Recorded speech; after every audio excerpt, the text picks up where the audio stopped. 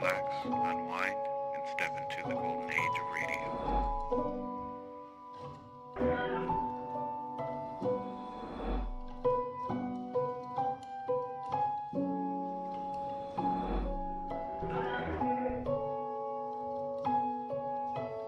You're now listening to Golden Radio Hour.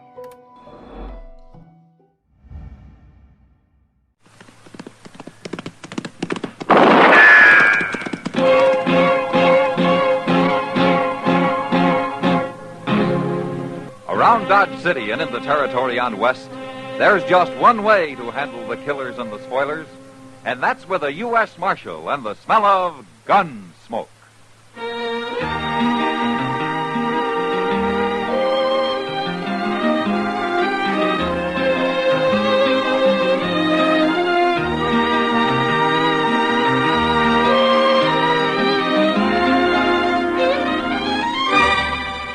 Gunsmoke, starring William Conrad, the transcribed story of the violence that moved west with young America, and the story of a man who moved with it.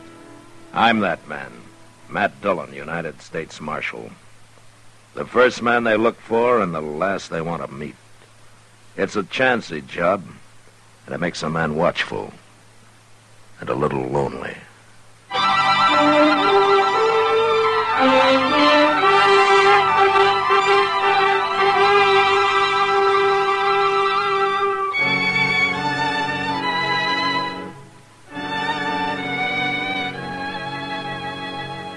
Every man who comes to Dodge doesn't spell trouble, but sometimes a stranger rides in who, to my eye, has it written all over him.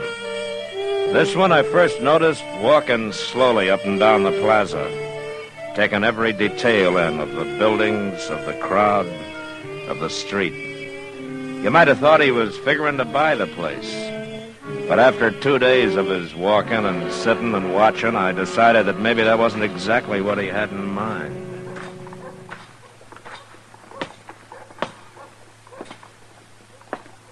You looking for somebody, mister? You've been in Dodge long enough, stranger. You know who I am. Marshal Dillon. If there's anything about this town you haven't found out, maybe I can help you. This is the first civilization I've seen in months, Marshal. Just trying to get used to it again. By the way, my name is Cole Yankton. Well, it ain't no summer name, Marshal, if that's what you're thinking. What do you do that keeps you away from civilization, Yankton? Oh, I've been horse trading, around among the settlers, a few peaceful Indians. Uh-huh. But you're done with that now, huh? I sold what I had. Come out pretty good, too. You know, most men who come here with a stake spend it gambling. I haven't seen you near a saloon yet. I'll look them over later. You aiming to stay here long? I come here to take the Santa Fe to Wichita, Marshal. Well, it goes every day. You got something against me? No, not yet. I guess being a lawman, you gotta be suspicious of everybody, don't you? Not everybody. There's nothing wrong with me, Marshal. Now, don't you worry about a thing. I won't, Yankton. Good. I'm going to let you do the worrying.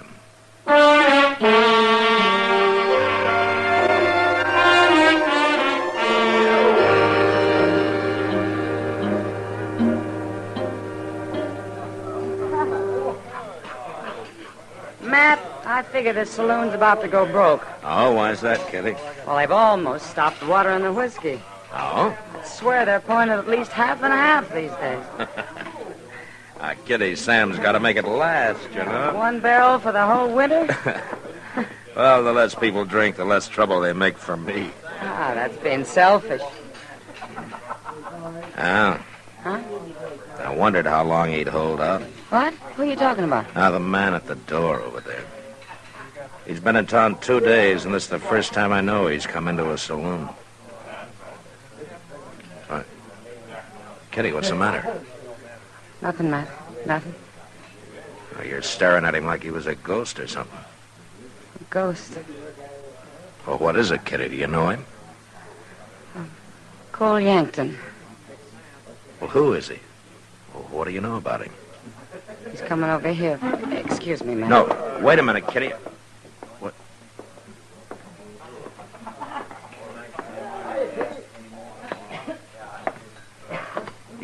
Marshal. Hello, Yankton. Your girl took off. Uh-huh.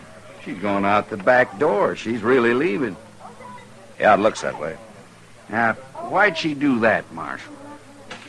I wouldn't know, Yankton. You ain't even curious? I don't figure it's any of my business.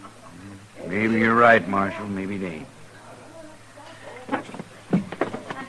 Like I said, Yankton, you worry about it. Good night. Good night, Marshal.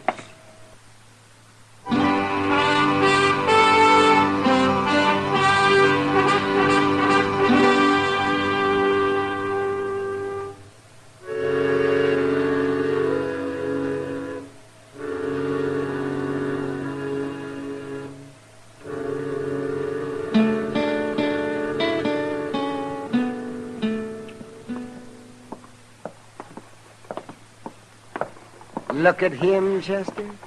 Sitting there half asleep in the sun, and crime is being committed all over town. Widows are being robbed, old men are getting their throats cut, little children are being sold into slavery. And there sits the law, sucking on a straw while he digests his dinner. My golly, Doc, he don't look none too lively. If I had a gun, I'd shoot his heels off. I'll lend you mine. Why don't you two sit down and quit bragging? Huh? Yeah. We better do it too, Chester. It'll make him look less conspicuous. You know, this is one part of my job I take pleasure in, Doc. You know something? I wouldn't hire either one of you to drive a tent peg in quicksand. Don't answer him, Chester. That's his bad conscience talking. Doc, did you ever hear of a man doing a little thinking once in a while? Always thinking. And what would you be thinking so hard about, Marshal? Well, I tell you, Doc. Cole Yankton over there. Oh? That's him standing right across the street. Where? Oh, yes. Yes, I know. I saw him this morning. This morning? Where? In the plaza. He was asking where he could find Kitty. Said he wanted to talk to her. Well, Now, that's all right, Chester. Why shouldn't he be talking to Kitty? well, no reason, I guess. You don't fool me, Mad Dillon. You're wondering why as much as everybody else. Kitty knows lots of people, Doc. Oh, yes. People like Cole Yankton, outlaws. Look, there's Miss Kitty. So she's going to run right into him. You stopped her. I guess he's going to get to talk to her, all right.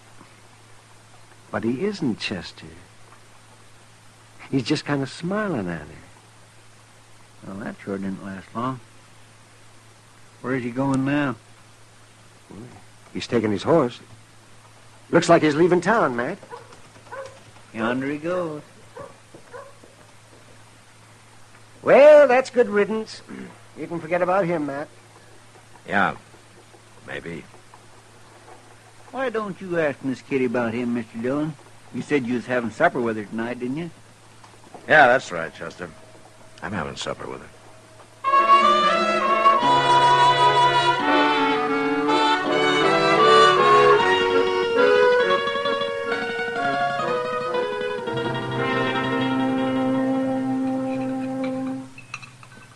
You like the enchiladas, Matt? Well, I'd like 'em better if I knew what they were using for meat, Kitty. Haven't you ever been here before? No, not often. Yeah, but one thing, it's too long a walk. This place is hardly part of Dodge. Now, just 'cause it's at the edge of town. I don't think you like Mexican food, Matt. I grew up on it, Kitty. Well, the walk's good for you. Gives you an appetite. Huh? Mm-hmm. Is that why you brought me clear out here? I get tired of eating at Delmonico's and those places. Change is good for you once in a while. Yeah, sure, it's good for you. As long as it's for the better. There's nothing wrong with this food. I think it's delicious. Uh-huh. Have you tried this coffee? I wasn't talking about the coffee. Well, you take cornmeal and molasses and you fry it together till it turns to powder. Then you boil that with water and you got coffee. Is that how they make it? That's how they make it here. Well, I like it. Well, you don't have to, you know. It's not going to cost me much. Then you ought to be grateful I made us come here. Oh, I am, Kitty. I sure am. Matt, Yeah. You haven't asked me about Cole Yankton. No, I haven't, Kitty. Why should I? Mr. Dillon, I swear I thought I'd never find you. What are you doing way out here? Is something wrong, Chester? Only the bank got held up. 3 men, they took over $10,000. When? A while ago, I've been looking everywhere for you. Was anybody hurt, Chester? There was a few shots fired, but nobody got hit, I know of. Well, any idea who it was? Yes, sir. One of them, anyway. Well, who? Cole Yankton. Matt. We'll talk about it later, I Kitty. brought your horse, Mr. Dillon, and we better get going or we won't never find him.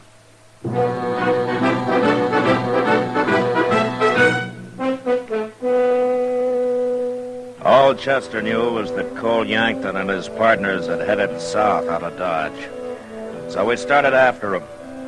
We rode blind for a few hours. I was about to give it up and wait for daylight when we ran into a cowboy who'd heard him ride past him in the dark. When I told him who I was, he told me the only place in the whole country where they might be hiding. And an hour later, Chester and I were crawling on our bellies up to a half-fallen shack that lay under a small bluff. They ain't even hiding in the shack. They got a fire going outside.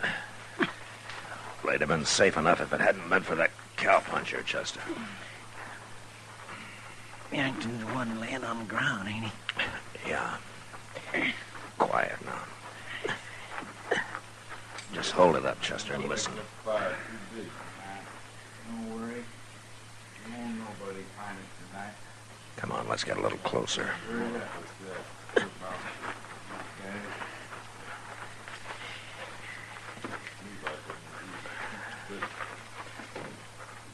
There's only 2 of them, Mr. Dillon. Yeah. The other one's probably in the shack.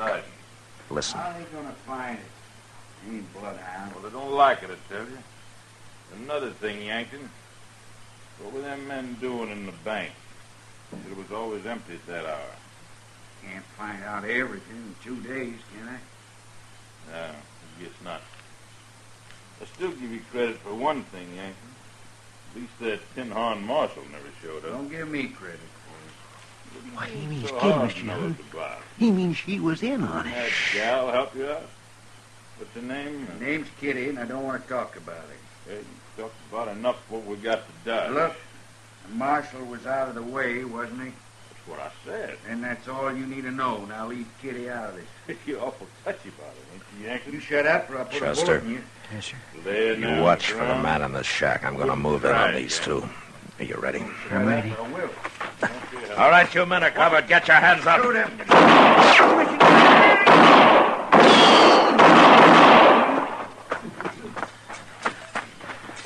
I got that fella in the door, Mr. Dillon.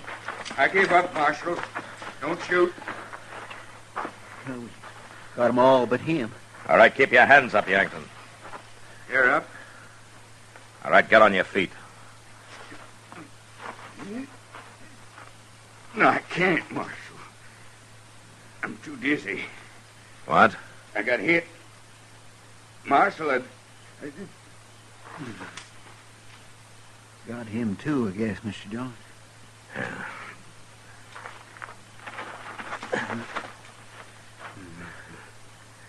Yankton? He's bleeding all right, Chester, but he's not dead. Say, looks like an old cart of some kind over there, Mr. Dillon. If it ain't busted, maybe we can hitch it up and carry him back to Dodge. Yeah. Well, let's find that money first, then we'll try it. All right. Mr. Dillon, Yeah. What, Chester? it's kind of bad about Miss Kitty, ain't it?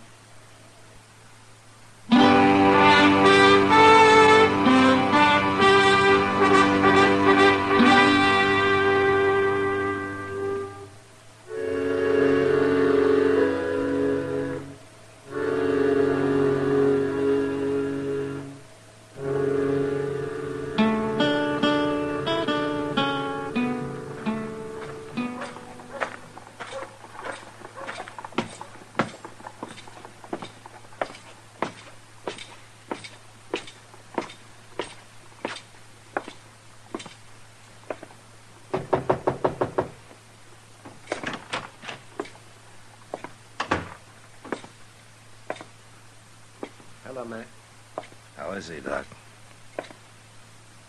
I've done all I can for him, Matt. I ain't gonna make it. I never thought I would. And I don't give up, Yankton. There's always a chance. My partners, they're both dead, ain't they, Marshal? We buried him before we brought you in, Yankton. Come in. Oh, well, Kitty. I had to come. I heard he was here. Hello, Kitty. You got a bullet in me, Kitty. I know. Out on the street there yesterday, I had it in mind to ask you something, but when I got close to you, I knew I couldn't.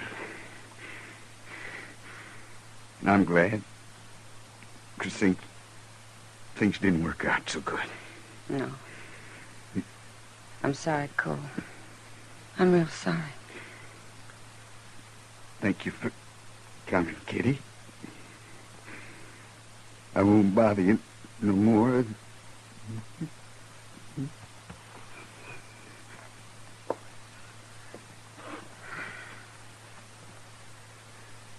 He's dead. Here, I'll cover him up. Matt, No, Kitty. You don't have to explain anything. yes, I do. I want you to hear, too, Doc. I'm listening.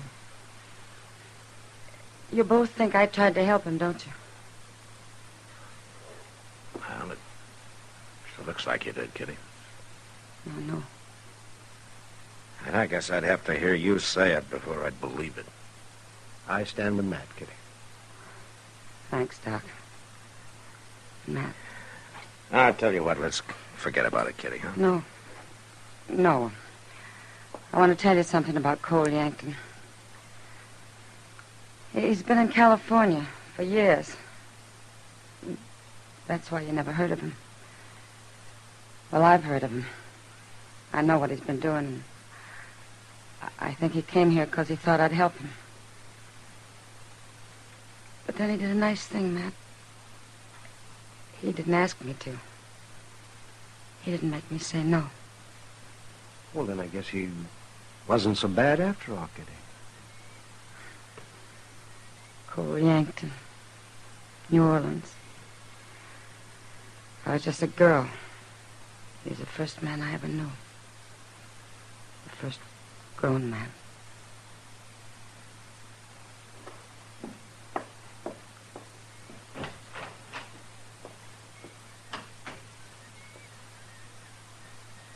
Yankton was a fool, Matt. Yeah. He should have stayed with that girl.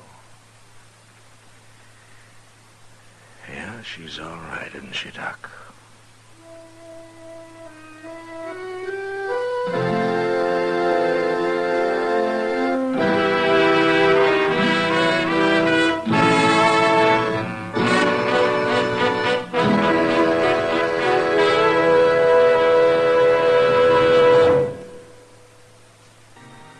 Gunsmoke. Produced and directed by Norman MacDonald, stars William Conrad as Matt Dillon, U.S. Marshal. Our story was specially written for Gunsmoke by John Meston, with music composed and conducted by Rex Corey. Sound patterns by Tom Hanley and Bill James. Featured in the cast were Vic Perrin and Barney Phillips. Harley Bear is Chester, Howard McNear is Doc, and Georgia Ellis is Kitty.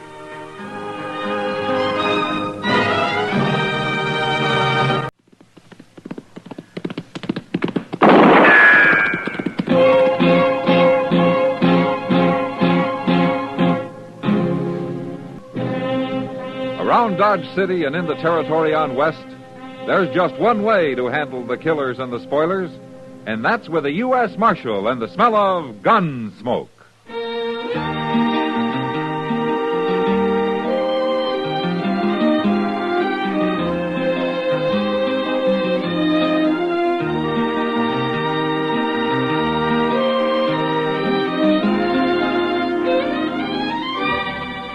Gunsmoke. Gunsmoke, starring William Conrad.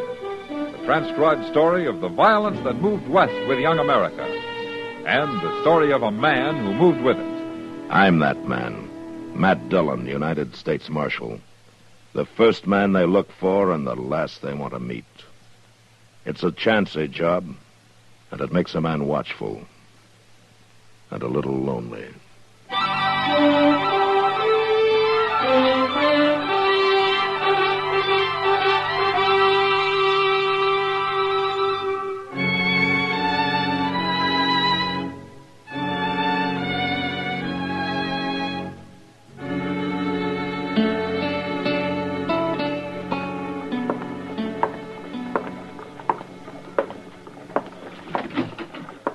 Well, did you get the mail, Chester? I sure did, Mr. Dillon. And if that railroad gets any slower, yesterday's train's going to start getting into Dodge tomorrow. Well, that's happened a couple of times. Is there anything important? I ain't had a chance to look. What? Well, it took Will Borgler so long to get them mailbags sorted. Oh, say, he's coming over here in a little while, Mr. Dillon. Huh? Will is? What for? I don't know. But he's got something on his mind he's about to bust his britches over. He said it had to do with Jim Rankin. Jim Rankin? Well, I hated to bring it up, Mr. Dillon. You and Jim Rankin being close friends like you was. I can't figure what Will Borgler'd know about Jim's murder. He never gets out of that depot except to eat. Well, maybe he's heard something from El Paso, something over the telegraph. There's nothing to hear, Chester, and there won't be. He was killed for that payroll he was carrying. But they never did find the body. Well, they buried him somewhere out there on the desert, more than likely, and then jumped the border. They sure could get a long ways south on $60,000, all in banknotes. Wouldn't be no weight to it. Wouldn't even fill a saddlebag. It's funny, I was always joshing him about that. A full-grown man being a messenger boy for Wells Fargo, going around carrying a little old hand case with him. And being a target for every hold-up man west of St. Louis. I know. I never had no call to be plaguing him. When I think of it now, I could just kick myself. Jim knew you didn't mean it, Chester. Yeah, you know, he was one of the best. I rode a lot of country with Jim Rankin, back when he was a lawman. Evening, Marshal. Oh, come on in, Will. What's this news about Jim Rankin? Well, just that you and everybody else is wrong, that's all. Oh, why so? Because all of you figured them killers must have headed south after they murdered Rankin. But they've come north, Marshal. Well, what makes you think so? These. Couple of banknotes, $10 silver certificates, American Federal Bank of Boston. Chester, give me that Wells Fargo list of serial numbers, would you? Yes, sir. Already checked them, Marshal. They're on the list. Where'd you get these, Will? They turned up in my cash box at the depot. Somebody bought a ticket with them. Who? Do you know? It was Miss Lily over to the Long Branch. Lily. That pretty one with the yellow hair. She bought a ticket on the Santa Fe to Kansas City.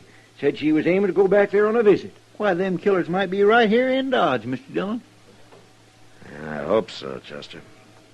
I sure do hope so.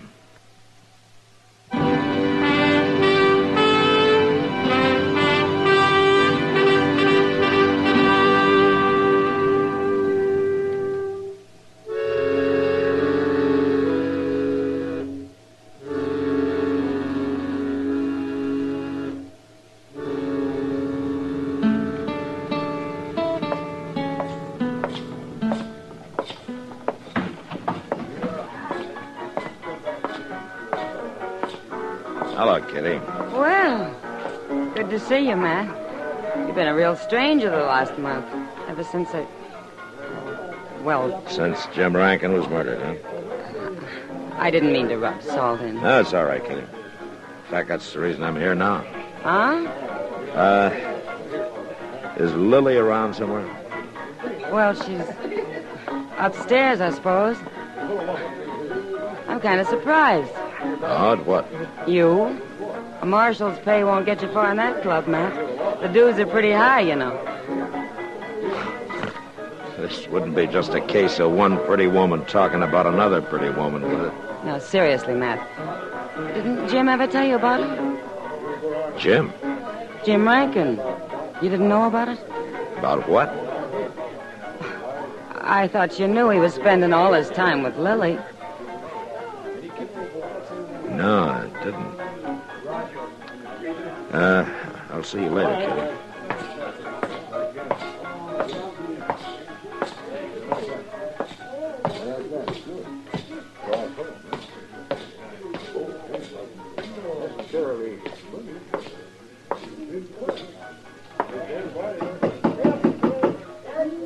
Come in. Marshal Dillon. How are you, Lily? Well, this is quite a surprise. I understand you're leaving for Kansas City. I'm just going for a visit. Is there a law against it, Marshal? Or do you care personally? You bought a railroad ticket this afternoon from Will Borgler. You paid for it with a couple of $10 notes of the American Federal Bank of Boston. My, you have been taking an interest. Where did you get those banknotes, Lily? Oh, come now, Marshal. I want to know where you got those bills. I don't know where I got them. You don't know, huh? Of course not. The gentlemen who come into the Long Branch are usually quite And the generous. gentlemen who come in usually carry gold or silver. Paper money is rare in Dodge, and you know it. I don't remember who gave them to me, and what difference does it make? They're good, aren't they? Yeah. And they were stolen from a man who disappeared from a blood-stained room in El Paso, Texas.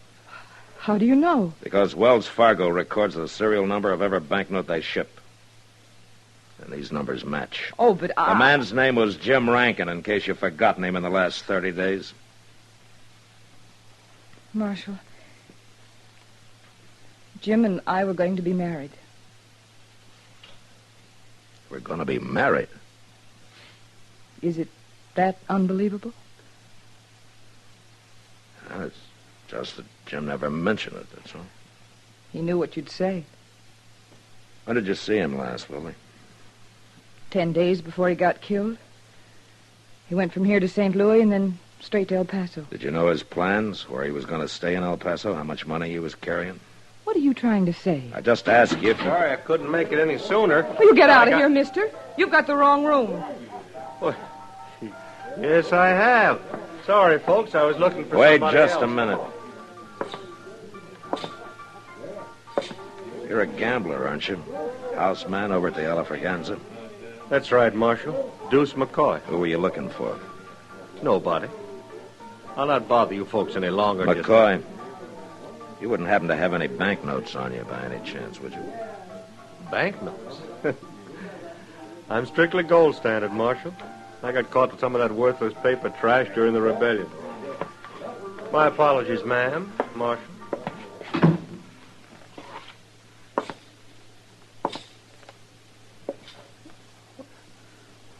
Why are you looking at me that way?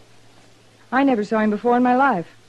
Lily, if you're in the clear, then I'm sorry for misjudging you. You should be. But if you're not, if you did have anything to do with Jim's murder, I'll bring you in for it if it takes me the rest of my life.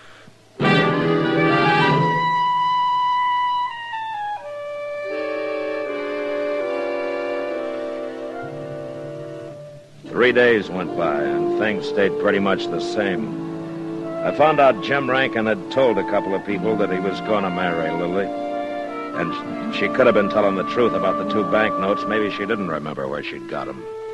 But she had lied about one thing, about not knowing Deuce McCoy. Word had gotten around town that she and Deuce had been thicker than thieves for a long time. But that didn't help me. Neither one had been out of Dodge in 6 months. And then one evening about 8 o'clock, Kitty came into the office with the news that started a landslide. Well, oh, Miss Kitty. Matt, there's something funny going on. What do you mean, Kitty? Lily, she didn't show up for work this evening, so I went upstairs looking for her. All her clothes, her costumes, they're gone. She's cleaned everything out. You know where she lives? Yeah, she's got a room at L.A. Grott's place, down south of the Dodge House, a couple of streets. Yeah, I know where it is. Chester, come on, let's go.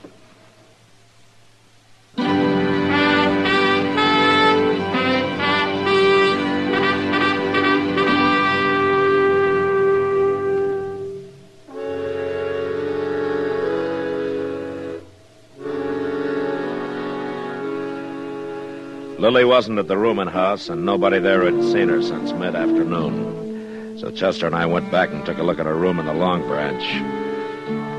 Kitty was right. She'd cleaned out. Great goodness, Mr. Dillon, if this ain't the most upset room. It's kind of a mess, all right. Things thrown around every which way. Looks like a cyclone hit it. Somebody was hunting for something. Well, you'd think Lily'd know where things was at. It was somebody else, Chester, after Lily had gone. Well, where do you think she's gone to, Mr. Dillon? Well, she bought a railroad ticket to Kansas City. Night train leaves in half an hour. Yeah, we better get over to the depot. Come on. You know, it's kindly hard to think ill of a woman as pretty as Lily.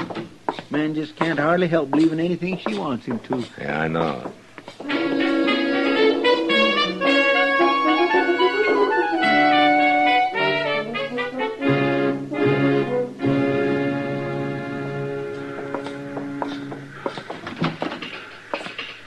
Marshal, hey, I'm glad you're here.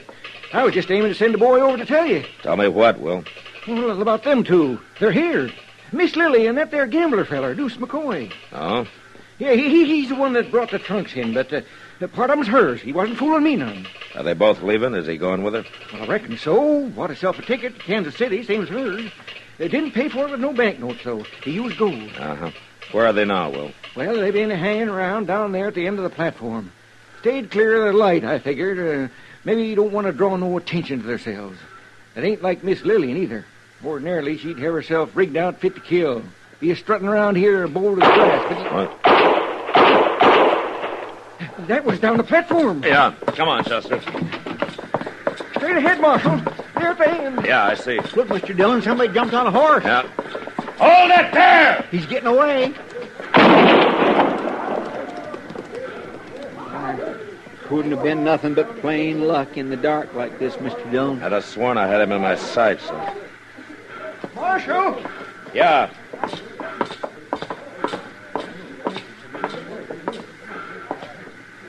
It's Miss Lily and that gambler feller. They shot both of them. He's dead.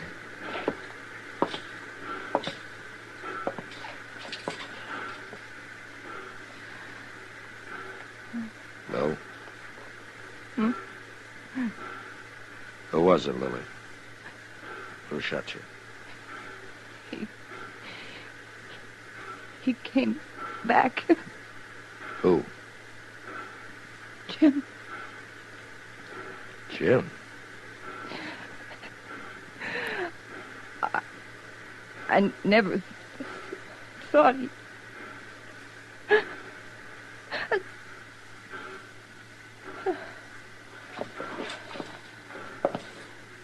We gonna go after Mr. Dillon? No, we'll wait till sunup, Chester. Sunup? There's no hurry, not now. I got a pretty good idea where Jim will head for.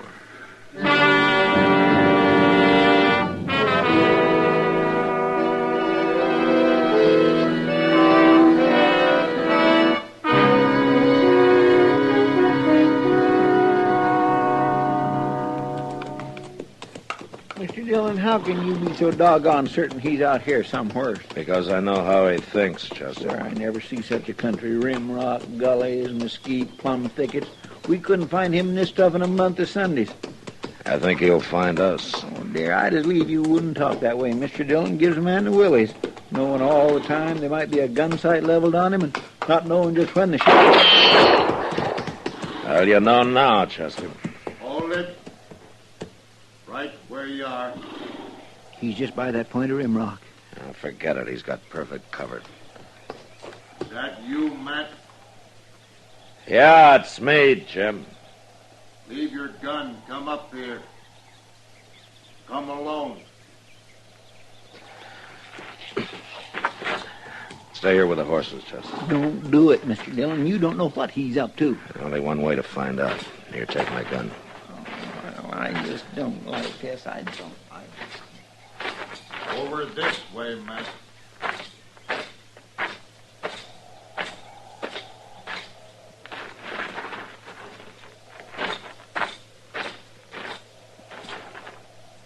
Matt, you're a fool. I could have shot you dead. I was betting you wouldn't. Why'd it have to be you? What's the difference, Jim? It had been somebody sooner or later. You knew it was me, or you wouldn't have come here. How did you know, Matt? Lily told me. Before she died. I'm sorry about that. In a way. Last night I went to her room and found she'd taken the money and run out on me. I've been living down along the river bottom since I rode up from El Paso. I was... What's the matter, Jim? It was pretty good shooting last night, Matt. Dark as it was. Well, we better get you in the dock. No. Forget it, Matt. I know how I stand. Lily never did mean to marry me, man. She told me last night there on the station platform. And then she laughed. Take it easy, Jim. She helped me plan that fake robbery in El Paso. She was all for it, I thought. But she was all for the money, not for me. Never known a woman like Lily. All fire and diamonds and soft as a kitten. Yeah. You're funny. I know I'd do the same thing again. If she asked me to, what do you think of that? I'm not your judge, Jim. Matt, remember the time we rode out of San Antonio and we rode from San Antonio? Yeah, I remember, Jim. We were planning to ride down to Laredo and see if we could.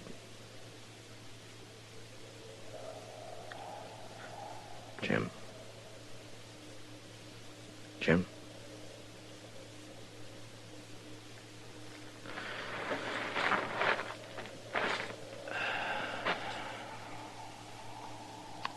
Yeah, Jim. I remember.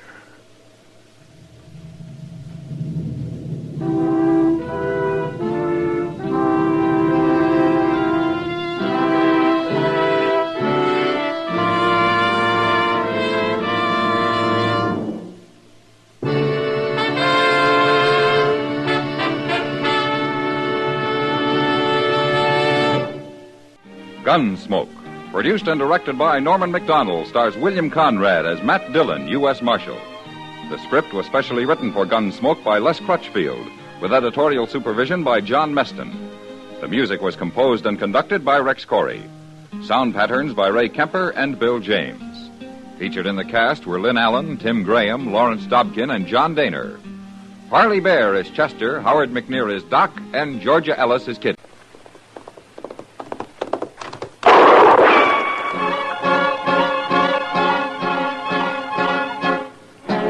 Around Dodge City and in the territory on West, there's just one way to handle the killers and the spoilers, and that's with a U.S. Marshal and the smell of Gunsmoke.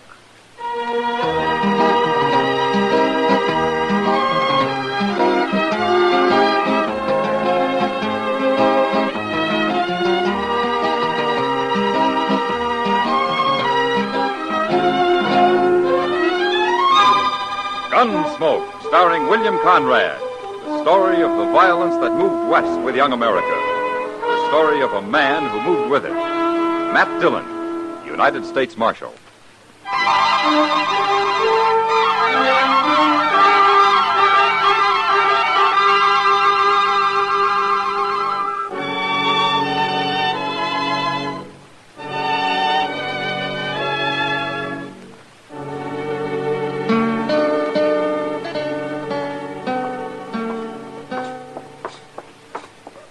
Look, Mr. Dillon, there's Miss Kitty, there in front of the Texas Trail. Yeah, I think she's waiting to say hello, Chester. What's she going to work so early for? Why, it ain't hardly noon yet. I don't know about Kitty, but the stage from Wichita's due in about noon. Oh, I plumb forgot. Sheriff Benson's coming today, ain't he? That's what the telegram said. Why would the sheriff of Wichita come all the way to Dodge, Mr. Dillon? Must be mighty important. Maybe there's somebody here he'd like to take back with him. Hello, Kitty. Hello, Matt. Chester. Miss Kitty? So this is what Dodge looks like at noon. It's a little too real for me. We were wondering what brought you out so early. Sam sent word he wanted to see me. Come on in and say hello. Okay, we got a few minutes. Oh. Hello, Sam. Sam? Marshal? Oh, Sam. Hello, Chester. You having a drink, gentlemen? No thanks, Sam. Sam, it isn't noon yet. What am I doing here? Yeah, thanks for coming, Kitty. It's a new girl I just hired. I thought it'd be sort of nice if you'd take her over and sort of show her the ropes. Glad to, Sam. She come in from St. Louis on the Santa Fe this morning. Needed a job real bad. Well, I hope she's not one of those innocent lambs who's been a lady all her life. I'll go get her. Sam takes pity on every lost soul that hits this town. No woman could stay lost around Dodge for long. That's true, Chester. That's why most of these women ought to stay home. Say, she's pretty. Cara. What? That's her name, Cara. You know her? Yeah, I know her. Well, here she is, everybody. Cara, this is Kitty, and Marshal Dillon, and Chester Proudfoot. Hello, Cara. Aren't you going to say hello, Matt? It's been a long time, Cara. Matt and I knew each other out in Arizona, for a while anyway, till Matt sort of changed his mind. What are you doing in Dodge, Cara? I thought you'd be surprised. I heard you were marshal here. Somebody told me on the train. Uh-huh. You been living in St. Louis? I've been living everywhere, Matt. I left Arizona about a year after you did. I even tried San Francisco. I made out pretty good there, too. Yeah. You planning on staying in Dodge? Why not? I heard there's a lot of easy money here. Sure. Any objections to my staying, Matt? Well, of course not. Kitty, it's real sweet of you to show me around. Let's sit over there and have a talk first, shall we? Sure. Maybe you can teach me a few things. See you later, gentlemen. Well, I'll say one thing, Mr. Dillon. She's a right pretty girl, anyway. Yeah. She's changed since I knew her. She's changed a lot. Come on, Chester. The stage is about you.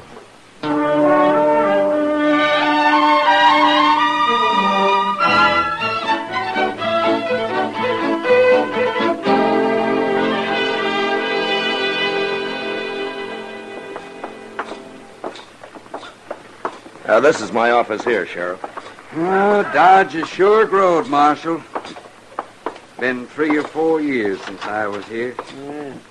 Must look mighty small compared to Wichita, Mr. Benson. Maybe Dodge will be bigger than Wichita someday. But it's Denver, they say, has grown. I'm curious to see that. Oh, you headed for Denver, Sheriff? They're holding a killer for me up there. Oh. Well, sit down. I'm taking the next stage west, Marshal, but I wanted to be sure to see you on my way through Dodge. There's some trouble headed here. Oh? A fella called Jack Tolliver. He's a bank robber, Marshal. And he's killed a few men along the way. He opened up the state bank in Wichita about a year ago, and he's been working his way through the Dakotas since then. But I hear he's back in Kansas.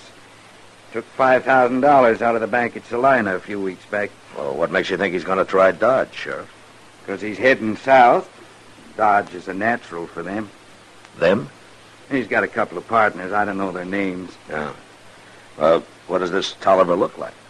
That's the trouble, Marshal. Nobody ever got a good look at him I know of, but I can tell you something about one of the gang.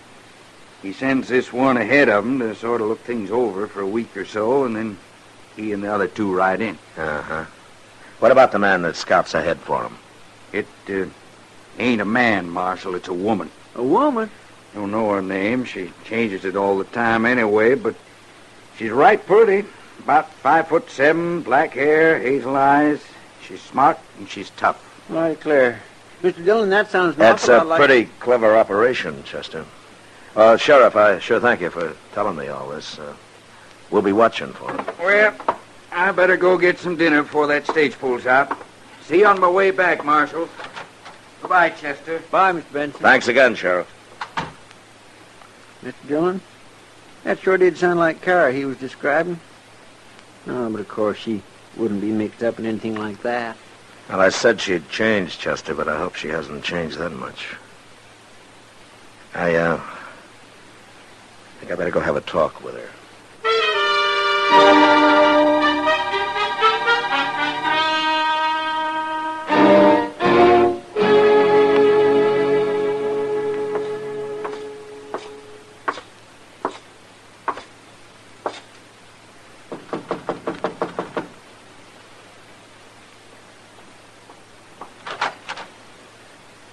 Why, Matt, how'd you know where I was? Kitty told me. I'd like to talk to you, Cara. Sure. Come in. Thank you. Is it embarrassing for you, Matt? My being in Dodge? Why should it be, Cara? Well, we were pretty good friends once. Well, we can still be friends. You mean that, Matt? You really mean it? You know what I mean, Cara. Why'd you come here? What do you want? Oh, just to talk a little. About what? About you. Where you been. Did you ever get married? Things like that. No, I never got married. And I told you I've been everywhere. What else? What have you been doing lately? Why'd you leave St. Louis? I haven't been in St. Louis. You said you just came from there. You didn't let me finish. I haven't been in St. Louis very long, and I had no reason to stay there. Matt, what's this all about? If you don't want me in Dodge, say so. I'll leave. Oh, you're welcome in Dodge, Cara. I don't know whether to believe you or not. Oh, maybe I'm being too curious. I'll shut up. Oh, it isn't that. I guess it's just that there's a lot of things I don't want to talk about. You understand, Matt? Sure. But I won't be bothering you anyway. I have to go out of town for a few days tomorrow. Oh? Where you going? Salina, they're holding a prisoner for me there. Salina? Yeah. Mm-hmm. And you going tomorrow? Yeah. I'll be back in a couple of days. So. Matt, couldn't you put it off for a while? Say, another week? Why, Cara? I don't know. I'd like you around. I feel like such a stranger here. I'll be more at home in another week. Please, Matt? Sure, Cara. Doesn't make much difference. You let me know if there's anything I can do for you. Huh? Thanks, Matt. I will.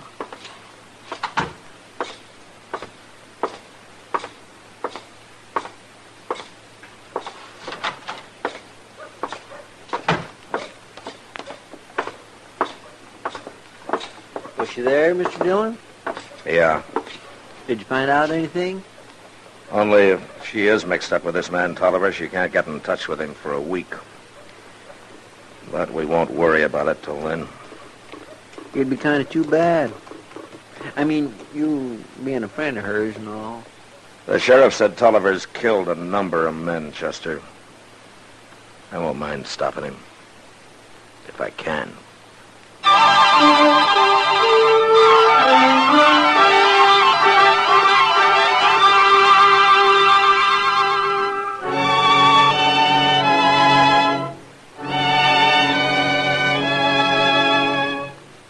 A few days passed, and as I'd thought, nothing happened.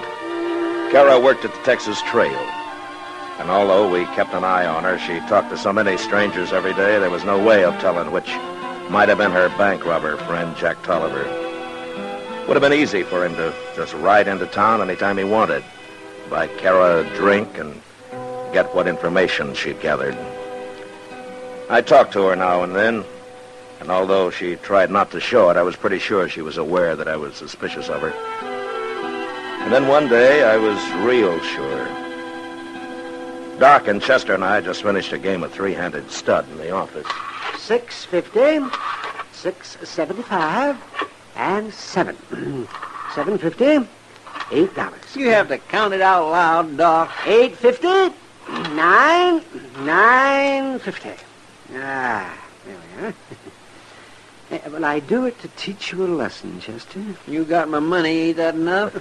Oh, you're always thinking of money, Chester. Money isn't the only pleasure in the world. Why, there's also... Oh, my, there's... there's also, Also what? You better think hard, Doc. He's following you mighty close. Did you ever go out in the night, Chester, and look at the stars? What? Did you ever watch them and feel close to nature and enjoy the great and wondrous beauty of it all? You talk like you had a drink, Doc. Oh, Chester. Of course, I watched the stars. Whenever it wasn't raining or snowing or blowing the wind down out of the north, or whenever I wasn't just too doggone saddle weary and tuckered out to keep my eyes open. You're a hard man to inspire, Chester. Saving you from the devil would be a full-time job, and I'm afraid it's too late. Now, here, The world has corrupted you, Chester. It's touched your soul. It's withered it like a... Oh, my, like a bean. Like a bean? Now, doggone it, you listen here, Doc. Oh, Kitty! well, look upon her, Chester. The beauty of womanhood in all its passionate splendor. What? It sure beats the stars, anyway. Are you too drunk? Doc's been trying to teach Chester to take a larger view of life, Kitty. Doc's got all my money, and he's just crowing about it. That's all he's doing. Money, huh? Well, that's just what I came here for. Oh, what do you mean, Kitty? I need $20, Matt. Oh, well, sure. Here you are. Before I take it, I better tell you, it isn't for me. What? Cara needs it. She came to me, and I didn't have it, but I said I thought I could get it for her. I think she knows where. Well, she could have come to me herself. Too proud, maybe. How come she's broke? She's been working. I didn't ask her what it's for, Matt. It's all right, Kitty. Give it to her. I will. But I'll tell you something. What? I've met some pretty tricky women here and there, but your old friend Cara has them all beat. I'll give her the money. Chester. Yes, sir? Follow Kitty. Don't let Cara out of your sight till you find out what that money's for. I'll wait here for you. Okay, Mr. Dillon.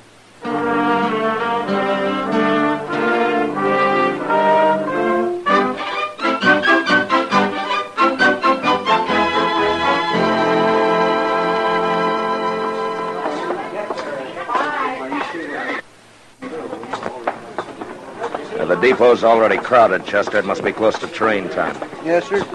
And Cara will be here. I know she will.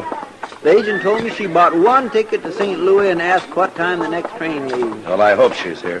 And maybe she's innocent after all, Mr. Dillon. Well, we'll soon find out, Chester. Oh, there she is over there. Yes, and all dressed up, too. Cara's always all dressed up. Hello, Matt.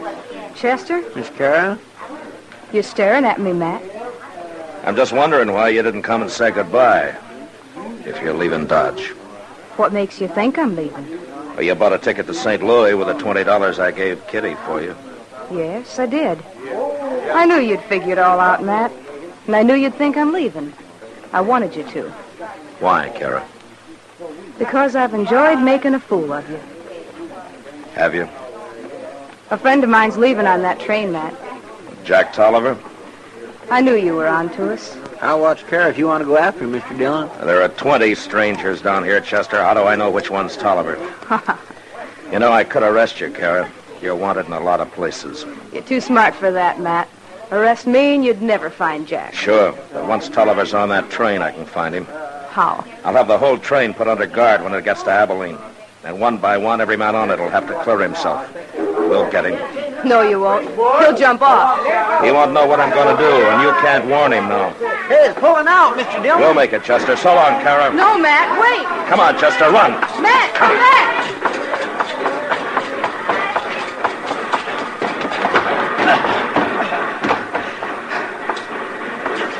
Well, we made it.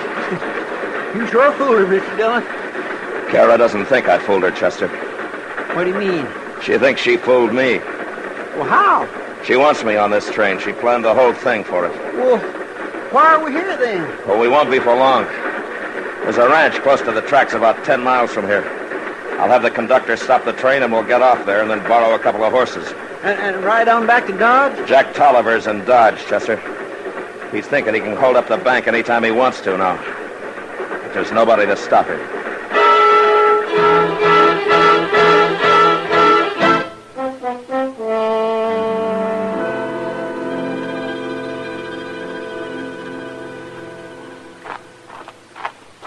I tied the horse way over yonder, Mr. Dillon. Plumb out of sight. Oh, good. It's almost dark anyway. They'd never see him. Yeah. Well, things look quiet enough. Come on, let's get inside the bank. We'll wait for him there. How are we going to get in, Mr. Dillon? Ain't it locked? Yeah, there isn't more than a couple of $100 in there, Chester. Mr. Boughten's been keeping the bank's real money in a safe at his home ever since I heard about Jack Tolliver. He gave me a key to the rear door here. Well, if there's nothing for him to steal, what do we care? Well, I'll let you figure that out for yourself, Chester. Hmm? Where'll I get at, Mr. Dillon? Over there by the window there. Or you can see him. Huh? Well, what if they try to come in the front? No, they won't. It's too exposed. I'll wait over here. When they come, we'll leave them alone until they get clear inside. You understand? Yes, sir. I won't shoot till you do. All right, good. Now, don't stand right in front of the window, Chester. They'll see you. Yeah, but I can't see good if I'm at one side. You don't have to be at one side. Just stand a few feet back from it. Yes, sir. Yeah, that's better. My. I sure do wish there was a moon tonight. Yeah, it'll be a help, all right. Uh-oh. What? There's some horses. They're heading this way. How many? 4, I think. Yep, 4. Yeah, that's them. Here they come. They're getting down. 3 of them are. They're handing their reins to the other one. I hope now he's getting down, too. She, Chester. That's probably Cara. By God, I think it is. All right, quiet now. Yes, sir.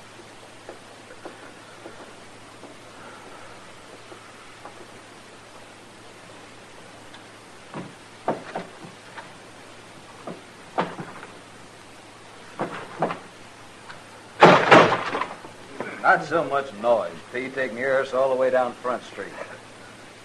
All clear, Cara? Okay, Jack. All right. Go ahead, you two. I'll follow. All right.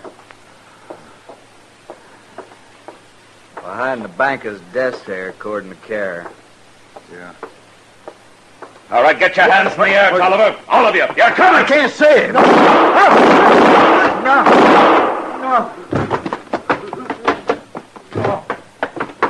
I got 2 of them, Chester. Tolliver run outside, but I hit him. He's wounded.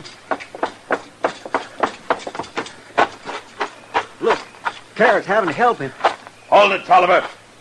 Cara, get away from him. No, you don't, Cara. You stay right here. Don't hide behind me, Jack. You'll kill me. He won't kill you. But if you move, I will. No, let me go. Get around behind him, Chester. Yes, sir. You're trapped, Tolliver. Now let Cara go. You just stay right where you are, both of you. I'll kill her if you don't. You coward, Jack. Get away from me. I warned you.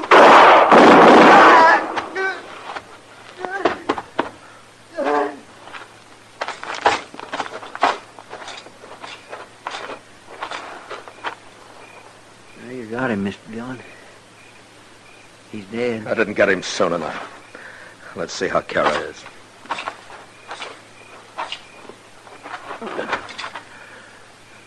Cara.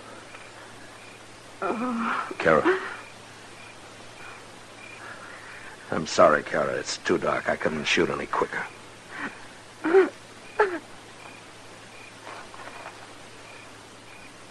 Cara.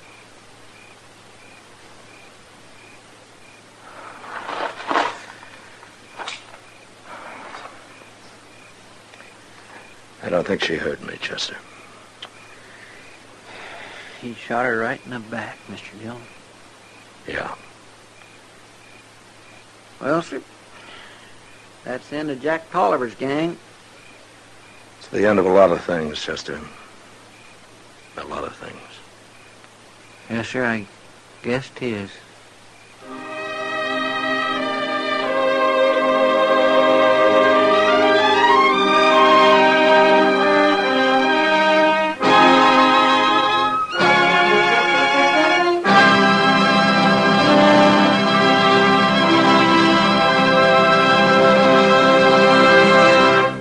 Gunsmoke, under the direction of Norman MacDonald, stars William Conrad as Matt Dillon, U.S. Marshal. Tonight's story was specially written for Gunsmoke by John Meston, with music composed and conducted by Rex Corey. Featured in the cast were Harry Bartell, Jill Jarman, Vic Perrin, and John Daner. Parley Bear as Chester, Howard McNear as Doc, and Georgia Ellis as Kitty. Join us again next week as Matt Dillon, U.S. Marshal, fights to bring law and order out of the wild violence of the West in Gunsmoke.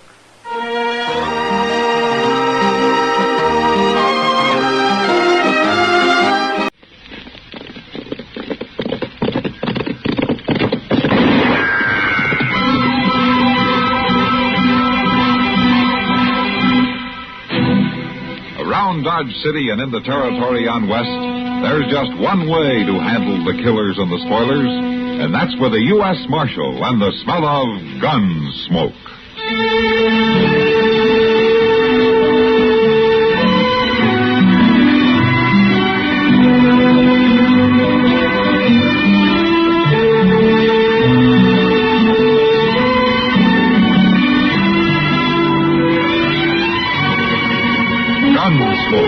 Starring William Conrad, the story of the violence that moved west with young America, and the story of a man who moved with it. I'm that man, Matt Dillon, United States Marshal. The first man they look for and the last they want to meet. It's a chancy job, and it makes a man watchful and a little lonely.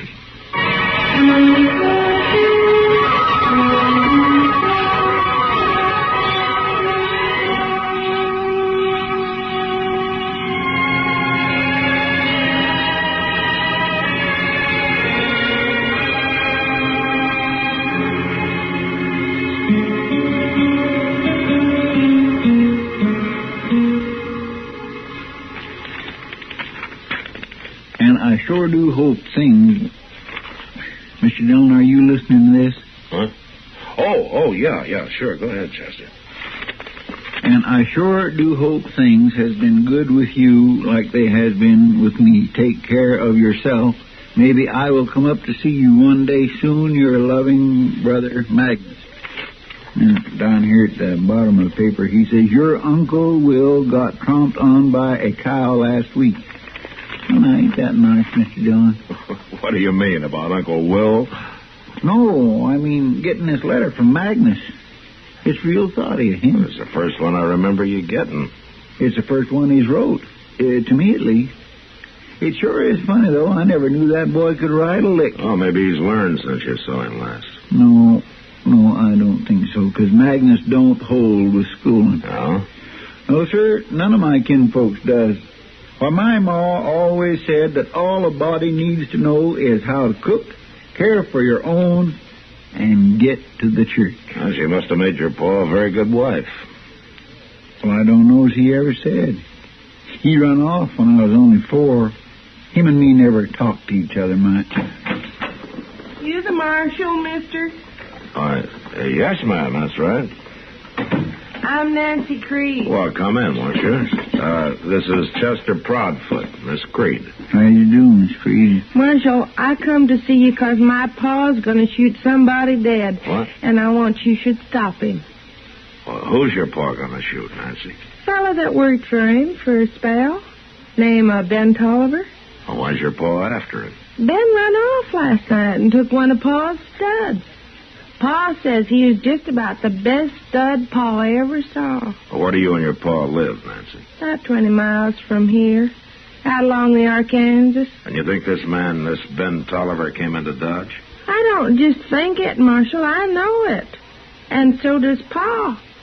Ben always said he was coming here. I see. So I sneaked away this morning after Pa went down to the corrals to come tell you. I figured you'd be the feller to see. Being the marshal and all. Well, look, Nancy, if this man stole one of your pa's horses, why doesn't your pa come in here and tell me? He could swear out a warrant for Tolliver, and then I could arrest him. Pa don't want to. He says he'll take care of his own troubles. You think you can stop Pa from shooting Ben? Oh, I can sure try, Nancy. Tell me, what does your pa look like? Look like? Well, you see, I don't know your pa, but if I knew what he looked like, I could watch for him, you see. I never thought about Pa as looking like anything, except just Pa. He's kind of gray, but then he's always looked like that. Well, anything else? He's got a bad leg from where a horse kicked him, and his jaw is busted some. Well, that don't sound like he should be hard to find. Not with a limp and a lopsided face. My gracious, even I could find a man with a limp and a lopsided face. All right, Chester. Look, Nancy, I'll watch for your pa, and if he does come into Dodge, I'll have a talk with him, huh? You do that, and I'll surely thank you, Marshal. Say, Marshal. Yes, ma'am. If it helps any, I know where that Ben Tolliver is at. You do? Right there at the Long Branch Saloon, having a beer. You know where I mean? Yeah. I seen his horse tied outside. So I went up and looked through the window. He's there right enough. Nancy, why didn't you tell me this before? I never thought of it. Well, you'll do something about Pa now, won't you, Marshal? I declare she don't know get up from whoa, does she, Mr. Dillon? She's kindly pretty, but goslin, chin, and slack jaw. Come on, Chester. Let's go have a talk with Ben Tolliver and find out what this is all about.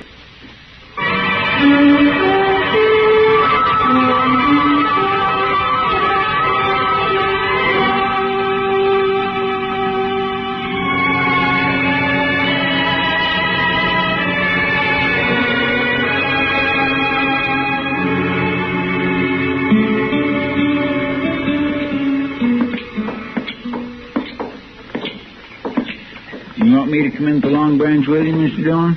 Yeah, Chester, but stay by the door while I talk to Tolliver. Mm-hmm. But how are you going to know which one is him? There won't be more than 3 or 4 people in there this time of day. You reckon that's him sitting at the table over there? Yeah, it could be. Hello. Your name Ben Tolliver? That's right. My name's Dillon. I'm the marshal here in Dodge. You mind if I sit down? Please yourself. Thank you. A girl named Nancy Creed came into my office a little while ago. What'd she want? She says her pa is looking for you. No? Yeah, he claims you stole one of his horses. Is that right? He owed me 4 months' wages, and he wouldn't pay me. Trouble. You think you can stop Pa from shooting Ben? Oh, I can sure trust to somebody else, no matter what you figure. Look, mister, I caught him when he was running wild out on the range. I brought him into old Creed's place and broke him myself. I put 3 months' work into that stud, and on my own time of an evening. Creed says it was his horse and that you stole him. No such thing. Besides, he said he'd pay me $30 a month, then he threw me out without a penny. Well, come on, sir. Come on where? I'm going to take you to jail. Jail? What are you putting me in jail for? If what Nancy says is true, Creed is coming into town to shoot you. Putting you in jail is the best way I know to stop a fight. But I ain't done nothing wrong, Marshal. You'll only be in jail till this thing gets straightened out. Now, later this afternoon, I'll ride out and have a talk with Creed before he decides to come into town.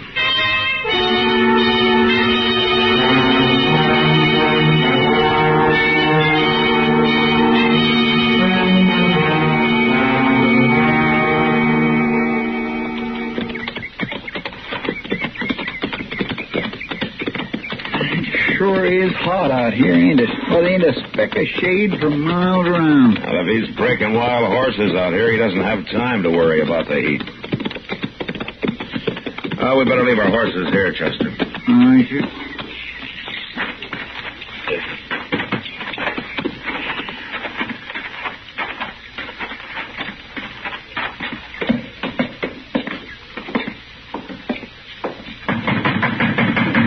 Don't be banging on the door.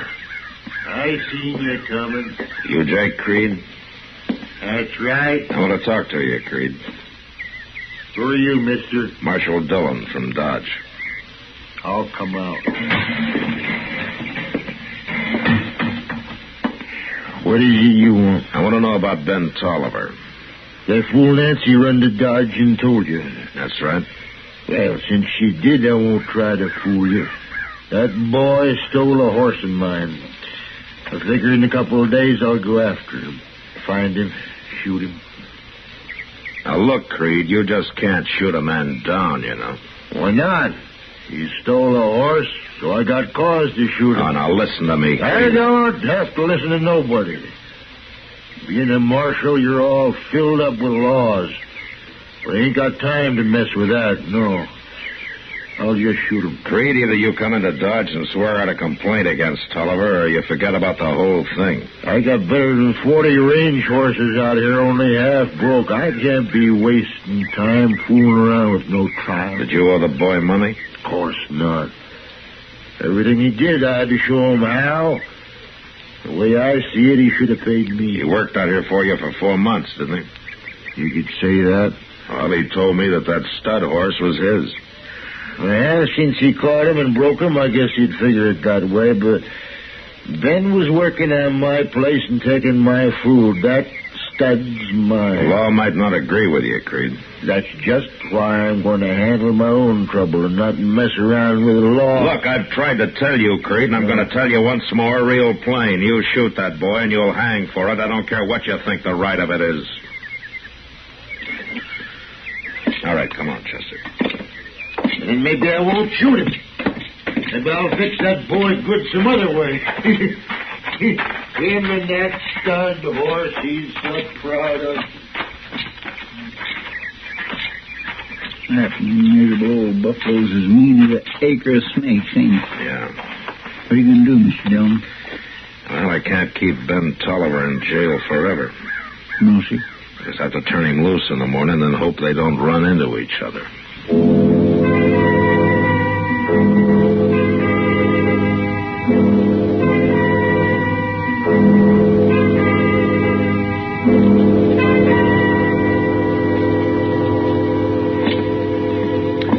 You're free now, Ben. Thanks, Marshal. Being in jail overnight makes a fella kind of ouchy. I'm sorry about that. I did it to save trouble. Oh, I know, Marshal. I don't blame you none. What you going to do now, Ben? Well, Chester, I thought maybe I could find myself a job of work somewhere. Oh, what kind of work? All I know is horses. There ought to be some spread near here that could use a hand. Well, if there is anybody looking for a hired hand, Sam over at the Long Branch would know about it. I'll tell you what, Ben, I'll walk down with you if you like. Well, thanks, Marshal. Mr. Dillon? Yeah, what is it, Chester? You could just have a beer while you're down there talking, couldn't you? Yeah. Say, Chester, well, why don't you come along with us, huh? Well, thank you. Say, that's a good idea, Mr. Dillon, and I'm glad you thought of it. Well, thank you, Chester. Where are you from, Ben? California. California? What are you doing in Kansas? This is the cow country, Marshal. California just don't have the spreads. Yeah, but all that gold out there. The gold rush was 20 years ago, Chester. Well, I know that. But there might just be a little dab of it left laying around. I sure didn't find any, Chester. Maybe you didn't know where to look.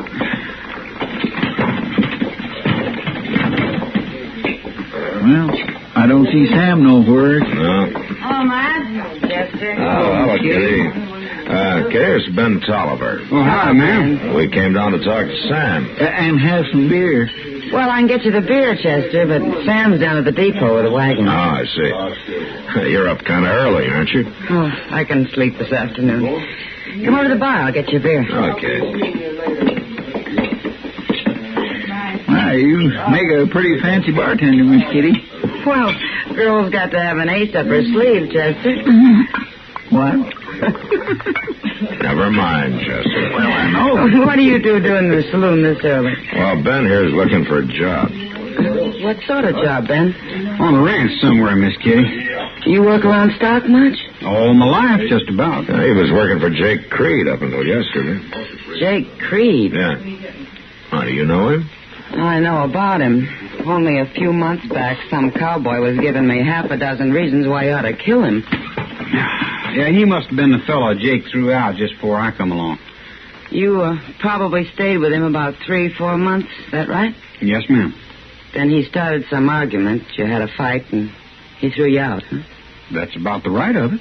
And no pay in the bargain. I swear, I don't know how Creed gets away with it. Well, I guess there's always somebody new drifting by who doesn't know his reputation. What'd you argue about, Ben? Oh, a little bit of everything, Miss Kitty. But mostly on how to rope. How to rope? Yeah, Creed says when you work in stock, the only way is to tie hard and fast, and I dally. Oh, I sure couldn't argue that.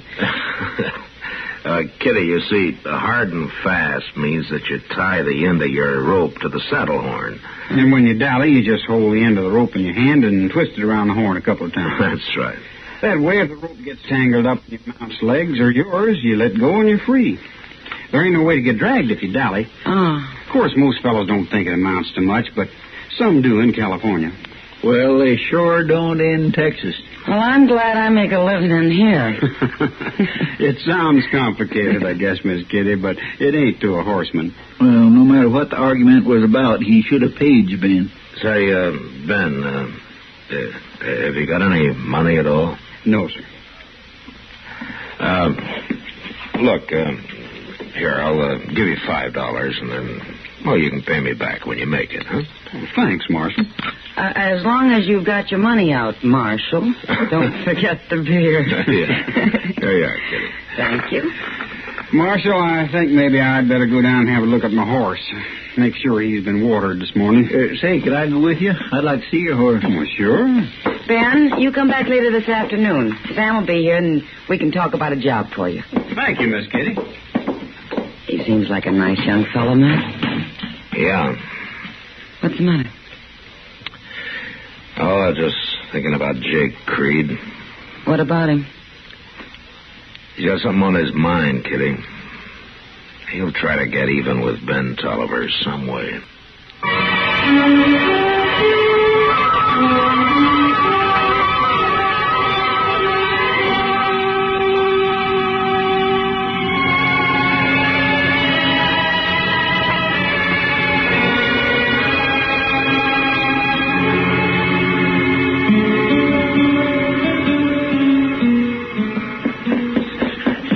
Worst thing I ever seen. Oh, Mr. Dillon? Yeah, what is it, Chester? Mr. Dillon, he's gone. What? Who's gone? Ben Tolliver. He took a horse from Moss Grimmick's and he's headed out to the Creed place. He says he's going to kill him. Well, what for? What's this all about? Well, this morning I was having a cup of coffee with Ben over at the Long Branch, and I walked down to the stable with him to kind of keep him company like while you fed. And that's when we saw it. Oh, that poor old stud. He was... Saw what, Chester? Moss told us he'd seen old man Creed out and back to the corrals, but he didn't think too much of it. Chester, will you tell me what happened? That mean old devil hamstrung Ben's stud, Mr. Dillon. He hamstrung it. He cut the tendons in both hind legs. That poor horse couldn't budge an inch out of his tracks. Ben just stood there, real stony-like, looking at the stud. And then he shot him. Didn't say nothing more, just turned and walked away with that funny kind of look on his face. All right, come on, Chester. Let's ride out to the Creed place before Ben does something he'll be sorry for.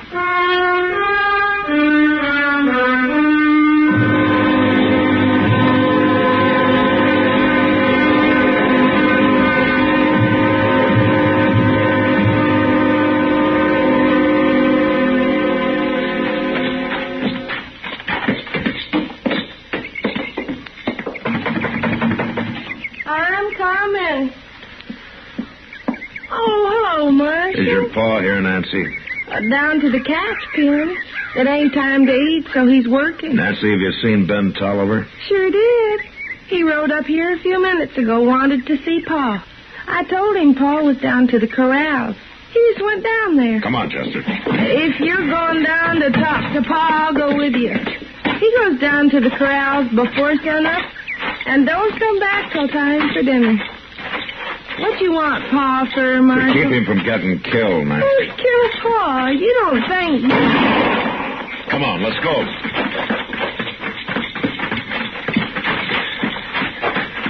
Mr. Dillon, look. Out there in the middle of that catch pen. All right, Tolliver. Hold it right where you are. I ain't moving.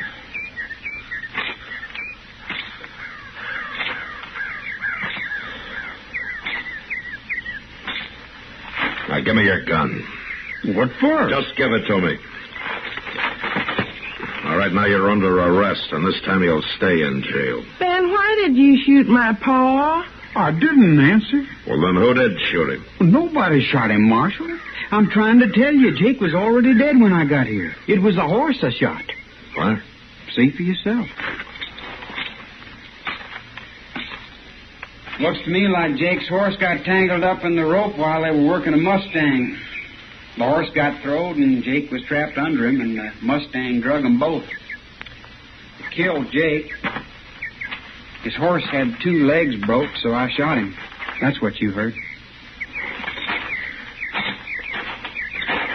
Well, looks like you're telling the truth, then. I am, Marshal. Poor old Pa. I always told Jake he shouldn't work wild horses alone. He ought to have somebody snub for him. Pa always did have a mind of his own. He sure did. That old devil. You should be glad he did, Ben. It saved you from hanging.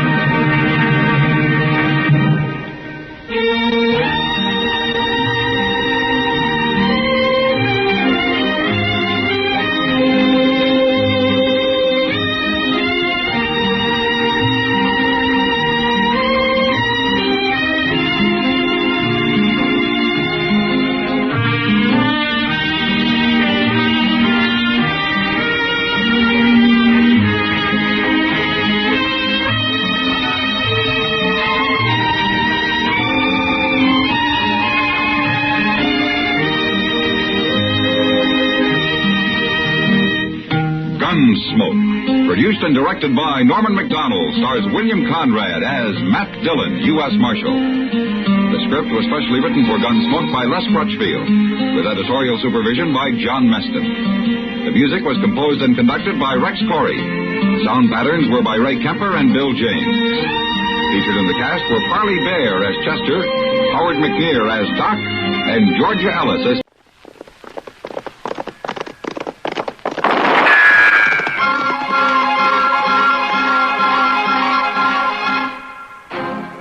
Around Dodge City and in the territory on West, there's just one way to handle the killers and the spoilers, and that's with a U.S. Marshal and the smell of Gunsmoke.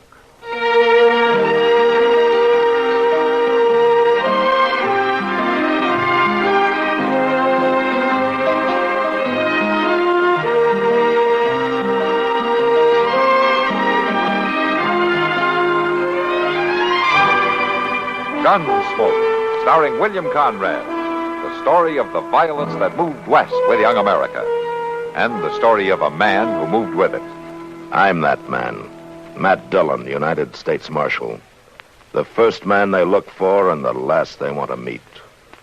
It's a chancy job, and it makes a man watchful and a little lonely.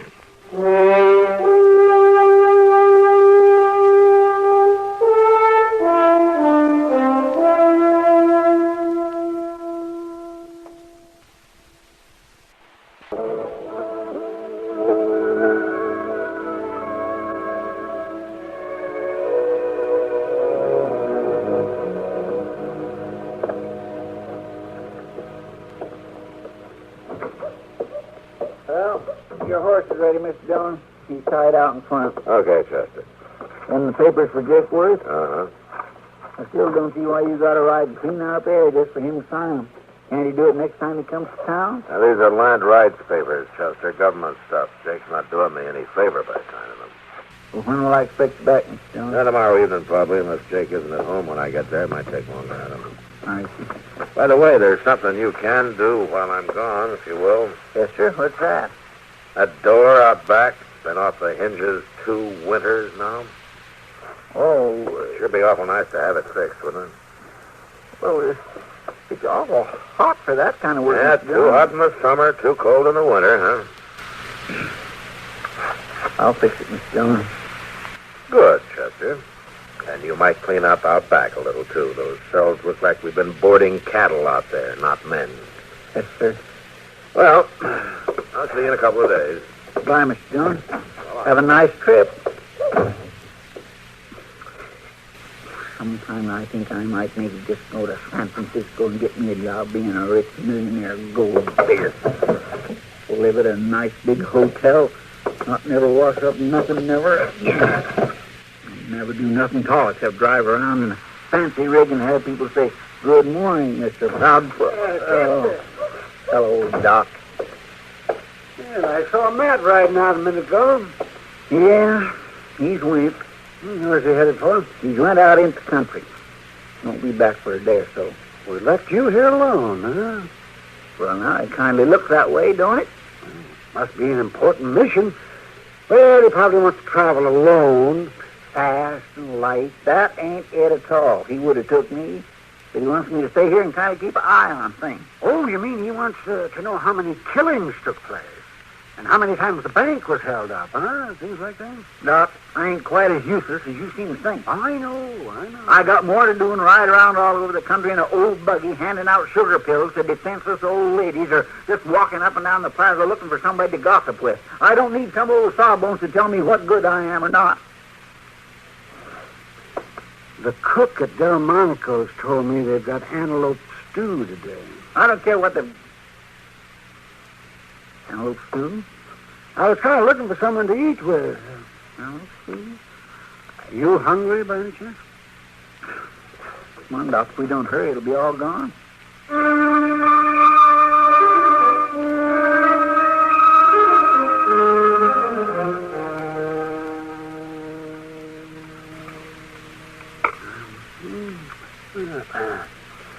Oh, sure you don't want some more stew? Well, then, no, thank you, Doc. I just couldn't. Can't fly on one wing, you know. Well, maybe you're right. Spoon out just a little dab more, please. Yeah, all right. Sure. There you are. Thank you.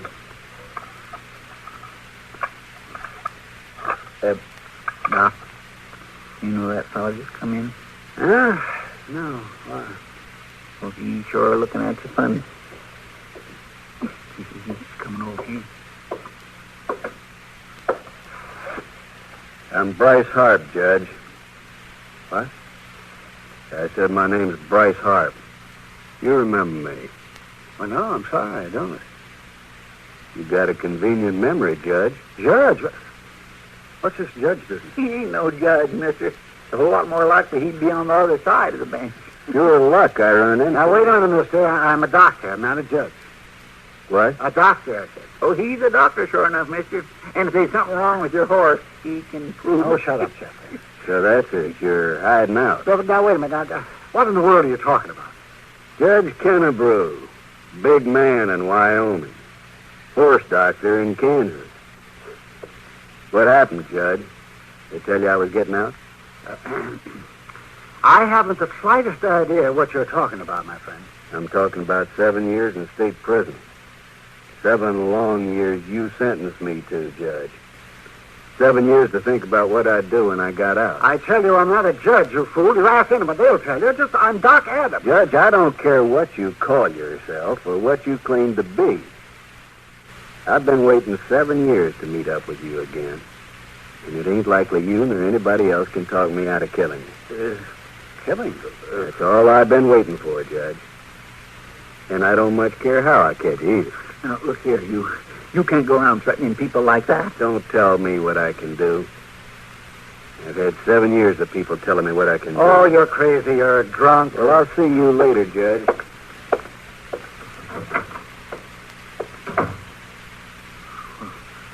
I'll be doggone. Well, I've been called a lot of things in my life, but never a judge. He said he was going to kill you, Doc. Oh, they mistook me for someone else. Judge, someone or other. You'll find out the truth soon enough. Oh, yeah, but he thinks you're just covering up with this doctor business. No, I don't think there's too much to worry about, Chester. This Bryce Harper's just another pilgrim gone off balance with a hard life out here. He was mighty pale for a prairie man, Doc. Hey, prison pallor? Oh, no. Doc, I don't think you should ought to take this so light. Maybe seriouser than you think. Nah, Chester, I know a thing or two about people. Harp's just a little off balance. I probably won't remember a thing about this by nightfall. Yeah. Maybe, but I ain't so sure. Oh, now, look. He wasn't wearing a gun, was he? Well, no. Come to think of it, he wasn't. Well, there you are. You see, the man comes busting in here saying he's going to kill me. He's making threats, and he isn't even armed. Now, just stop threatening. Eat your stew there. Go ahead. Okay, Doc. Guess you know. But I don't mind telling you I sure will be easier when he leaves town. Or Mr. Dillon gets back. Why, rather.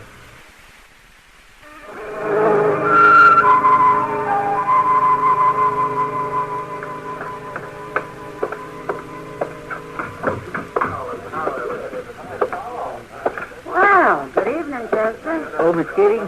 Are you drinking tonight? Oh, might as well, guess. Ain't got nothing much else to do. I guess I'll have beer, Sam. Yeah, sure. Coming right up, Chester. I hear Matt rode out to Jake Wood's place.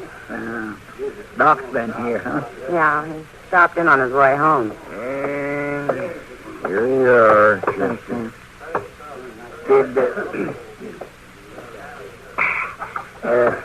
Did Doc tell you about being mistook for a judge? Yeah, having his life threatened? That man must be crazy. That Doc says he's harmless. He don't even carry a gun. Well, it's a good thing. Fancy Doc as a judge. I sure would hate to come up before him if he was. If he got through chewing on you, there wouldn't be enough left to send to jail. Oh, no, he's not that bad. You don't know him like I do. Give me a beer, barkeep. That's him. That's Bryce Harper right there.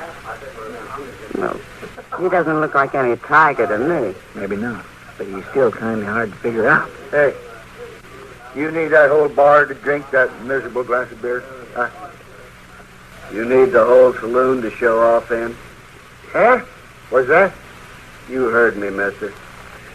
I don't believe it. You just ain't got enough blood in you to stand there and talk like that.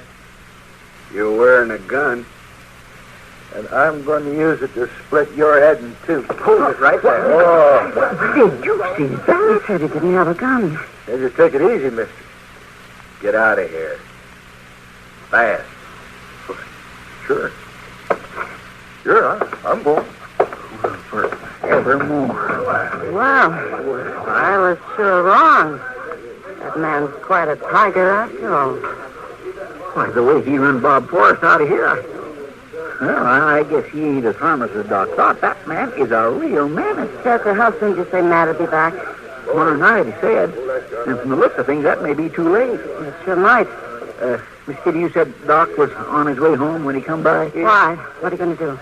Well, I better find him and tell him about all this. Maybe you better do more than that. Like what? Well, I don't know, but if he's really after Doc, it's no joke. Yeah, I know. Look, Miss Kitty, do you suppose you could keep Hart here for a while? Just keep an eye on him like... Well, I could give him a drink or two in the house. Yeah, you do that. And I'll see you later. I'm going over to Doc's. You got a plan? Well, not yet, but I'll think of something.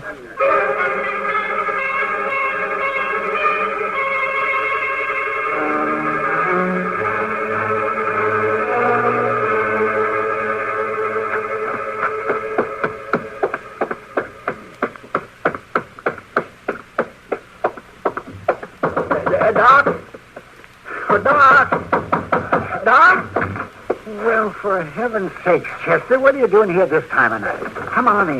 Doc. As a matter of fact, I'm glad you came. was looking over some unpaid bills.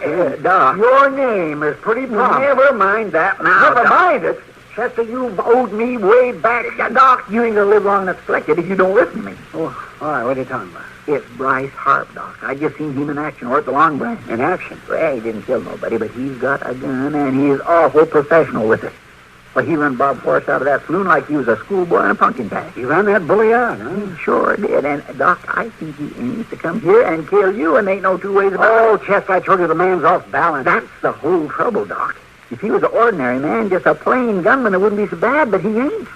And right or wrong, he's got a grudge against you, and, well, doggone it, I can't just sit by and let him come murder you. Well, now, wait just a minute. Now, you really think he means business? No. I know he does, Doc. I know it sure as I'm breathing. Well, all right, yes. I'll start carrying a gun. Doc, how long since you fired that old wreck of a gun?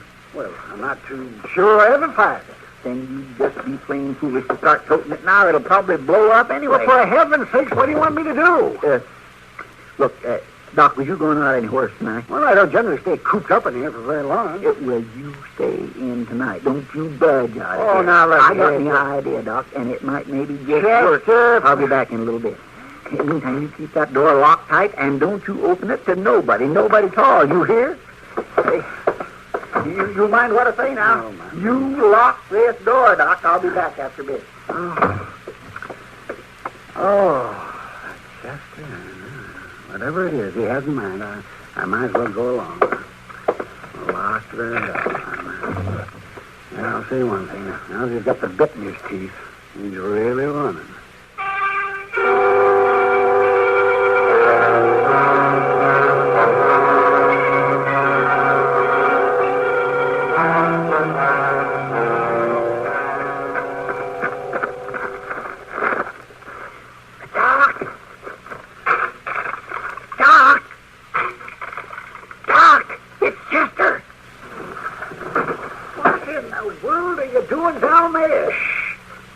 Down your fire rope. Hurry. Oh, wait a minute. All right, I get it. There. Well, now what? I'm coming up. You break the pole neck. Shh, don't worry. Here I come. Keep coming. You'll make it. Just easy. Just kind of watch it. That's it. Ah, there. Oh, well, now I know why the next day. Now, will you please tell me what you're climbing in my back window for in the middle of the night? I had to come the back way, Doc. Bryce Harp's down the street out in front, huh? I'm on the way here, and I seen him. That's why I come in the back way, so he wouldn't see me. What's Harp doing down the street? Waiting for his chance to kill you. Hey, you know, I've been thinking if he was really out to kill me, he would have tried before now. Yeah, but he didn't know you was leaving town till just 2 minutes ago. Leaving town? Who? It's got to be now or never, the way he sees it. Well, what are you talking about? Look, when I left here, I went back over at the Long Branch, and I kind of spread the word around that you was taking the early stage to St. Louis. St. Louis? What Harp thinks you're up here packing, right? Oh, well, fine. Yeah, that's just fine. If Harp really is serious about killing me, you've set me up like a bird in a turkey shoot. Yeah, I guess I have it, though. What would you want to tell him a fool thing like that for? Because I figure if he's going to try to kill you, it's better to know when and where he's going to try it. It's a lot better than just sitting around waiting for him to shoot you in the back. What are you fiddling with those curtains for? So he'll know for sure you're up here and moving around. You're just trying to make sure that I get my head blown off, aren't you? Doc, he ain't going to try to shoot you from down there in the street. It'd be too easy to miss. Oh, that's a fine theory. Is your front door still locked? Yeah, yes, it is. And give me the key. What? Give me the key. Oh, here. Why did you unlock it? How in the world is Harp going to get in here if the door's locked? If he comes in that door, we're just as good as dead. We're right in the line of fire. Of course we are, Doc, but so is he. You better get yourself a comfortable seat. We may have us a long way. Hey, now, wait, what are you doing? Why did you blow off that lamp? So with the lamp out, you may think you've went to bed. Then we may not have such a long wait. I hope you know what you're doing, Chester. So do I, Doc. So do I. Well, I go... I guess all we can do now is just wait. Yeah.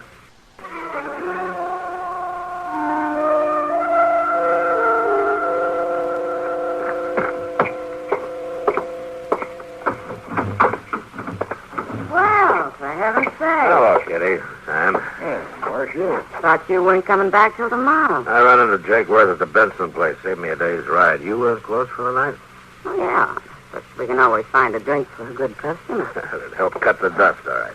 Beer or whiskey? A little coffee, I think. We got some. Bring it over the table, will you, Sam? You're sure, Miss Kitty.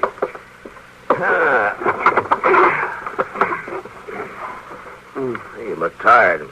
Bad day? As usual. Think about how rich you're getting. No, sir. There you are, Marshal. Yeah, thanks, Sam. It's hot. Matt, did you stop by the office? No, I just rode in. Why? And you didn't see Chester? No. Why, is something wrong? Well, Chester's got in his mind that some fella's going to try to kill Doc. Kill Doc? Yeah. Well, what fella? I don't know him. He just rode into town. Have you seen him? Yeah, he was in here earlier this evening before we closed up. I'll say one thing. He's handy with a gun. Well, so are half the cowboys in Dodge. Well, yeah. You know Chester, Kitty. He gets the feeling his responsibility if I'm away. He sees something suspicious in every shadow. Well, that may be, but as I get the story, this man thinks Doc is some judge up in Wyoming who put him in prison, and he's going to kill him. Well, where's Chester now? I haven't seen him in a couple of hours. Kitty, this man that's after Doc, do you know his name? Harp, Chester said it was. Bryce Harp. Bryce Harp. Kitty, I'll see you later.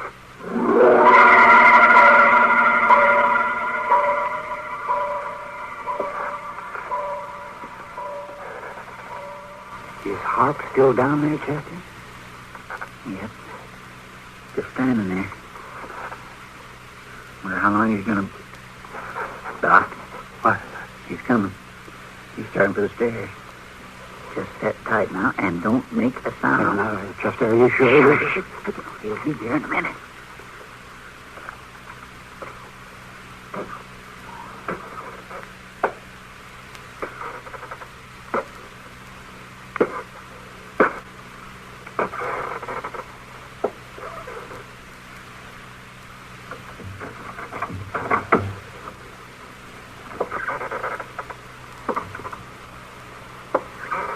All right, Harp, throw up your hands.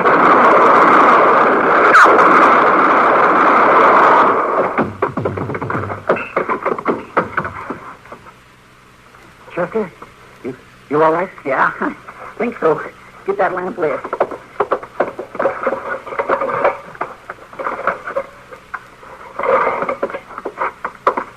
Looks like you got nicked. No, it ain't nothing. You best eat him, Doc.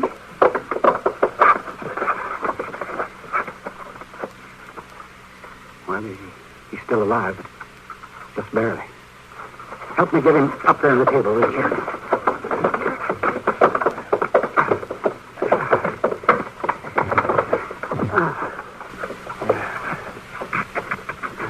How is he, Doc? Reckon you'll make it? He took a bullet in the shoulder, but it went on through. Just a matter of cleaning the wound. But this other bullet, here, it's still there, and it's got to come out. What do you think? Well, I don't know, Chester. It's too soon to know just how bad off he is.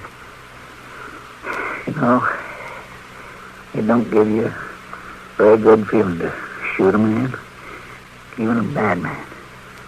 Well, he may be all right if gangrene doesn't set him. Hey, what's happened? Oh, so this fellow came up here to take a shot at me, Matt, and Chester put a couple of bullets in him. I heard the shooting from the other end of town. It sounded like somebody was fighting the Battle of Chickamauga Creek all over again. Oh, Chester got nicked in the bargain. You all right, Chester? Yes, sir. I can tell you one thing, Matt.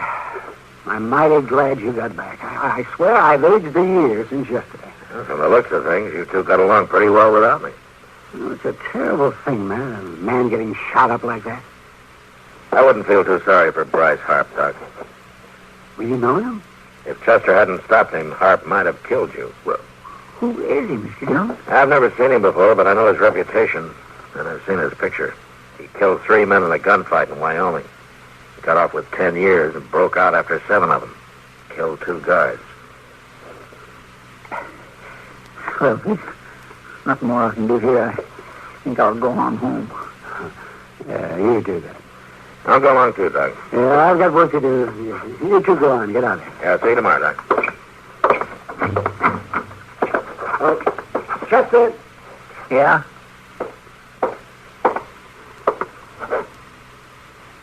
Yeah, Doc? I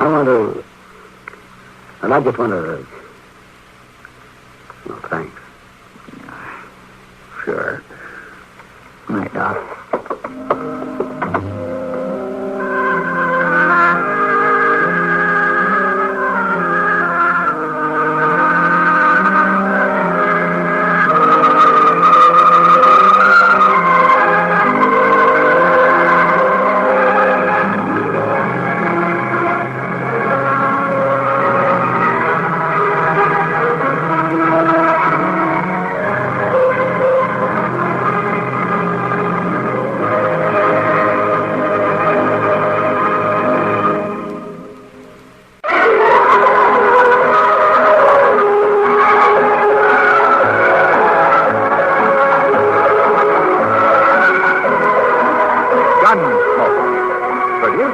In Hollywood by Norman MacDonald, stars William Conrad as Matt Dillon, U.S. Marshal. The story was specially written for Gunsmoke by John Meston and adapted by Mr. MacDonald.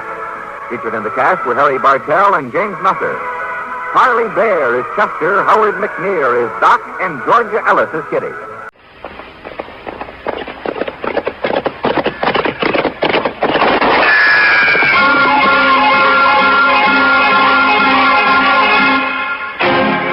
Around Dodge City and in the territory on West, there's just one way to handle the killers and the spoilers, and that's with a U.S. Marshal and the smell of Gunsmoke.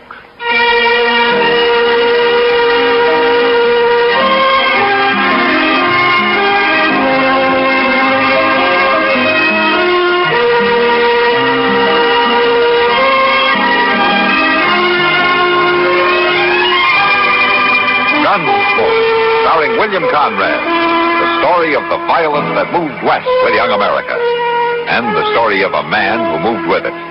I'm that man, Matt Dillon, United States Marshal. The first man they look for and the last they want to meet. It's a chancy job, and it makes a man watchful and a little lonely.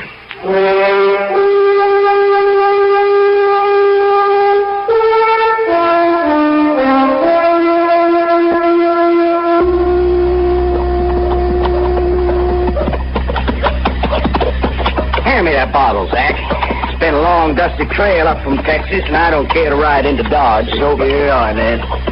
Don't you kill it. Come up the same trail you did. I'm just as dry. Yeah, I hope I never see another moss-horn steer. I will settle down and be a bartender. Something easy like that. Sure, and by tomorrow you'll wish you was back trailing cattle. You wish you never seen Dodge.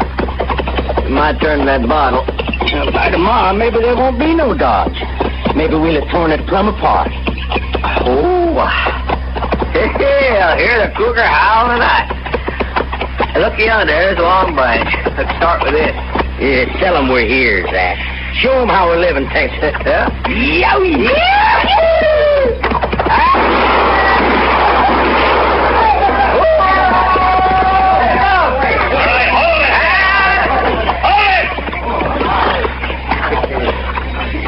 Put a bullet through his hat, Zach. Shoot his heels away. Get down off those horses. Well, I'll get down, mister. It's what I come here for. All the way from Texas. Well, you're welcome here, but don't get any notions about shooting up this town. Who are you, anyway? I'm a U.S. Marshal. I'll take your gun until you're sober enough to carry it. Nobody takes my gun. Then you better ride right back to camp. Don't let them buffalo you, Zach. You won't. Mister, I'm staying. Me and my gun. You'll be marshaled for breakfast if you try to stop me. Well, I warned you. I'm going to kill you for doing that to him.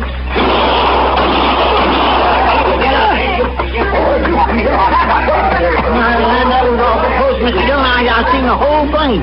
Another drunken cowboy with more fire than sense. Well, now, you had to kill him. Yeah. Take his gun, Chester.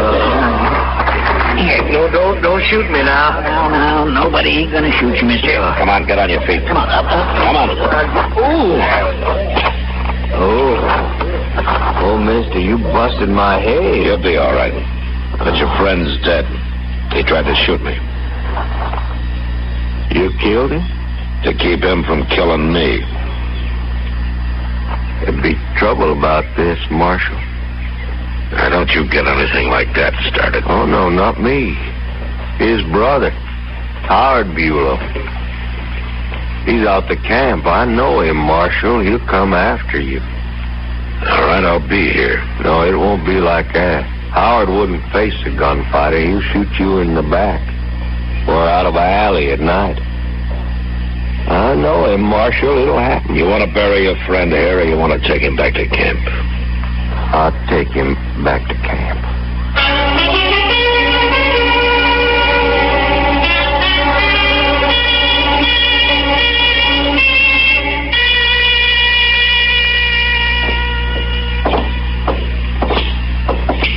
You know, Matt, you'd think a restaurant like Delmonico's could at least make good coffee, even if the food's bad.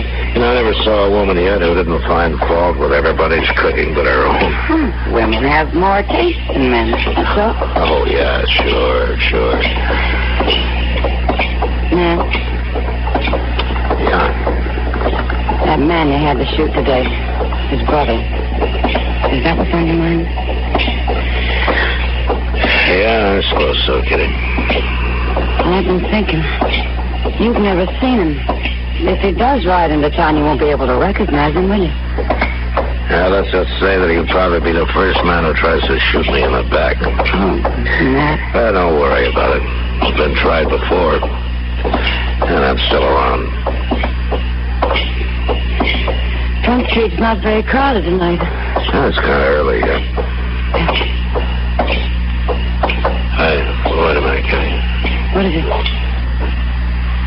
That man leaning against the post up there. Now, wait till he turns his head. I want to get a look at him. Someone you're after, Matt? Yeah. No, it's probably somebody who's after me, Kitty. You stay here. All right, Matt.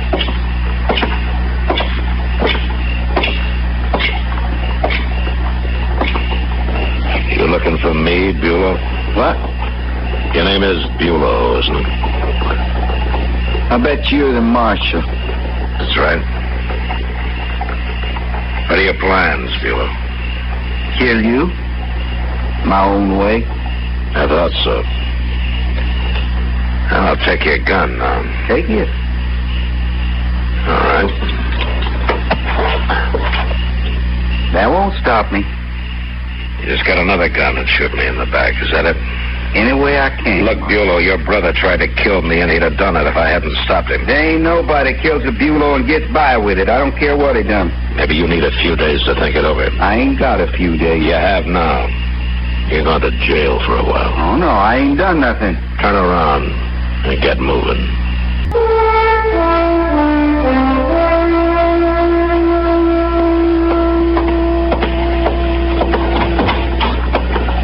You the marshal? Yeah, what can I do for you? My name's Will Jacklin. I'm boss of the drag our herd we're holding upriver. Come for Howard Bulow. Oh? I see. Well, turn him loose. I can't turn him loose. He didn't do a thing last night. He was just standing on the street the way I heard He it. threatened to shoot me in the back, and he says he's still going to. You killed his brother, didn't you? In self-defense, yeah. It don't matter. You have to look out for yourself. But none of my men's going to lay in a Kansas jail when he ain't done nothing. None of your men's going to walk around free waiting to put a bullet in my back either. Look, Jacqueline, you let Bulow cool off here a day or two.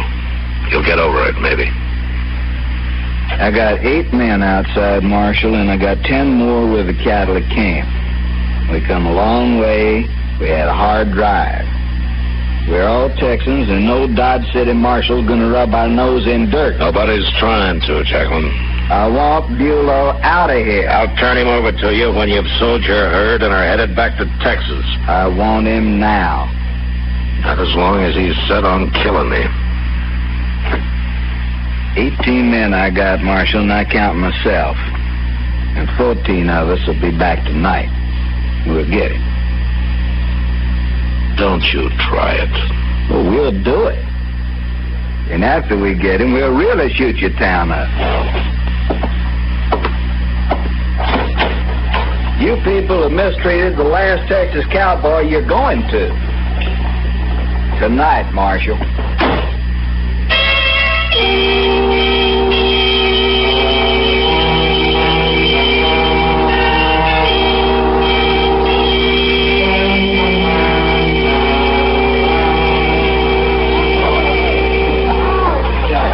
You sure you won't have a beer, Mac?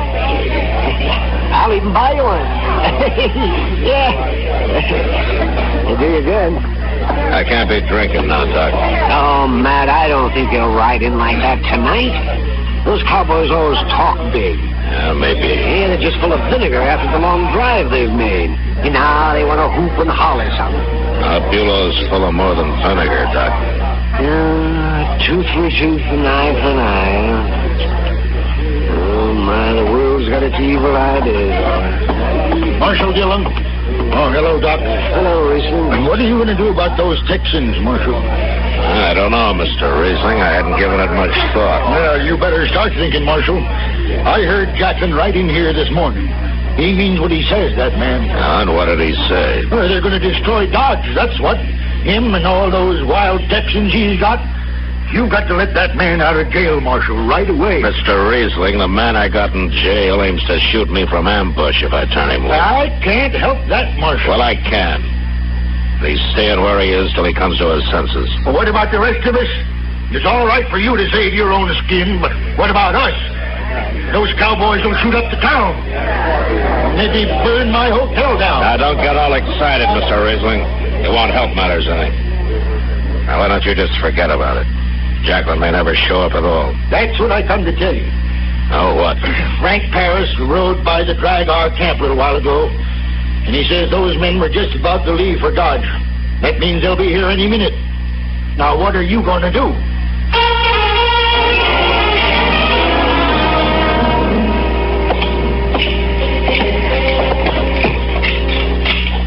You don't have to get mixed up in this, you know, Chester. I know. I think I'll take me a shotgun, too. Okay. Now let's wait outside. All right. About 10 feet apart, huh? All right.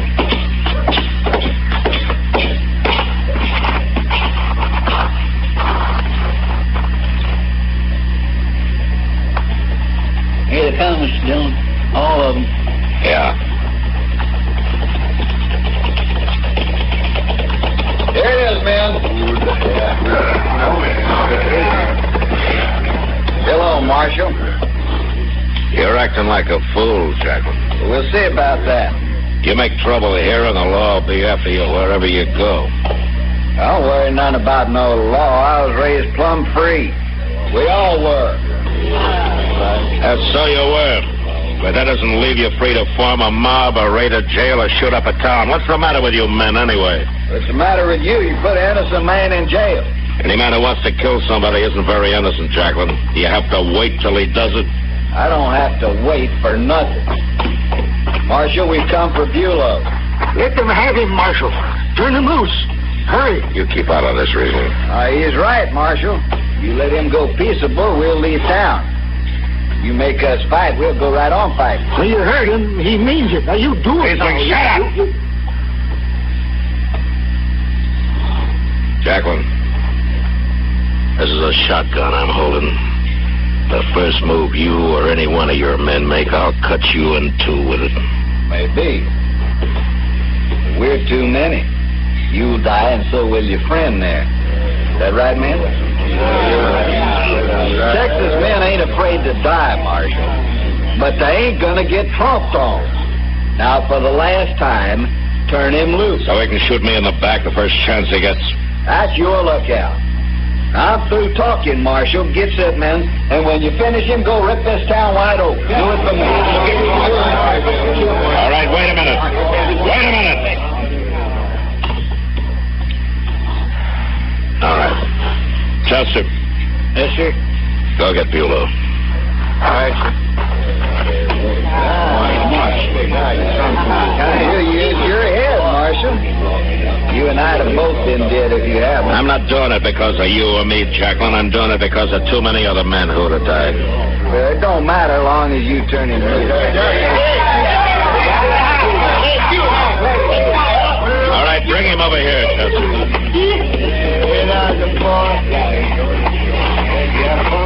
Bulow, you go on back to camp, and you try to do some thinking while you're there. Sure, Marshal. You know what I'll be thinking about? You, sitting next to open windows, walking down a dark street. I'm gonna kill you yet.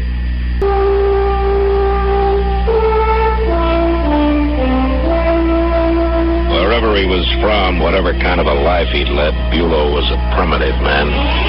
Somewhere he'd heard about revenge, a simple idea, an eye for an eye. And he'd taken it to heart. I realize now that there was no dealing with him. The man was incapable of change, and Jacqueline wasn't much better. But I forgot about Jacqueline. It was Bulow who would be back. Still, 2 days went by, and there was no sign of it. There's a couple of chairs, Mr. Dillon. We'll sit down there. All right, Chester. Nobody can't shoot you from here. Unless it comes up in front. Yeah, it's not very likely with Bulow. Well, then what's the matter with men like him anyway? Oh, I don't know, Chester. Too rough a life, maybe the war, a lot of things. Look yonder, ain't that Miss Kitty coming up the street? Yeah. Oh, what's she walking so fast for? Look. I don't know. Matt, I've been looking for you everywhere. The trouble? Yeah, Bulow's back. Have you seen it? No, but Sam did. Said he stopped in for a drink a little while ago. Well, is he still there? He left, but he told Sam he's got a room at the Dodge House. He might be there.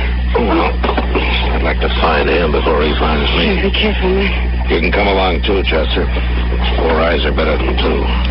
Thanks, Kitty. What'll you do if we find him, Mr. Dillon? Well, there's no good talking to him anymore. Maybe I can scare him out of it somehow. Sure do hope so. Hotel looks pretty empty from here, don't it?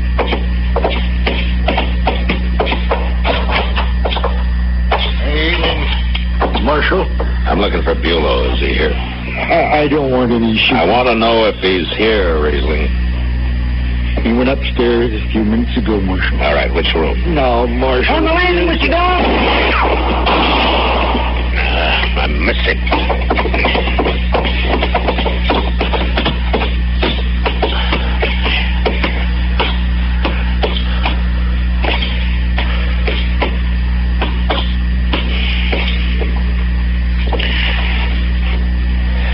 Well, he's in one of those rooms. Yeah, we got him now. But I don't know which one. You stay here, Chester, and I'm going to go on down the hall. He might come out of any one of those doors. Yes, sir.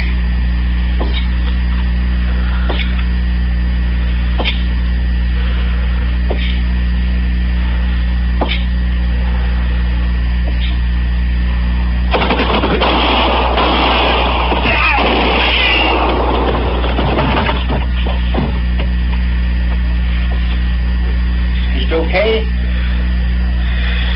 Yeah, it's okay, Chester. He didn't hit you, did he? No, he tried to, but it was too late. He was already dying. Well, I sure am glad. Yeah. And he died about as uselessly as a man could, though. For no reason at all. For no reason at all.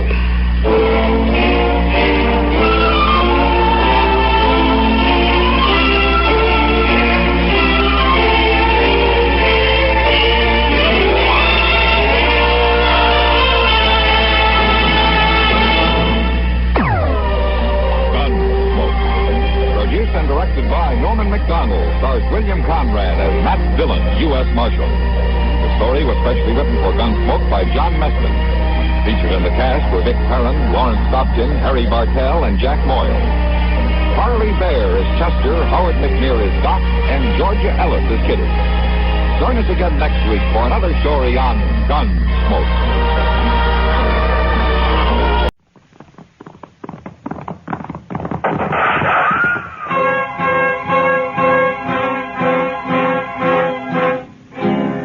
Around Dodge City and in the territory on West, there's just one way to handle the killers and the spoilers, and that's with the U.S. Marshal and the smell of Gunsmoke.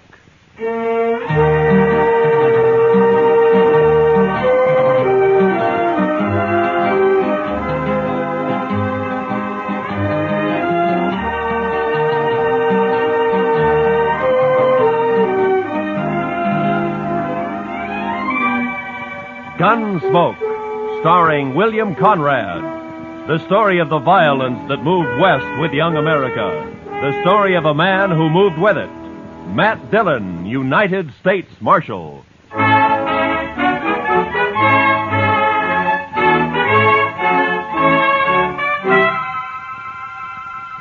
It had been some time since we'd had any real trouble. Anything more than throwing a few juiced-up cowboys in jail to sober up for a few hours. And I liked it peaceful for a change, and I hoped it'd stay that way. Well, that morning I'd gone to take a few catfish out of the Arkansas. When I got back to the office, I found a note from Chester saying he's at the Alafraganza having a beer.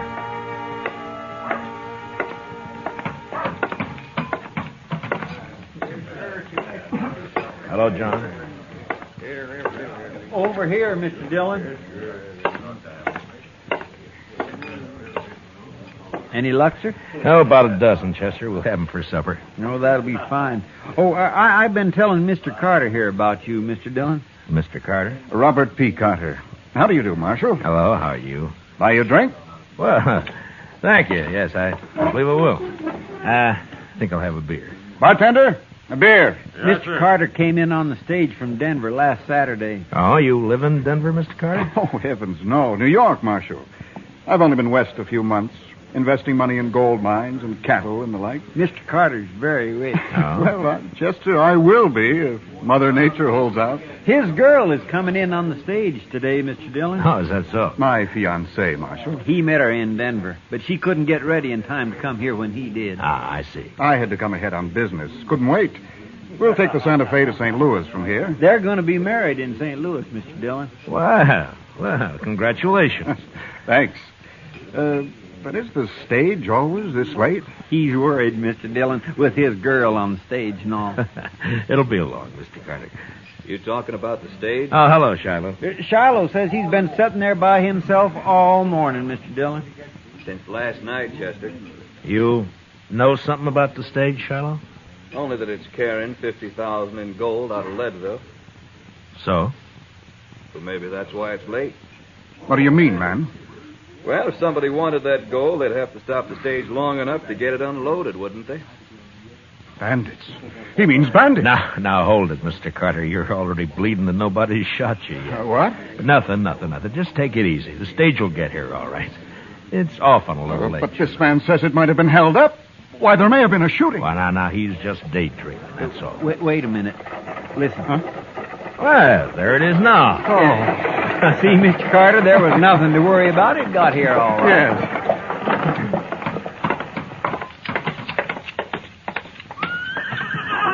Marshal! Hey, Marshal, come here. What is it, Jim? Got held up, Marshal. What?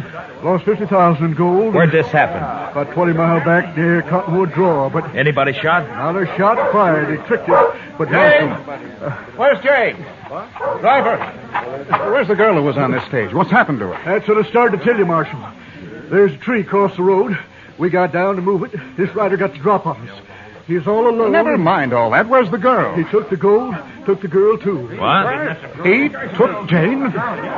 You mean to tell me you let him take Jane? Well, now, mister, there wasn't much choice. He held a shotgun on us. And they're gone before we could do a thing. Oh, but this is impossible. Now, take it easy, Mr. Carter. We'll find them. You'll find them. You were off fishing when it happened. What kind of law is there around here anyway? Easy, Mr. Carter. I took one of the team after Marshal, but I couldn't get near him. He had an extra saddle horse with him. Put her on that. I see.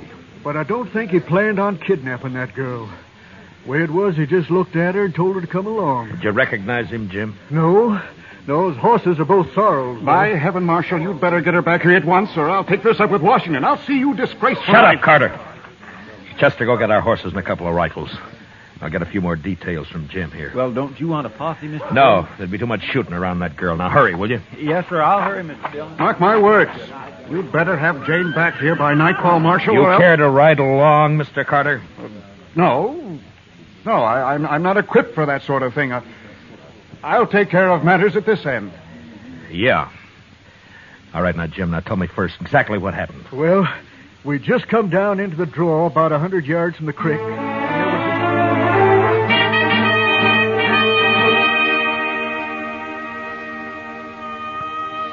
The blood-red sun was drooping over the edge of the prairie when Chester and I reached Cottonwood Draw. We rode hard until night fell, and then we had to stop and wait for daylight. But with morning, we drew a heavy rain that washed out every track. We rode on anyway. For the next 3 days, we scouted a big piece of that country. But it was hopeless.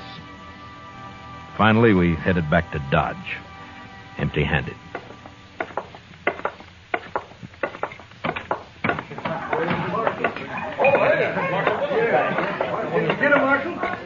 Bartender, bring me a bottle, will you? Sure, Matt. Where is she, Marshal? Is she all right? Carter, I'm sorry. What? You mean you didn't find them? Rain washed out their trail first morning. We never picked it up again. They could be anywhere. You came back without her. We did what we could, Carter. Now we'll just have to wait for word of some kind. He'll be seen sooner or later. Wait.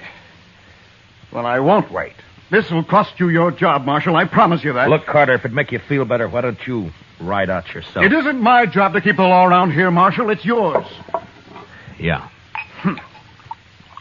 Say, Marshal. Yeah, what is it, Shiloh? Big Kate wanted to see you when you got back. Asked me to tell you. Big Kate? Oh, all right, thank you.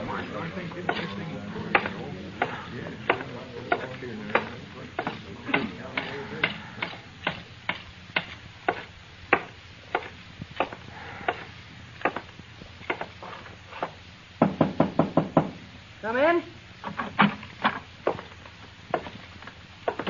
Oh. No luck, eh, Matt? How'd you know, Kate? I can tell by looking at you. Yeah, it's thousands and thousands of miles, that prairie.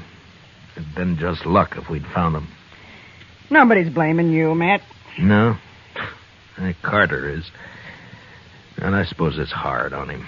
His fiancée and all that. Carter's no good, Matt. Well, I never liked him, but I suppose that doesn't matter. And I'll tell you why he's no good. Huh? You know something, Kate? Carter's been drunk a lot while you were out. He was bragging to one of the girls last night. Bragging? What? About what? Not much, to my way of thinking. Well, go on. Well, to make it short, seems Jane's father got into a big deal with Carter up in Denver. Yeah? Carter got him tied up good and then threatened to ruin him. Oh, well, so what happened? He didn't ruin him. He took Jane instead. Yeah. Well, maybe she likes him. You don't know much about women, do you, Matt? You think a Boughten Bride is likely to be in love with the man? So that's what I have to bring her back to. Well, what are you going to do about it? What can I do, Kate? Just have to wait and see what turns up.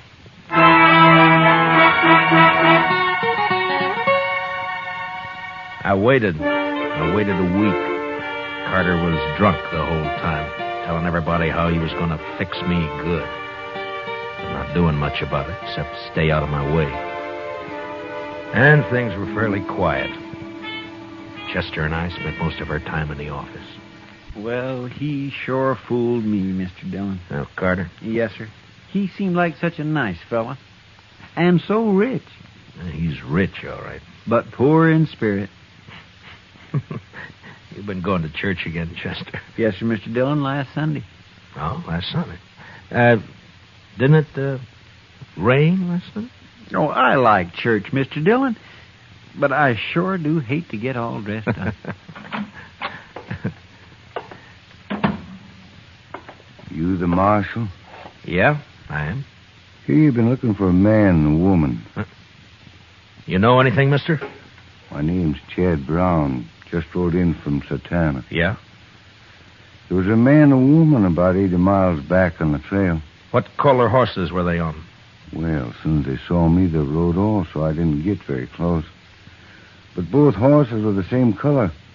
I guess maybe sore. Yeah. Are you willing to ride back with me, Mr. Brown? I don't know, Marshal. I've got an awful thirst. That woman's out there against her will. I'll go. I'll get our horses. No, Chester. Be better if you wait here this time. We'll be back in a few days. With luck. Let's go, Mr. Brown.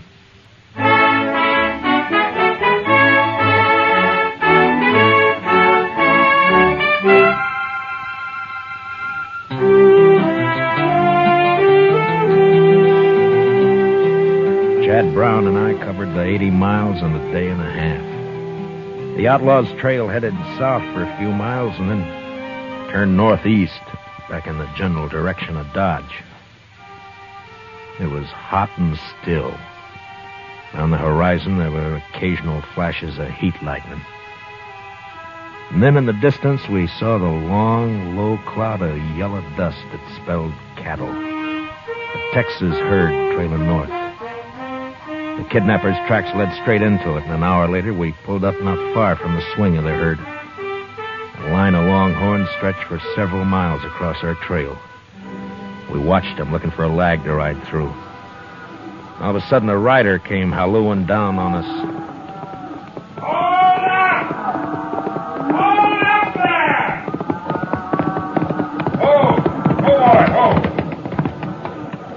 You ain't aiming to cross that herd, are you? Have you seen anything of a man and a woman around here, mister? Was they mounted? Yeah, a couple of sorrels. It don't matter. I ain't seen nothing but cattle and cowboys for 6 weeks. Besides, these cattle are plenty uneasy. They've been dry since yesterday morning. And that heat lightning ain't soothing to them. This herd's crossed the trail of an outlaw and a kidnapped woman, mister. That's so. Well, you just have to wait. You can ride around a drog back there, but you can't cut through this herd, mister. Look, I'm a U.S. Marshal out of Dodge, and I haven't got any time to waste. You think we can... Well, I sure appreciate your problem, Marshal, but I can't help you. I'm trail boss of this outfit, and I got 3,000 head of cattle here worth maybe $20 a head at Dodge. They're too nervy now, and I sure can't chance your touching them off by riding through there. I guess he's right, Marshal. It'd be pretty risky from the look of them. They're moving too fast now. Yeah, I know. Just that I hate to lose the time. You got more time than I got cattle, Marshal. Well, I don't know about that. But I won't tempt the stampede, mister. We'll ride around the drag. We'll see you in Dodge. The Elephant still running? Yeah, it is. Mostly on Texas money. Adios.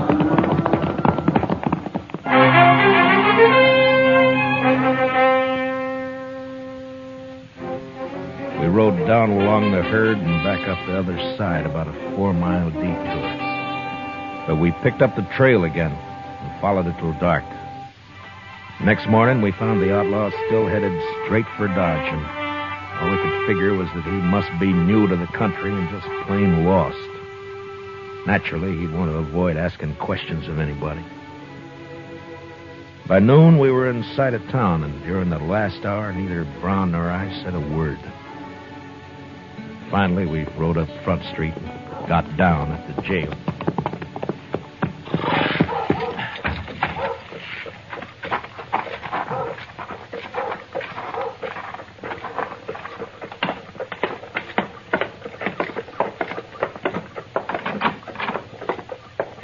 Mr. Dillon? We got him, Mr. Dillon. They rode right in here early this morning. Gave himself up, huh? Yes, sir. I got the man locked up in back, and the money is over at the bank. Oh, good. How's the girl, Chester? Oh, she's fine. A little tired, but fine. Yeah. Well, what's his story? Who is he? He calls himself Scott Cooley, but he won't say anything more at all, Mr. Dillon. I just gave up on him. I thought I'd better wait for you. All right. I'll talk to him first, and then I want to see the girl. Where is she? I didn't like it, Mr. Dillon, but I didn't see what I could rightly do about it. What do you mean? What happened? Well, she sure didn't want to go with him, but that Mr. Carter came here and just the same as dragged her off. She went finally, but I sure don't like it. Well, they didn't leave Dodge, did they? Oh, no, sir. There's no train till tomorrow. They're at the hotel. Oh, all right. I'll go over there later, Chester.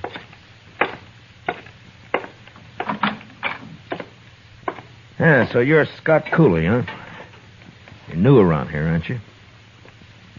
Well, anyways, I never saw you before, Marshal. Well, I've tried hard enough to meet up with you, Cooley. You're in trouble, you know, bad trouble. Marshal, you got anything to say, just say it right out. I got nothing to say. I'm just curious why you rode into Dodge, that's all. What do you care? I'm here. You got the money back and...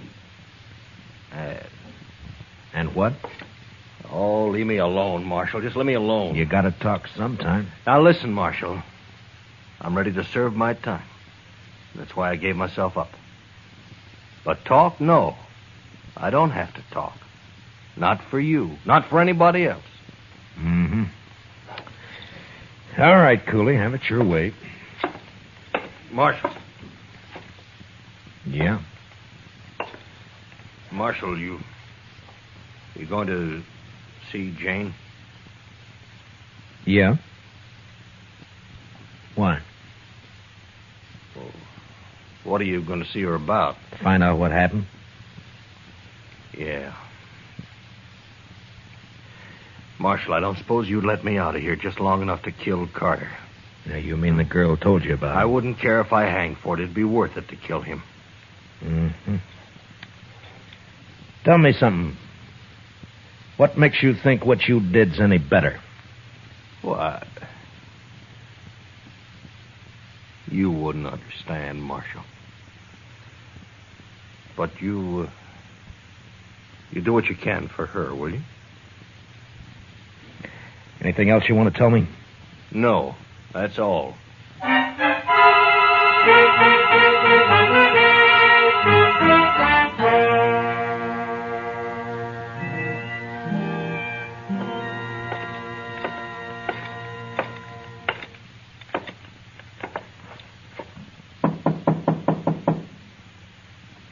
Who is it? Matt Dillon. What do you want? Open the door, Carter. I want to talk to the girl. Some other time, Marshal. You want me to kick the door open?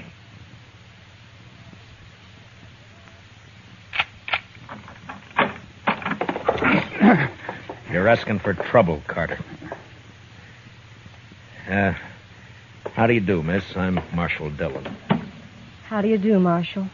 I know you've been through a lot, miss, but I have to get the whole story from you so as I can file the proper charges against this outlaw, Scott Cooley.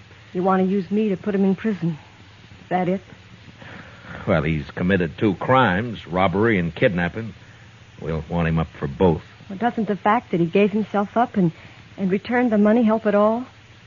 I'm afraid I don't gather your drift. Then let it go at that, Marshal. We're leaving Dodge on the next train. So Jane won't be here to testify anyway. No? Is that what you have in mind, Jane? Oh, no. I mean, I don't know. Oh, please. She's upset enough. Marshal, leave her alone. If I want anything out of you, Carter, I'll knock it out. Now shut up. You can't talk to me like that. Wait. Marshal, I'll tell you all about it, but first... Yeah? Well, not in front of him. Make him go out, and then I'll tell you. All right, Carter. Outside. Don't you order me around. This is my room, and... I'll throw you out. If I open the door and find you around, I'll throw you all the way downstairs. Now get it!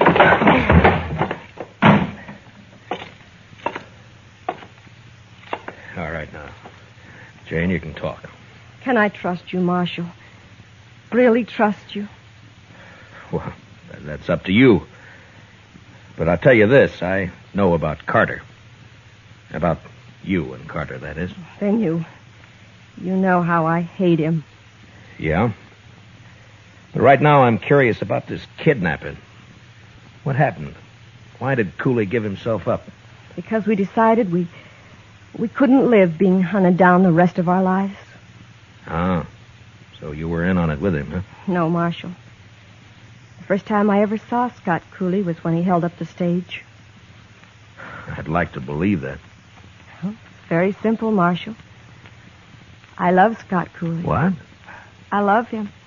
Oh, now look, Jane, girls like you just don't go around falling in love with outlaws. Don't they, Marshal? No, they don't. I did. Then either you're crazy or you're lying to me. And if you weren't a woman, I'd throw you in jail right along with him. I'm a woman, Marshal, but I've no objection to going to jail with Scott. Oh, then you admit you're his accomplice. No. I suppose it's hard for you to understand, Marshal. It is. Well, I'll try to make it simple. You see, Scott doesn't know why he took me with him when he held up the stage. He's never done anything like that before. It just seemed perfectly natural to him. He saw something he wanted and he took it. That's all.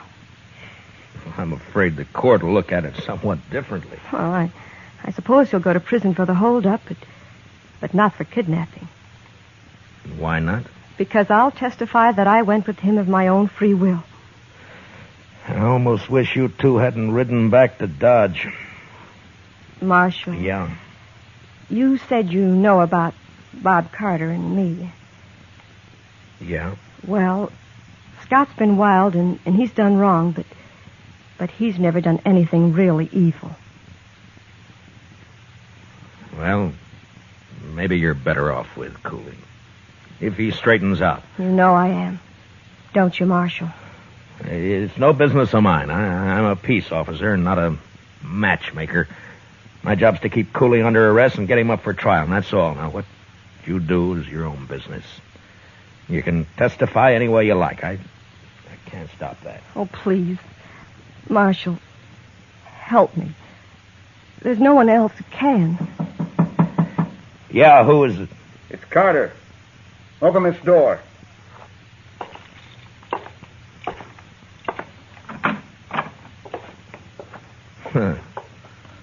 Well, gentlemen. There are 4 of us here, Marshal. We figure you've talked to Jane long enough. Yeah, I think I have, Mr. Carter. You're leaving? Yeah, we're leaving. Are you ready, Jane? Oh, thank you, Marshal. Yes, I'm ready. Jane isn't going with you. I've just put her under arrest. Under arrest? I arrest anybody I think needs arresting, Mr. Carter, and I'm not in the habit of explaining why. There's a law about that, You're Marshal. in Dodge, Mr. Carter. Come along, Jane. You can't do this, Dillon.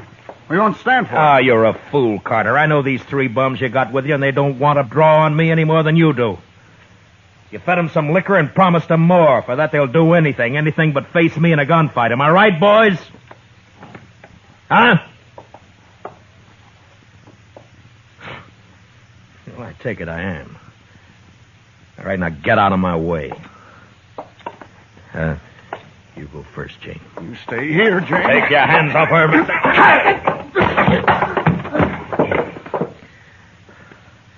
Just step over him, Jane.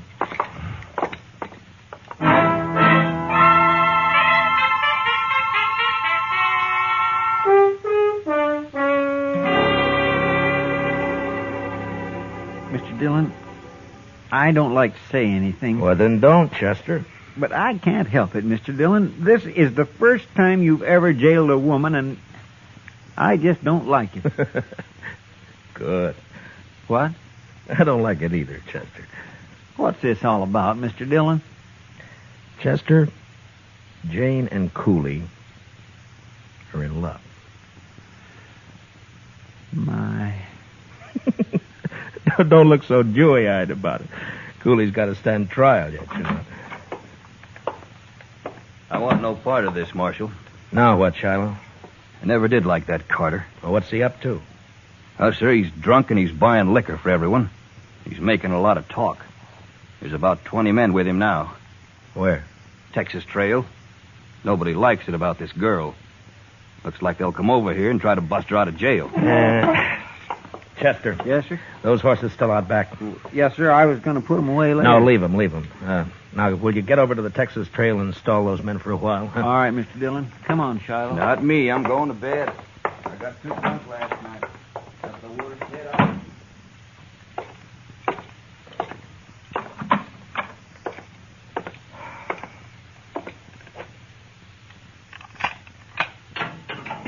Cooley? Yeah? Come on out. What is this, Just Marshal? hurry it up, will you?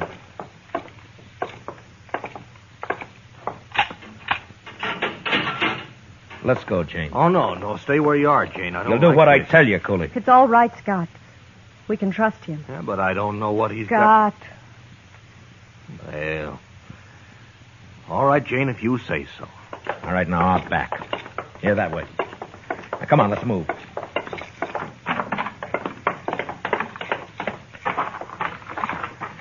All right, you take the gray horse, Jane. He's gentle enough. But hurry, will you? Come here. Come on, boy. Where are we going, Marshal? We're going to Hayes City. Cooley's going to stand trial there. Yeah, They got the money back, Scott. They can't do much to you. I know. But there's that kidnapping, too. I won't testify. That's all. Jane, you're going to have to testify. You'll be in contempt of court if you refuse. Then I'll lie. Anyway, I did go of my own free will. After a while, anyway. That's perjury. But you don't have to do that either. There's an easier way. How? Well, before I deposit Cooley in the Hayes City jail, we might just make a little stop. What do you mean, Marshal? Stop where? We're going to stop at the preacher's. You know, a married woman can't testify against her husband. Scott. Scott. Come on, honey, let's ride.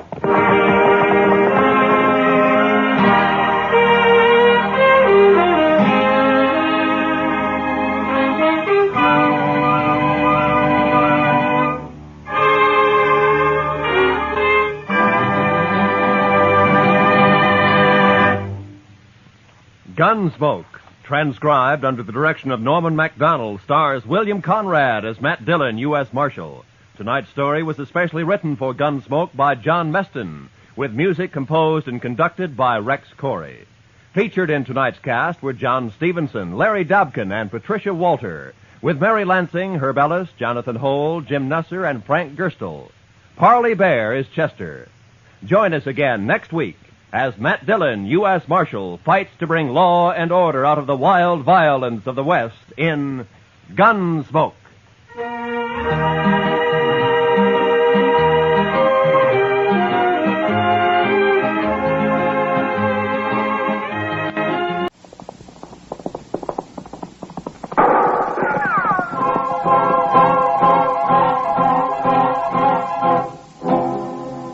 Around Dodge City and in the territory on West, there's just one way to handle the killers and the spoilers, and that's with a U.S. Marshal and the smell of gun smoke.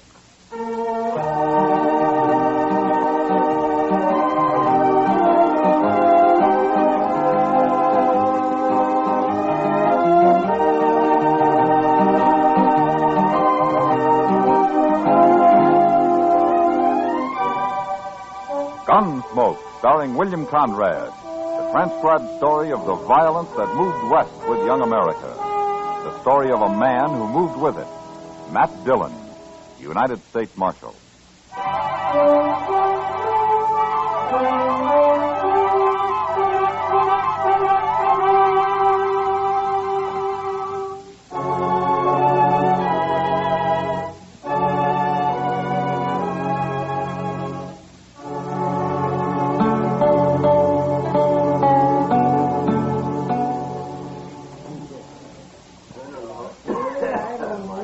That's Harry Pope over at the bar there, Mr. Dillon. A little short fellow. Ah. Where'd he tell you he's from, Chester? Boston. Or near there. Ah, he's a long way from home. Yes, sir. Well, it seems his wife died, and he wanted to move somewhere else. So he come out here about 4 months ago and built himself a little sod hut out on the prairie. Planted some corn and Now he's trying to raise a few hogs. That's all. And he's scared to death, huh? Yes, sir. That's what he told me. Well, if he's going to live out here, he's got to learn. Mr. Dillon, why don't you talk to him? Maybe you could explain it to him. I'll call him over, huh? From what he's told you, I don't think anybody could explain it. It's all in his head. Harry? Hey, Harry, come here. Hello, Chester. Oh, Harry. This is Marshal Dillon, Harry Pope. How do you do, Mr. Pope? Why don't you sit down? Nobody ever called me Mr. Marshal. All right. Chester tells me you've been worried lately. It's the Indians, Marshal. They come scratching around at night, and they hoop and holler some, too. Yeah, I know. Tell me, do they do this every night? No, sir. But maybe once a week they do. Well, what makes you think they're Indians, Pope? I can hear them, that's why. I've got a good stout door, or they'd have been in on me long time ago. You know what coyotes sound like? They ain't coyotes. I can hear them talk. Oh? Well, what do they say? They just yell. I can't understand it. But I asked Chester here if maybe the army wouldn't come out and run them off. Marshal, if they ever catch me outside my hut, I'll be done for. Pope, let me tell you something. If what you've been hearing was Indians, you'd have been done for a long time ago. Indians don't just scratch around at night like that, and they don't come whooping and hollering like that either. Now, you've heard talk about Indians, and, well, you're scared of them, and, well, maybe your imagination's done the rest. No, sir. Them are Indians. They're right there. I can hear them talking, I tell you. Well, then why don't you shoot them? Well, I don't have a gun. What? Figured that'd just make it worse, Marshal, if I started shooting at them. Well, do you know how to shoot? Oh, yes, I learned in the Army. Well, then you better get a gun. A man needs one out here, Pope. And besides, if you go out of your hut after them the next time they come, you'll see what I mean. But if I kill any of them, don't you think they'll go after their whole tribe? No, Pope, I don't think they will. Well, all right, Marshal, I'll try it. I'll get me a gun today.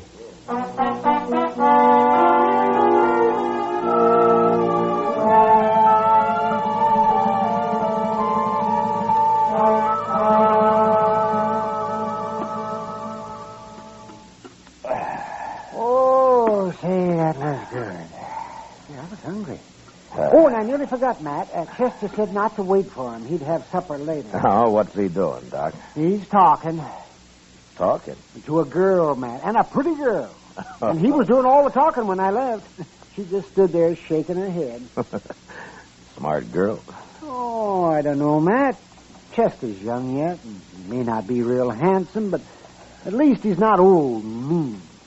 Did you ever try to borrow $1 from him, Doc? Yeah, and I did, too. Of course, I had to pay him back $1 and a dime the next day. But it was easy. I didn't have to lift a finger. He came right up to my office after. Yeah, I know. He's got about 8 of my time. Well, he's smart, that's all. Marshal Dillon. Oh, hello, Honeyman. You know Doc Adams here, Ned Honeyman. Oh, how do you do? How do you do? Sit down. Yeah. Bad news, Marshal. Oh? You know that new feller, that Harry Pope? Yeah, I met him a couple of days ago. I'm going to meet him again, Marshal. What do you mean? He killed Joe Carter last night. What? Carter's worked for me a long time. One of the best friends I ever had. They buried him this morning. Well, where did this happen? Did they have a fight? Pope shot him in cold blood, that's all. Out near that hut of his. Blasted Easterner. I'm looking forward to seeing him hung. Were you there, Honeyman? No. Then how do you know Pope shot him? Well, Earl Brandt was there. He brought Joe's body back to the ranch. Brandt works for you, too, doesn't he? Yeah, not so long as Joe. Oh, tell me what happened. I did. Pope murdered Joe Carter. They was riding by that dirty little sodbuster's hut last night. He come out and he shot Joe and he killed him. Well, maybe it was a mistake, honey. Oh, you don't kill men by mistake, Marshal.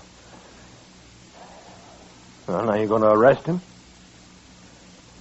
I'll ride out first thing in the morning. He might run. No, he won't run. He wouldn't know how. Yeah, I guess that's right. Okay, Marshal.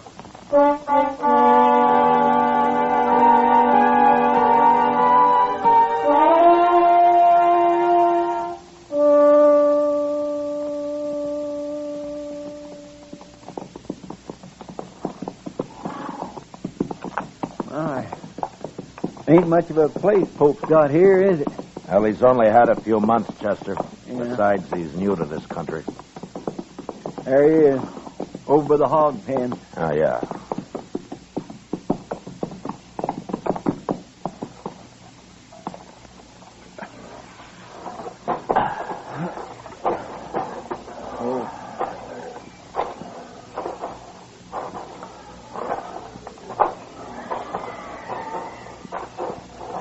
Hello, Marshal. Chester. Oh, Harry. Pope. Marshal. They was back again, all right. Night before last. Who was, Pope? Them Indians. But I came outside and shot at them, like you said, and they rode off. I just hope the whole tribe don't come out after me now. Pope, how many Indians were there? It's just two. That's all I saw, anyway. You say you shot at them. Did you hit them? Well, I couldn't tell. It was too dark. I tried to, though. Well, tell me what happened, Pope. Well, sir, I heard him just like before. So I got my gun and I loaded it. Then I yelled at them. I don't know if they heard me, but they put a couple of shots into my hut there. Then I opened the door just a little bit, and I heard one of them riding off right over that way. I took a couple of shots at him, and then the other one started shooting at me from somewhere, so I ducked inside again and waited. But they didn't come back. At least not yet, they ain't. No. I sure hope you're right about them not bringing the whole tribe, Marshal. Pope, those weren't Indians. Oh, Marshal, why do you keep saying that? I know better. They were two men who worked for Ned Honeyman, and one of them, Joe Carter. You killed. What? Earl Brandt was the other man. He took Carter's body back to the Honeyman Ranch. He did? I'm afraid you made a bad mistake, Pope. Oh, but how do you know about this, Marshal? Ned Honeyman told me. He could be lying. Honeyman has his faults, but lying isn't one of them. Then you believe I killed that man? It looks that way. Well, I don't know what to say, Marshal. Pope, has there been any trouble between you and these men? Oh, no, sir. No, I hardly know them. They've ridden by a few times, that's all, but I wouldn't have shot at them if I'd known who they was. Except it couldn't have been them. They were shooting at my hut first. Oh, it just don't make any sense at all. I think he's telling the truth, Mr. Dillon. You going to arrest me, Marshal? Well, the Indians that you've been hearing around your place don't exist, Pope. Indians just don't act that way. And, well, I believe you think you've been hearing them. Maybe it's getting worse with you. And so the other night you heard those men riding by, and, well, you just started shooting. You think I'm crazy, don't you? I don't think you intentionally murdered Carter, if that's any help. Then you're not going to arrest me? No, I'm not. Maybe we ought to go talk to that fella, Brand, huh? No, it's better if they come to us, Chester.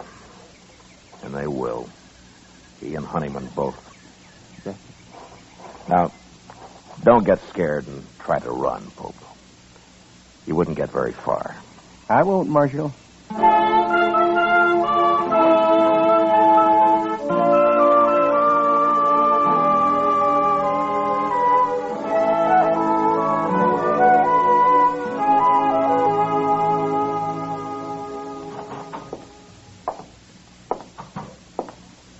Morning, Mr. Dillon. Morning, Chester. You were right.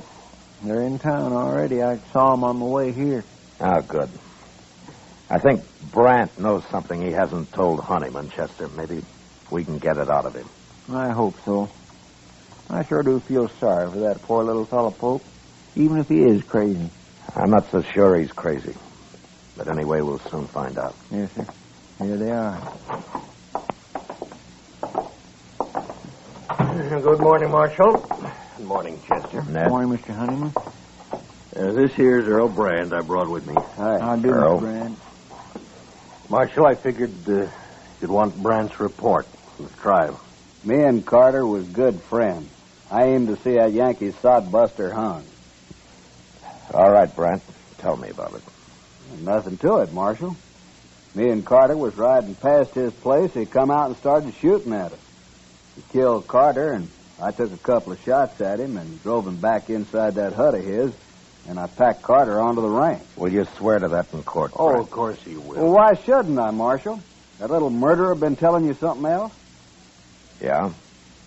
He thought he was shooting at Indians. What? Oh, that miserable dog. Now, you weren't there, Honeyman. How do you know what happened? Brandt told me what happened. Who else would have shot Carter? Brandt, why do you think Pope shot at you? I don't know, Marshal. He's crazy, I guess. Is that all? Well, that's enough, isn't it, Marshal? Look, he killed Joe Carter. Now, what difference it makes? The difference between murder and something else, Honeyman. Well, bring him in here and ask him. I'll beat the truth out of him if he lies. He isn't here. What? I didn't arrest him. Well, why not, Marshal? He said he thought they were Indians, and I believe him. You mean you ain't going to arrest him at all? Not until I find out what this is all about. Well, I told you what it's all about. Come on, Honeyman, let's get out of here. Oh, wait a minute. Marshal, no man can kill a friend of mine and claim he thought he was shooting Indians.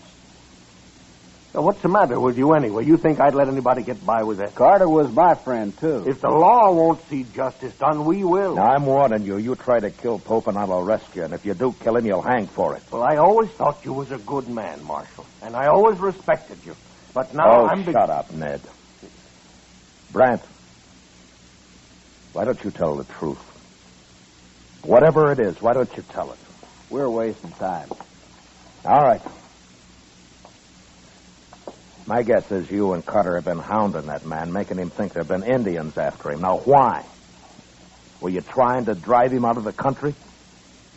Why, Brandt? Your talk gets crazier all the time, Marshal. I'm leaving, Honeyman. For the last time, Marshal, you going to do anything about Carter's murder? It wasn't murder, Honeyman. Don't you see that now? He's dead and Pope shot him. That's all I know. That's all I need to know. Come on, Brandt.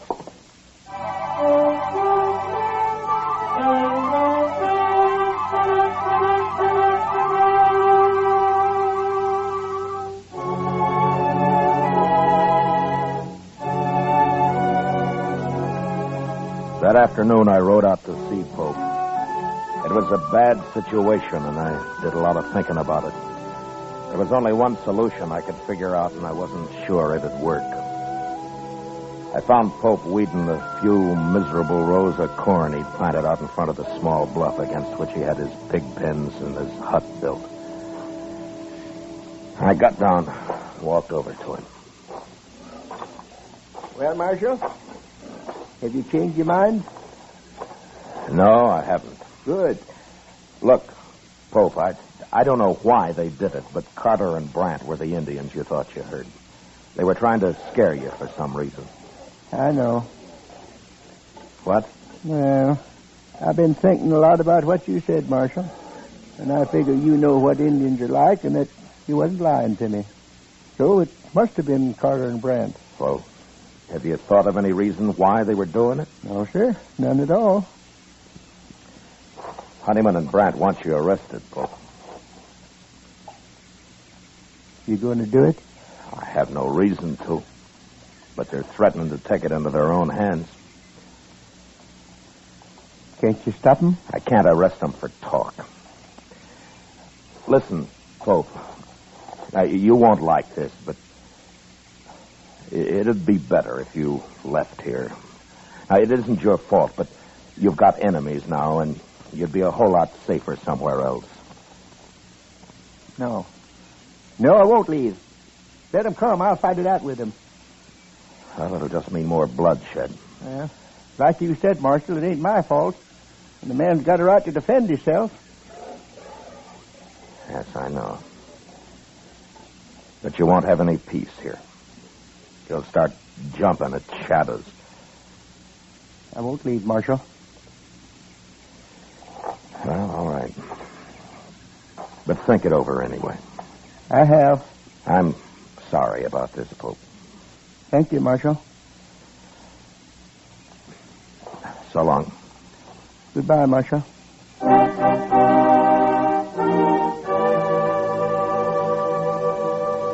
Pope went back to weeding his corn, and I rode off past his little hut and around the narrow bluff he'd built it against. I'd gone maybe half a mile beyond when I heard 2 rifle shots behind me. I turned and raced back to the bottom edge of the bluff where I dismounted and walked up to where I could see around it.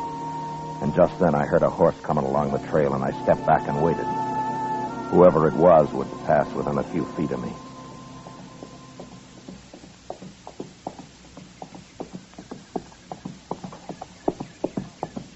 I got the drop on you, Brent. Don't shoot. Now keep your hands up. Now throw one leg over and slide off. Slow.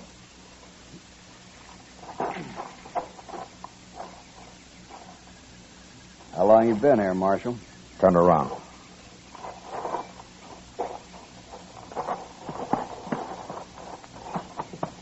All right, you can put your hands down. I might as well tell you, Marshal. I just shot that Yankee sodbuster. Well, that's something to be real proud of, Brent. He killed a friend of mine. Pope meant no harm to either one of you. What were you trying to do to him, you and Carter? We were just having a little fun, that's all. Fun? There's no use lying now, Marshal. There never was. Well, we'd have a drink or two and ride over now and then, give him a few war hoops. He'd just sit in his hut and shake. One night I sneaked up the door. I could even hear him crying inside. He was sure scared that time. Now, that must have been a lot of fun. Not as much as next day when we'd ride back and hear all about how the Indians were after him. I even wanted the army to come out and run him off. I know. It'd been all right if he hadn't gone and bought himself a gun. I advised him to. You did? I'm sorry if I spoiled your fun, Brent. Carter's dead because of you. Does Honeyman know about this? I told him I was going to get Pope, is all. And he agreed? He just said he sure hoped somebody'd get him. All right, Brent, let's go bury him. I ain't going to bury him. Let him rot. You'll bury him. Or I'll bury both of you. Now, you take your choice. You mean that, Marshal? Get moving. Sure.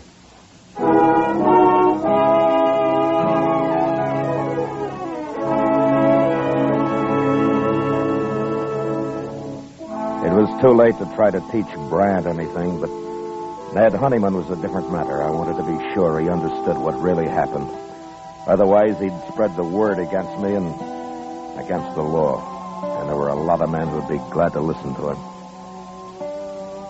We buried Pope near his little hut and then rode into Dodge. I kept off Front Street and rode up to the jail from the rear. Chester was waiting inside. My gracious, Mr. Dillon, I thought you'd never get back. Stay home, Mr. Brand. Lock him up, Chester. What? He murdered Harry Pope. Then I'll gladly lock him up. Right back through that door, Mr. Brandt. Yeah. He says Honeyman's still in Dodge. Have you seen him, Chester? Well, Doc saw him over at the Alfraganza a little while ago. I'll be over there, then. Yes, sir. All right, Mr. Brandt, you just head on back.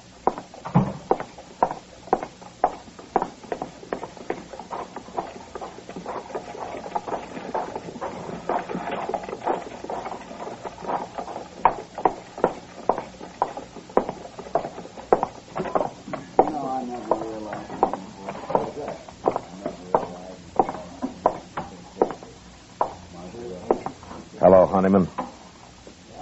What do you want, Marshal? I want to talk to you. I don't want to hear it. No, I don't think you do. What?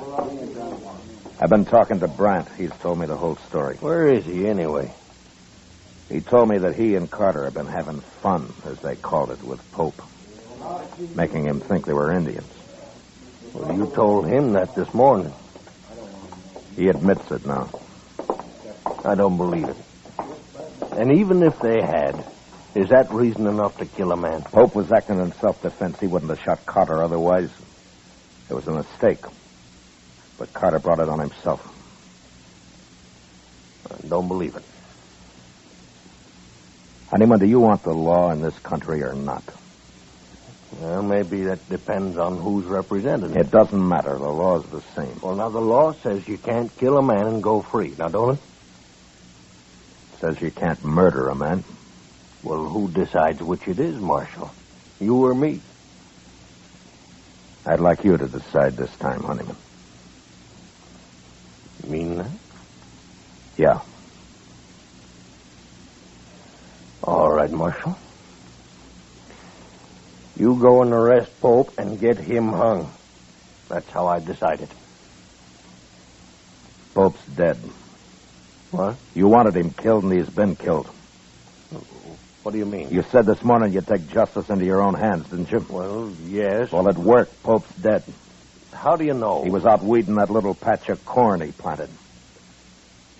I think he planned to feed his pigs with it, mostly. And he took 2 rifle bullets in the back. Who did it? Are you satisfied, Honeyman? Is that how you wanted it? Who did it, Marshal? All Pope had was a sod hut and a few pigs. He didn't know what this country was all about. He might have learned, but your friends got him so scared, Brandt told me, that he'd sit in his hut and cry. Look, And then one night he loaded his gun and he went outside to fight. That took a lot of courage, Honeyman, for a man like Pope. But he did it. And today I told him he'd better leave his place, that you and Brandt had threatened him and would give him trouble. What did he say? He said he wouldn't go. He said he'd stay and fight. And so he He did. stayed. He didn't get a chance to fight. What's a man like Pope know about protecting himself? Brandt shot him in the back. Twice. All Pope had in his hands was a hoe. Marshal, I don't know what to say. Brandt's in jail. I'm going to see him tried for murder. And he'll be hung. Yeah, but I guess I'm just as guilty as he is. You could have stopped it. But you encouraged it. You wanted justice done, Honeyman, and fast. Well, I didn't understand. You didn't take time to. The law was too slow for you. I'm not very proud of what's happened. The law's new out here, Honeyman, and sometimes I think the only time people want it's when it seems to act the way they would act themselves if there weren't any law. But it won't work that way. According to the law, you're right or you're wrong. You're guilty or not guilty. People out here have had a hard time accepting that. But there won't be much law till they do.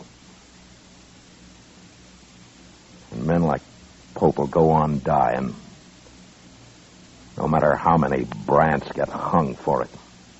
Marshal,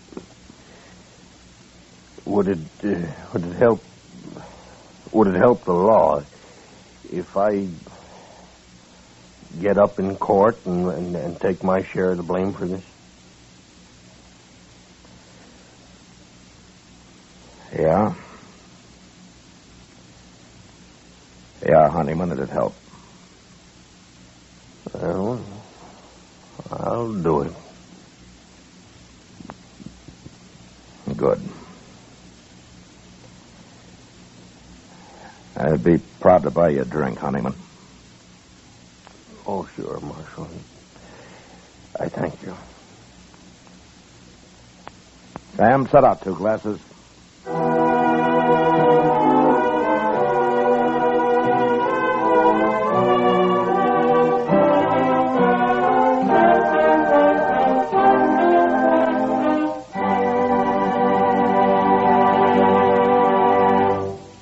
Gunsmoke, transcribed under the direction of Norman MacDonald, stars William Conrad as Matt Dillon, U.S. Marshal. Tonight's story was specially written for Gunsmoke by John Meston, with music composed and conducted by Rex Corey. Featured in the cast were Lawrence Dobkin as Ned Honeyman, Ralph Moody as Harry Pope, and Harry Bartell as Brant. Harley Bear as Chester and Howard McNear as Doc. Gunsmoke has been selected by the Armed Forces Radio Service to be heard by our troops overseas. Join us again next week as Matt Dillon, U.S. Marshal, fights to bring law and order out of the wild violence of the West in Gunsmoke.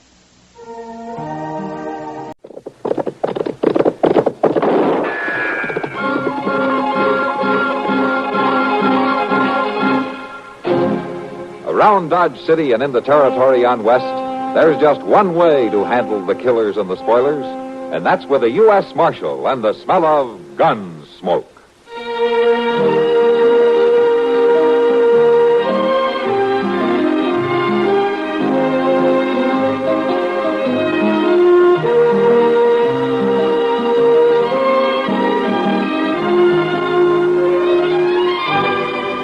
Gunsmoke, starring William Conrad, the story of the violence that moved west with young America, and the story of a man who moved with it. I'm that man, Matt Dillon, United States Marshal.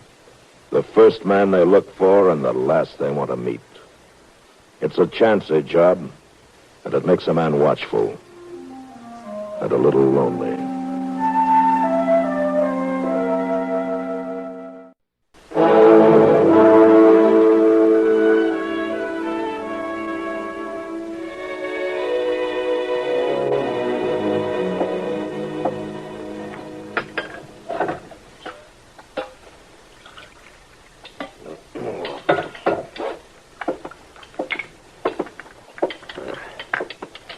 Here, Ben.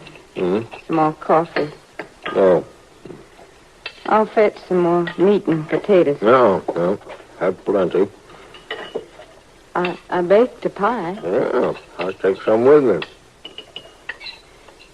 It'd be nice if you could sit here and eat with me just once, Ben. Well. And talk like folks do. You got to get the corn there now, Mo. Well, my land ought to have time to eat proper and at least speak to each other a time or two. Well, Foreman ain't talking.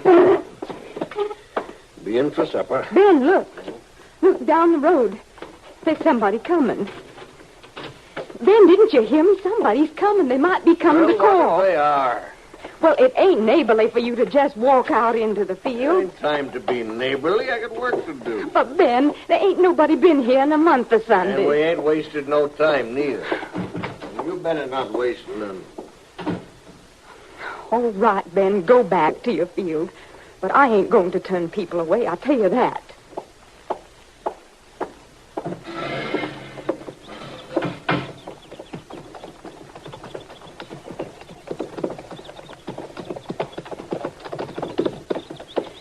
Good day to you. Hello, ma'am. How do?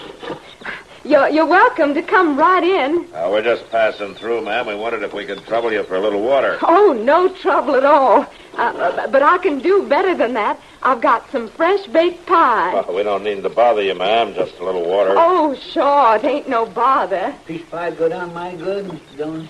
Why, sure it would. You just leave your horses there and come on in. Well, all right. Just for a little while.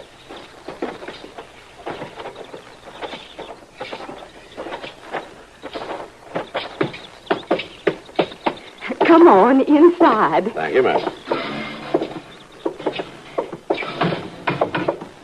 Now, you just make yourselves comfortable. I'll fetch the pie. Oh, we're sure much obliged, ma'am. Oh, my name's Matt Dillon, and this is Chester Proudfoot. Well, I'm that pleased to meet you. I'm Emma Hyde. Miss Hyde. Me and Ben been farming this place for 3 years. I got to beg your pardon for Ben. Oh, how's that? Well, he don't take no time for meeting up with folks. He's always in the field, sun up to sunset. Here, Here's your pie. Oh, thank you. Thank you, ma'am. It looks just licking good. And here's some coffee. Thank you. That's fine. Thank you. Now, that must have been your husband we saw as we rode up. Yes, sir. That's who it was, all right. Mr. Hyde. I tell you the truth. I've near forgot how to talk. It's so long between seeing folks. Well, it's good you got a husband to talk to, though. You'd be really bad off. Well, Ben Hyde ain't one for talking. Just sleeping and eating and working. There ain't many words between us. No, prairie living is hard work. It ain't living. It's just getting old and drying up and losing babies. You want some more pie? No, thank you, ma'am. Well, now, to tell you the truth, I could have another piece, thank you, kind. I'm afraid we don't have time, ma'am. We've got to be on our way. Well, now, there ain't no sense in hurrying off right in the heat of the day. Why don't you just sit here and rest till supper time and go on in the cool? Well, that's very kind of you, Miss Hyde, but we can't do that. Oh, you got business? We're on our way to pick up a prisoner. Oh, I see. So we've got to go, Miss Hyde. Thank you again. Come on, Chester. Yes, sir. Will you be coming back this way? Well, chances are we will in a day or two. Yes, ma'am. Well, then, you stop in, you hear? Maybe you can stay for a meal. Well, I don't know, Miss Hyde. You better not count on us. No, I won't. It's been a long time since I could count on anything.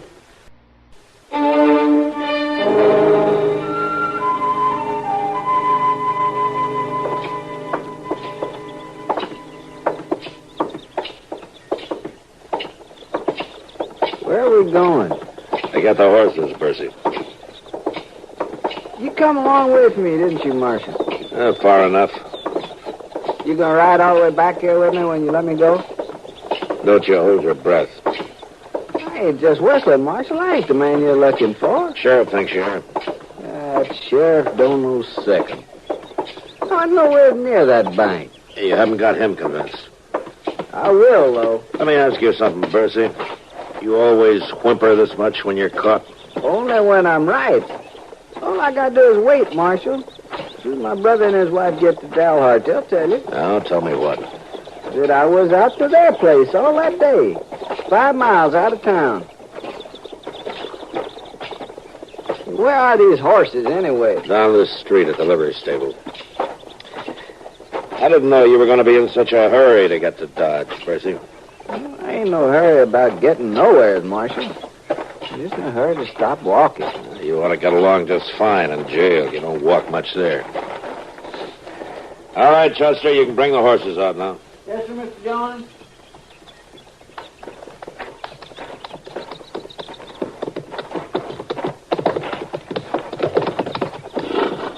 By jing, I won't be sorry to get shut of this place. All right, Percy, come on, mount up. We got a long ride to Dodge.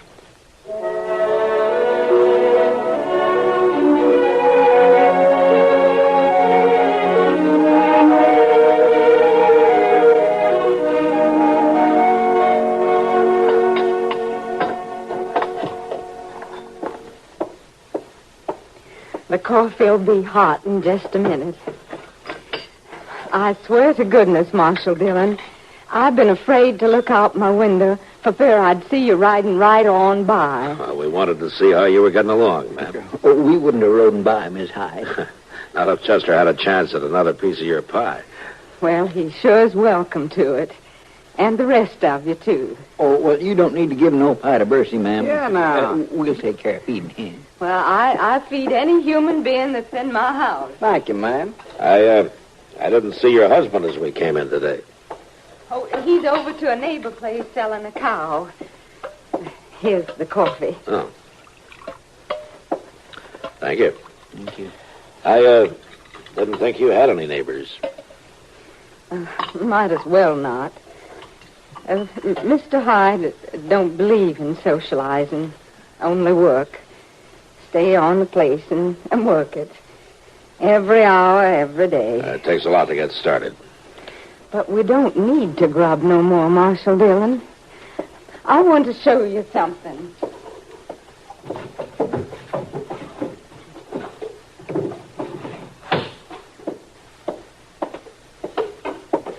Look in this box. My gracious alive, Mr. Dillon, it's full of money. Yeah. There's plenty there for us to live like folks ought to live.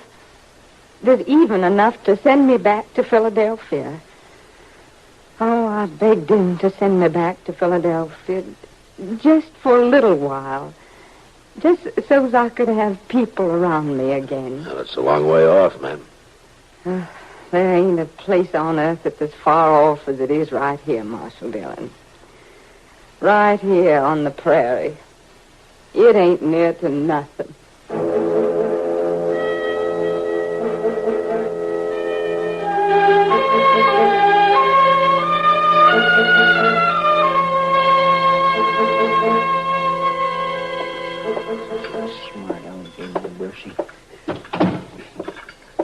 What's the matter? You got the shakes, Chester?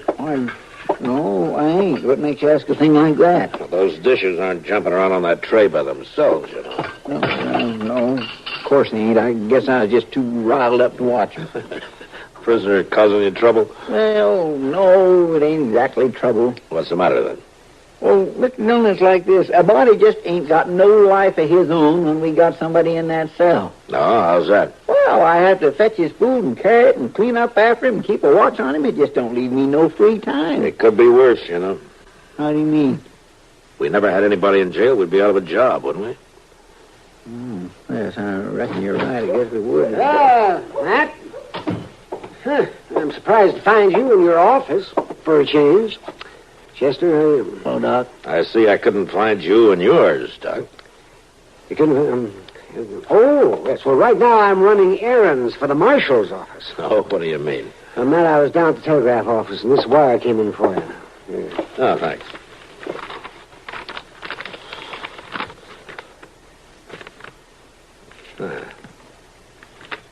Well, of all the... Trouble, Mr. Dillon? Yeah, it sounds like trouble to me, Chester. What is it, man? Our prisoner, Joe Bursey. Bursey? Well, what about him? I gotta let him go. Let him get... After all the care I've took of him. Well, he can prove he wasn't in town the day of that holdup. Well, now, Matt, you wouldn't want to hold an innocent man, would you? No, Doc, I wouldn't. But with Bursey's record, it won't be long till I'll have to be after him again. All right, Chester, get the keys and let him out.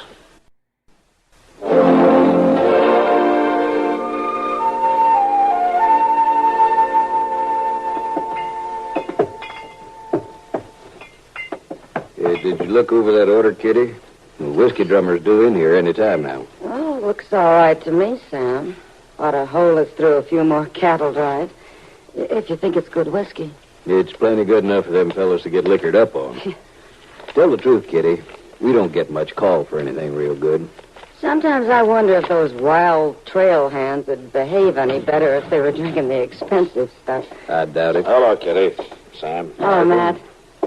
Want a drink? No, thanks, Kitty. I was on my way to Delmonico's to eat. I thought maybe you might want to go with me. Well, that's as good an offer as I've had. All right, let's go then. All right. I'll be back in a little while, Sam. Sure.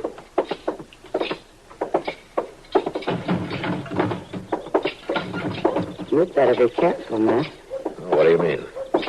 I'll be getting used to having you around. This is the fourth day in a row.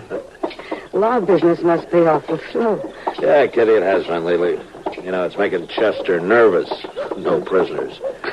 You mean he misses him? He's had that cell all shined up, waiting for somebody all week. He's afraid we're going to go out of business. He must have known we were going to eat.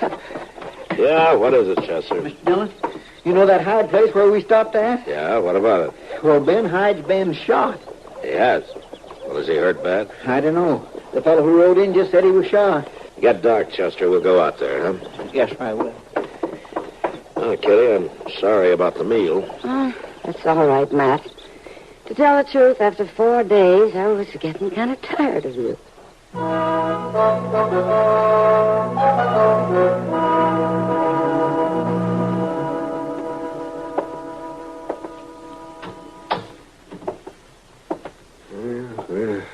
much too late, Matt.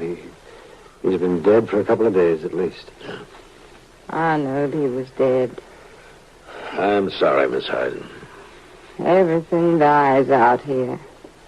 Oh, would you like me to mix you a powder, Mrs. Hyde? To kind of help your nerves, maybe? I ain't got no nerves. They died, too. Miss Hyde, do you have any idea who might have done it? Ben's dead. It's over. Yeah. But if you saw anything... Ben's dead. Gone. Miss Hyde, do you still have that box? The one with the money in it? It isn't there. The box? Money isn't there. Yeah. Won't do much good to question you now, Matt. Even if she did see anything, she's not likely to remember. The shock has her dazed. Yeah, I guess you're right, Doc. Will she come out of it? Oh, yes. I expect she'll be all right. The money isn't there. Yeah. That sure cinches it, don't it, Mr. Dillon? You're talking about Joe Bercy? Well, he was here with it and seen the money, wasn't he? He was let out of jail just in time to get out here, wasn't he? Right. And he could be halfway to Texas by now, ain't that right? Yeah, it could be right. I declare, Mr. Dillon, I sure am sorry you let that fella go. Yeah, Chester, so am I.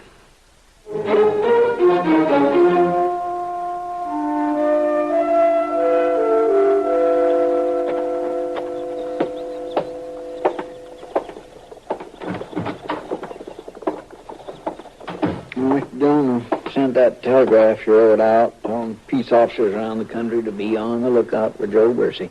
Oh, well, thanks, Chester. Sure do wish I had him back in that cell again. And I bet I wouldn't beat him so good this time.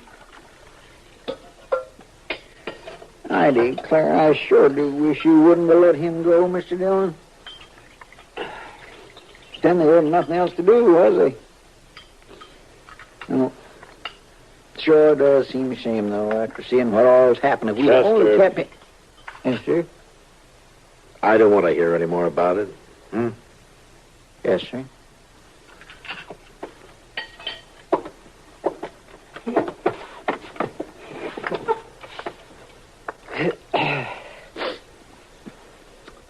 Well, anyway, it sure is nice that Miss Hyde's doing so fine, ain't it?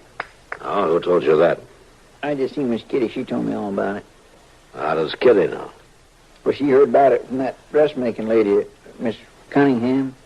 You know how ladies talk. All right, Chester, what did Kitty tell you? Well, Miss Hyde's going back to Philadelphia.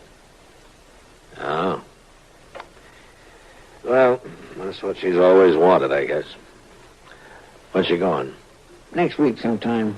She's going to wait till her clothes is done, Mr. Dillon. Miss Kitty says she ordered enough new dresses to keep that sewing lady busy night and day. Chester, where's Miss Hyde stopping? Or at the Dodge House. I guess I'll go see her. Well, say now, that's right thought of you, Mr. Dillon. Well, I hope she thinks so, Chester.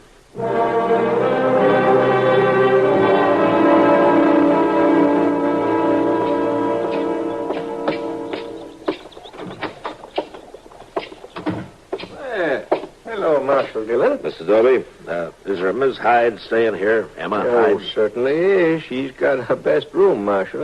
That one right at the top of the stairs. Oh, is she in now? Yes, she is. She just come in from the dressmaker. Good, thank you. Marshal, you want me to ask Miss Hyde to come down to the parlor? No, thanks, Dobie. I'll go up. If you think it's right. Yeah, I think it's right.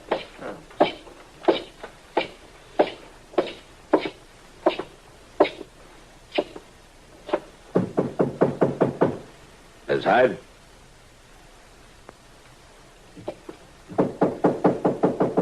Miss Hyde? Well, hello, Marshal Dillon. Why, it's right nice of you to come to call. May I come in? Why, sure, you come right on in. Thank you. Sit down, Marshal. Just sit down. If you can find a place. I got so much stuff lying around. Oh, this is fine, right here. Chester tells me that you're going back to Philadelphia. It's a fact, Marshal. After all these years, I'm going home. I just can't hardly believe it. I understand you'll be here for a few days, though. Yes, Marshal, I'm getting myself turned out nice. Real nice. I don't want no one to know I was wearing my last dress when Ben Hyde was took. I should think most ladies would rather buy their clothes in Philadelphia, though. Oh, I'll buy some there, too, Marshal. I've been waiting a long time for this. I'll buy me lots more. But I ain't going back with no empty trunk, neither. Yeah. Did you sell the farm? I just walked away from it. I don't want nothing more out of it. It can go right back to weeds and prairie dogs and coyotes. That's all it's fit for. Yeah, but your husband put a lot of his life into that place, ma'am. And my life, too. I don't even want to think of it again. I was wondering about the money. The money? Yeah, it seems like you would need the money from the place to pay for all these things. And this room, and the train fare. Well, now... And they told me around town that you've been paying straight cash. Well, I had a bit put by. In the black box, Miss Hyde? I didn't bring that old box, Marshal. The money that was in it, though, did you bring that? Well, Joe Bursey must have took the money. Everybody said so. Yeah, that's what they said, and you let them say it, didn't you? Marshal, Bursey didn't come back, did he? I never said I saw You know he didn't take the money, Miss Hyde. You also know that he didn't kill your husband. Marshal, please. You know who did kill him, though? Yes, Marshal. I know. I'm sorry, ma'am. It didn't hurt him none. I didn't want to hurt him none. I'm a good shot, Marshal.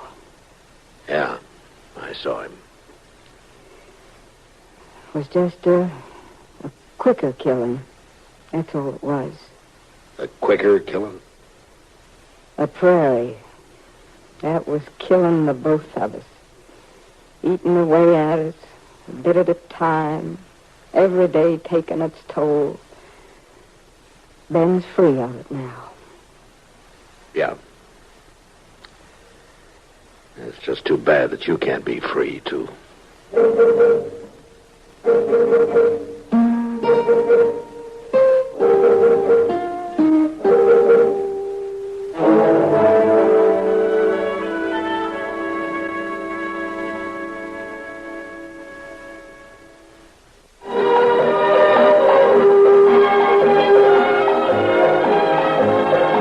Gunsmoke, produced and directed in Hollywood by Norman Macdonald, stars William Conrad as Matt Dillon, U.S. Marshal. The story was specially written for Gunsmoke by Marion Clark, with editorial supervision by John Meston.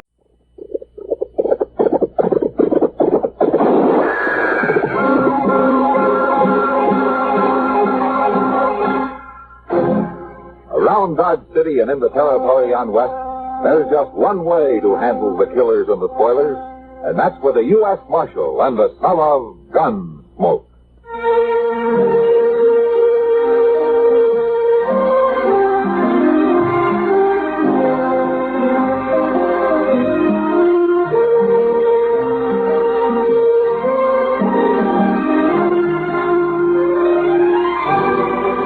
Gunsmoke, starring William Conrad, the story of the violence that moved west with young America, and the story of a man who moved with it.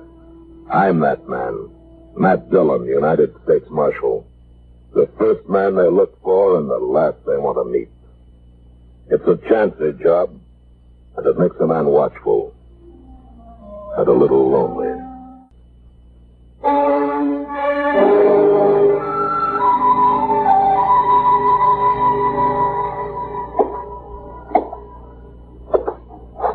You going out soon, Mr. Dillon? Yeah, it's a little early yet, Chester, and things seem quiet enough. But why do you ask? Well, sir, I thought I might read your thoughts up a little bit and then go. That's nice. Well, now, night wasn't made just for sleeping. That's what my mommy used to tell us. You know, Chester, I'll bet you $1 to a dime it was your father who said that. My papa? Of course it was. Did I say my mama? Well, I sure never meant that. My goodness alive, no. She didn't even do nothing after dark except reading the Bible. And out loud. That did you no harm. Anyway, you've more than made up for it. Huh? Still, I ain't such a wild one as all I that. don't know, Chester. Every now and then you've got a look in your eye that spells trouble for some pretty girl somewhere. Now, that's just pure talk to you. Pure. That was close by. Come on.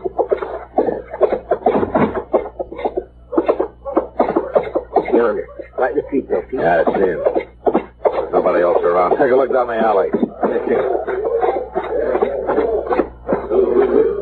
That's Dane Shaw. Dane. Dana, you bad hurt. Shot me right in the back, Marshal. Must have been in the alley there. One of you men go find Doc, huh? Any idea who it was, Dane? No, none at all. I ain't got an enemy in the world. No. I know. But has anybody at all said anything lately or done anything that might have led to this? No. Did you see him at all? No, sir. But I did hear him say something about Stone, Marshal. That's all I heard. Stone. A man's name? Could be. Anyway, that's all I heard. Maybe he thought I was somebody called Stone. I don't know. Well, I don't know no Stone. Not around here, anyway. No. Do you, Dane? No, I don't. All right. A couple of you men get him up to Doc. Come on, Chester.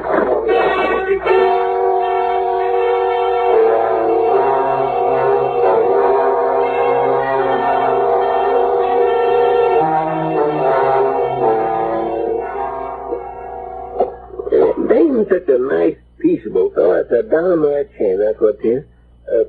You want some more coffee? Yeah. Now that he's right, Chester. He got shot by mistake. How come you're so sure? Well, his hat, for one thing. Yeah, it's the same shape and the same color as mine. Yes? And Dane and I are built enough alike. We're close enough in size that somebody could possibly make a mistake.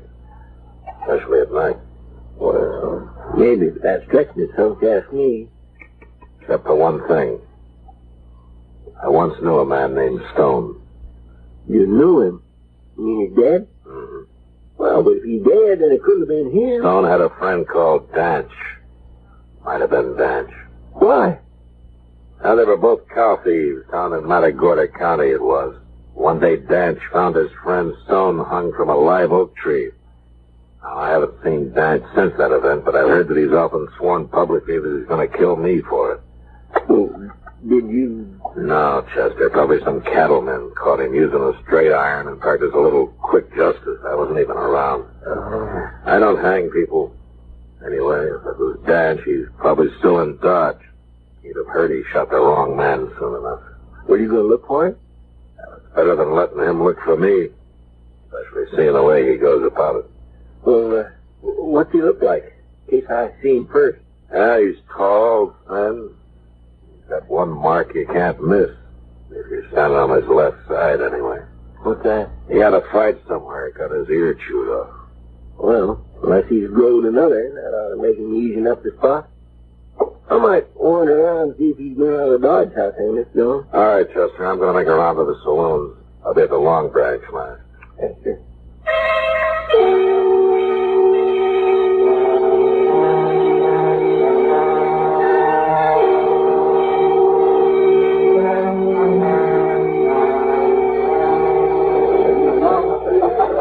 You sure you don't want a drink, man? No, not tonight, Kitty.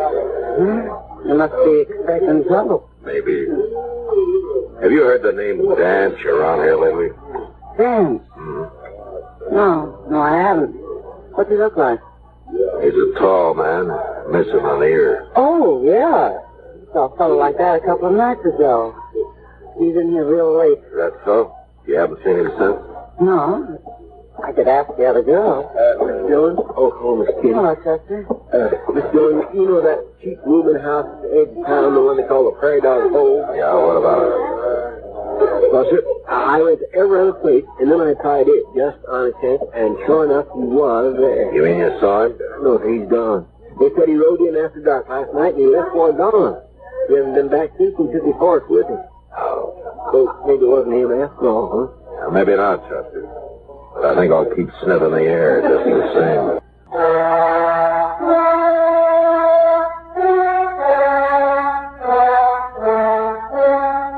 The next afternoon, about sundown, Dane Shaw suddenly died. He hadn't been badly hurt, but as Doc said, you never know how a man's heart will react. Anyway, Dane, a man without an enemy in the world, was dead, murdered, in place of me. That night I was walking down Front Street thinking about it and wondering why it's the innocent that so often get hurt when... All at once I had a feeling I was being followed. I walked on till I reached an alley and then I turned into it casually. Once out of sight, I ran halfway down it and ducked behind a rain barrel and waited. And a few seconds later, I knew I'd been right.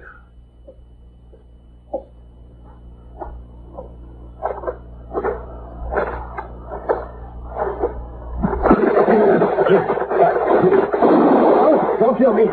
Don't kill me, Marshal. Well, that depends on you, mister. Now get up. You got my gun.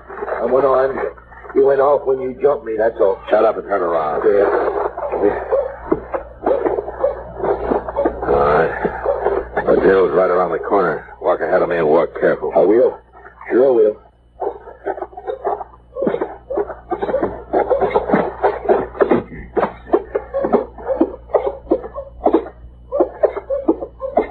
That's it. Now open the door and go right on in. Sure, Marshal.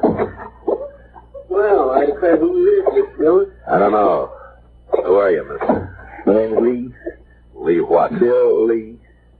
All right, Lee, now when did you follow me down that alley with a gun in your hand?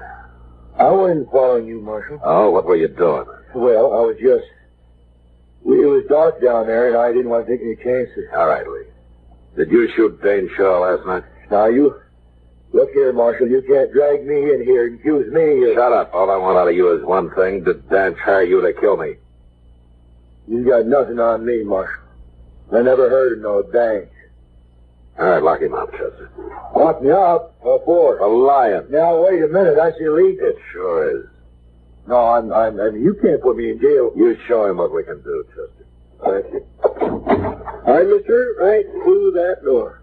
Door? I see you tried for this, Marshal. I know my right. The only right you've got left is to be hung, and I hope it takes place real soon.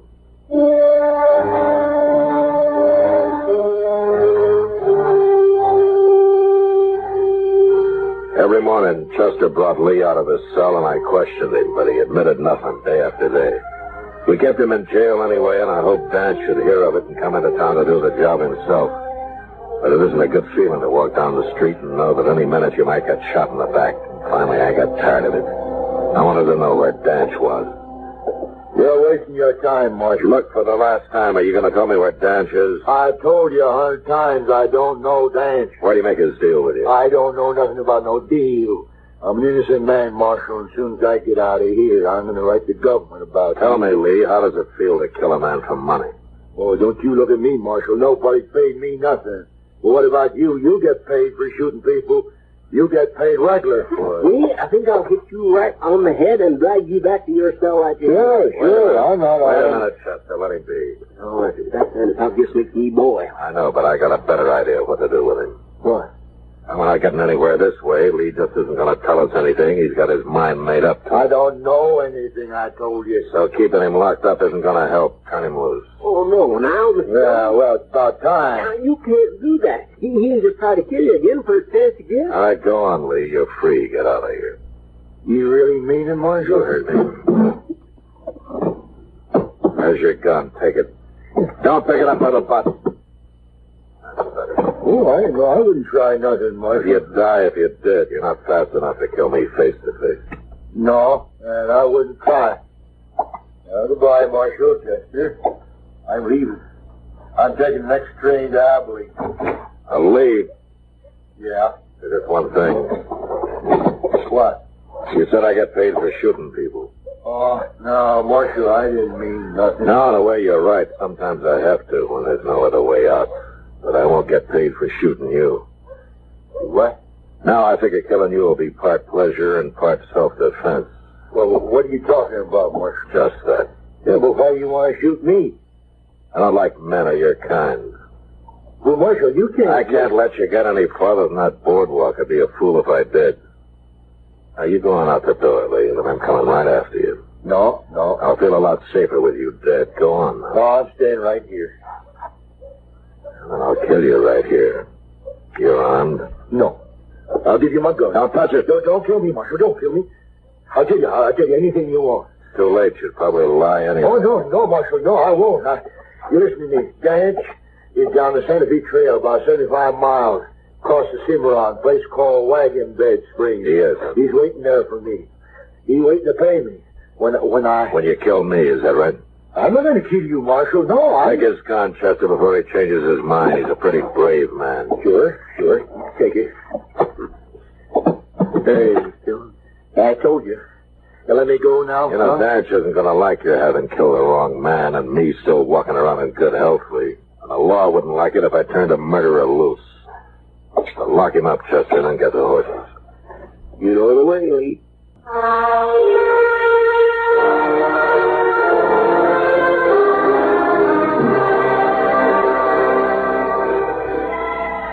Wagon Bed Springs boasted a hotel with a half a dozen rooms, a restaurant, and 2 saloons, all built out of adobe. It was just a stopping point for bullwhackers and mule skinners driving their freight wagons along the Santa Fe Trail. When night came, Chester and I rode in, found a corral for our horses, and scouted the town.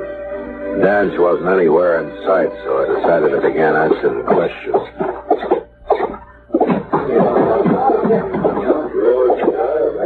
Beer or whiskey, man? Here. Same for me. Strangers, ain't you? Yeah, we're supposed to meet a friend here. Well, look around, Richard. I have. Can't find him. If he's in Wagon Bed Springs, you can find him. This ain't a big town like Dodge and them places. I wish it was. You know, I'd like to see Dodge sometime. Well, that's where my friend may have gone, but maybe you saw him when he passed through here. A tall man, one ear. Oh? Yeah, calls himself Danch. Well, sure, I know him. He was here quite a while. But he left just yesterday. He's gone to Texas and sure not die. That's so? He tell you that? Well, that's what he said when he left. Yeah. All right, thanks. Sure. He's staying here long? No, not long. Here's for the beer. We'll be back soon as we eat. Good.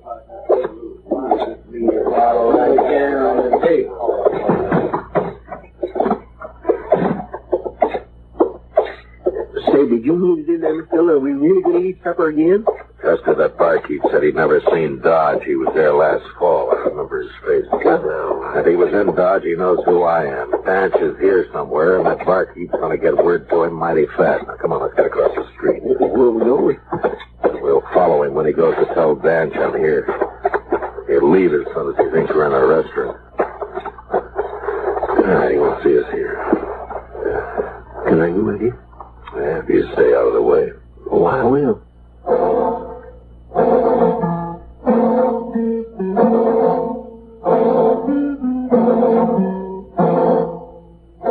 I'd figured it right.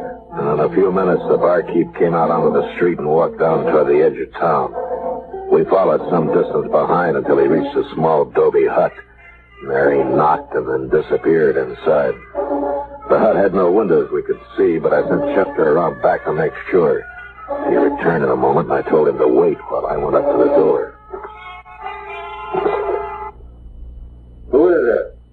You're trapped, Danch. Come out with your hands up.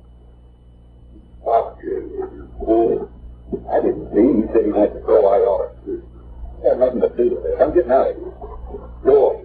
Oh, yeah. Marshal, I'm coming out. I ain't even armed, so don't shoot. Okay, come on. Get out. You got a little bit more than that. I can't get out. All right, keep your hands up. Chester. Sure. I'll take him. Keep an eye on him. Come on, you.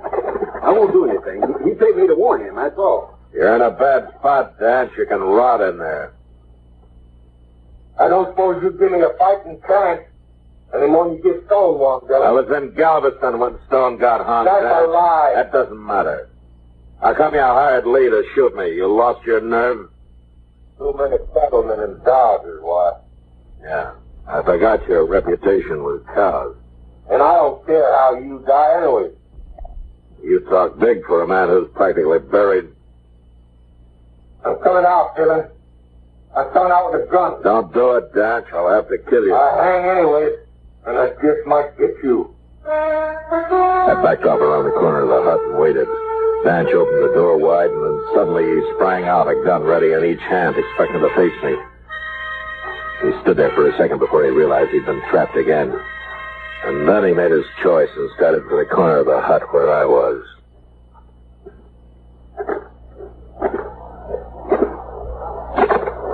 Drop him, Dash.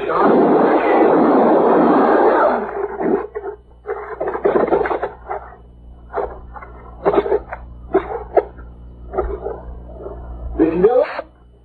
Okay, Chester. You dead? Yeah.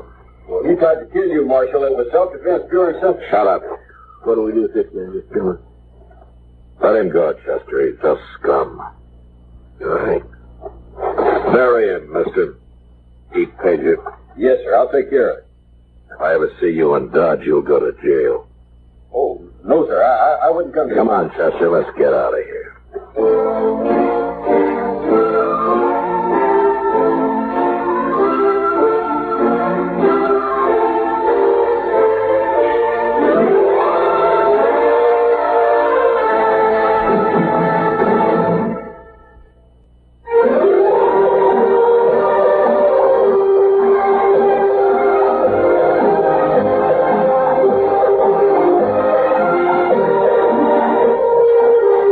Gunsmoke.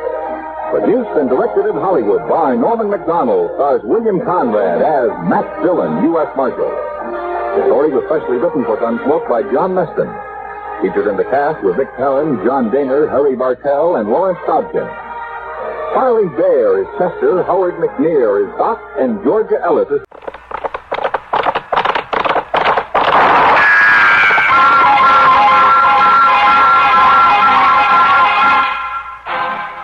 Around Dodge City and in the territory on West, there's just one way to handle the killers and the spoilers, and that's with a U.S. Marshal and the smell of Gunsmoke.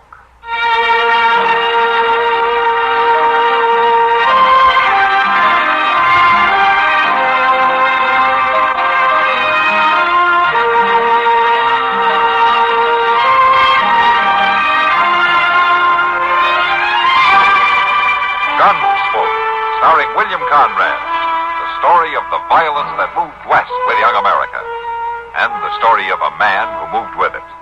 I'm that man, Matt Dillon, United States Marshal.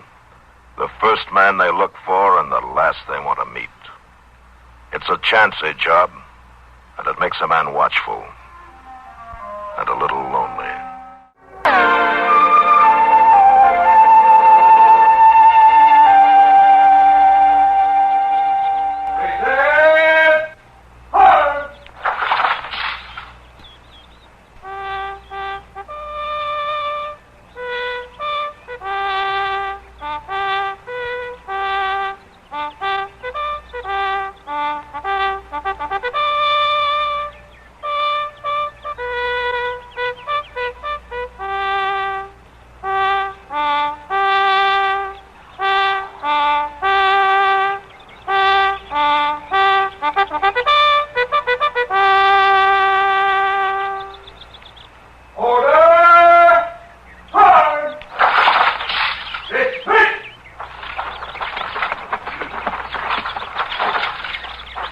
"25 years in the Army, and I still like retreat." Well, it's about the best time in a soldier's day, Major. You're right, Matt. For me, too. You have time to eat with us? I'd sure like to, but I gotta get back to town. I'm sorry you can't stay. Orderly. Sir? Hey, bring out Marshal Dillon's horse. Yes, sir.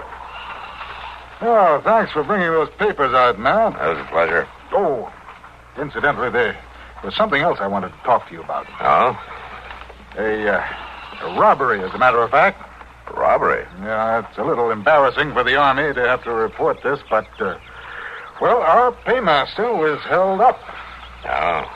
Well, I guess all holdups are embarrassing for somebody. So one of the men was a member of the payroll guard, stationed right here at Fort Dodge.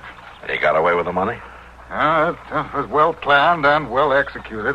The accomplice started firing from the rocks, and in the confusion, the soldier merely turned and ran with the money. Huh. Well, as you say, that is a little embarrassing. Matt, they rode off in separate directions, obviously planning to meet later and split the money. We have patrols out now looking for him. We think the soldier was wounded. So what do you want from me, Major? Well, I just thought that you might keep an eye out. It's not likely after 2 days that either one of them is still around, but... Well, if you were to hear anything, I'd appreciate knowing. I'll sure let you know. Marshal Force, sir. Oh, thank you. Well, Major, I'll see you later.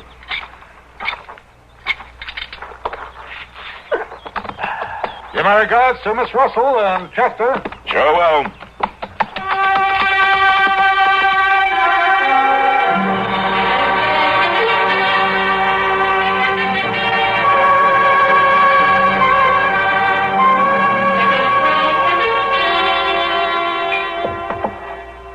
Thanks, Sam.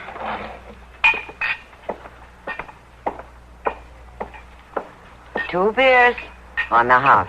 Thanks, Kitty. Yes, ma'am, I sure do thank you, Miss Kitty. Well, wait now. I'll hold that chair for you. No need to help me like this, Chester. I'm not an old lady, you know. Ain't that, Miss Kitty? It's just that I try to be gentlemanly like. Oh, I know, Chester.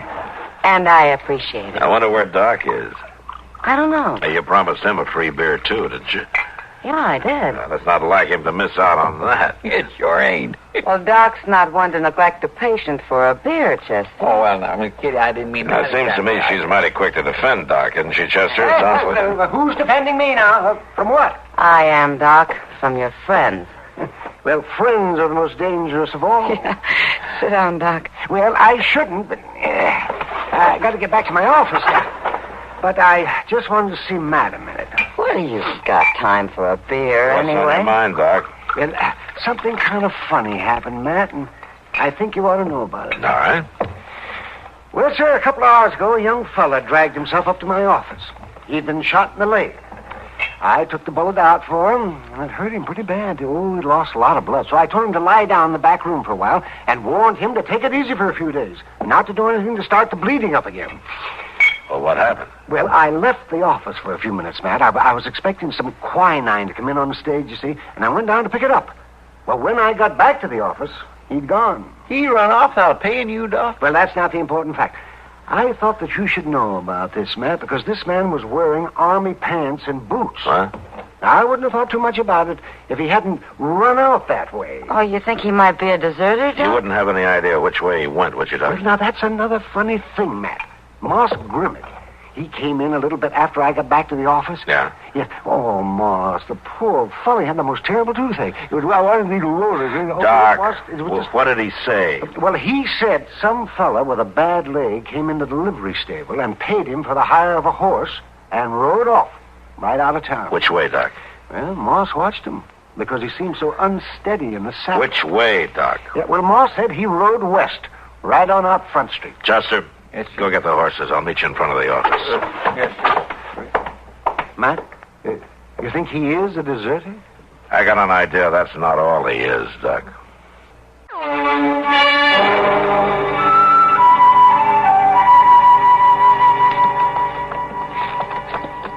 It don't look like we're going to come across nothing out this way, Mr. Dillon. The wind last night blowed everything awful bare. Yeah. Well, we'll ride on a little farther just to make sure. I agree you'd think a fellow in the Army would have more sense than to hold up the paymaster now, wouldn't you? Now, you figure that's worse than holding up a bank, Chester? Well, sure it is. You can work it out for yourself. This way, every single trooper in the cavalry will be out to get him, taking their pay that way. Maybe you're right. Of course I'm right. There ain't no two ways about it. Now, if it was me running the thing Just a minute, Chester. You see something? I'm not sure. Over there, on the ground.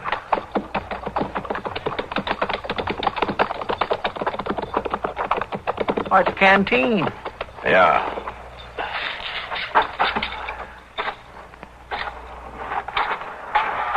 Want me to come with you? No, Chester, you stay on your horse. Find anything? There are some tracks leading to that stream bed.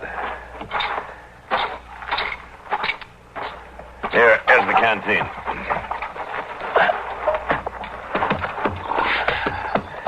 That's right over there, huh? Mr. Dillon? Yeah. It's an army canteen. Yeah, I know it.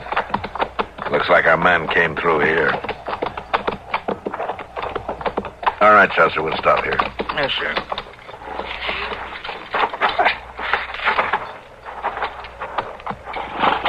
Here, look at these marks. Looks like he fell off his horse. Yes, he did. And drug himself along here. Yeah. He shouldn't be far. Mr. Dillon? Yeah, I hear it.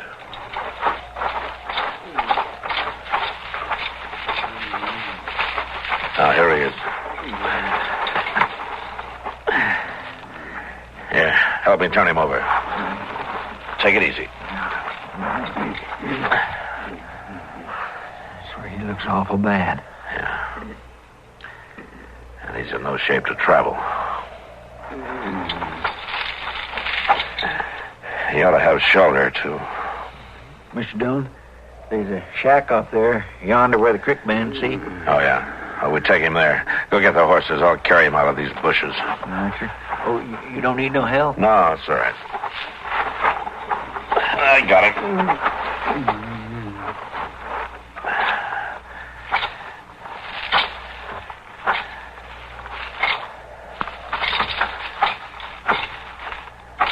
Don't move, mister. What? You ain't carrying my boy off. Lurie needs tending. His ma and me'll do the tending. Now, why'd you shoot him? Why did I shoot? Stay back there. What's that fellow on? No, Chester. What's the matter, Mr. Dillon? You want... Why you shot him? Why you... Stand still. You crazy fool. Chester! Chester! I'm sorry about that, mister. But you hark now. You don't do what I say, I'll shoot you, too. You're making a big mistake, mister. I didn't shoot your boy. He's wanted by the Army for robbery and desertion. Don't move. Who are you, mister? I'm a U.S. Marshal out of Dodge City. Well, I tell you, Marshal, we Mortons got respect for the law, but you ain't taking Lurie. Maybe you didn't shoot Lurie, but you ain't taking him. I'll just take your gun. All right, now. You walk nice and slow in front of me. You walk easy with the boy. Well, what about him? Him? The man you shot. You're just going to leave him there? Well, I don't like to do that, Marshal. I don't for a fact, but I got to take care of my own first. Now, start walking, Marshal. Nice and easy. I'm not going to leave him lying there. You ain't right. I got no choice, Marshal. Not right now. Maybe you act nice, you can come back and get him. Go on now. Carry my boy home.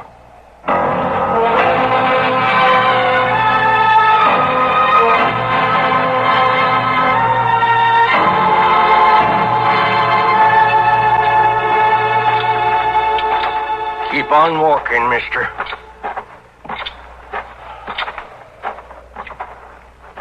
Oh, Maddie, come on out. Yes, Dad, what? Lurie. What happened to Lurie? He's hurt bad, Maddie. Bring him inside. Here. Put him down over here, mister. I got to take him on, Maddie. I got to take him where he'll be safe. This here's a U.S. Marshal. Did you shoot him? No, ma'am. I didn't shoot him. He was shot running from the Army. And they're after him, too. They'll be coming sure. He'll never make it. Oh, the boy's mighty poorly, Jed. I got to get him away, man. Listen to me, Morton. You're not doing him any favor. I take care of my own, Marshal. He's fevered, awful hot. He needs time to heal, ma'am. Time to get caught. You figure to do better than our boy than his ma and pa? Is that what you're saying? Well, he'd have a chance anyway. Go get the wagon. Hear the man out, Jed. What do you mean, a chance? A chance to get caught. A chance to heal up. A chance for a fair trial when he rides back. Ain't no fair trial in the Army. Boys that run off, they shoot 'em. You can't deny that now, can you, Marshal? That's the truth, Marshal. You listen to me, ma'am. If he keeps running, they'll shoot him for sure. We've got to catch him first. Now, go on, Matty. You sure, Jed? Ain't no other way, I tell you. I ain't going to give the boy no fair trial. I'll have to follow you. You ain't following nobody. Might as well find out now. Matty, here, take the gun. You know how to use it. You shoot him if he tries anything. All right. What about my friend lying out there? What's he talking about, Jed? I shot the fella he was traveling with. You kill him? I don't rightly know. Jed. I had to look to our boy first. All right. All right, you take him off. Get him safe. Then me and the marshal will see to his friend. You got to guard him, Matty, every minute. I'll guard him. But I ain't letting no man lay dying outside my door. You tend to the boy, Jed. I'll tend to things round here.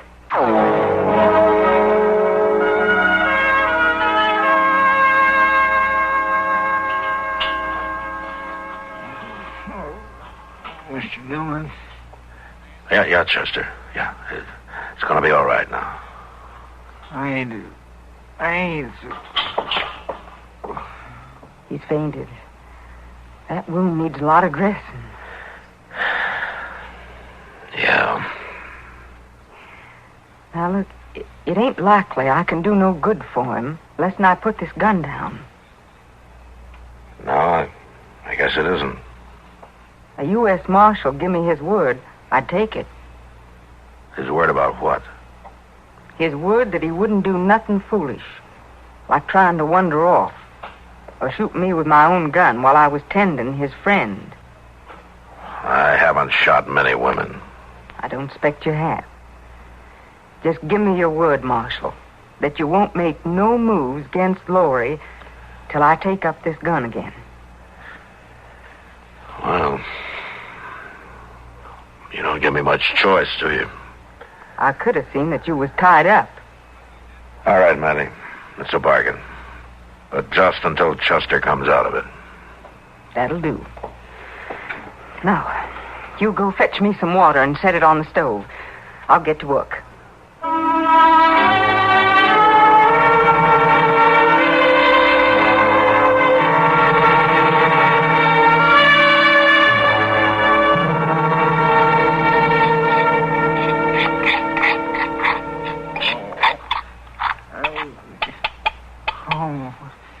Mr. Dillon? He's outside. You need something? He ain't hurt. Not hardly. He's fetching wood. Now, let's have a look at you. Well, looks like we ain't going to lose you after all. It don't feel too good. Ain't supposed to. You was really opened up. Now, you just lie back there. I'd admire to see Mr. Dillon. He'll be here directly. You want some coffee? Thank you. I reckon it wouldn't hurt none. Might even help. I'll fetch you some.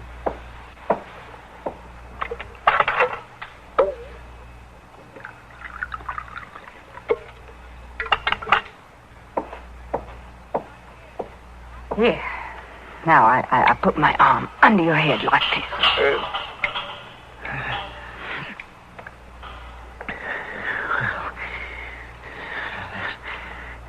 That's right, Casey. Thank you.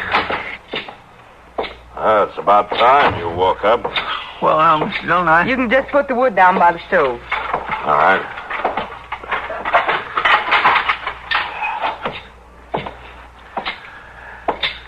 Well, how you feeling, Chester? I'm all right. He's got about a day to go before he can move around much. You telling me straight, Matty? I'm telling you straight. It'll be about a day before I start holding the gun on you. What's she talking about, Mr. Never Dillon? mind, Chester. Well, if we're in any kind of a fix, I could get up right now. You just lie quiet. You ain't in no trouble. Somebody's coming. Yeah.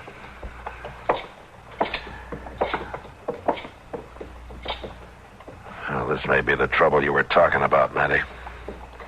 You worried, Marshal? You know him? No. No, I can't recollect I ever seen him before. Yeah. All right, it's my turn to tell you something straight.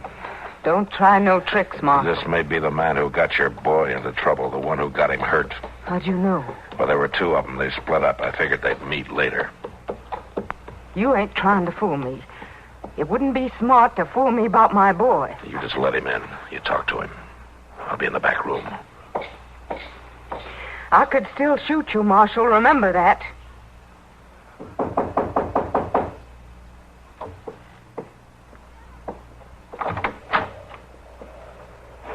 You looking for the Morton place? I'm looking for Lurie Morton.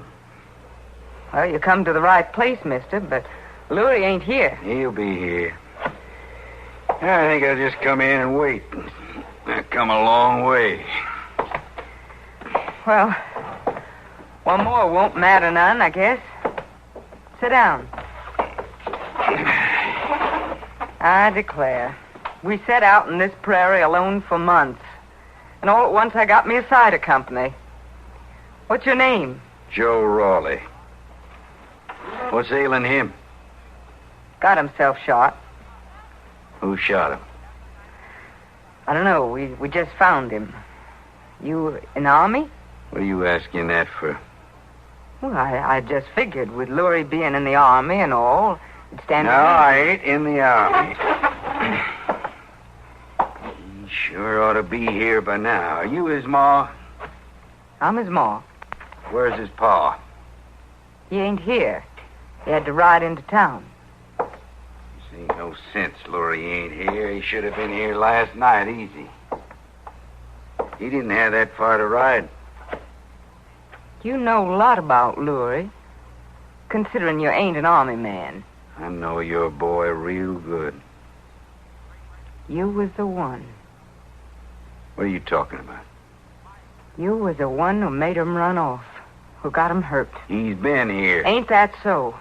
Ain't you the one that got my boy into trouble? Where's he gone? His pa took him off. He's hurt bad. Did they take the money? I don't know nothing about any money. Now, you're going to save yourself a lot of trouble, lady, if you talk straight. Now, is the money here, or did they take it with them? I tell you, I don't know nothing about no money, and I don't care about no money. I told you to talk straight. You get out of here. I can't talk no straighter than that. You talk, woman, or you going to get bad hurt. I ain't a patient man. You ain't a man at all. Where is that money? All right, hold on there.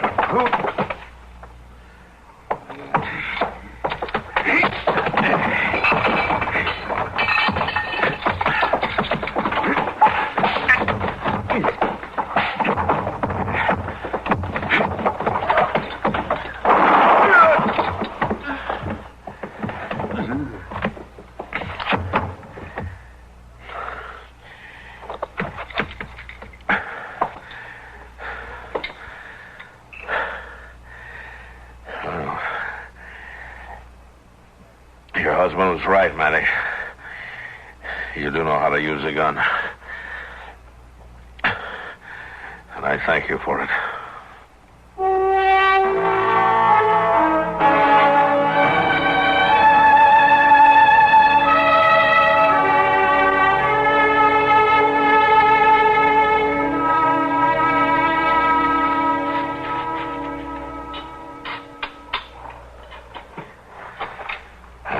That takes care of it. Well, thanks for helping with the burying, Marshal. Sure. I ain't going to forget this sight, never. I killed a man. It's a terrible thing, Marshal. Yeah, but you saved a life. I just don't know how it all come about. Things just happen, that's all. My Jed and I was always peace-loving folks. We was always on the side of the law. I believe that. And just look what come about. Our boy running off. Jed shooting your friend. Me killing that man. It don't prove out, Marshal. It just don't prove out. But I know what I'm going to do now. What's that? I'm going to give you your gun. Yeah.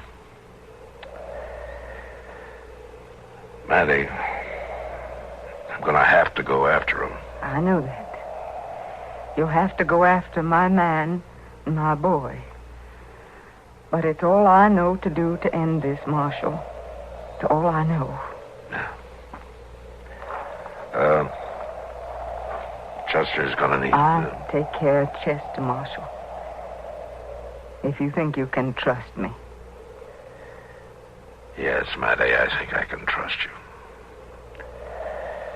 Now, come on, let's go up to the house.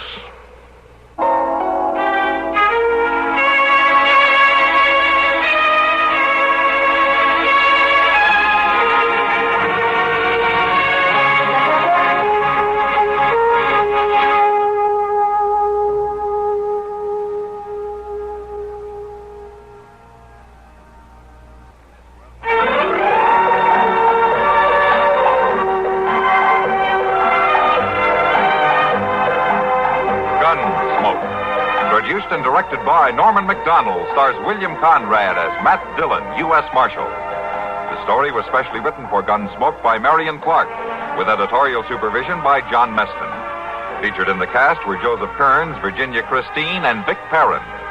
Parley Bear is Chester, Howard McNear is Doc, and Georgia Ellis is Kitty.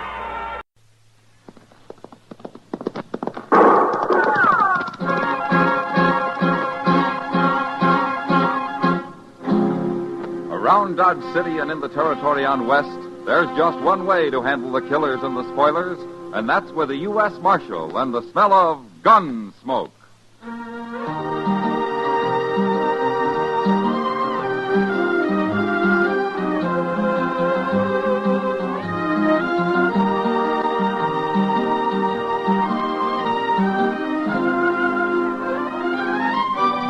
Gunsmoke, starring William Conrad.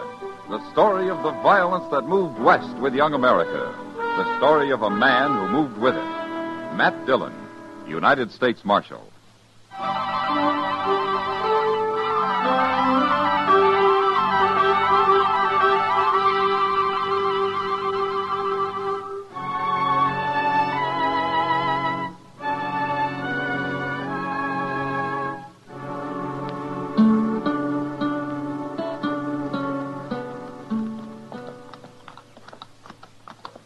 Doggone if Dodge ain't growed a heap since I was here.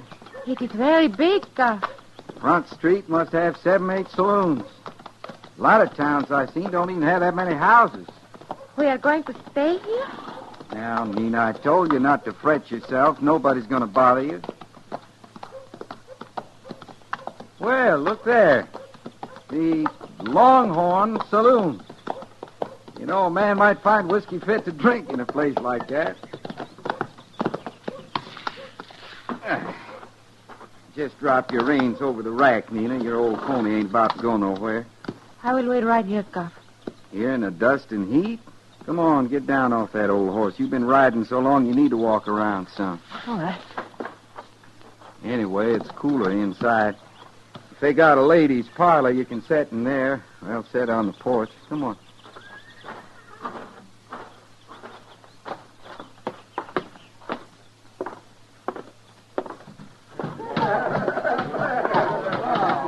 Sure, they got a parlor. There's a side door over there, Nina. You go on in and wait.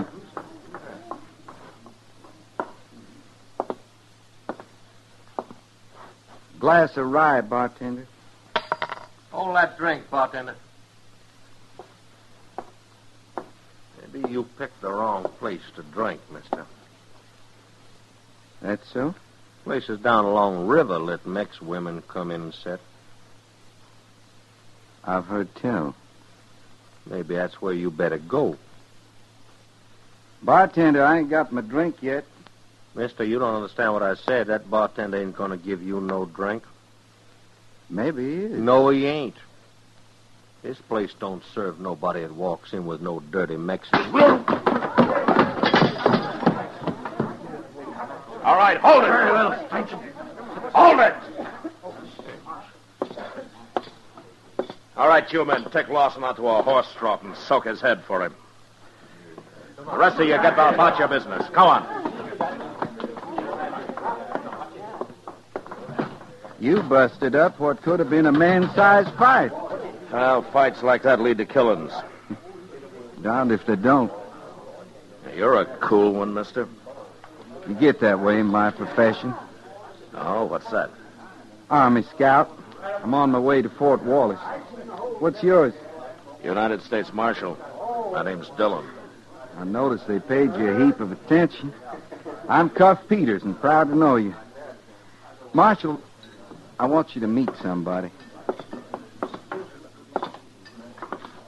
This here's Nina. She's my wife. How do you do? Ma'am? God, Nina and me been traveling quite a spell. Oh? Where'd you ride from? Come up from Texas. Figured we'd stay over here in Dodge if I can find a place.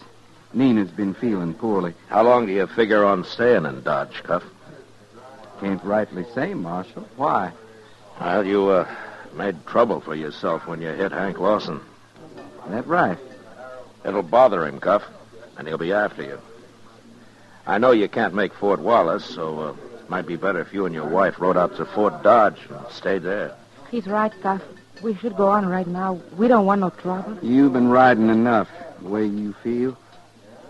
Besides, I got things to do. Look, Cuff, I don't want any trouble here. I sure don't aim to cause any. Now, how about joining me in a drink, Marshal? I've still got a glass of rye coming.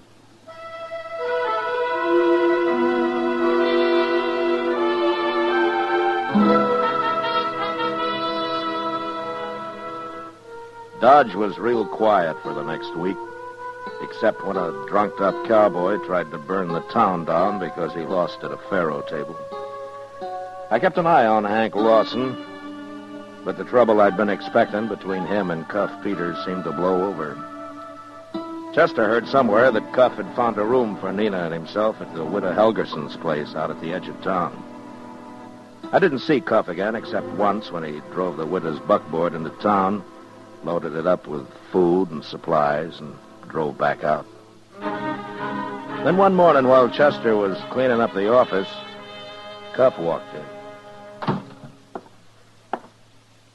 Morning, Marshal. Hello, Cuff. I never did get a chance to pay you back for that drink you bought me. The time will come, Marshal. Cuff, this is Chester Proudfoot. Cuff Peters. Well, sir, I'm that proud, Mr. Peters. Howdy. Mr. Dillon told me how you knocked old Hank Lawson across the bar at the Longhorn. I sure do wish I'd seen that. Chester isn't too fond of Hank. Well, if I'm going to hit him again, I'll let you know. Well, thank you. Marshal, what I come for was to get your help. Oh, what is it, Cuff? Well, I don't know much about doctors and all, and they say you're a good friend to the one in town. Oh, I've known Doc for a long time. What do you need? Well, I'm not ailing, but Nina's feeling real puny. Oh? I think maybe someone should have a look at her. We ain't been married but 5-6 months, and I don't understand much about women folk and their ailments. Chester, run up and get Doc, will you? Yes, sir, Mr. Dillon. You see, Marshal, the thing that bothers me the most is that I got to start out for Fort Wallace right soon. I already stayed here longer than I intended. Well, if your wife's sick, you can't take her with you on a ride like that. That's what I want to know from the doc. Is she too sick to ride? Well, you could leave her here. She could come on later. I just pure hate to leave her behind if I didn't have to. Oh, hello, Matt. Where's the patient? Doc, this is Cuff Peters, Doc Adams. Howdy, do, Mr. Howdy. Mr. Peters wants you to have a look at his wife. I'm ready. My bag's by the door there. Doc, maybe you ought to know before you come with me. My wife's Mexican. Well?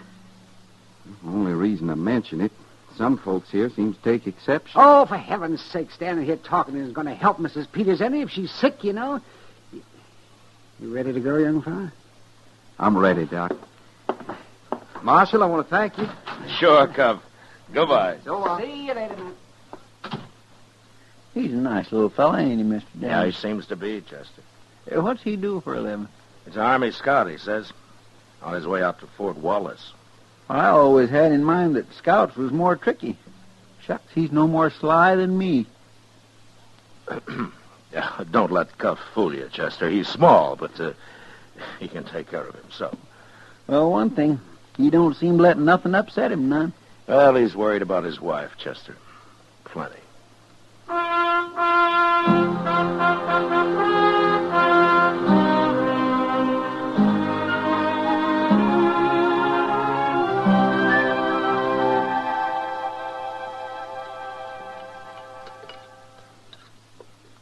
Chester, you're going to get a bellyache.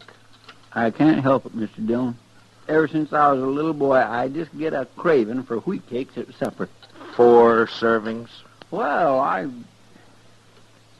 It does make up to quite a pile, don't it? But then that molasses kind of keeps them wetted down. Oh, hello, Matt. Chester. Sit down, Oh, Doc. Oh, yeah, thank you. Yeah, you going to eat? No, Matt, no. I ate out at Widow Helgerson's with Cuff and his wife. How is she, Doc? She's resting, isn't she? She's a pretty little thing, Matt. Just as nice and sweet. Yeah, she is. What was wrong with her, Doc? Nothing that won't be right in about 6 more months. Well, that don't make sense, Doc. She's going to have a baby, Chester. She is? Yeah, well, it only took a minute to see that. I guess Cuff meant it when he said he didn't know much about women. Well, I should think a baby be easy enough to tell about. Chester. Oh, yes. Cuff sent a message to you, Matt. He's going on out to Fort Wallace. Says after he reports into the colonel and gets a place ready out there, he'll come back for Mrs. Peters.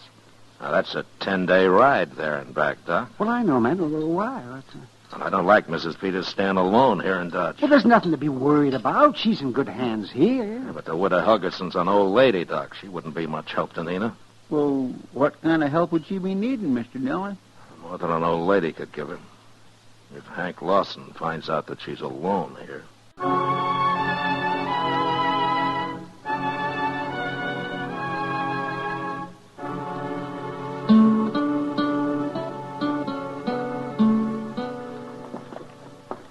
That's about everything, Mrs. Peters? Yes. And thank you. I'll give you a hand out to the buckboard. Oh, it's not that much. I can carry it. Well, I'll get the door for you then, ma'am. Thank you, Mr. Perry. Good day. Good day, ma'am.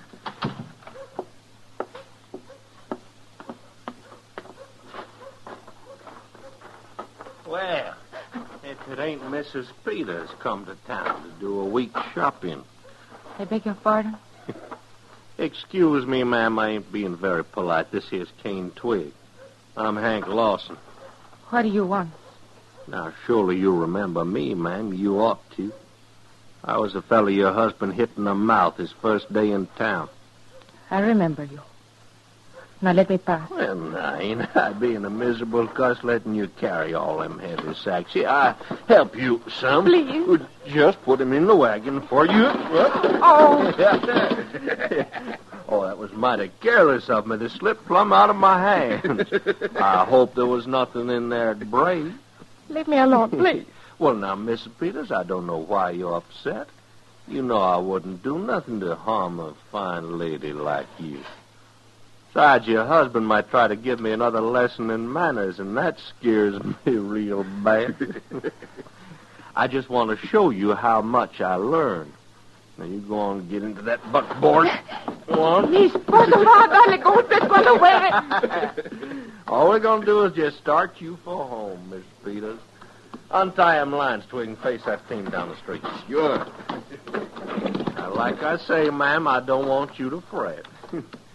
Stand aside, Twig. All right, ma'am. Hang on.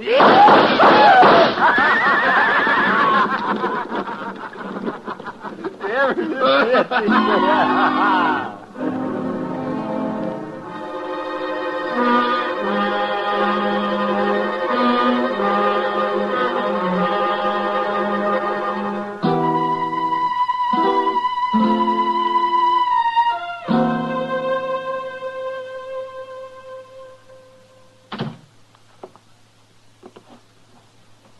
How is she, Doc? She's all right, Matt. She's fine. And the baby? There wasn't anything I could do. Those miserable, filthy beasts. Take it easy. Take it easy. What are you talking about, Matt? Those men should be No, kid. Matt did all he could. He even roughed them up a little on the way to jail. Oh. And then yesterday morning, the judge fined them and turned them loose. Find him. Probably all of $50. Kitty, be sensible. You and your precious law. I'm sick of it. You have to go by it, Kitty, whether it seems right or not. I don't have to do nothing. Now, Kitty, now, don't talk like that. If I was a man, I'd shoot him in the belly. Oh, now, Kitty. Oh, leave me alone, both of you.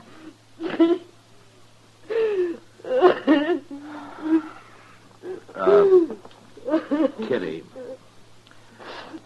Look, Kitty. Why don't you go in and talk with her, huh? She needs another woman, huh? Go on.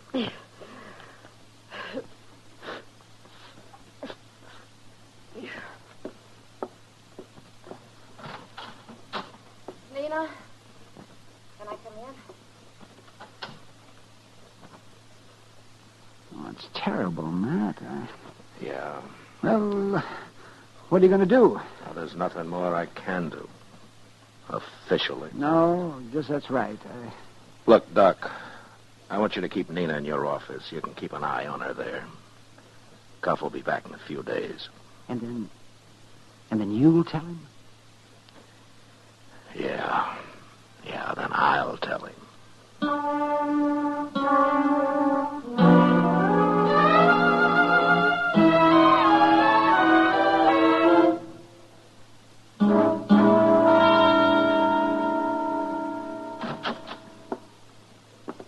Hello, Marshal.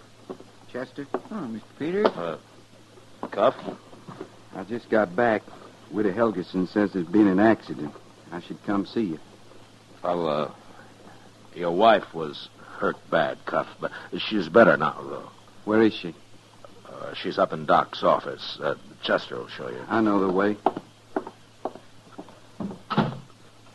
It just makes me sick, Mr. Dillon. Yeah, he's likely been in his saddle all day, riding to get back to her. Then he gets here, and... How was she tonight? Well, she ate the supper Kitty brought over. That's more than she's done in a week. You know, I'd kindly hate to be Hank Lawson. Have you seen him around? Yes, sir. Him and Twig been hanging around the Longhorn.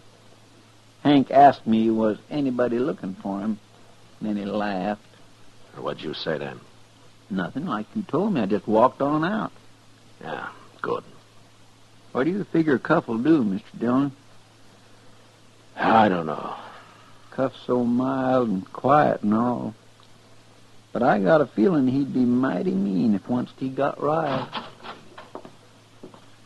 I want to thank you, Marshal, for all you and Chester and Doc done for Nina. I'm sorry, Cuff. Now, I wonder if you'd hold my gun for me? Well, what are you going to do? I'm going to look for Hank Lawson, and I'm going to mock him. Mock him good. That way somebody's going to get hurt. That's a fact, Marshal. Look, Cuff, I won't stand for a killing. Now, Nina's well enough to travel. You could start for Fort Wallace. We'd fix a bed and a wagon for you. I'm going to start for Wallace, all right. But not until I've seen Hank Lawson. Well, will you hold my gun? Till you come back for it. Thank you. Oh, Cuff. Yeah? Chester and I were just talking about going up to the Longhorn for a drink. We thought maybe we might walk with you. The company'd be fine, but it's my deal. Sure.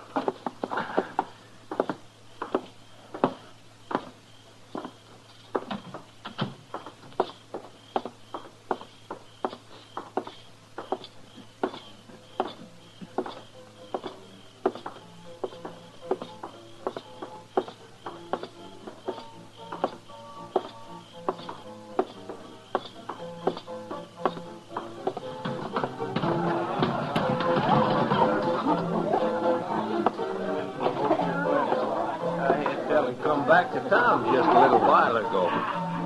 This time, when I lay eyes on him, I'm going...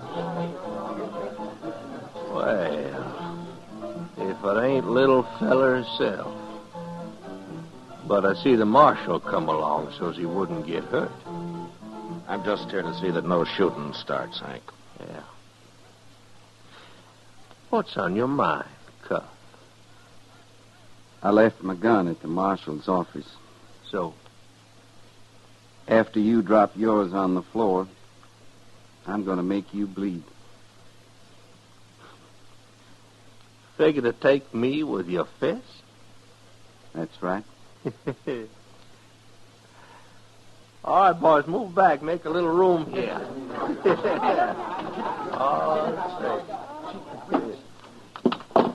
All righty, Cuff. Throwed my gun down. Chester, just so Hank's friends don't get too excited and maybe want to help him out, move down to the end of the bar. Yes, sir, Mr. Dillon? There'll be no gunplay here, Hank. What's between you and Cuff, you'll settle yourself. Right in here. That's good enough for me, Marshal. All right, little fella. Come and get it. Now I'm going to take you apart, Lawson. Bit by bit. That's the way you feel it. That's it. I say.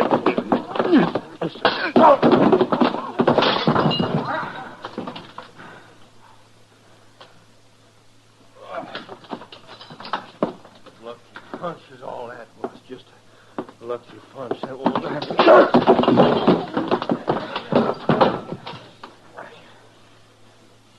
Get up, Lawson.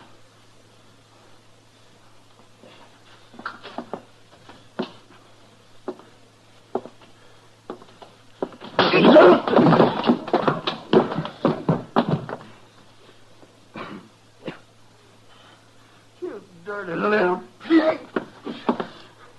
I'm going to slit your throat. Drop that knife, Hank. Never mind, Marshal. He's going to fight with a knife. I'll fix me one, too. Yeah.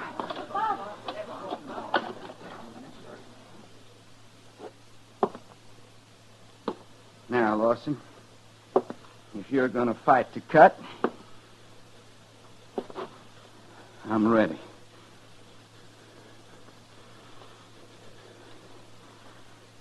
Fight or drop it.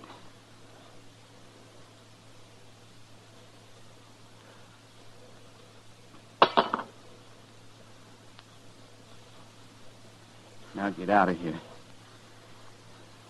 Because if I see you again before I leave, I'm going to finish what I started. Oh.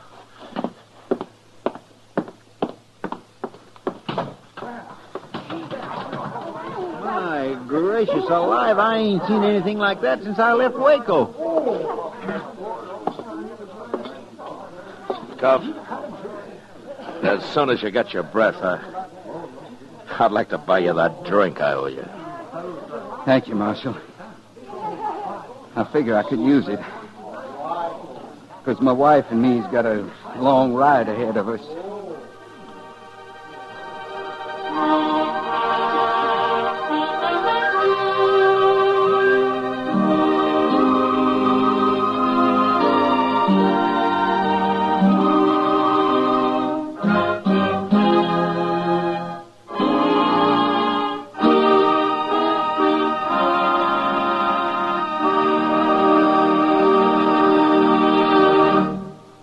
Gunsmoke, under the direction of Norman Macdonald, stars William Conrad as Matt Dillon, U.S. Marshal. The special music was composed and conducted by Rex Corey. Featured in the cast were Vic Perrin and Lawrence Dobkin, with Lillian Bayef and James Eagles. Parley Bear as Chester, Howard McNear as Doc, and Georgia Ellis as Kitty. Join us again next week as Matt Dillon, U.S. Marshal, fights to bring law and order out of the wild violence of the West in Gunsmoke.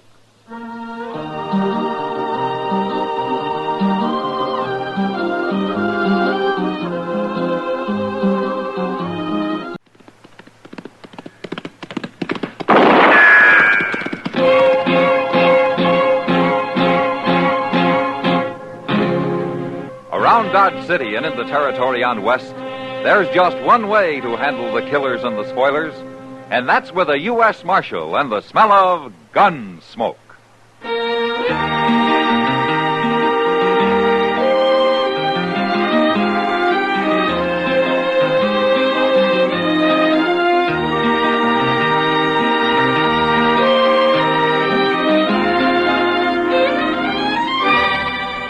Gunsmoke, starring William Conrad. The transcribed story of the violence that moved west with young America. And the story of a man who moved with it. I'm that man, Matt Dillon, United States Marshal. The first man they look for and the last they want to meet. It's a chancy job, and it makes a man watchful and a little lonely.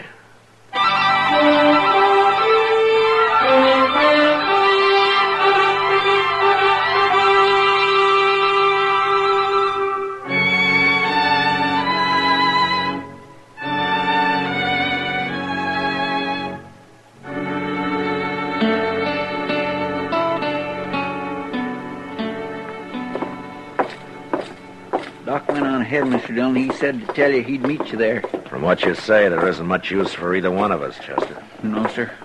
Poor old Mr. Sawyer. He looked long dead to me. Right in his office, huh? Yes, sir. That's where the boy found him. Looked like he pulled a chair into the middle of the room and stood on it. Hanging sure is a bad way to die, ain't it?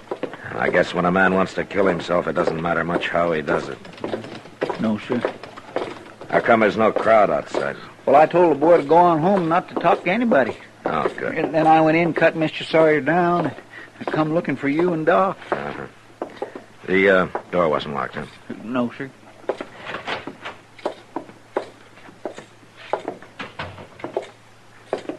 Hello, Matt. Well, I guess you're too late this time, Doc. Yes, an hour anyway.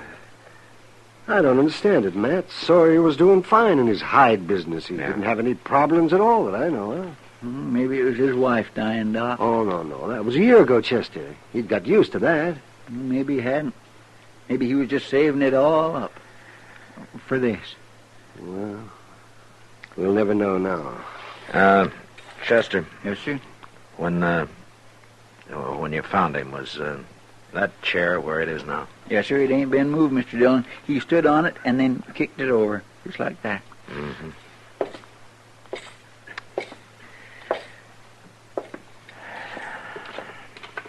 That's a bad way to die. I sure wouldn't never try it, Doc. Well, I hope not, Chester. No, what I mean is, supposing you kick the chair out from under you and then change your mind. Oh, wouldn't that be fearsome? Probably happens to a lot of suicides, Chester. Doc. Yes, Matt. Are there any bruises on him? Well, I don't know, Matt. I haven't looked. Let me see. Of course, hanging doesn't bruise, but... wait a minute. See, there is a lump here. On the back of his head. Now, how'd he get that? Sawyer always kept a tin box over in that cabinet, Doc. What's that got to do with this lump on his head? He kept his ready cash in that box. It's not there now. You mean somebody stole it? Now, who'd do that? Whoever walked in here hit him in the head and hoisted him up on that rope. I knew old Sawyer pretty well. He wasn't the kind of a man who'd kill himself. By heaven, I think you're right, Matt. He didn't have any enemies. Whoever did this is going to be mighty hard to find.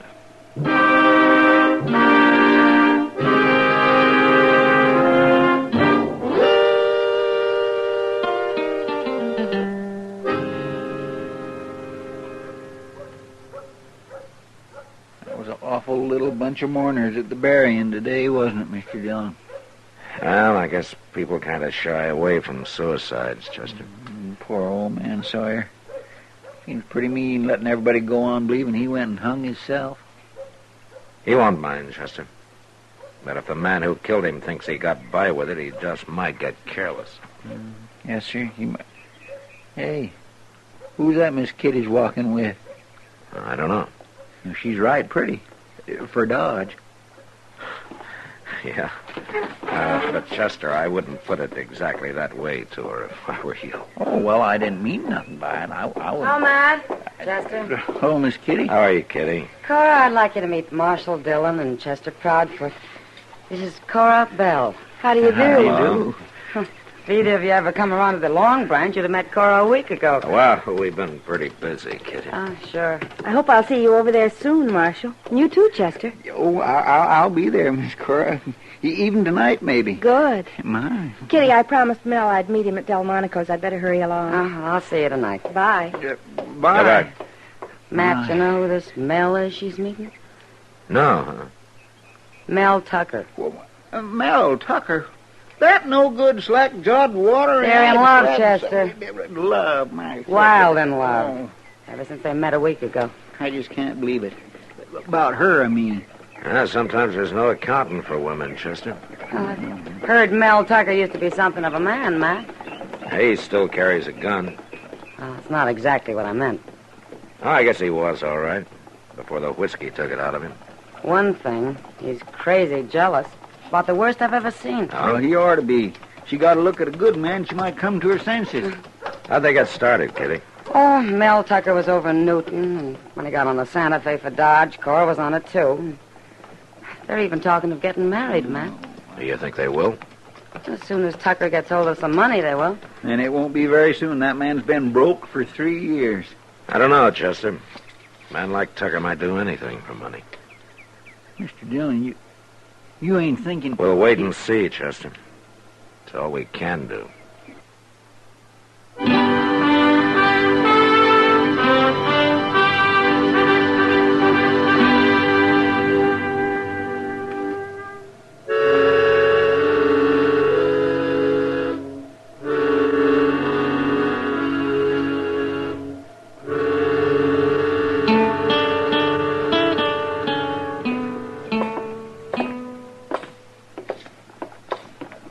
Hey, look. Now there's something I've been looking for, Mr. Dillon. Oh, what? Over here in the store window. Huh? Look. Mr. Jonas finally got him in, see? Oh, you mean those paper collars and cuffs? No, them boot jacks. Oh. They're pretty fancy. Yeah, they're metal, Mr. Dillon. And they cost $3. You could make one of your own with 10 cents worth of wood. Yeah, but these is iron. They last forever. Chester, wait a minute. Look inside there. Right at the counter there. Wow, where? Why, it's Mel Tucker. And look at that pile of stuff he's bought. Yeah. And look at the cash he's paying for it with. Mr. Dillon, you really think he did it? I'm going to try to find out. How? Oh, he's coming out now. I guess he's going to pick up his stuff later. You'll need a wagon. Oh, Tucker. Oh. Hello, Marshal. I notice you're buying a lot of new clothes. You getting married? Yeah, I sure am, Marshal. Right soon. Going after Cora now, buy her some stuff. Well, that's fine. I didn't know you were working. Well, I'm not. Not here in Dodge. Uh-huh. I made me some money over in Newton, Marshal. You did, huh? Yeah. How?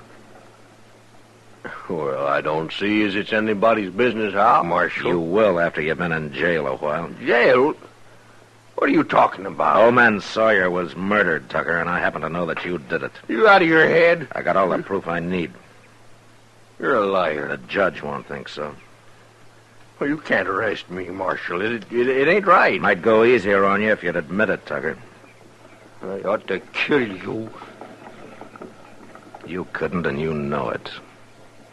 Now start walking. You know where the jail is.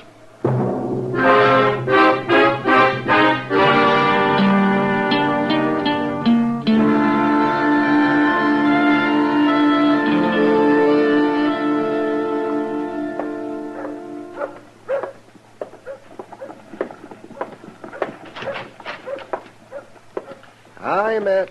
Oh, come on in, Doc. I'm just killing a little time, Matt, so if you're busy... you No. Sit down. There's nothing going on here. Oh, well, thank you, Matt. Where's Chester? He's probably over working on Mr. Jonas again. Jonas? Well, what for? Yeah, that metal boot jack. Chester won't pay more than $1, and Jonas is holding out for $2.50. It's been going on like that for a week. Ever since you threw Mel Tucker in jail, huh? Yeah, that's right. He show any signs of weakening, Matt? Now he won't admit a thing, Doc. Cora been to see him? Mm-hmm, every day. But that's beginning to work on Tucker. What is? Being in jail, he can't ride herd on her the way he's been doing. Kitty was right. He's a mighty jealous man. You still think he did it, Matt? Yeah, I do. It looks like I'm going to have a hard time proving it. You sure? Hey, Mr. Dillon, have you... Oh, hello, Doc. Chester.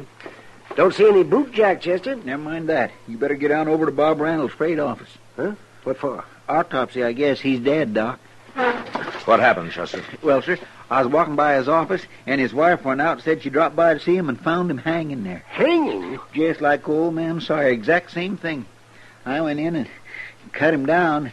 This time I took a look around. He'd been hit on the head all right, and somebody tried to open his safe. They didn't get nothing, but they'd sure been working on him. Well, Matt? Wait here a minute, Doc. I'll go over with you. Marshal, when are you going to give up and leave me out of here? You're out, Tucker. Mean it? Yeah, I made a mistake about you. I've been telling you that. What finally changed your mind? What do you care? You're free. Now get going. Get married, do anything you want. I sure will. Just tell you one thing, Marshal. What? I ain't gonna forget what you done to me. I'm already thinking up how to pay you back someday. I said get out of here, Tucker.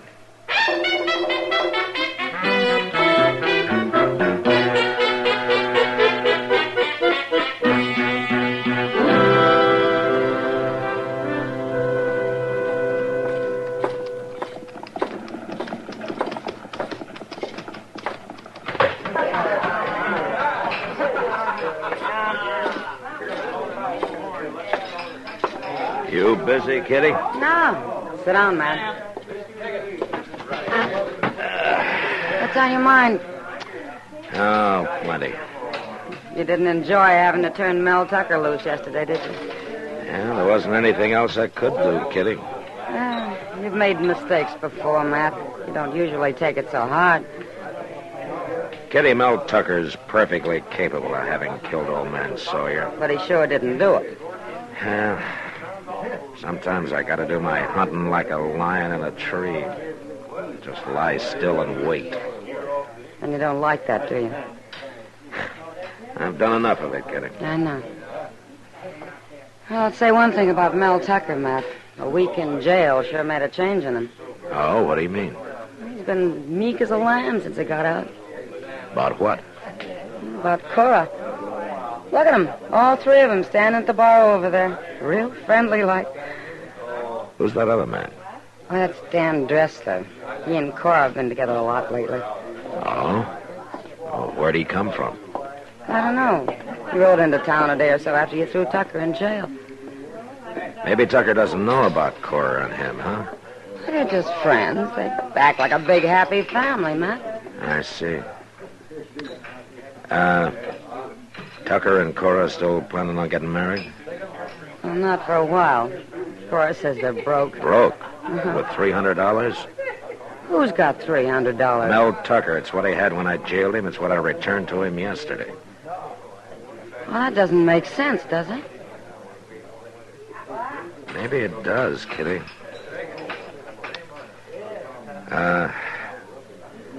Look, will you do something for me? What? It won't be easy, and it'll make you look pretty bad. Then it must be important, or you wouldn't ask me to do it. It is, Kitty. You see that table over there in the corner, just inside the hallway? Yeah, sure. I want you to get Cora and Tucker and this Dressler over there. Offer to buy him a drink or something, huh? And then what? Let's go out back before they happen to see us. I'll tell you there.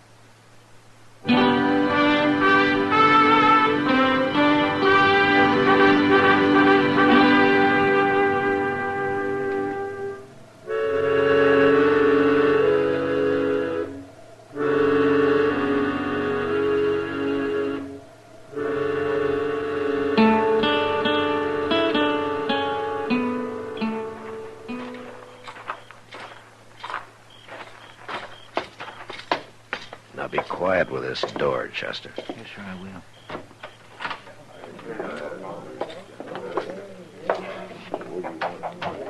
That's good. All right, now follow me. Good thing this hallway ain't creaky. Now, this is far enough. Stay at the table yet? Yeah, I think so. sure do hope this notion works, Mr. Dillon. I hope Miss Kitty don't get hurt out of it. Well, I'll try to stop anything like that, Chester. Look, I'm going to get closer. You wait and then follow me, huh? Yes, sir. Appreciate your buying us all a drink, Kitty, but I don't know why you're doing it. Kitty's a nice girl, Mel. Not enough reason? Yeah, I guess so. Most people I know don't do nothing for you without wanting something out of it. No, Dad. Chester's right, Cara. What? I'm not a nice girl. There's something I want. There, you see? I told you. What do you want, Kitty? I want Mel Tucker to know about you and Dan Dressler. To know about me and Dan... I don't like to watch a man being made a fool of, the way you're doing to Tucker. What are you talking about? No. Just you better explain yourself, Kitty. I will, Tucker. You think Dan Dressler's a friend, don't you? Go on, keep talking. Well, he's a friend, all right. But Cora's friend, not yours. They were out together every night. You were in jail, and every day, too. That's a lie. Shut up, leave her talk, Dressler. Everybody in Dodge knows what they've been doing except you. I guess I'm the only person that's not afraid to tell you. You think she's in love with you? Kitty! Get up, Dressler. Oh, wait a minute, Tucker. You ain't going to listen to that fool. You're going to get up or I'm going to shoot you right there. No, Mel, it's a trick. Cora, you shut up. You better stop it, Mr. Dillon. I can't, Chester, not yet. All right, Dressler. I paid you to hang Bob Randall. I didn't pay you to make love to my girl. All right, that's it. Get up now, fool, Tucker. That's enough, Tucker! He was going to shoot Cara, Matt. Chester. Yes, sir. Get Tucker's gun. Yes, sir, I will. Dressler dead, Mr. Dillon? Yeah. You sure walloped Tucker a good one. Mel was going to kill me. The marshal hadn't had him, he'd have killed me. I'm sorry I had to do it, Cora. Mel was going to kill me. He shouldn't have been jealous of me. He shouldn't have been jealous of me. Cora, you hired Dan Dressler to hang Randall, didn't you? But Mel made me do it. But you're an accomplice. I only did what Mel told me. It wasn't my idea. I didn't murder the man. I loved Mel. I had to do it. I loved him. I loved him. Well, it's just too bad you loved him, Cora. Because now you're as guilty as he is. Come on.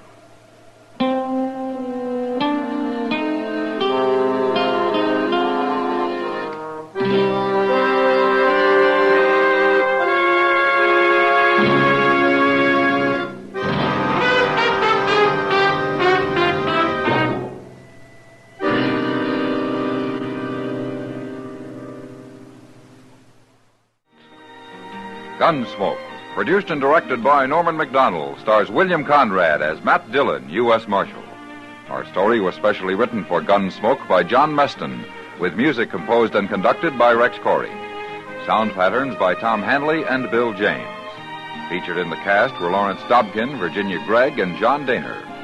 Harley Bear is Chester, Howard McNear is Doc, and Georgia Ellis is Kitty.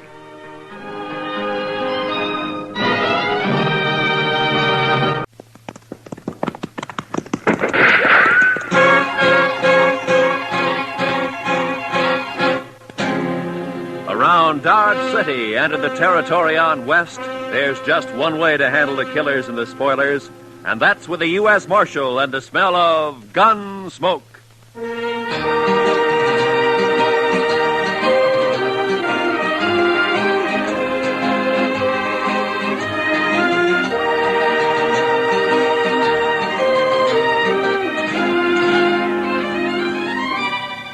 Gunsmoke, starring William Conrad. The story of the violence that moved west with young America. The story of a man who moved with it. Matt Dillon, United States Marshal.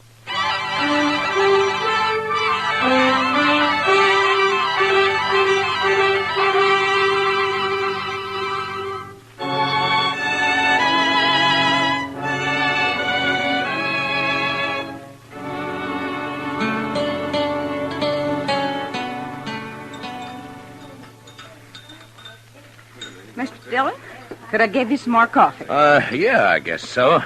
How about you, Chester? Yes, sir, I believe I will. Why don't you just leave the coffee pot here on the table, Miss Keller? Why, sure thing, Marshal. Oh, I got some fresh eggs this morning, if you're interested. They were just brought in. Well, good. Cook us up about a half a dozen of them, huh? Have 'em for you right away, Mr. Dillon. All right. Fresh eggs. My, I'll swear if Delmonico's ain't getting to be about as fancy as some of them Kansas City restaurants. Well, that's civilization, Chester. Progress.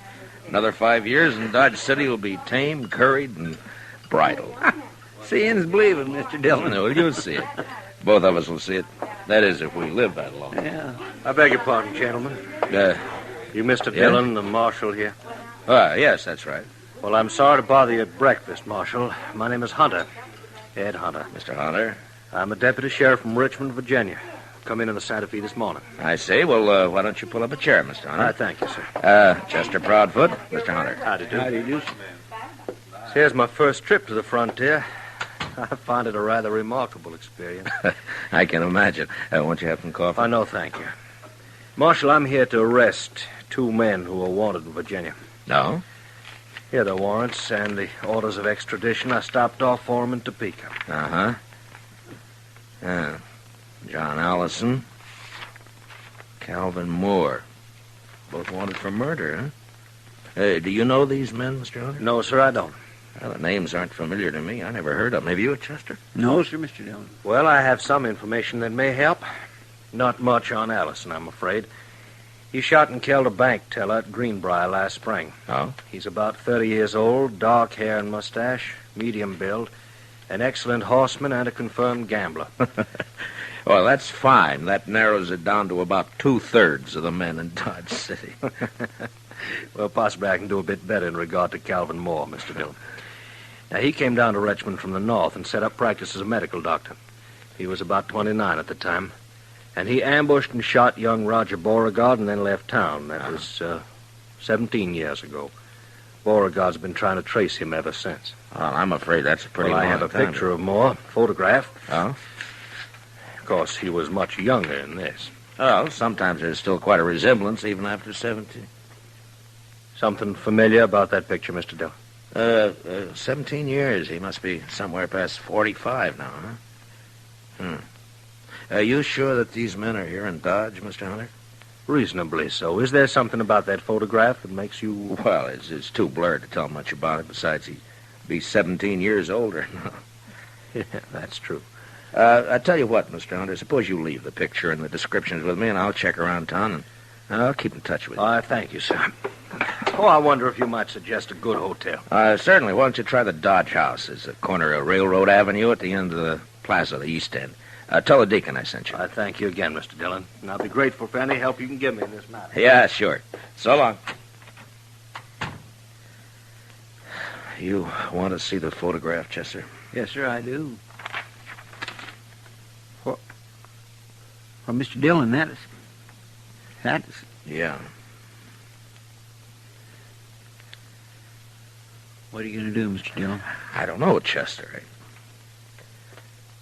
He's my friend. I never asked him anything about his life before he came here. Didn't seem to matter. But now the law says he's a murderer. I'm part of the law. So now it does matter. Maybe it's not him. No, it's him, all right, Chester.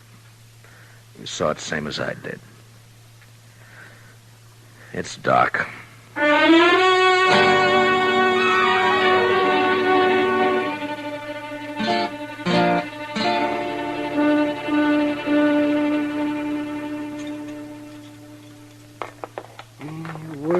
Work.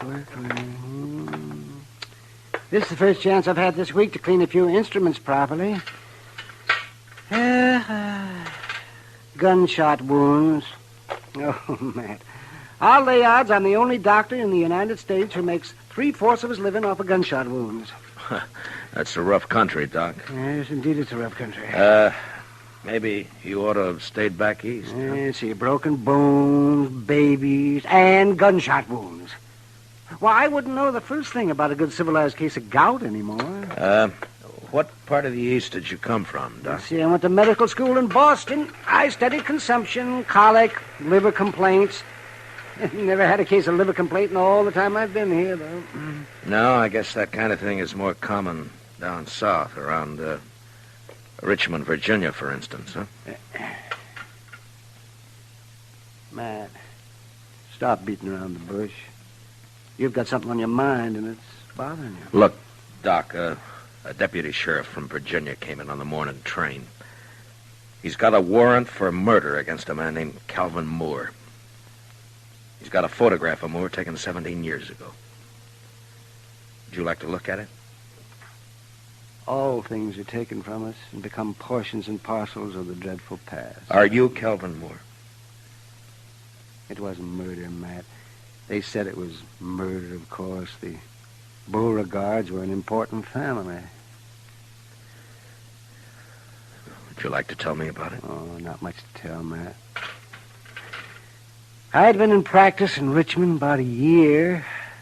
There was a girl, beautiful girl, with spirit and fire and that soft radiance that only Southern girls seem to have. And, me, that was so long ago. I've been in the South myself now. Roger Beauregard and I were both courting this girl. He was a typical Virginia gentleman, hot-headed, used to having his own way. He started threatening me, warning me. And I laughed it off. Then one day I was coming back from a case, and I ran into Roger on a country road. He had a pair of dueling pistols, and he challenged me. What? Well, that's not a crime, Doc. That's self-defense. It's not a crime here anyway. Well, I tried to talk him out of it, but he was crazy mad. He shoved one of the pistols in my hand, and he pulled back on his horse, and he leveled his gun. I had no choice. We both fired. He missed. I didn't. Self-defense, yes, but there were no witnesses, and I was an outsider, a Yankee. So you ran for it, is that it? I ran for it. St. Louis, Virginia City, Montana Territory, the Panhandle, Wichita, Abilene, and Dodge. I changed my name to Charles Adams. And the girl, Doc, what happened to her? I waited for her in St. Louis. We were married there. 2 months later, she died of typhoid fever.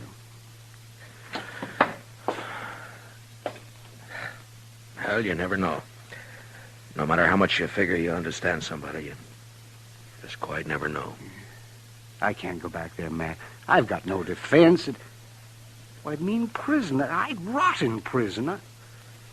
I won't go back, Matt. Now, Doc, look, Hunter is here after 2 prisoners. I got no right to my own rules, to go after one man and keep the other one covered. I always figured that the only kind of law that would work out here is an honest law. What are you going to do? Doc, I don't know.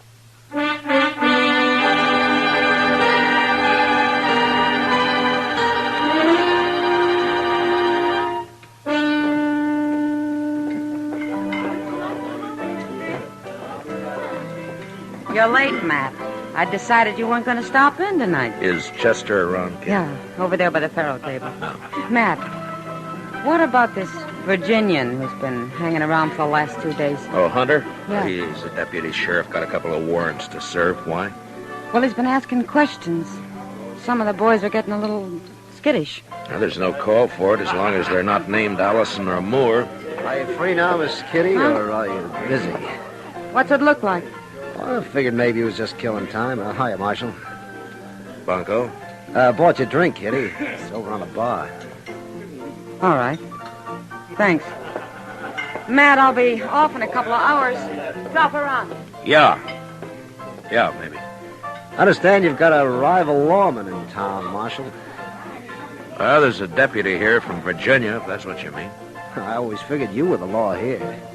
Is he short in this town, Marshal? Say the word, we'll run him out. I ever ask you for help, Bunko? Well, no. When a man's short in Dodge, I'll run him out. And no offense, You Marshal. keep your own cinch tight. Don't worry about anybody else, huh? I'll see you, Bunko. I swear I never saw anybody with such bad luck in all my life. My gracious, he ought to swear off Pharaoh and stick the stud. Oh, Chester. The Jethro Keener. He just lost 3 weeks' pay.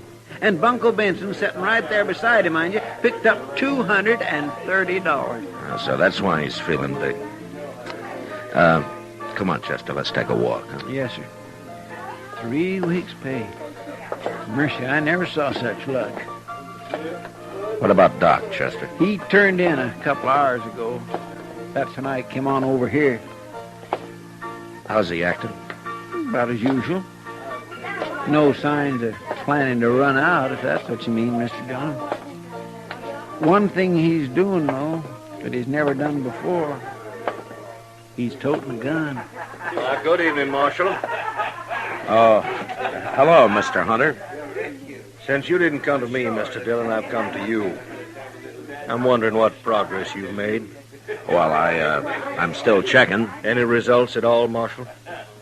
Well, I don't have much to go on, you know. Now, Calvin Moore was a doctor by profession. He might still be practicing. I suggest we investigate the local doctors.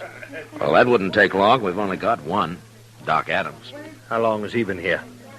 Oh, about 4 years. How old a man is he? Late 40s, I imagine. But he doesn't show much resemblance to that photograph you gave me. Well, maybe you're too used to him to notice the resemblance. Yeah, maybe. I'd like to look him over myself, Marco. Well, he's pretty busy out on calls most of the time, and... Not all the time. No, not all the time. All right, Mr. Hunter, I'll bring him around.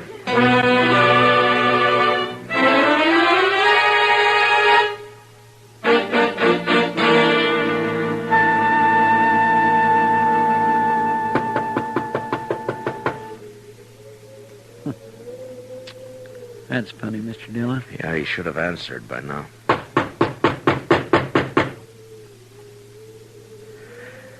Well, we're wasting our time, Chester. He's gone. Well, now, he might have got called out on a case. Yeah, I know, but I don't...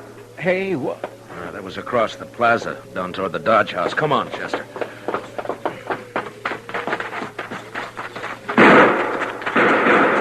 Somebody sure is stirring up the smoke. Yeah, it's across the street. Edge of the railroad yards, I think.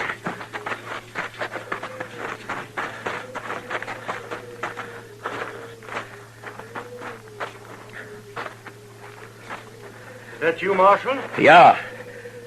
What happened, Mr. Hunter? Somebody tried to kill me. I started into the hotel and they fired from the dock here. I fired back, but he got away. You, get a good look at him? Oh, no, I just saw the flashes. Well, this is an easy town to get killed in, Mr. Hunter. So it seems. About that doctor, Marshal. You didn't bring him around. Well, he's out on call. Think I want to meet him more than ever now.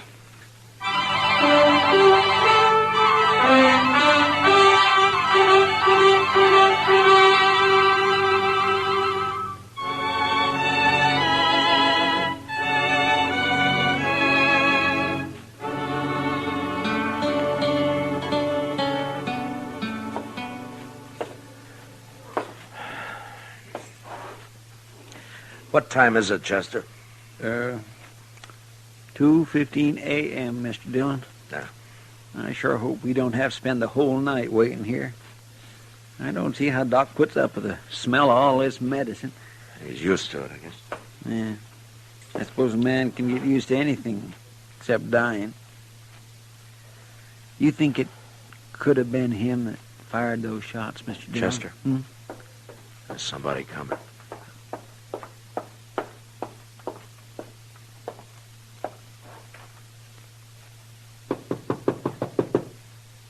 I'll get it.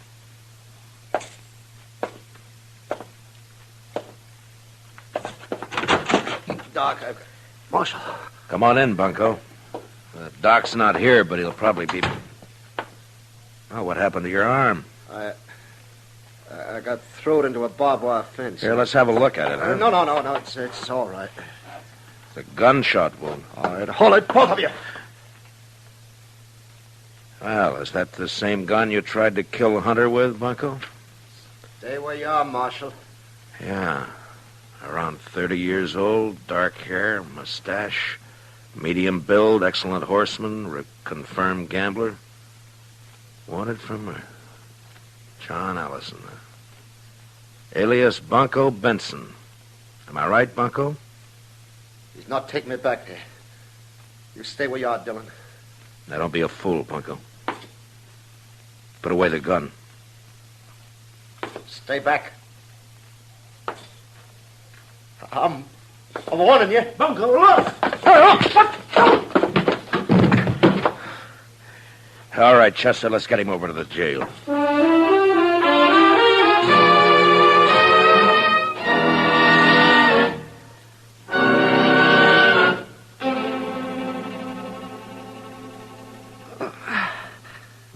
Just hold still now, Bunko. Just one more second. I'll have hold that bullet now, and then we'll just... Now, add that one to your collection, Matt. Well, I'll make Hunter a present of it. It wasn't bad shooting to be firing in the dark at a gun flash. He'll never get me back to Virginia. Now, hold still, Bunko. I'd expect a man to tie a bandage with your arm waving around like a mare's tail in fly time. Say, how'd you know he'd come to my office, Matt? I didn't, Doc. We were waiting for you. Oh, I see. There we are. No. That ought to stop the bleeding. And don't loosen it up any. And you'll live to hang yet. Don't worry about my hanging, Doc. I'll outlive you. Well, in view of the circumstances, I'd say the odds are about even. Well, Matt, shall we adjourn to the front office? Yeah, come on, Doc. Lock the cell, will you, Chester? Yes, sir. Well, I turned in at 10 o'clock tonight. Got 1 hour's sleep. They called me over to Mrs. Behan's. She thought her baby was on the way. False alarm, of course. Usually is the first time.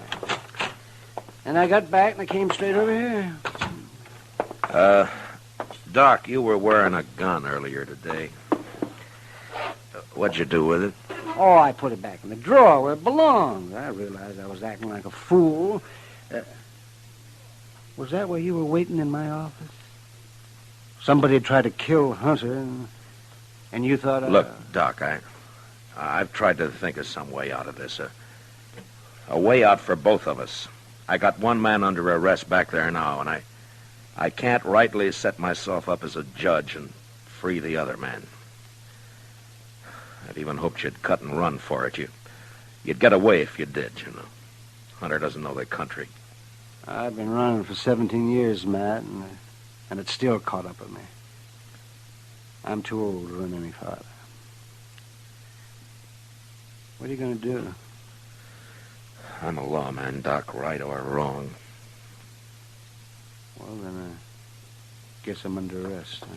No, I didn't say that. I just said that... Is Doc Adams here? There's a... Oh, well, there you are, Doc. Yes, what's the trouble? A fellow over in the railroad yard's asleep on the track. He was drunk, I guess. They were switching cars. You better come, Doc. He's awful bad. Oh, I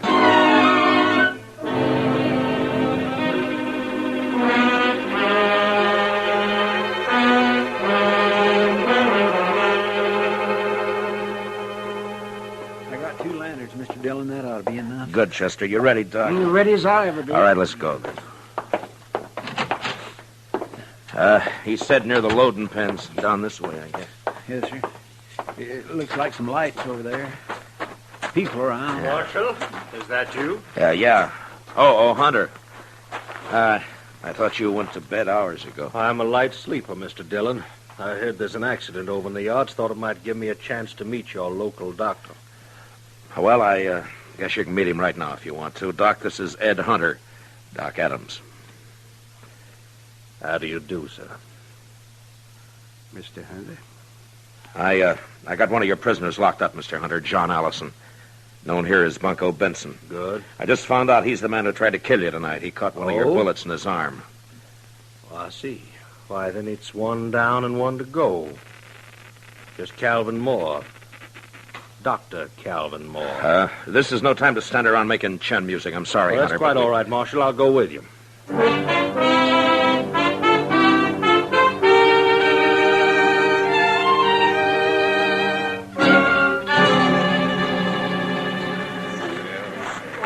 Will you pardon us, please?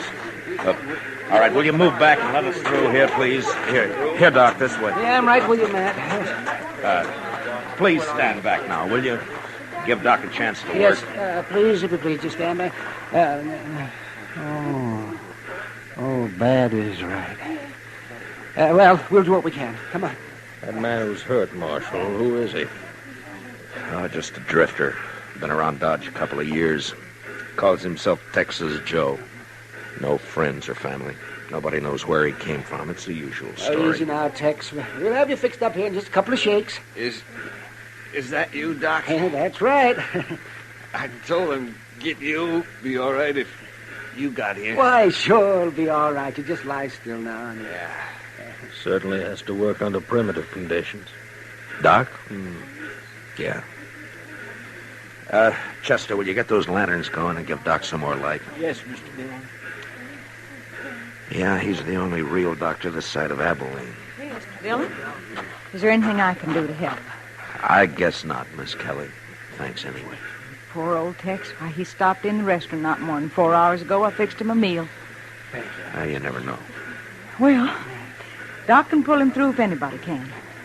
Sure he can. Put one of those lanterns on the other side there, Chester. Yes, you They do. seem to have a lot of faith in this Dr. Adams. They've got reason to, Mr. Hunter. Matt, could you give me a hand here? Oh, yeah. Yeah, sure, Doc. Lift his head up just a little bit there, Matt. Yeah, all right. Not much of a chance. All I can do is make him comfortable. Marshal Dillon. No, don't try to talk, Tex. You're going to be all right.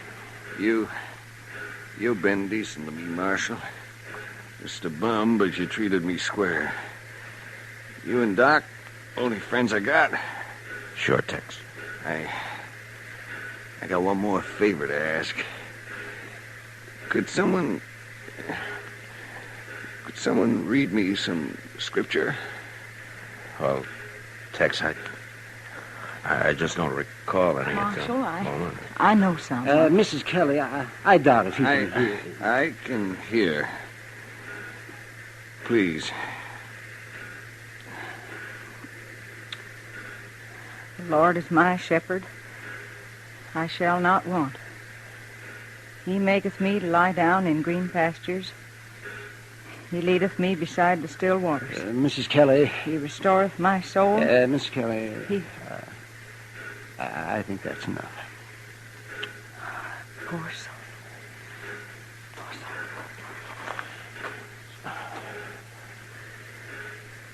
Well, you can't win them all, I guess. No, you can't win them all, Doctor. Well, Doctor, as the only physician here, I suppose you also function as coroner. That's right, yes. This man will be buried in the name of Texas Joe. Don't you worry about that. Boot Hill is full of men buried under nicknames. In this country, we... Doc! Doc, I just came from... Oh. What, Kitty? Oh, Doc, I've been sitting up with Mrs. B, and you left too soon. She needs you over there right away. Well, then it wasn't a false alarm. No. All right, Kitty, I'll be there just as quick as I can, but... Well, as soon as I... Kitty, you go on back over and do what you can for her, huh? Doc will be along. All right, Matt, but you better hurry.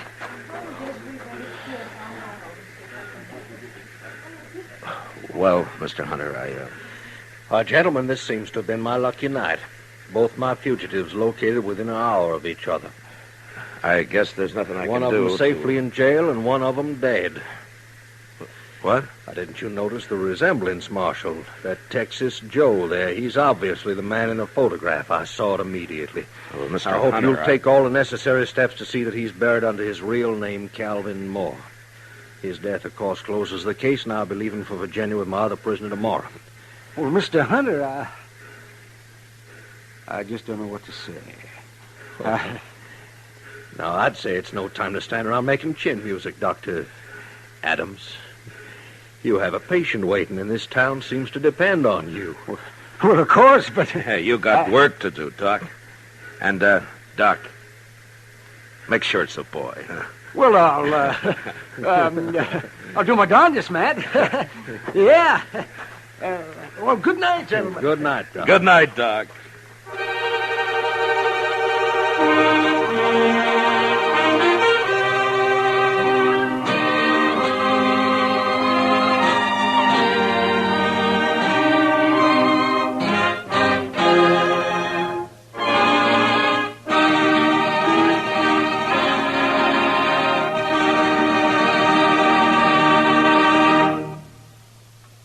Gunsmoke, under the direction of Norman MacDonald, stars William Conrad as Matt Dillon, U.S. Marshal.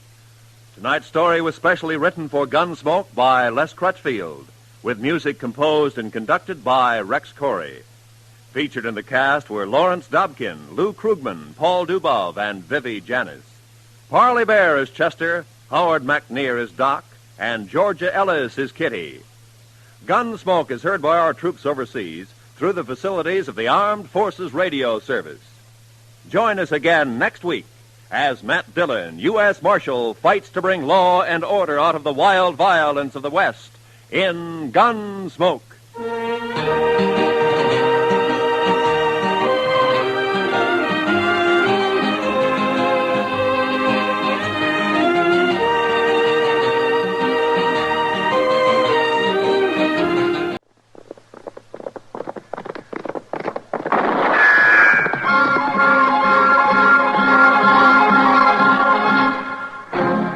Around Dodge City and in the territory on West, there's just one way to handle the killers and the spoilers, and that's with a U.S. Marshal and the smell of Gunsmoke.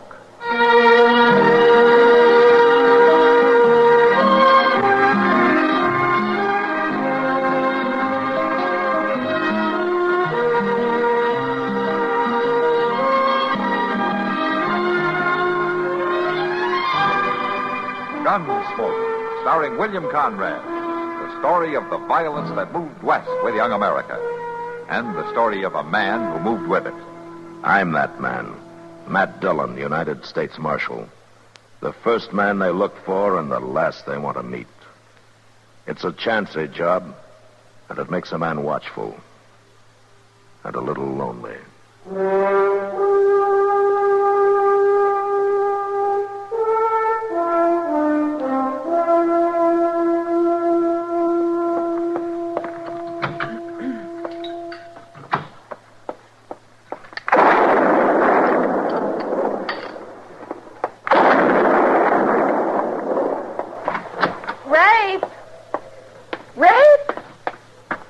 Shooting at? Something moving near the barn. I declare, Rafe, I think you're beginning to see things. You were out here shooting about this time yesterday. Come on in and have your supper. I saw something, I tell you. I'm going down there. Now, Rafe, your eyes are playing tricks on you in the twilight. You didn't find anything last night, did you? I didn't get a good look. You hollered me back here like the Injuns was after you. A woman likes her supper et once she sets it on the table. Come on, Rafe. Your pie'll be getting cold. But one of these times I'm going to get a good shot at him. Put that gun down and pull up to the table.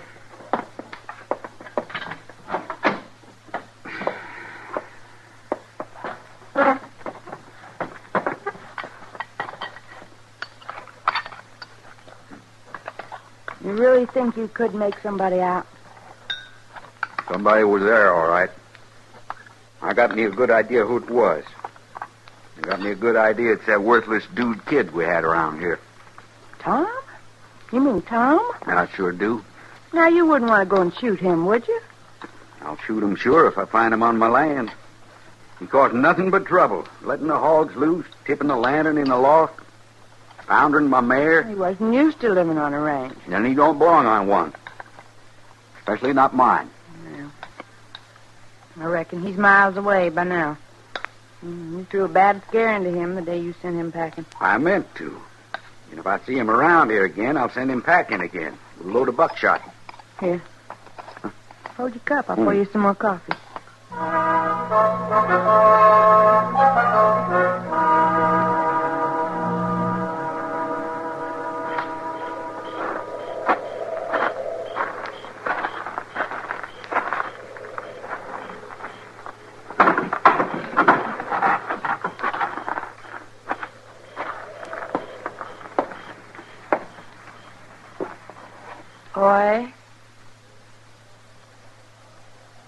You here, boy?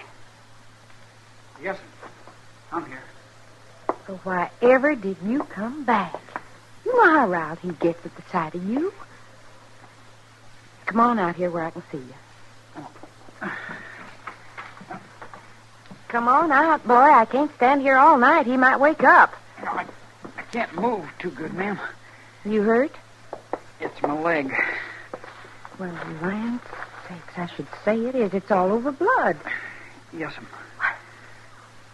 You've been shot. You've been up to? Well, nothing, ma'am. Come on, boy. Tell me the truth. I was just trying to get me some food. I was awful hungry. So you tried to steal somebody's chickens? Oh, no, ma'am. I wasn't trying to steal nothing. Well, why would anybody shoot you then? Well, ma'am, I don't rightly know. Well, I didn't exactly see. Never mind that right now. Your leg needs binding up. Turn your head, boy. Ma'am? Turn your head. Oh. This nightgown will have to do for a binding. I declare Rafe's right about one thing. You don't bring nothing but trouble. I swear I don't know what to do about you. You're purely out of place on the prairie.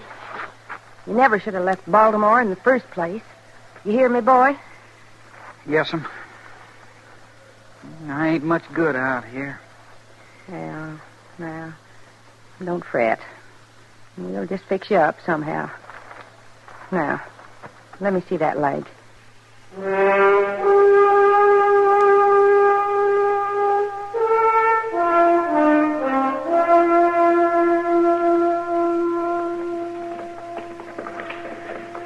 Why, Claire, that must be the sixth one I've saw today.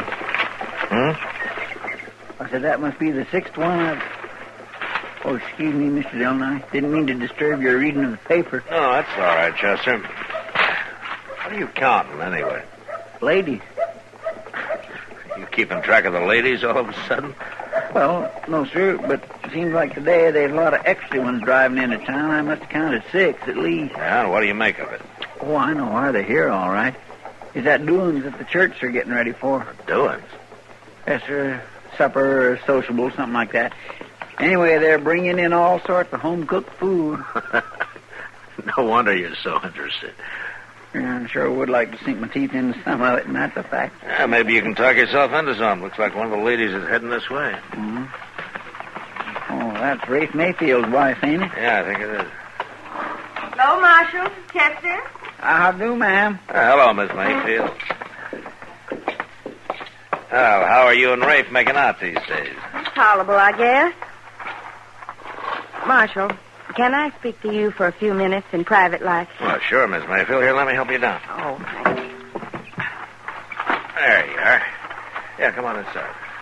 Well, guess I'll be going along. Oh, I don't mind you, Chester. You might even help. Well, now, thank you, ma'am.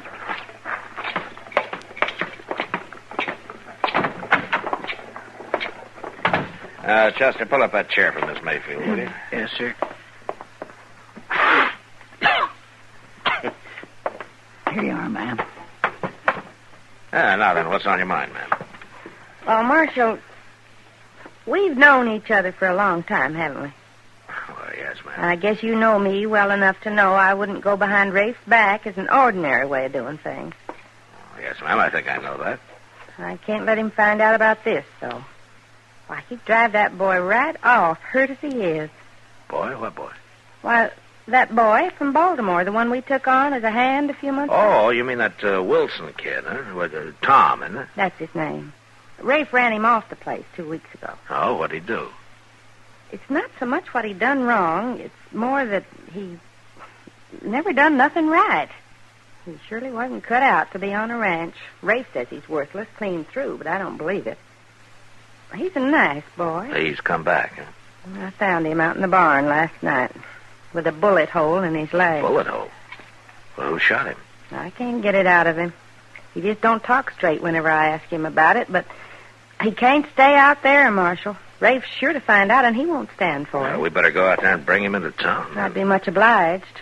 raced away, picking up a new mare. If he could come today, he wouldn't have to know about it. We'll do that, Miss Mayfield. Chester. Yes, sir. Go down and get the loan of Moss Grimmick's wagon, will you? And we'll bring him in the docks. All right, sir. Well, sure, thank you, Marshal. Oh, don't thank me, Miss Mayfield. I'm kind of curious about that bullet hole.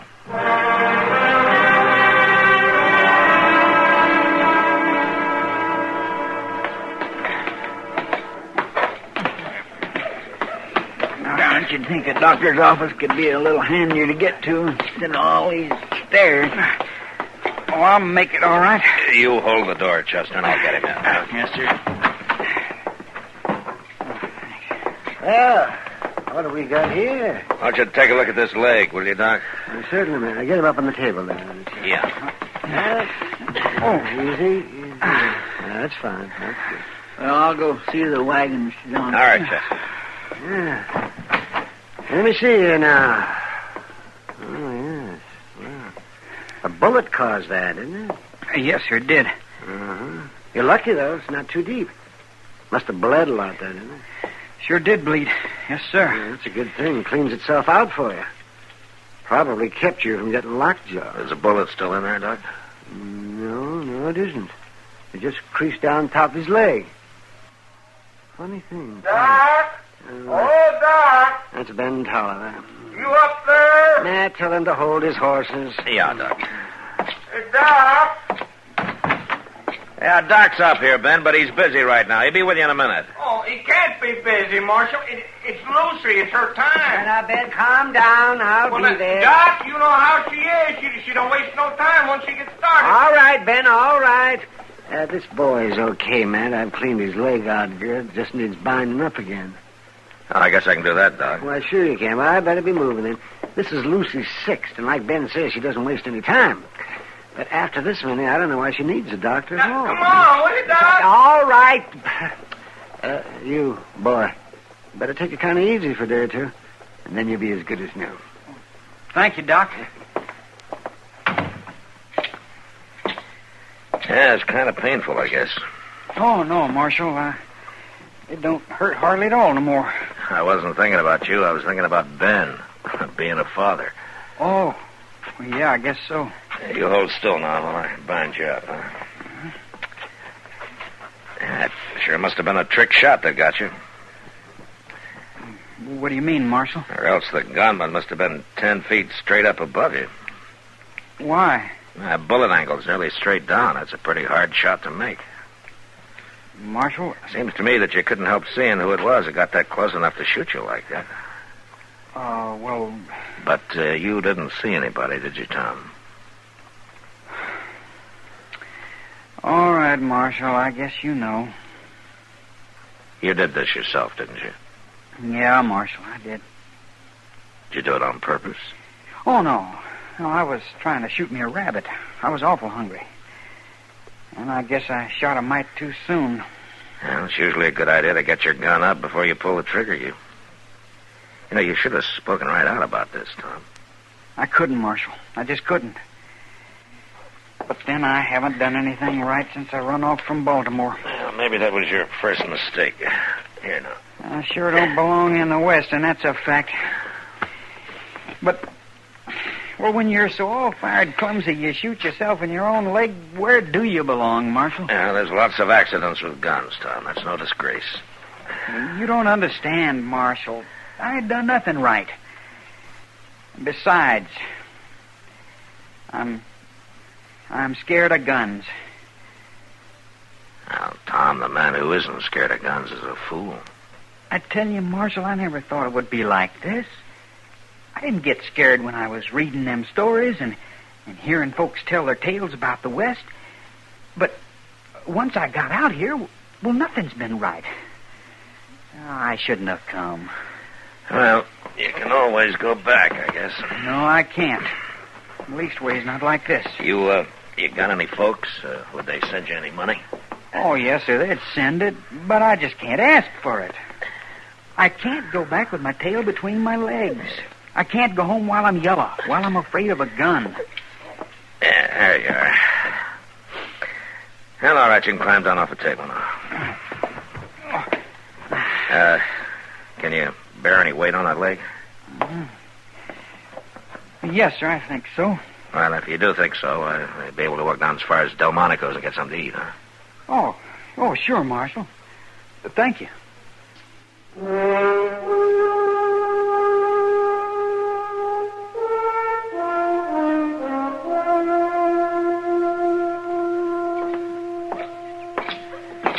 Hello, Matt. Hello, Kitty. I was just on my way down to see you. Huh? Thought I might have a glass of beer. Come on, then. It'll be a pleasure. Okay. Also a novelty. Oh? What do you mean? You haven't exactly been making a habit of coming around lately. Well, I've been kind of busy, Kitty. Yeah, that's what I hear. I understand you've adopted a boy. No? Who told you that? Isn't it true? Isn't that Wilson boy staying with you? Well, just till he gets himself enough money to go back to Baltimore. I never heard of you taking such an interest before, Matt. Kitty, he's got things pretty mixed up. Poor kid thinks he's no good. Oh. And you think you'll figure he's not so bad if the marshal will put up with him, huh? Oh, now, Kitty, All right, Matt. I don't blame you. He seems like a nice boy. He waited on me yesterday in Mr. Jonas' store. Well, another month and he'll have earned his train fare back home. Couldn't somebody lend it to him? No, he won't take it. Says he's going back on his own, the same way he came. Sounds kind of proud, foolish to me. Well, yeah. Marshal Dillon! Yeah, Mr. Jonas. You better come quick. Well, what's happened? That boy, Tom, he tried to shoot it out with a hold-up man. What? I'm afraid he's dying. Kitty, go get Doc, will you? Oh, sure. Come on, Mr. Jonas. Yes, sir. Where is he? I carried him into the storeroom. Exactly what happened. Well, I was behind the counter. This man came in and held a gun on me. Yeah? You tried to do anything about it? Oh, no, Marshal. I just put my hands up. There isn't enough money in Dodge worth getting shot over. Then the boy rushed in, huh? Yeah, he must have grabbed a gun off of the shelf. He stuck it in the man's back, and the fellow whirled and shot him. The boy didn't even get a chance to pull the trigger. The man got away? Marshal, he got away. I'll find him, all right. Right back here, Marshal. Tom, it's Matt Dillon. Marshal. You did fine, Tom. But I didn't get him, Marshal. Well, that doesn't matter. The thing is, you tried. Yes, sir, I sure tried. Nobody can do more than that. Marshal, I wasn't afraid when I grabbed that gun. Does that count for anything? Counts for a lot, Tom. I don't have to be ashamed anymore. No, of course you don't. I can go home and face folks. You can face anybody, Tom. Then I guess I'm glad I come west after all.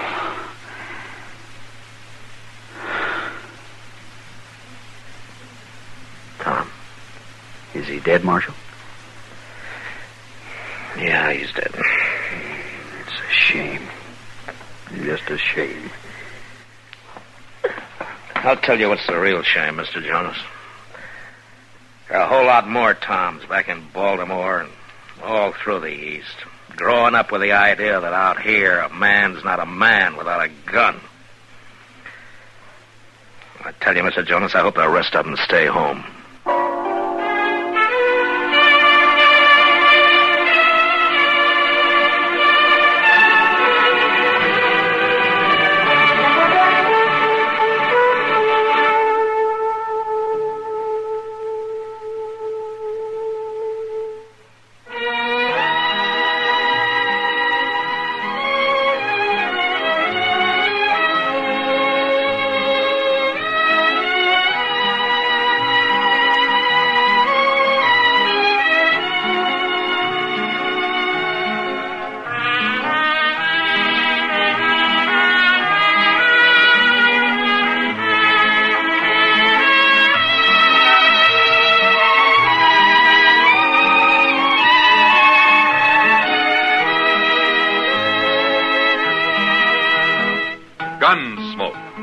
Produced and directed by Norman McDonald, stars William Conrad as Matt Dillon, U.S. Marshal. The music was composed and conducted by Rex Corey. Sound patterns were composed by Ray Kemper and Bill James. Featured in the cast were Parley Bear as Chester, Howard McNear as Doc, and Georgia Ellis as Kitty.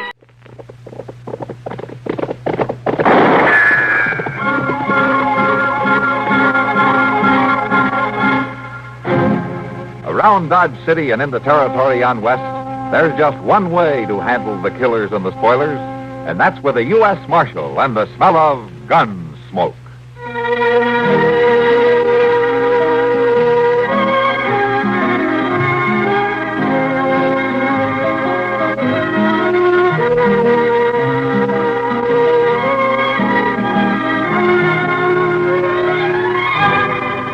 Gunsmoke, starring William Conrad. The story of the violence that moved west with young America. And the story of a man who moved with it. I'm that man. Matt Dillon, United States Marshal. The first man they look for and the last they want to meet. It's a chancy job, and it makes a man watchful. And a little lonely.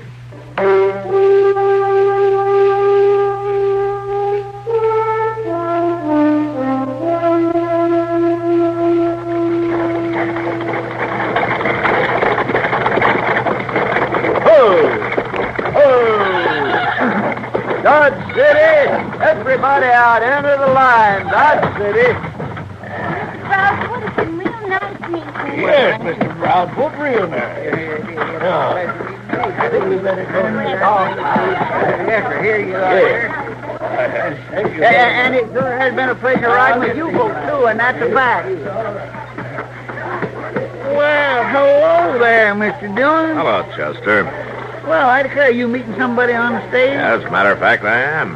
Well, I'd be glad to point him out to you. I got to know everybody real well. They're an awful nice bunch of folks. Well, thanks, Chester, but I see him, all right. Well, maybe I could introduce you. Which one is he? Fellow by the name of Chester Proudfoot. Did you get to know him fairly well? Well, Mr. Dillon, you mean you come down here just to meet me? Well, any law against it? Well, no, sir. But, well, say, now, that's awful nice of you, Mr. Dillon. That's awful nice. Did you have a nice trip, Chester? Yes, sir, I sure did, Mr. Good. Dillon. Just as nice as can be. Why, they couldn't have treated me no better if I'd have been a friend. Well, that's good. Did you find your family all right? Well, sure. They was right there where I was looking for them.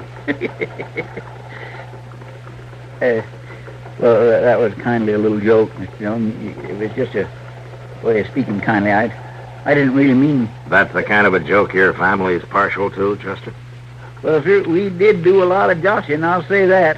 Uncle Wesley, he's mighty comical when he's minded me. And Magnus was home, and, well, he was just cutting up all the time. Must be dangerous around there. How's that? Never mind. Come on, let's get your stuff. Yes, sir, the driver's coming down right over there. All right. Yeah, no, now, Mr. Dillon. I can handle him all right. I'll help. Here. There we go. Oh, before I forget, Chester, did you have any trouble picking up those papers in Dalhart? What papers is that? The papers in Dalhart, Chester. Oh. You mean you forgot them? Yeah. Chester, you said you'd pick them up for me on your way back through the Panhandle. I know I did. I swear I must have clean forgot. I was having such a good time there with my people and all, and it just must have knocked it right out of my head. I guess too much cutting up could do that, all right. Oh, now, I just feel terrible about that. I just don't know how I could have been so stupid. Well, don't worry about it, Chester. We'll get them some other way. But if you want me to, I'll turn right around and go back. No, there's no need for that. It won't trouble me not one bit. Never mind, Chester. I'd really kindly enjoy it, Mr. Dillon, taking another long Come on, ride. Chester. I better take you to the office before you forget where it is.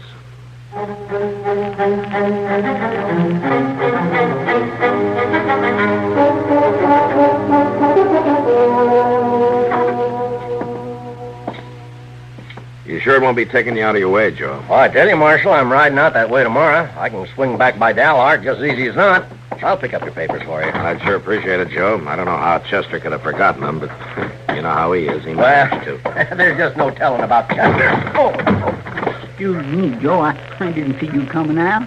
Well, it don't hurt to keep your eyes open, Chester. You ever think of that? Well, they was open. It was just that I never seen them. I'll see you later, Marshal. So long, Joe. Thanks. Mr. Dillon? Will you close the door, Chester? The wind's blowing these papers I'm trying to get signed. Yes, sir.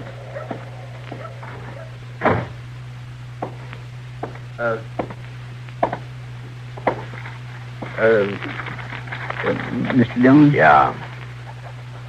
Was you and Joe Freeze talking about me just now? What? Well, I could have swore I heard you saying my name when I come in. Joe's going to pick up those papers you forgot, Chester. Joe, he's going clear to Dalhart? Yeah, he's going clear to Dalhart. Well, why, for gracious sakes, Mr. Dillon, you hadn't already got somebody else to do that. I could go just easy as not with... Chester, it's all been arranged. But now, I can do anything Joe Freeze can do. I can get them papers for you myself. Don't worry about it, Chester. Now, Mr. Dillon, why don't I just get Look, on Chester, my horse I've been trying to get through this paperwork all afternoon. Why don't you just go on out so I can finish it up, huh? Well, I will, but I don't see Go why on, Chester. Yes, sir. Go on. I got things to tend to. Yes.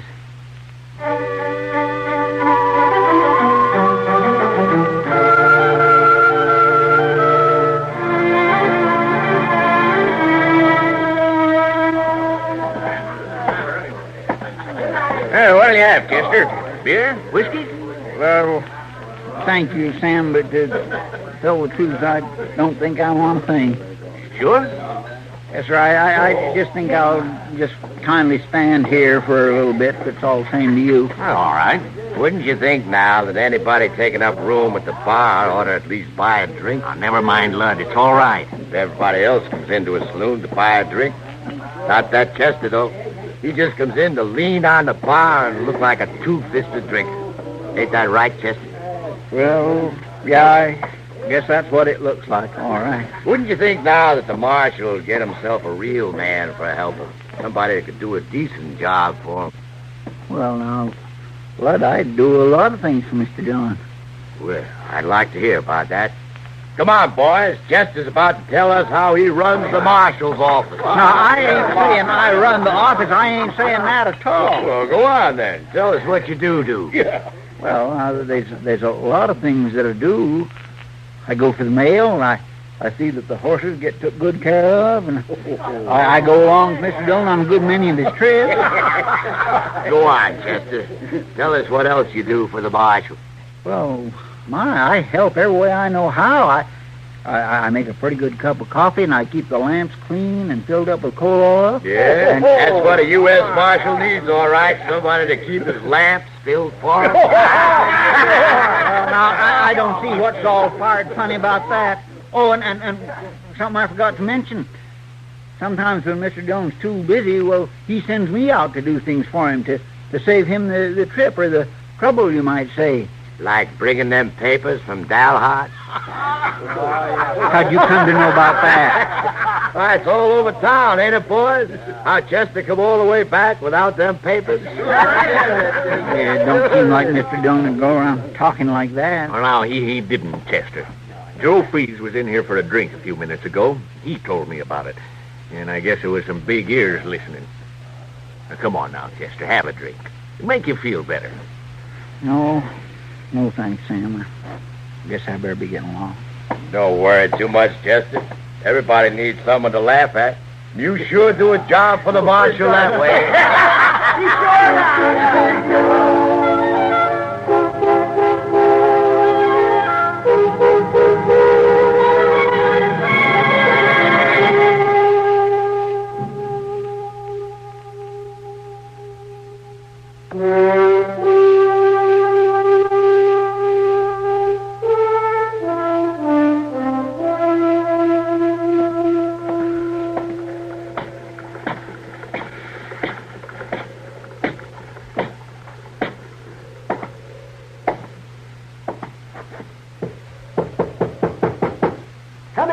Come in.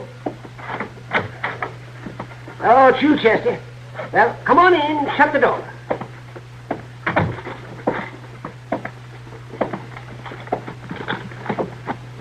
Oh, Doc? don't just stand there. Can't you see that I'm busy? You're in my way. Oh. Is this a professional call? You look kind of seedy.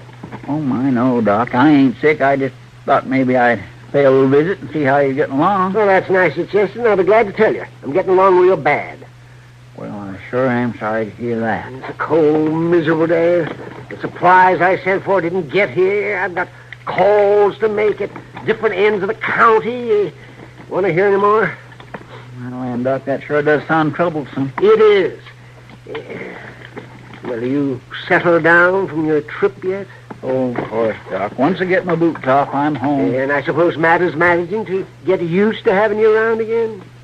What do you mean? Oh, I don't know, Chester. It's just that you take some getting used to. Oh, no, good Lord. It's 3 o'clock. I've got to get going. Hand me that bottle, will you? Sure, Doc. No, not that one. That's the other one. Yes. Here, Doc. Thank you. Doc? No, I haven't time to talk anymore, Chester. You can come back some other day. Would you just let me ask you one question? Yeah, but all right, then. What is it? Well, Doc, I was just wondering if you got any idea at all just what Mr. Dillon really thinks about me. Having me around for a helper and all. What do you think? Oh, for heaven's sakes, of all the foolish time-wasting questions. Could you please tell me, Doc? Yes, Sir Chester, I can tell you. He thinks you're the most addle-pated, no-account, sieve-headed excuse for a helper that anybody ever had. Now, go on, get out of my way. I'm late. Sure. I wouldn't want to be in your way.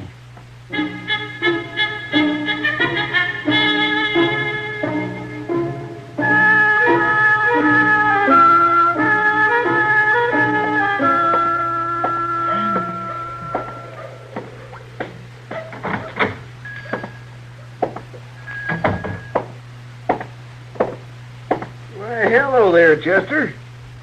I didn't expect to see you so soon. Oh, well, now, I don't want to waste no time getting back on the job, Mr. Jonas. What do you mean? Well, if I don't do nothing else around here, I can at least see Mr. Dillon don't run out of stores. I come in for some coal oil, some coffee, and a couple new wicks for the lambs. That's what I was telling you. What? You're too late. Marshal was in here, I expect about half hour ago. He was? Was he looking for me? I just been up to Doc's office there. It wasn't you he was looking for, Chester. It was some supplies. Oil, new lamp chimney, coffee. Well, forevermore, I could have got 'em for him. The marshal was looking at it that way, too. He was saying he sure didn't know why you'd let everything run out at once. I sort of got the impression that he didn't think you were doing your job, Chester. He couldn't have been funning about it, could he? Didn't sound like it to me, Chester. Sounded as though he was real provoked. Guess he ain't even laughing at me no more. How's that?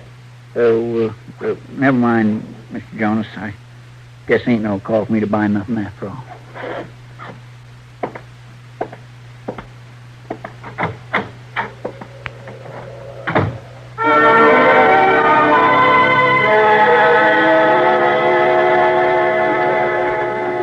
Another whiskey, Sam. All right, Lud.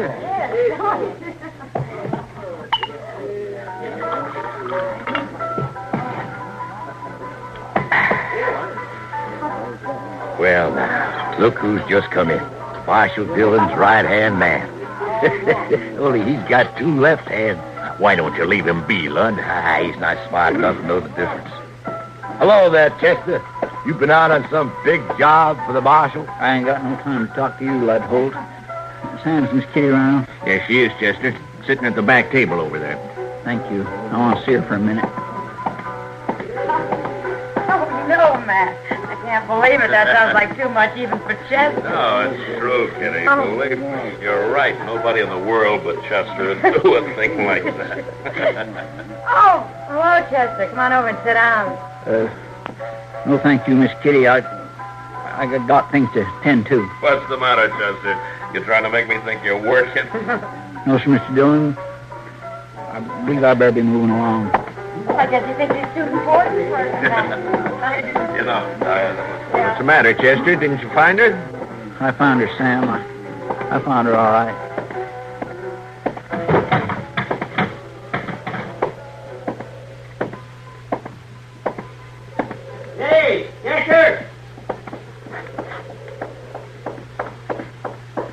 Hello, Jim.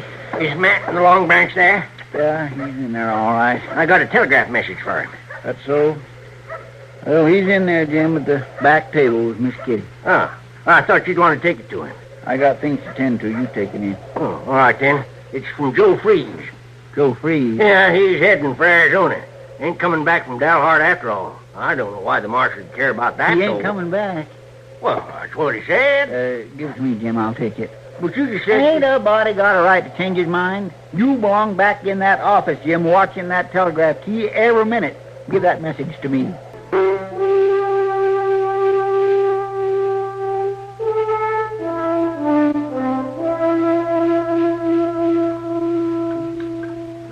Save room for some pie, Matt. It's elderberry. That's a good thing Chester isn't here. He'd eaten up the whole thing by now. Yeah, it's a wonder to me how Chester's stomach keeps on working at all. The way he loads it down. He must be doing something mighty important to miss a meal. Where'd you send him, Matt? I didn't send him anywhere, Kitty. I haven't even seen him all day. Yeah, it's funny. I haven't seen him either. Well, that's kind of strange, isn't it? You suppose he's sick? Well, he was in to see me yesterday, but he didn't say anything about being sick. He acted kind of funny, though. Oh, how's that, Doc?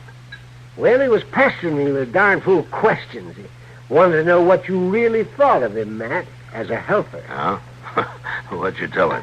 I told him you thought he was an addle-pated, sieve-headed no-account, of course. How else would you answer a fool question like that? Yeah.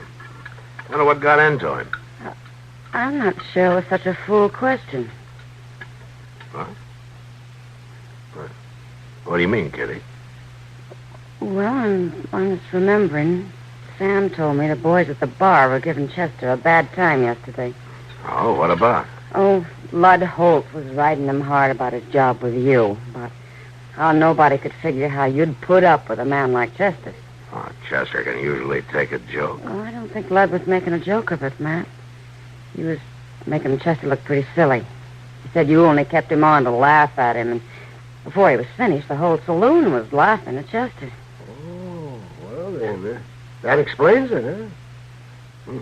Wish I'd have been a little more patient with him. The way he was feeling, what I said couldn't have sounded very funny. Oh, he ought to have better sense, Well, Chester's Doc. sensitive, Matt. You know that. Yeah, but he should know that if I got any complaints, I'll make them myself. You were complaining to him quite a bit yesterday, weren't you? Well, sure, but he was still miles away on his trip. I had to bring him down to earth a couple of times, that's all. Oh, well, I guess everybody was bringing him down to earth at the same time. Poor Chester. I even laughed at him when he came into the Long Branch. Well, I'll say this. If he was going to choose a day to hold up and not make an appearance, this is a good one. That wind's bitter cold. There isn't any sense to it, but I guess I better look him up and straighten him out. Maybe some of this pie will help his feelings. See you later, Kitty. Doc. Yeah. All right, Matt. Bad, Matt.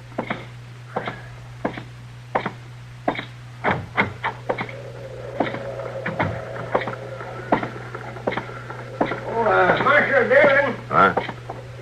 Oh, hello, Jim. Business must be bad at the telegraph office. Oh, I've trained my boy to spell me. I just wondered if you got that wire all right, Marshal. Oh, which wire was that?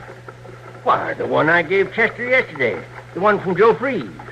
Joe Freeze? Yeah, you know, saying he wasn't coming back from Dalhart. Yeah. Yeah, sure, Jim. Thanks. Thanks a lot.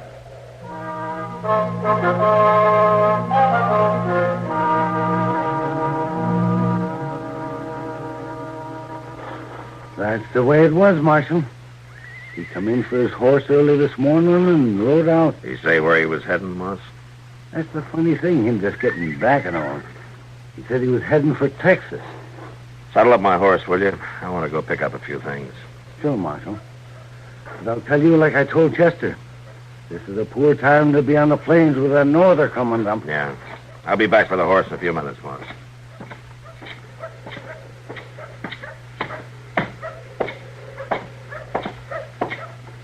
Afternoon, Marshal. I'd like to talk to you. Not now, mister. Just take a minute. My name's Lud Holt. Oh? I've heard of you. I'll walk along to your office with you. Listen, Holt. If you have anything to say to me, you say it fast. Huh? Well, sure. Takes a little talking over, though. I was thinking maybe you could use a good man. I mean, a good one. Real man who can handle a gun. I got an assistant. Oh, I know, Marshal. You got Chester, but everybody knows he ain't I'll much. say one thing for you, Holt. You got plenty of nerve. Sure I have, Marshal. I could do a lot of good for you. You fill Chester up with ideas that he's no good, and then you come around to me asking for his job. Well, you know, Marshal, everybody knows Chester's only good for laughing at. Well, there's going to be one less person laughing at him. And that's you. Now, look, give up. And from now on, Holt, you stay out of my way.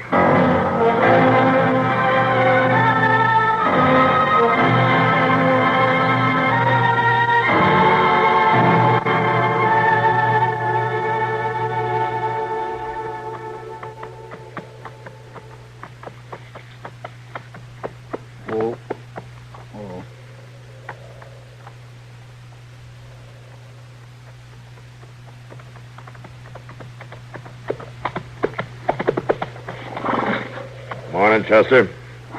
Morning, Mr. Dillon. I seen you coming back there. That's why I pulled up. Oh, we're the only two people I know who are darn fools enough to be out on a day like this. Well, it is mighty chilly. I'll say that.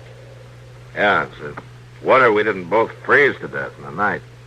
Mr. Dillon, ain't none of my business, but just why are you riding out this way? I'm trailing a man. Oh? Would you like me to help you? No, I won't need any help, Chester. Oh. I won't have any trouble finding him. He doesn't have any more sense than you do, heading out into a storm.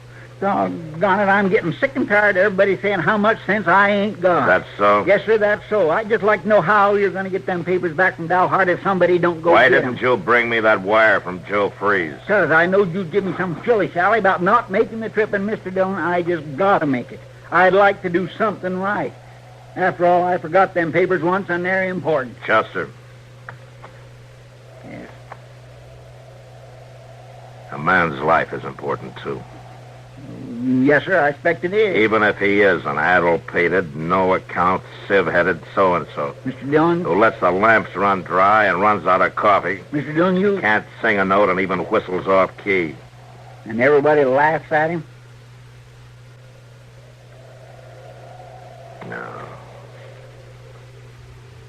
No, not quite everybody, Chester. Now, come on. Let's get back to Dodge.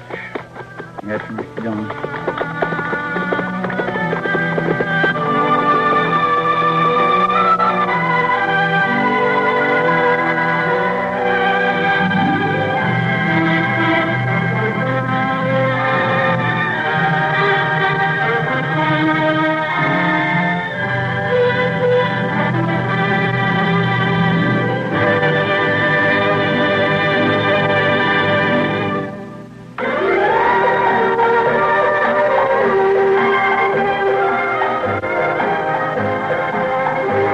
Gunsmoke. Produced and directed by Norman McDonald, stars William Conrad as Matt Dillon, U.S. Marshal.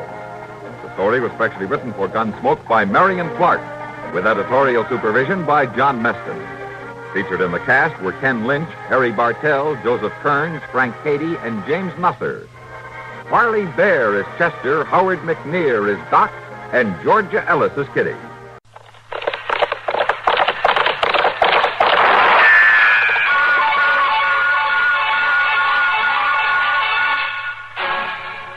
Dodge City and in the territory on west, there's just one way to handle the killers and the spoilers, and that's with a U.S. Marshal and the smell of Gunsmoke.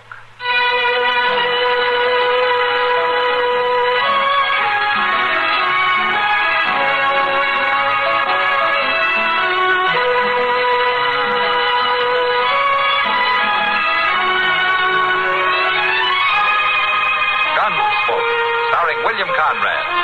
Story of the violence that moved west with young America, and the story of a man who moved with it. I'm that man, Matt Dillon, United States Marshal. The first man they look for and the last they want to meet. It's a chance job, and it makes a man watchful. and a little lonely.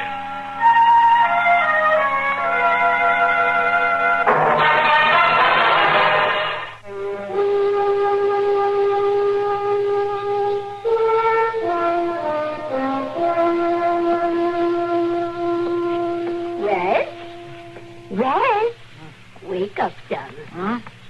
Yeah. Come on, son. Wake up. Today's the day. Ma, I don't want to do it. Now, you mustn't waste time, Raz. The stagecoach from Hay City to Dodge will be going past James Crossing, and you'll miss it. Oh, Ma. Breakfast all ready for you, son. You can start out with a nice hot stomach. Ma, I ain't got the heart for it. Raz, you're 16 now. You've got to get your hand in sometime, you know. Your pa'll be getting out soon. We have to have something to show him for all his years in there. Ma, I just plain don't want to rob a stagecoach. Oh, now, Raz, that's no way to talk. This is a chance for you to get started. It's high time for you to be thinking about your future, boy. Oh, I ain't got the juice for it, I tell you. Raz, you fair shame me carrying on this way. What if your pa was to hear you talk like this? Or your big brothers? No chance of them hearing, Ma. Ain't one of them's got less than 2 years to go. Raz, I've had enough of your foolishness. Now get up out of that bed and get to that stagecoach. Oh, all right, Ma. I got your favorite breakfast. Hominy and side sweat. I thought you'd like that. Yeah, thanks. I got Buck saddled for you, too, son. Buck? Oh, Ma, that's done it. I ain't going. Well, you surely ain't going to walk to a hold-up, boy. But you know how spooky Buck gets with me, Ma. The minute I pick up the bridle reins, he gets a hump in his back. I just can't sit that horse. He's run off with me the last 10 times I rode him. No, Ma, I ain't going on with Buck. Then go steal a horse you like and have done with it. We need another one around here anyway. I can't steal a horse, Ma. Then eat your breakfast and ride out on Buck. I ain't giving you no choice, Raz Hawkins. All right, Ma. I'll do it. But I don't like it.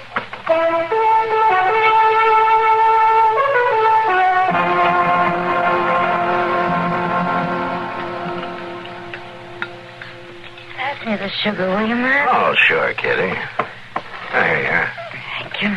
I'd like it back when you're finished, Kitty. Here you are, Doc. Thank you. Like Chester says, helps the coffee slip down. Chester, say, what do you hear from him, man? Did he ever get to Hayes City? Yeah, he did. I got a telegram last night. He's coming back on the stage. Oh, why? Well, he delivered the papers in Hayes, all right, but his horse broke a leg. Oh, that's too bad. He was pretty fond of that horse. Oh, Chester's fond of every horse he sees, Kitty. I hope he doesn't forget my calico. Calico? Mm-hmm. I asked him to bring me back what he could. You asked him to...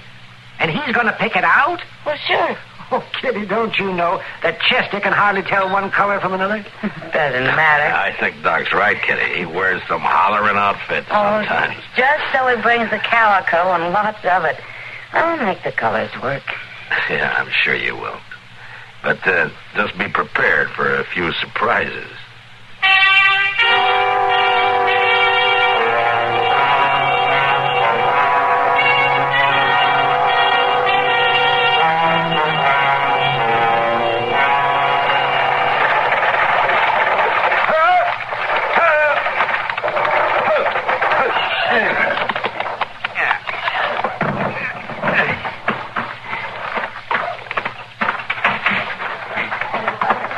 Folks, we'll rest the horses here. You got 5 minutes to stretch your legs.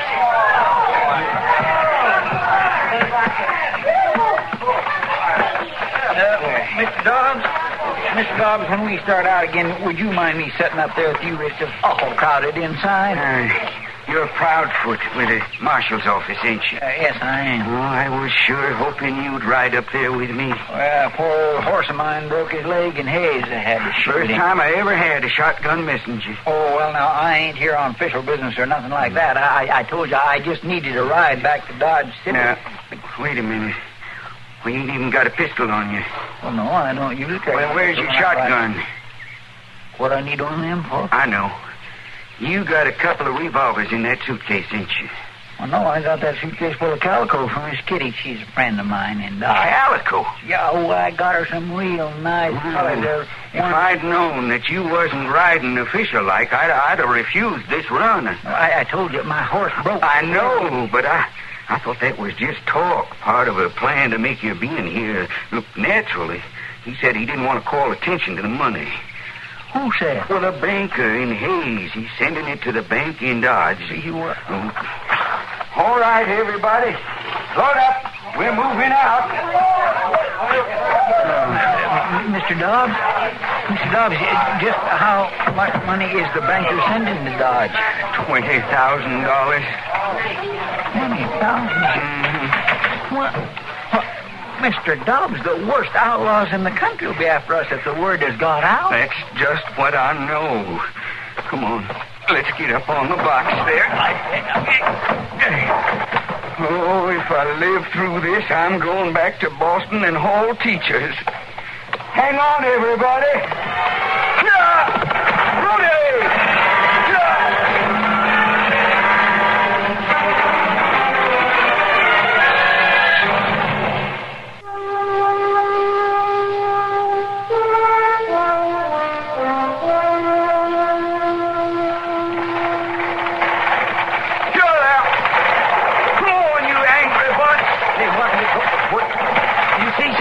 Ahead there? Well, no, I thought I did, but I reckon not. Hey, Mr. Dobbs, you better slow this thing down. Oh, not till we get to Dodge City.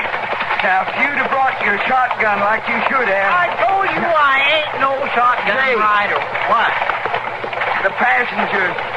Somebody in there must be carrying a rifle. No, they ain't. Now, you've seen all them passengers get aboard, and they ain't a cowboy nor a hunter amongst them. Hey, look yonder. What? Where? What? A cloud of dust swirling up from around the bend there. Oh, yeah. Moving toward us, too. Like a horse was running or something. I knew it.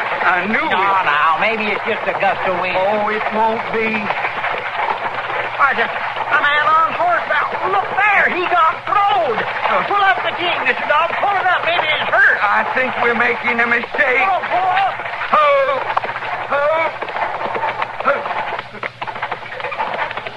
Oh, now, that ain't no hold-up. Look at him. He's just a young kid. Why, he ain't no more than a young hold-up, man. You got a gun? You two better get down. I knew it. Rest of you, too. Outside, everybody shake out of that stagecoach.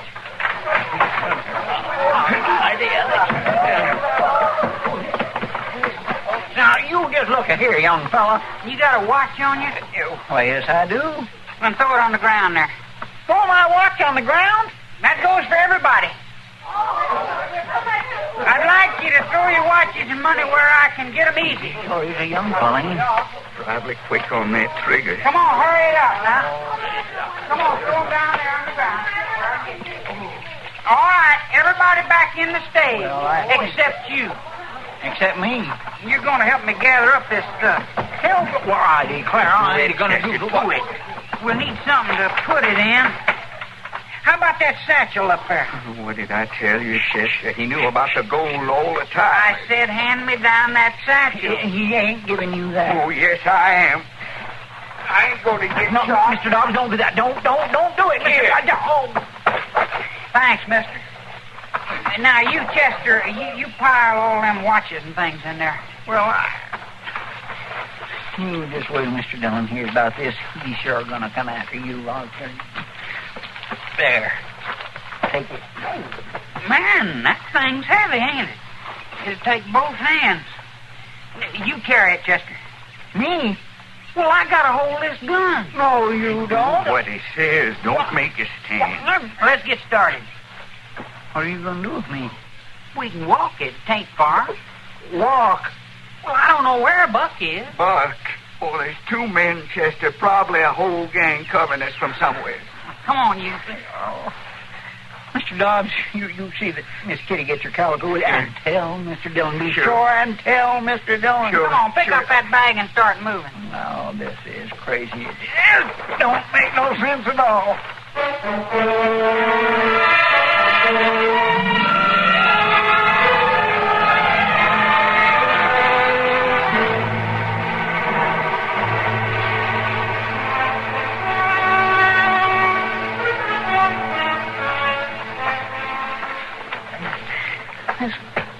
cussed satchel's heavy. How soon are we going to get to where we're going? We're there now, Chester. What? That little shack? What's that, your hideout? That's my home. Ma'll have something to eat. Ma? Red, is that you? Yeah, Ma, it's me. Well, get on in here, boy. Where have you been? I've been worried sick. Why? Who's that with you? That's Chester. He helped me carry the stuff. Chester? Oh, Proudfoot. Ma'am, how do you do? Why, you're... Raz? This is Matt Dillon's assistant. Yes, Mom. You got to look in the bag, Ma. Go on. Now, what have you done, Raz? Helped up the stagecoach. That's what he done, ma'am. What? Raz Hawkins, have you been robbing again? How many times have I told you? What are you saying? You was the one who told... Raz, you shut your mouth now. Not another word out of you or I'll box your head. Oh, I hope he hasn't caused you any trouble, Mr. Proudfoot, is it? Proudfoot, yes, ma'am. No, he ain't troubled me too much. He done his fair share of toting.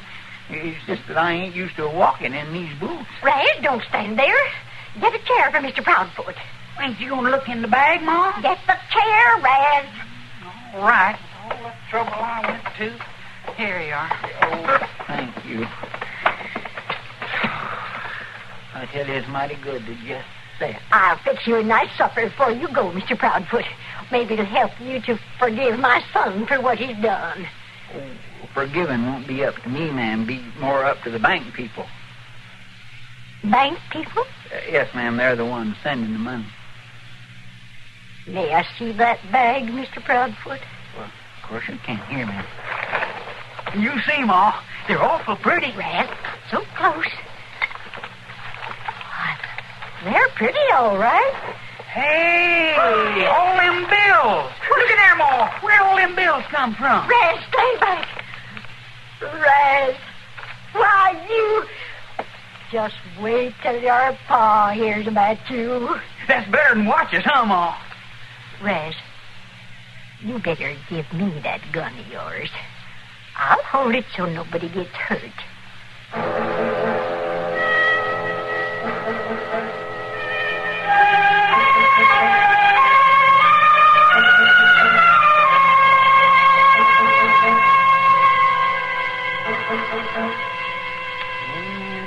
Let me see here. There you are, Matt. Now, let's see you get out of that one. You play a tough game of checkers, Doc. Of course I do. But not tough enough. Just a minute. You're beat, Doc. Take a look. If I'd have had a wasted youth like you, maybe I'd be better at this game. Just talk, Doc. Plain, ordinary talk. Yeah, when Chester gets back, I can start winning again. Well, then don't put the board away. You should be in here any minute now. Oh? The stage just came in. Which one of you is the marshal? Well, I am. What's the matter? We've been held up, Marshal. Huh? The stage has been held up. What? They got all the money, the whole 20,000. What are you talking about? The banker and Hayes were sending it to Dodge City. But Chester was on that stage. Where is he? Well, they got him too, Marshal. Took him with them. Forced him at gunpoint. Where did this happen? Well, not far from here, just this side of James Crossing. Now, what are you going to do, Marshal? How many men were there? Well, I only saw one, but I think there was a man named Buck hid out somewhere. Matt, give me a rifle. You stay here, Doc. I'm not asking you. I'm telling you, Matt. All right, here. Thank you. I'll get my horse. Tell me something. Did Chester put up a fight? Well, he looked at me like he was going to. He had an awful serious look on his face. Chester, this time you may be in real trouble.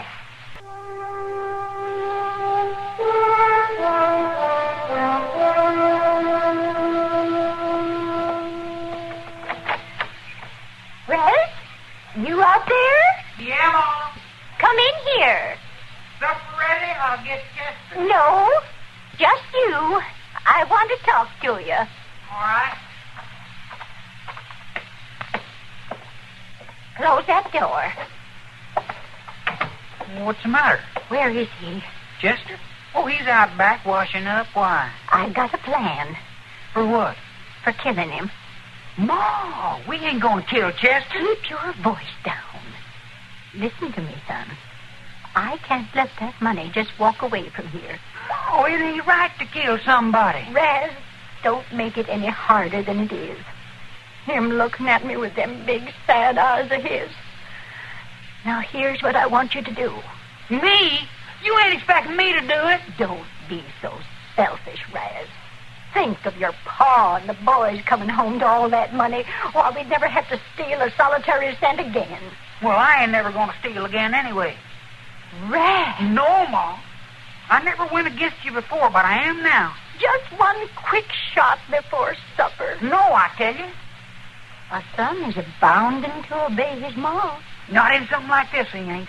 We never done killing before, and we ain't gonna start with Chester. Then it looks like I'll have to do it myself. Why can't we work for a living like everybody else? Chester? Chester, honey, come on in. Supper's ready. Yes, Mom, I'll be right there. On second thought, I think I'll wait till after supper. Them sweetbreads turned out pretty good and be ashamed to waste all that food.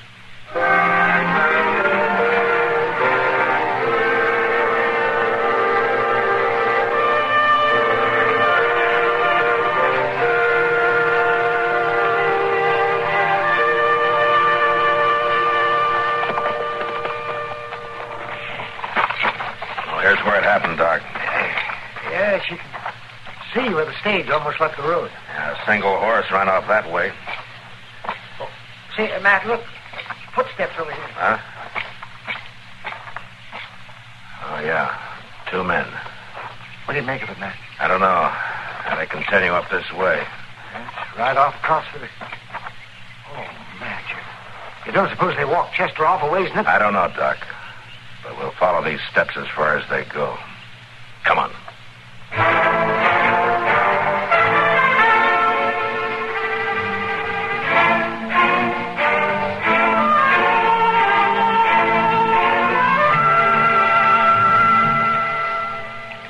Master, Mr. Dillon, he just calls on me for help all the time. And my, these sweetbreads are tasty. You know, my mom used to make them this way. I was just little, but I can still remember. Anything you don't see, just ask, Chester. Well, thank you. Like I was saying, Mr. Dillon really needs me. Now, today, for instance, I was coming back from Hayes City after taking some legal documents over for him, you know. Sure wish I could get a job like that. So do I, Raz. Oh, now, Raz will make out Miss Hawkins. I'll just take this money and everything back, and when Mr. Dillon hears how Raz didn't know he was stealing the bank's money, why... If I ask him, he'll just come on out and talk to Raz. Ma didn't say nothing about bank money. Raz, keep still. Eat your supper. Yes.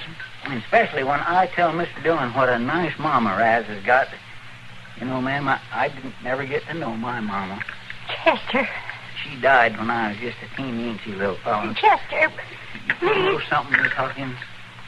From what I can remember, she is a good deal like you. Here, Chester. Take the gun. Gun? What the... Oh, you've been keeping it from Raz. Now, ma'am, that ain't necessary no more. I figure he's kindly seen the light. Raz, get him out of here. What did I do? Chester. Hi. Why, Mr. Dillon and Doc, well, now, how did you get here? Having a nice supper, Chester? Oh, yes, Doc, I am. Oh, Mr. Dillon, everything is all right. I got the money from the bank, the watches, and everything is sitting right there on the table. Now, ain't you glad? Yeah, I'm glad, Chester. Ma, the marshal's come to take me away like he did Luke and Zed. Hello, Hetty. I might have knowed you'd come, Matt.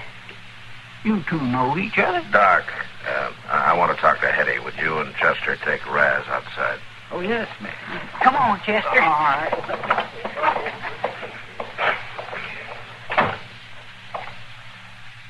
Well, it's been a long time, Matt. Yeah, Hetty, it has. I'd almost forgotten about you. I was hoping you had. Since you put Pa and the boys away, I've been waiting on Raz, waiting for him to grow up, but looks like I waited too long. Hetty, I want you... Matt, don't preach to me. Oh, you win in a way. Because poor Raz won't ever be any more than he is right now. And you'll let him be himself? Only Raz could bring home $20,000 and a marshal's assistant at the same time. And you'll let him be? Well, I'll let him be. Promise you that. Good. I'll drop by once in a while, though, just to make sure. Wouldn't be you if you didn't. Eddie, I was at the window when you changed your mind about shooting Chester. Matt, did you ever take a good look at him? Yes, I have. He's safe wherever he goes. Look, Eddie, I'm going to tell him in Dodge that the hold-up man dropped his loot making a getaway. Now I can get the money to the bank and the watches back to the passengers. Well, I didn't think I'd ever thank you, Matt. But Raz, well, he's all I got left now. That's not why I'm doing it, Eddie. Thank you, Matt Dillon. Can I serve you a cup of hot coffee before you go? No thanks, Eddie. Eddie, the satchel. Oh, dear.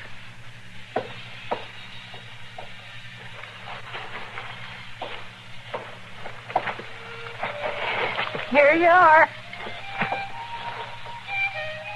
Goodbye, Eddie.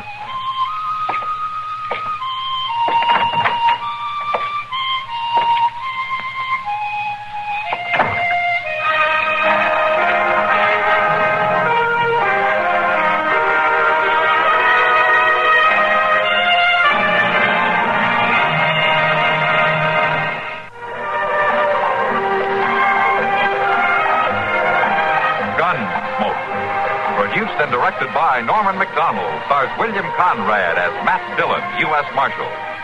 The story was specially written for Gunsmoke by Tom Hanley, with editorial supervision by John Meston. Featured in the cast were Jeanette Nolan, Sam Edwards, and Vic Perrin. Harley Bear is Chester, Howard McNear is Doc, and Georgia Ellis is Kitty.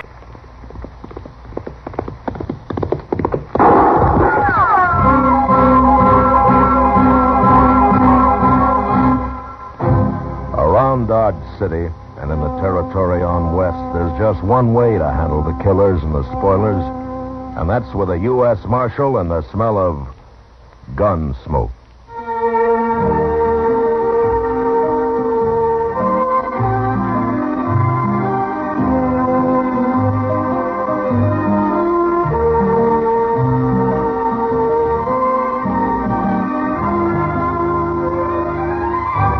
Gunsmoke. The story of the violence that moved west with young America. The story of a man who moved with it. Matt Dillon, United States Marshal. Gunsmoke, starring William Conrad.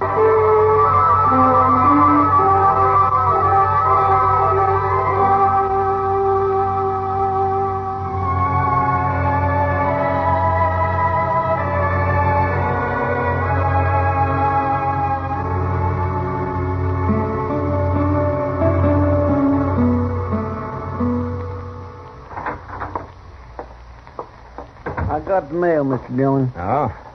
That looks like official stuff, Chester. Yes, sir, it is.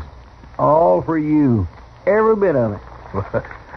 Were you expecting a letter? Oh, no, sir. If I ever got a letter, it'd just mean trouble of some kind. Well, that's what my mail usually means. Yeah, not this time, though. No new wanted notices? Yeah, not a one. Looks like all the bad men have had a change of heart. Sure does. There hasn't been a reward posted for anybody in over a month. Well, not that we know of, anyway. Mr. Dillon? I think I'll go see if there's any beer left over at the Alfraganza. You join me? No thanks, Chester. Okay, sir. I'll see you later. Yeah, sure.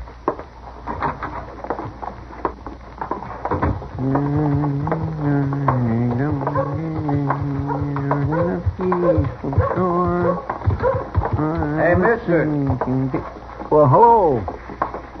Tell me, is it all right to tie my horse here? Of course it is. Well, some towns, they don't like strangers being too bold. Well, there's mostly strangers in Dodge. It's a pretty big town. Heard a lot about Dodge. Good or bad? Bad, mostly. No offense to you, mister. Well, I don't own Dodge. I'll buy you a beer. Well, I was just going into the Alfraganza here. You know, a fella feels funny when he don't know nobody in the place. Oh, I've been that way many a time. Where are you from, anyway? Colorado Territory. A lot of country out there. Sure is. Bartender? Wait a minute. Sure.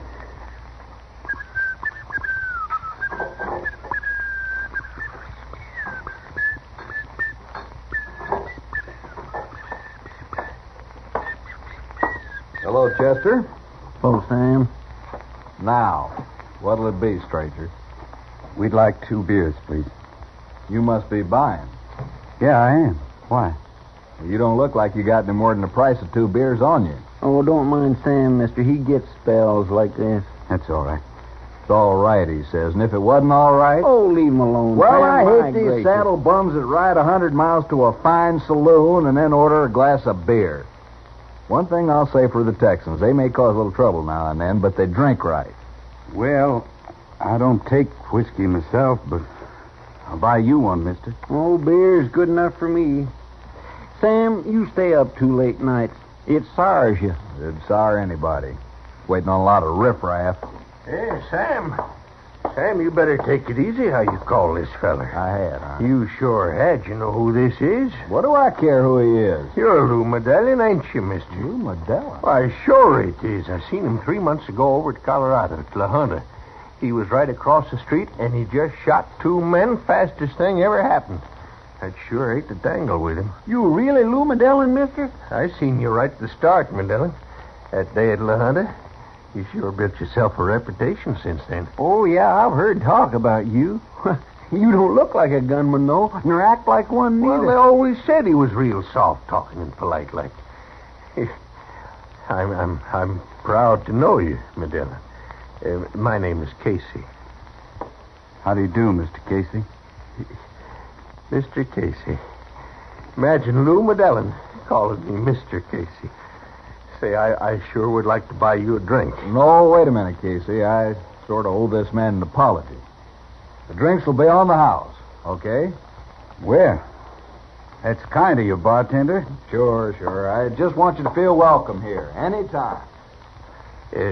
Mr. Medellin, how come you're wearing your gun in the holster now? I always heard you carried it loose in your belt. I can handle it both ways. Maybe you thought people wouldn't recognize you so fast wearing it different. It kind of marks a man right off, carrying his gun in his belt. Yeah. Yeah, I guess it does. Say, I'm sure proud to know you. I never got real acquainted with a man of your breed before. My pleasure. My, you sure are polite, Mr. Medellin. No need to be otherwise, I figure. Well, one thing, you make a lot of friends mighty fast. But then I guess that's easy for a man like you. Sometimes. Sometimes it is. Well, let's move over to the table, gentlemen. We'll have our beer there. Sam, Mr. Medellin wants the drinks brought to a table. You bet. Be right there.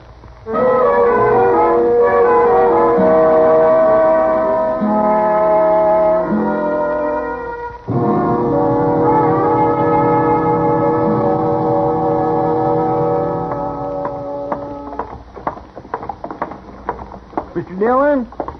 Mr. Dillon! Yeah, what is it, Chester? Say, I've been looking all over for you. Oh, trouble? No, sir, but there sure could be. Did you ever hear of Lou Medellin? Is he in town? Yes, sir. He was right in the Alfraganza there about an hour ago. I had a beer with him. Well, what's he doing in Dodge? You find that out? Well, he didn't say, Mr. Dillon, but he is about the nicest, politest fellow you ever met. All I've heard about him is he started killing people a few months ago out in Colorado territory. Yes, sir. He's a gunman, all right. Casey saw him in a fight in La Junta. He's with him right now. Casey's a fool, Chester. Don't you be. No, sir. It's just that I never met nobody like him. Oh, he's so quiet and easygoing. Sure. I think I'll have a talk with him, Chester. Come on. Say, you think he's here looking for trouble, Mr. Dillon? Man like that's always looking for trouble. Well, yes, sir, I guess that's true, all right.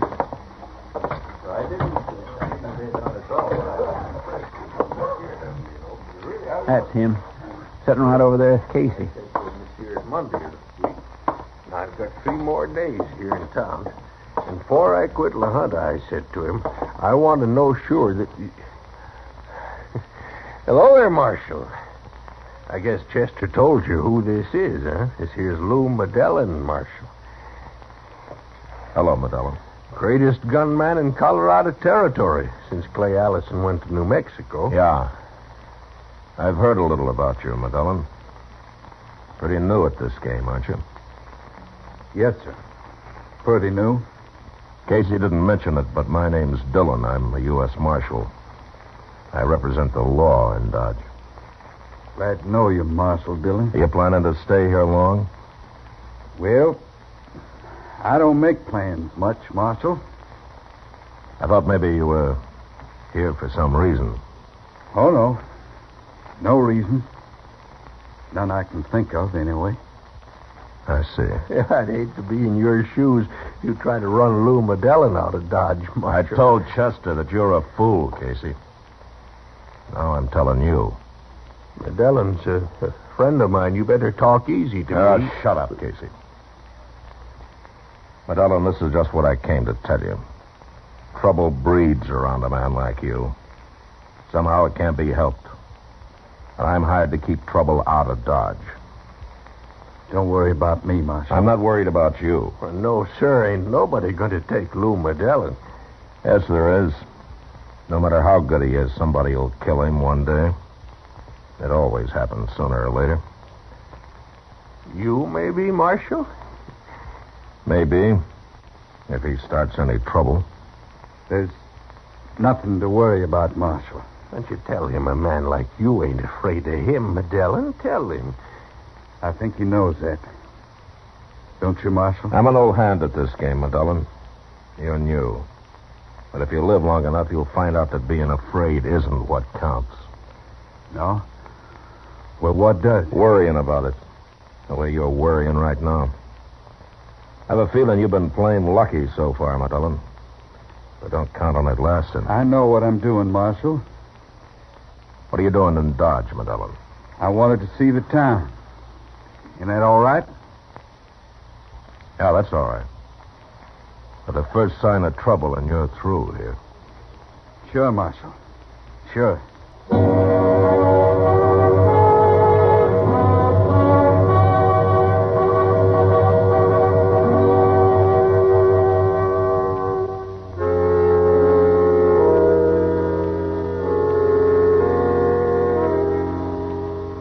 I'd seen a lot of gunmen and killers in my time, and some of them were mighty peculiar people.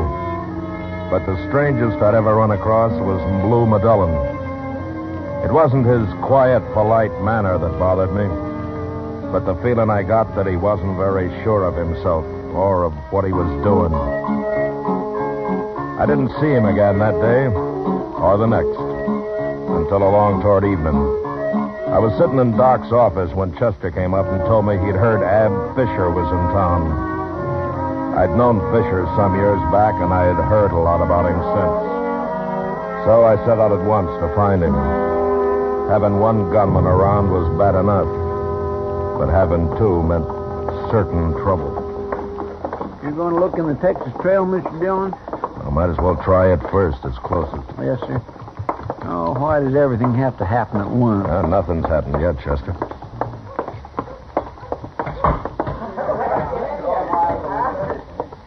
See him? No. But there's Lou Medellin over there. Well, he's sitting with Miss Kitty, Mr. Dillon. Yeah.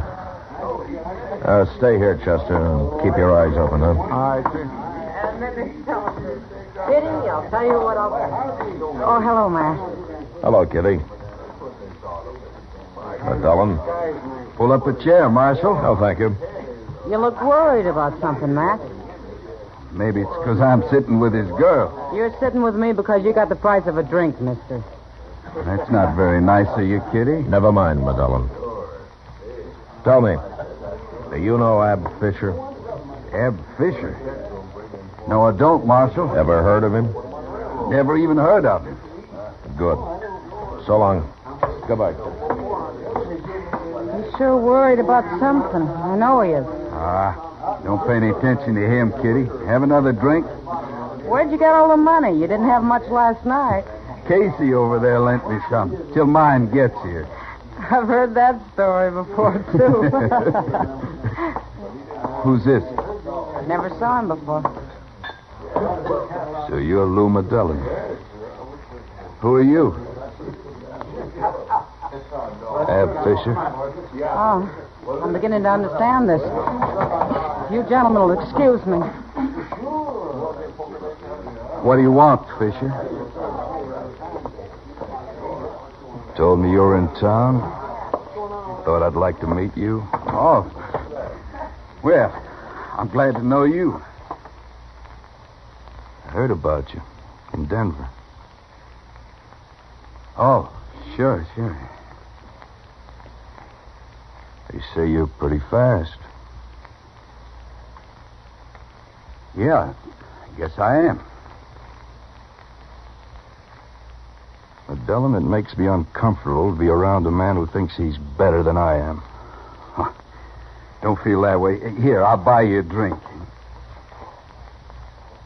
Put your money on the table. All right. There it is.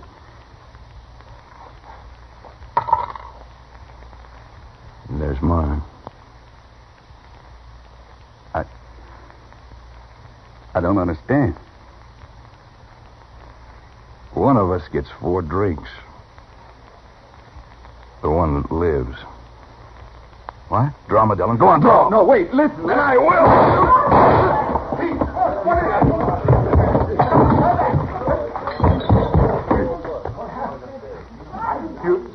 You killed him. You killed Lou Dillon. Yeah, did you? But he didn't even draw. He never even tried. He had his chance. If he lives, I'll give him another one. Anytime.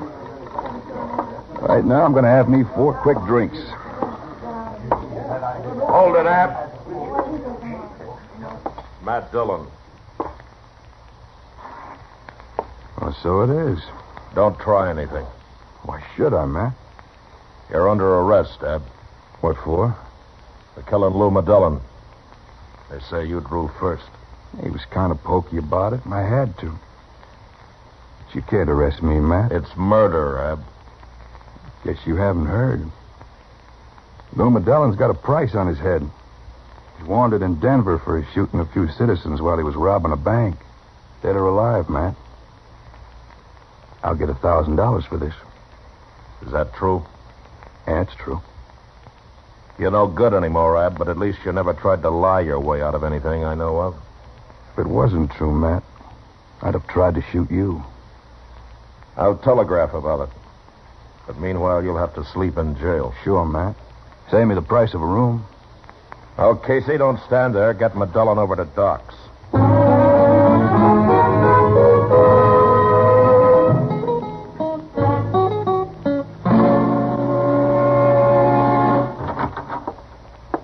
Here it is, Mr. Dillon. They finally answered your telegraph, and Ab Fisher's right. $1,000 for Lou Dillon, dead or alive, and it's signed by the sheriff up in Denver.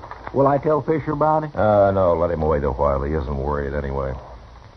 I'm going to go up to Doc's and see if Dillon's still alive. Yes, sir.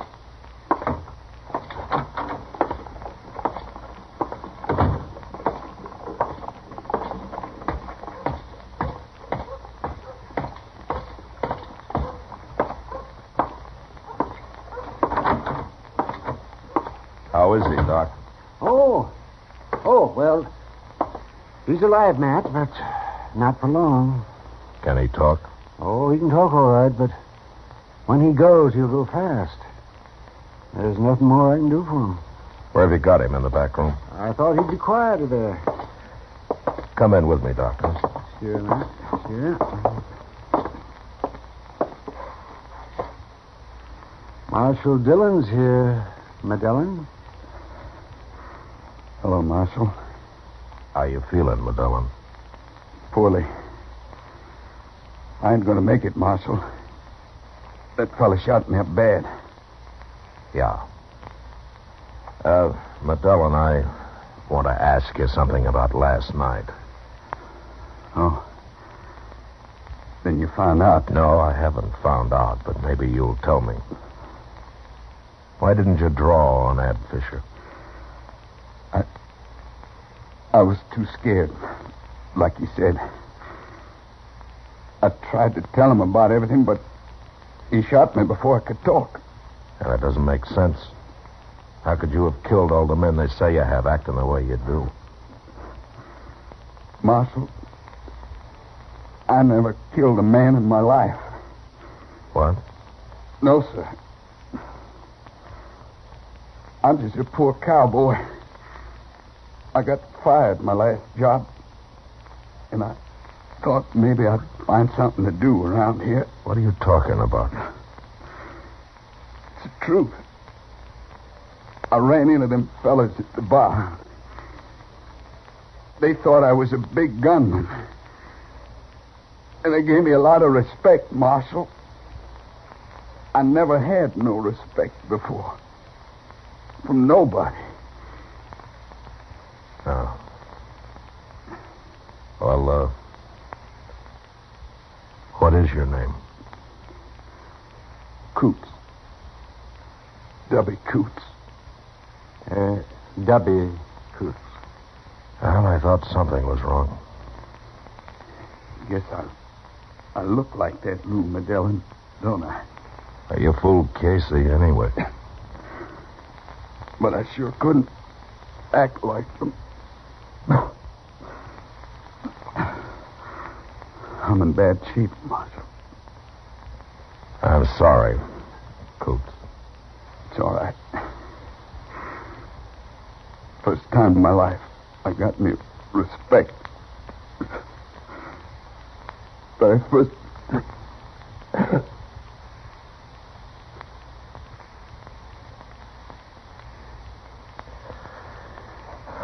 He's dead, Matt. W. Coots, huh? Poor devil. Yes, it's kind of sad, Matt. Yeah. It's going to be kind of sad for Ab Fisher, too. Now I gotta go tell him that he killed an innocent man. And he'll probably hang for it. He's going to be mighty disappointed.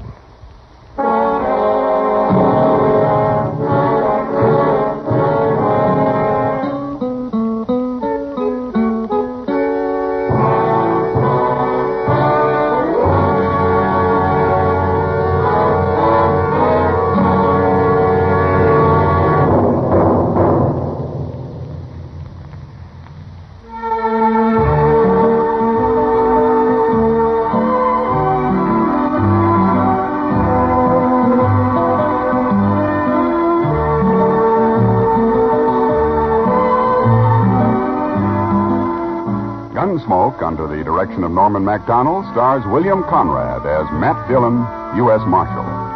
Tonight's story was specially written for Gunsmoke by John Meston, with music composed and conducted by Rex Corey. Featured in the cast were Vic Perrin, Lauren Stobkin, Harry Bartell, and Herb Ellis. Harley Bear is Chester, Howard McNear is Doc, and Georgia Ellis is Kitty. Ken Peters speaking.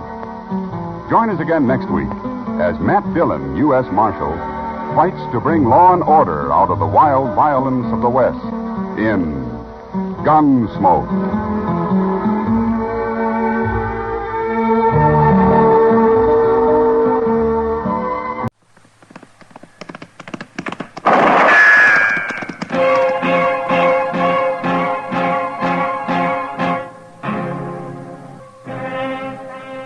Dodge City and in the territory on west, there's just one way to handle the killers and the spoilers, and that's with a U.S. Marshal and the smell of Gunsmoke.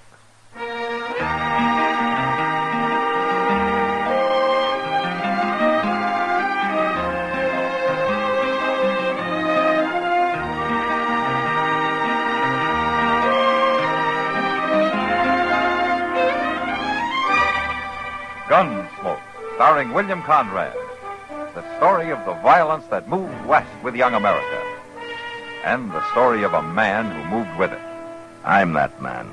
Matt Dillon, United States Marshal. The first man they look for and the last they want to meet. It's a chancy job, and it makes a man watchful.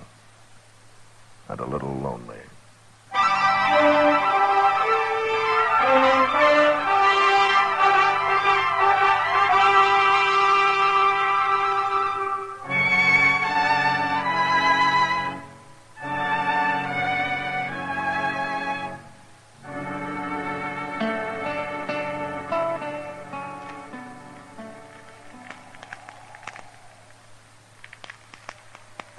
Good thing we packed in all that stove wood, Mr. Dillon. Gonna need plenty of it for morning. Yeah, it'll be a real cold night, looks like. That snow keeps on there, so it's gonna be 2 foot deep on the level and 4 in the draws. And if you don't take your boots off that stove, you're gonna have 2 feet on the bare ground, Chester. What are you talking about? Well, your soles are starting to smoke. Now take them off. My golly, I thought I smelled something burning in here. The stove's red hot. Yeah, well, at least my feet's warm for the first time in 2 days. Yeah, maybe I'll rub my boots with tallow. The leather ought to soak it up real good, being so hot that way. Evening, Matt. Oh, hello, Kitty. Come on in. Kitty. Oh, it's cold out tonight. Yeah, well, come over here and stand by the stove and burn with Chester. Oh, now. I can't stay, Matt. I gotta get back to the Long Branch. Yeah, big crowd tonight? Yeah, but quiet one. Men get sentimental around Christmas time. Oh, I'm that way myself, Miss Kitty. So am I, Chester. I was thinking earlier this evening what it was like when I was a little girl. We used to always... Well, that was a long time ago. Well, why don't you stay a while, Kitty, and let Sam run the place tonight, huh? Well, the boys sort of need me, Matt. Talk with them and laugh with them, even though they're thinking of somebody else at the time. Well, yeah, I know, but... Well, I don't mind, really. Kind of nice to be needed by somebody. What I was thinking, though, Matt, later around midnight, maybe the 3 of us could get together.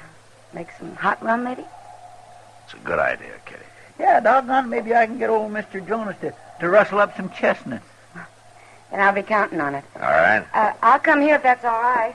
I'd kind of like to get away from the Long Branch. Okay. Oh, well, how are you, Mr. Beeker? Good evening.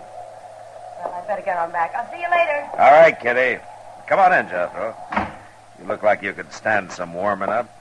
Marshal Dillon, got some trouble out in my place. Oh, what kind of trouble? I've been invaded, attacked it on my own property, shot at. Look here, at that there hat. Ah, that bullet come much closer, you'd have been shot, not shot at. Who was it, Jethro? A couple coming through in a wagon. They took over my barn and won't let me put a foot inside. Now, what do you mean a couple? A man and wife? How do I know whether they're man or wife or not? Well, maybe they just wanted shelter from the storm. Marshal, I don't care what they want. They took possession of my barn without so much as a by your leave. And I want them throw it out tonight. Oh, now, can't we leave it till morning, Jethro? No, sir. Will Ross ain't spending the night on my property. Will Ross? Yeah. Is your daughter with him? Harmony? Marshal, I ain't got no daughter. Well, you did have until 2 years ago when she married Ross and you threw them both off the place. For the last time, I ain't got no daughter. You had one for 19 years, Beeker. You know me for a man of my word, Marshal. Now I'm telling you this. If you don't ride back out there with me right now and get them 2 off my property, I'm going to burn that barn down with them inside it.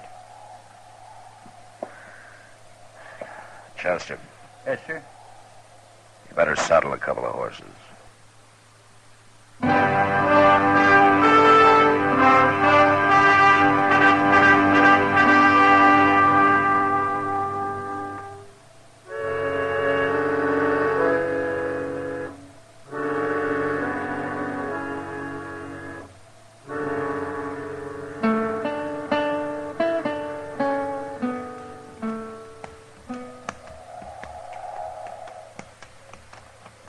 don't see any wagons, Jethro. Yeah, they're halted inside the barn. Blast them. They're burning the coal oil stove in the tack room, and they got a fire going in the blacksmith forge. Well, it's a cold night. Yes, and charcoal and oil cost money. Come on out there, Ross. Got the law with me now. Jethro, if I'm going to handle this, I'll handle it my own way. Now, you stay right here. Come on, Chester. Yes, sir. Now, don't you go easy on them. I want them two treated like any other criminals. You make mighty good targets again this snow, Mr. Dillon. Yeah, I guess we do it that. The wind dies down, may not turn into a blizzard after all. But I just don't like the idea of walking right into a gun. Who is it? Who's out there? It's Matt Dillon. Hold your fire, Will. Stay back. I'm warning you, Marshal. Just want to talk to you, Will. Now, come on, open the door. It's cold out here. Is old Jethro with you? No, just me and Chester. You can come in alone, Matt. You leave your gun out there with Chester. All right, open it up. Here, Chester, hang on to this. Mr. Dillon, I just don't like this. Now, we got no choice. All right, hurry up, Matt. Well, welcome home, Will. You took a big chance walking up here like that. I doubt that. You wouldn't have shot anybody in cold blood before. I don't think a man changes that much in 2 years. Not unless he's pushed hard enough. Maybe. Now, take that gun, Will. You said you just wanted to talk. I do, but not over a gun sight. Now, hand it over. No, now stay back, Matt. No! Like I said, Will, a man doesn't change that much. No, I guess not. I wouldn't even have shot old Jethro. I figured that. We didn't aim to stop here, Marshal. We was trying to make dodge, and the storm come down on us. A man takes shelter where he can. I wouldn't even ask him for a drink of water. Not after the way he treated us when we got married. But we didn't have no choice. Where's Harmony, Will? She's in the tack room. It's warmer there. I made up a bed for her with some straw and some blankets. A bed? You better go talk to her, Marshal. She'll be right glad to see you after all this time. All right. Chester. Yes, sir? Come on in. I'll be right back. All right, sir. How you been making out, Will? Not too bad. Harmony? Who is it? Matt Dillon. Oh, Matt. What's going on here, young lady? Oh, everything, Matt. We're in trouble. In real trouble. What's wrong? You sick? I reckon you might call it that. It'll be any time now, I think. Oh.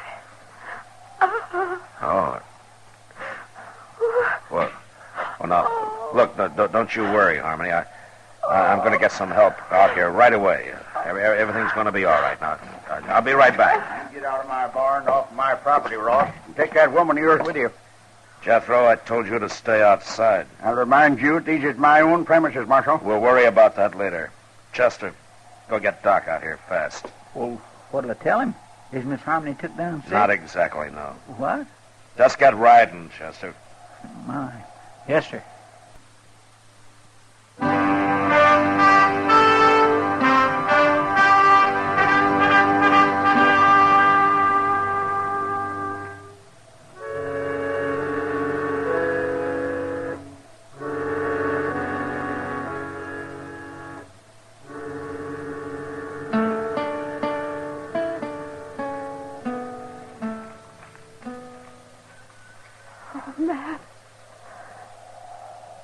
Matt, I'm scared. Now, you just take it easy, Harmony.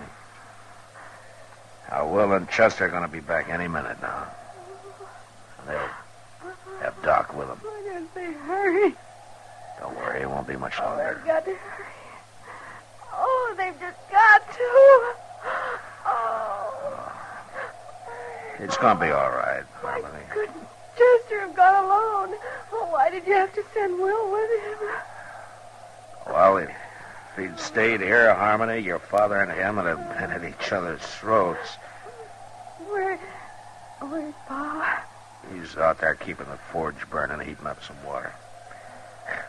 He's looking sicker by the minute. Why did it have to happen? Here, Matt. Oh. Harmony, take it easy. If I only had something to hold on to. Maybe if you'd give me your hand. Here, take my hand. Here. There you go. There you go. There you go. You know, baby's first look at the world ought to be all love and joy, not like this. Now with Pa hating us like he does. Oh, no, Harmony. He does. He hates us. Will and me both. Well, maybe not as much as he puts on. Oh, Matt. Oh, you're right, I think. What do you mean? Oh, it's not going to be much longer. It's... Oh... Just take it easy. If Doc doesn't get here, you'll stay with me. You'll help me, won't you, Matt? Well, sure I will, Harmony. I'll do what I can. But he'll get here, though. Doc always makes it. I hope so, Matt, but I'm afraid he... Oh, say, look. Now, what's all this fuss about? Oh, Doc, thank goodness. It's a fine time of night to drag a man out in the snow. Yeah, put my bag right. I can't see why you didn't plan this thing at a decent hour, young lady. Doc, I'm scared. Oh, scared? Fiddlesticks, not a thing to worry about. Women were having young'uns long before you and me was even born. Hurry, please. Oh, well, now then, you just settle back here and you quit worrying. I'll tell you when it's time to hurry. Doc, do you mind if... Well, now, Matt, well, you're as white as a sheet. Oh, well, Doc, Oh, you thought you was going to have to take over by yourself, huh? Now, you go on out there and you tell that old buzzard out there to heat up some more water. He hasn't got half enough. All right, Doc. And then stay out from underfoot. Me and Harmony's got some work to do. Go on, now, get.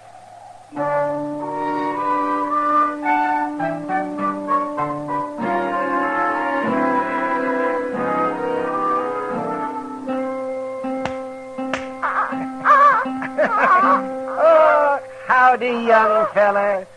Welcome to the world.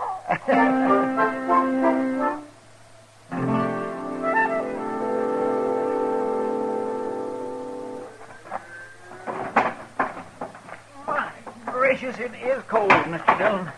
Stopped snowing, though. Clear as a bell. There you are, Mr. Beeker.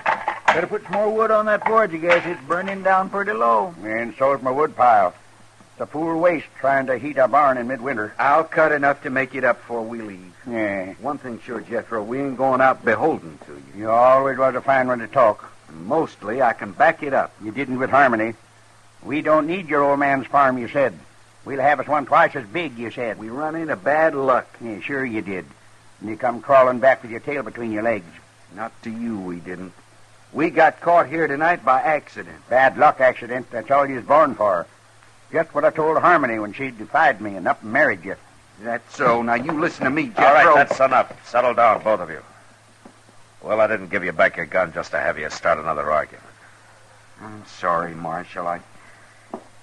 I'm just kind of on edge, I reckon. Well, it ain't no wonder when a man's got a new little boy less than an hour old. Yeah, the rich get richer and the poor have young'uns. Jethro, shut up. Marshal, I'll remind you that all of you are trespassers on my property. I thought we settled that. I'm here because you called the law in, remember? Well, you sure ain't done nothing. Force of circumstances, Jethro. Now, they'll leave as soon as your daughter's able to. You can count on that. I ain't got no daughter, Marshal. Well, anyway, while they're here, you're going to keep the peace. And ain't no law against talking. There is if the talk leads to violence.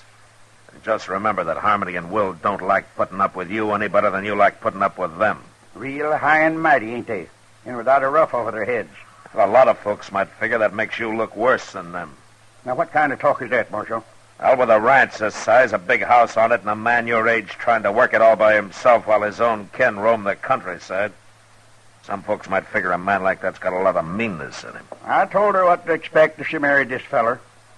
Man might tell somebody most anything when he's mad, Jethro. But it's plain stubbornness that makes him stick to it afterward. And they come sneaking into my barn like bandits, Marshal. Didn't even knock on my door.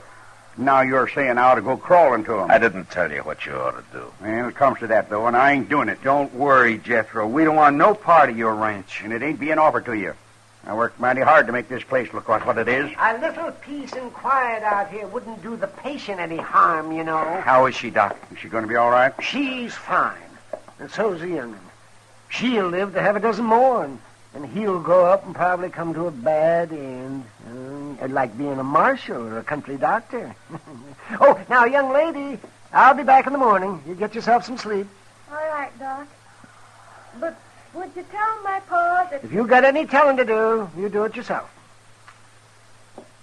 Pa? Pa? Well, answer her, you old coot. She's talking to you. Yes? What is it? Pa? Would you come in here and say howdy to your grandson? Grandson? Did she say my grandson? Of course he's your grandson. Well, I hadn't thought of that. My grandson. Now, wait a minute. I don't know, Jethro. You just got through claiming you didn't even have a daughter. Confound it, Marshal. You're trying to put words in my mouth. Of course I got a daughter. And a grandson. And as fine a boy as you could ask for. Will. What? Well, I'd be much obliged to you if we could shake hands and kind of forget about things. Well, can't see no reason not to, Jethro. Yeah, good. Now, come on, Will. Let's look him over. By golly, a grandson. Oh, look at him, the crazy old fool. Young'un's born every day. It's nothing to get all worked up about. Who you fooling, Doc? Huh? Nobody. Well, what are we going to do? Head back to town? Might as well, Doc. You know, they'll probably have some ups and downs yet, but I guess the four of them will be able to work it out now. They'll spoil that kid rotten.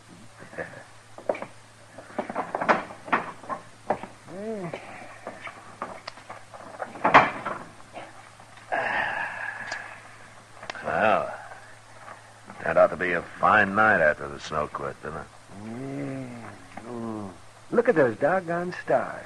Say, Doc, why don't you come by the office when we get in town? Kitty will be there, and we thought we'd have a little something to drink and sit around a while and talk. Oh, that sounds fine. Yeah, hold on. It's pretty near 4 o'clock in the morning, Mr. Dillon. That's right, Chester.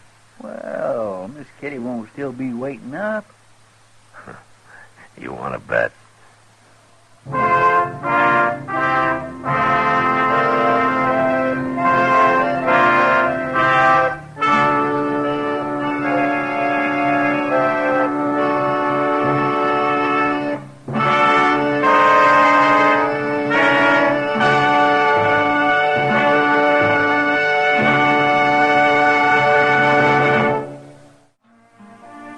Gunsmoke. Produced and directed by Norman Macdonald, stars William Conrad as Matt Dillon, U.S. Marshal. The story was specially written for Gunsmoke by Les Crutchfield, with editorial supervision by John Meston. The music was composed and conducted by Rex Corey. Sound patterns by Tom Hanley and Bill James. Featured in the cast were Ralph Moody, Vic Perrin, and Virginia Gregg. Parley Bear is Chester, Howard McNear is Doc, and Georgia Ellis is Kitty.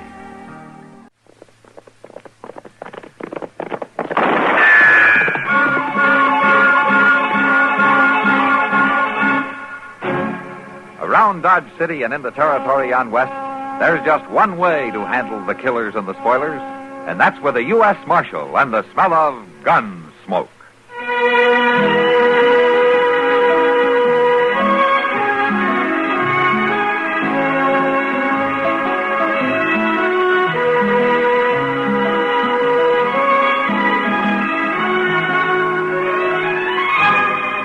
Gunsmoke, starring William Conrad.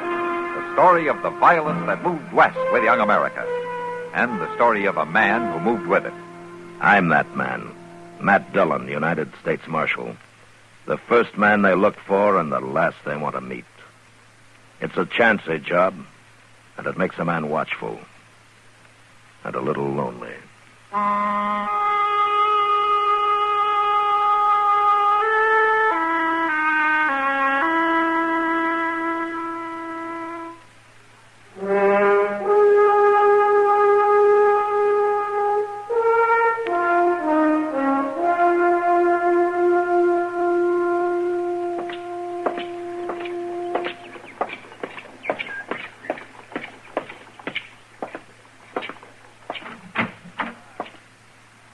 Hey, Doc. Hey, Doc, you up? Hey, Doc. What? Yeah. You gonna sleep your life away, Doc? Yeah, what's the matter? What's the matter, mister? Why, what time is it? 7:30. Now, put your pants on. Let's go up the street and get some breakfast. Now, come on. 7:30. Come on, roll out. It's daylight in the swamps. Come on. Oh, I guess I might as well. Now that you got me wide awake. Wide awake. Yes, well, I'm getting there. I sure don't see the sense in starting the day so all fired earlier. You're putting them on backwards, Doc. I am not putting them on. I'm just about to turn them around. Oh, sure you were. I've been putting my pants on for a long time without being told how by the village policeman. Yeah.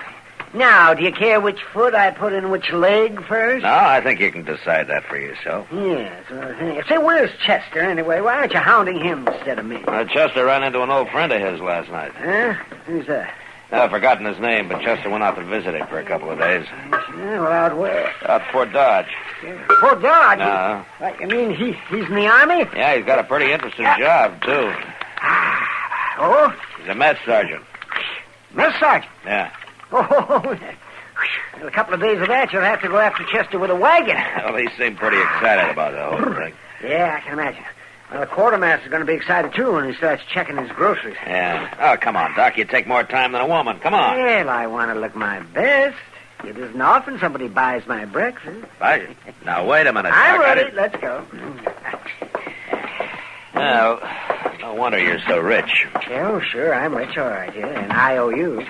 Well, at least you got something to dream about. Ah, well, it's a nice day. Yeah. It'll get hot, though. Who's that woman driving the wagon? That looks like Hank Rutger's wife, huh? Yeah, it is. Rutger, you mean? Was he that runny little sodbuster out by Cottonwood Springs? Yeah, that's the one. I wonder what she's doing in time this early in the morning. Marshal? Oh, well, she's beckoning to you. Well, let's go see what she wants. Morning, Miss Rucker. Morning, Marshal. Doc. Good morning. You're up early. Yeah. Been quite some time since I've seen you in town. Always work to do when you're homesteading. You break your heart and you break your back and you end up with nothing. Even worse than nothing. 'Cause the years are gone finally and you can't get 'em back. How's Hank? Hank. Yes, ma'am. Your husband, Hank. 8 years slaving for him, working my fingers to the bone, and you end up with nothing. Miss Rucker, is there something wrong? Miss Rucker, I said, is there something wrong? I heard you. Hank's in the back of the wagon there, under that tarp. What? Here, Doc, I'll pull the canvas back. All right. Well, he's dead, Matt. Yeah. Shot in the back.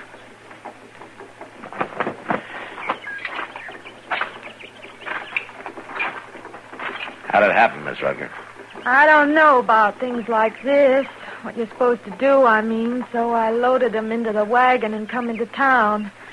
I figured you'd be the one to see. You figured right, but what happened? It wasn't me, Marshal. I didn't shoot him. Who did? I don't know. You don't know? I mean, I don't know his name or nothing. He was a stranger. Stopped by the place yesterday evening just before sundown. Wanted to water his horse. Hank wasn't there. This fella kept looking at me and talking kind of funny. Then he saw Hank coming and he rode on. Maybe that he's the one that... Late last night, Hank woke up, heard something outside. Thought it was an animal bothering the stock. Went out, and pretty soon there was a shot. How do you know it was the same man? Because they come by the house after. But I run him off. Ah. What does this fellow look like? I don't know. Like any other man, I reckon. Nothing special. Except for his shoulders. Oh, what do you mean? He has the biggest shoulders I ever seen on a man. Mighty powerful. Look, Miss Rutgers, why don't you go across the street there to the Dodge house and take a room and get some rest, huh? You'll leave the wagon here. Doc and I will take care of things for you, huh? I'm all right, Marshal. You go on now. Feels strange being alone. Hank wasn't much, I guess. Didn't treat me good, but at least he was always there. A woman needs a man. All right, I'll go now. Thank you, Marshal, for taking care of things. I'll stop by later, Miss Rucker. All right, Marshal.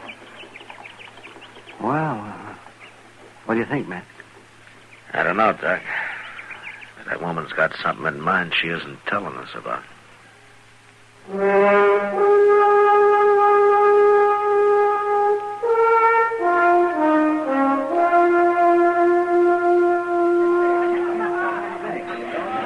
Like another beer, Doc? No, guess not, Kitty. People criticize me enough as it is. Doc. Oh, there's Matt. Huh? Over here, Matt. Oh, well, maybe I will have a beer after all, Kitty. On him. Hello, Kitty. How are you? Sit down, Matt. You look tired. Yeah, I am tired. If it gets any hotter, they're going to have this country. Any luck, Matt? No, Doc. I checked every rooming house in Dodge, every liver stable. I even talked to some of the homesteaders out south of town. And nobody's seen a stranger who matches Ms. Rutgers' description, if you can call it a description. Did she remember anything new? No, not much. I talked to her late this afternoon. She thinks that he had reddish-brown hair, but she's not sure. Oh, just those shoulders, then. Yeah, that's all she's sure of. I guess she'd remember that, all right. Well, Matt, maybe you won't have to look any farther. Oh, what do you mean? That man over there at the end of the bar. What? We've been keeping an eye on him till you showed up. Oh. Who is he, Kitty? I don't know. Tonight's the first time he's been in here. Been staying to himself pretty much, just drinking and not talking. But he's got the shoulders, all right. Yeah. I think I'll go have a word with him.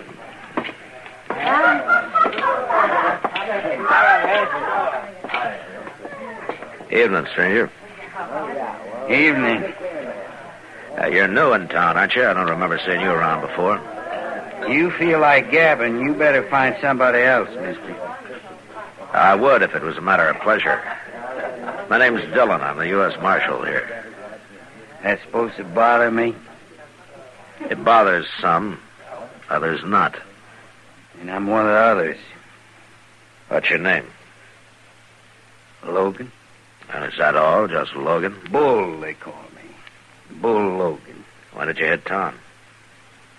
Today. Just going through. Oh, from where? Out west, different places. Why? What difference does it make? None, maybe. You mind taking a little walk with me? Where? Across the street. Yeah. I'll carry your gun before you. What's the idea? You arresting me for something, Marshal? No, I'm just asking you to walk across the street. What's over there? A woman. You trying to get me into some kind of trouble? Logan, if this woman recognizes you, you're in plenty of trouble. Now, come on, let's go.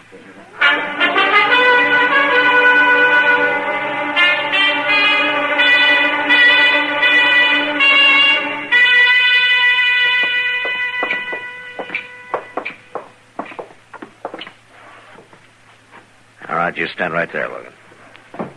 I don't know what you're trying to pull, Marshal. But you're all wrong. That's possible. Oh, Marshal, I couldn't... Is this the man, Miss Rucker? What are you talking about? I never seen her before in my life. I thought you better take a look at him, man. I don't know this woman. Now, what is this? What are you trying to set up here? Shut up, Logan. The man that shot Hank was real big. I reckon it stuck in my mind because Hank was such a little man. There's such a difference between them. All right, I'm big. What about it? You claiming you seen me before? Stay where you are, Logan. He's not going to hurt you, Miss Rucker. Now, take a good look at him. Is this the man who stopped by your place yesterday afternoon, who came back later and shot your husband? Well? No, Marshal. It ain't him. It's his shoulders, that's all. But other than that, he don't look nothing like that fella. I never seen this man before in my life. Look, if you're scared of him, don't be. I ain't scared of him. Why should I be? He ain't the same one. Well, you satisfied, Marshal? All right, Miss Rucker. Thanks anyway. I'm sorry to have bothered you. I'm going back out to the place in the morning, Marshal. There's things to do. And I think that fella's got clean out of the country by now. All right, ma'am. Do I get my gun back now? Yeah, here you are, Logan. Thanks. Be seeing you. Pleased to have met you, ma'am. Good night.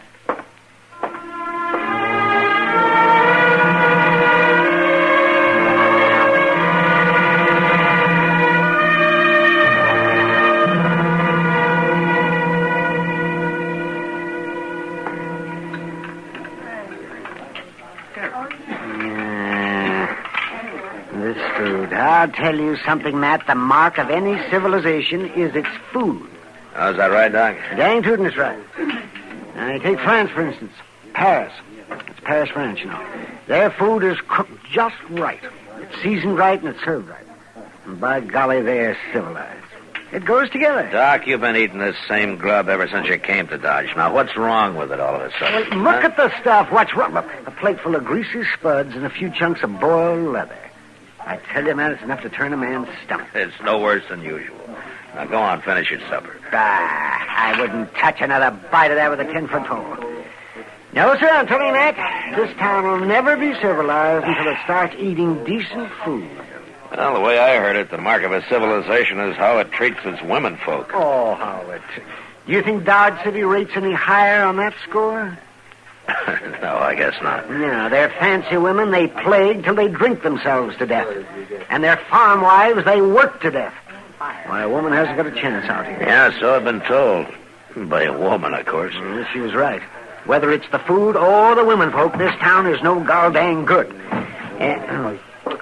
Marshal Dillon. Hello, Jeb. Well, how are things at the telegraph office, Jeb? Fine, Doc. I brought this telegram right over, Marshal. Huh? It's your answer to that circular you sent out on Bull Logan. Oh, yeah, thanks, Jeb. What about this Bull Logan, man? Well, I thought he might be mixed up in the Rutger killing, Doc. Well, I thought you'd given up on that. No, I sent out a bulletin just on a hunch. Yeah. What is it, man? Wow. Huh? Like he's wanted in California, 2 counts of assault and suspicion of murder. The victim was shot in the back. I should never have let him leave town. Well, he didn't go far, Marshal. Now, what do you mean, Jeb? I ran into Ed Perkins on the way over here. He seen Logan just this afternoon. Where? Out by Cottonwood Crossing. And he said Bull Logan's gone to work for Mrs. Rutger.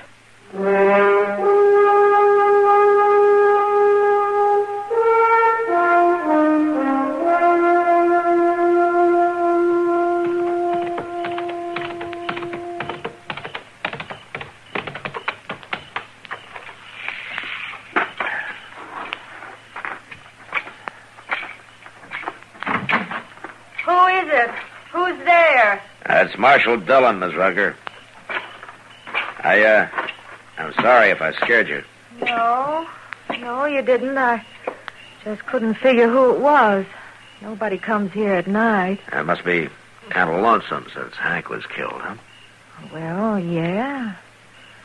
Yeah, it is. You managing all right by yourself? Well, I've had some help this week. Oh? Some of the neighbors, huh? No. I took on a hired hand to help out. Well, you're lucky to find one. The boys can usually make more work in cattle this time of year. Well, I offered shares on the crop. A woman can't run a place like this by herself. No, ma'am, I guess not. Yeah, a local man, is he? Somebody from town? No. Just a stranger riding through. That's kind of risky, isn't it? Taking on a stranger. Well... What's his name, Miss Rugger? I reckon you already know, Marshal. Yes, ma'am, I already know. Did he tell you that he's wanted in California, maybe other places, too? No. 2 counts of assault, suspicion of murder. Your husband wasn't the first man he shot in the back. What do you mean? It is the same man, isn't it, Miss Rucker? No. When you said you'd never seen him before, you lied, didn't you? Didn't you, Miss Rucker? Yes, I lied. All right, now where is he? He's out in the barn. You stay here, and don't you try to warn him.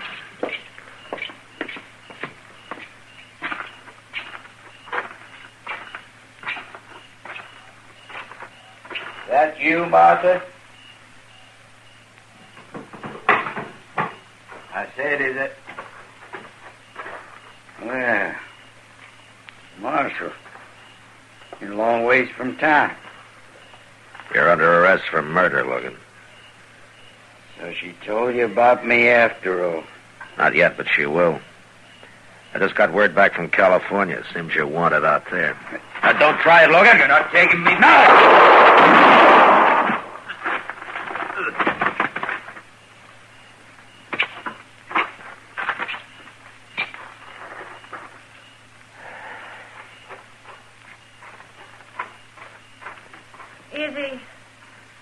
Is he dead, Marshal? Yeah, he's dead. I don't know why I said it wasn't him. I reckon I must have been crazy or something. Just seems such a shame, though. A shame? What was done was done. There wasn't nothing going to bring Hank back. I was left by myself. Bull here was big and strong. Seemed such a waste. Him dead, too. I see. I got ground that needs plowing, Marshal. Seed to be planted. Life ain't easy for a woman alone. I don't know, man. Seems pretty easy the way you go at it. You go on back to the house now. I'll take care of things here.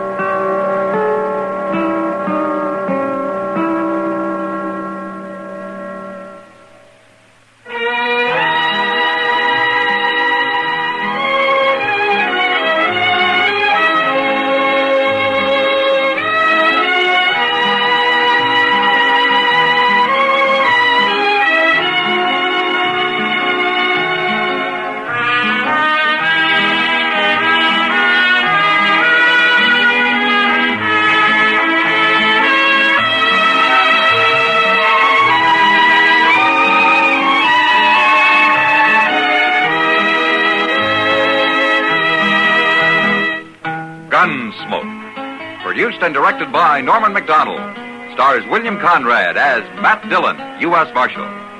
Featured in the cast were Parley Bear as Chester, Howard McNear as Doc, and Georgia Ellis as Kitty.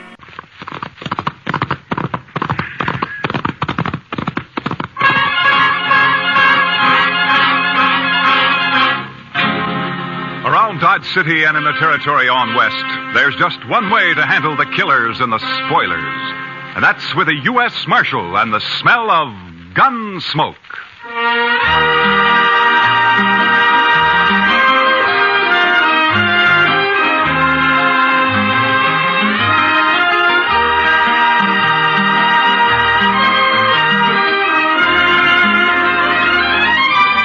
Gunsmoke, starring William Conrad. The story of the violence that moved west with young America. The story of a man who moved with it. Matt Dillon, United States Marshal.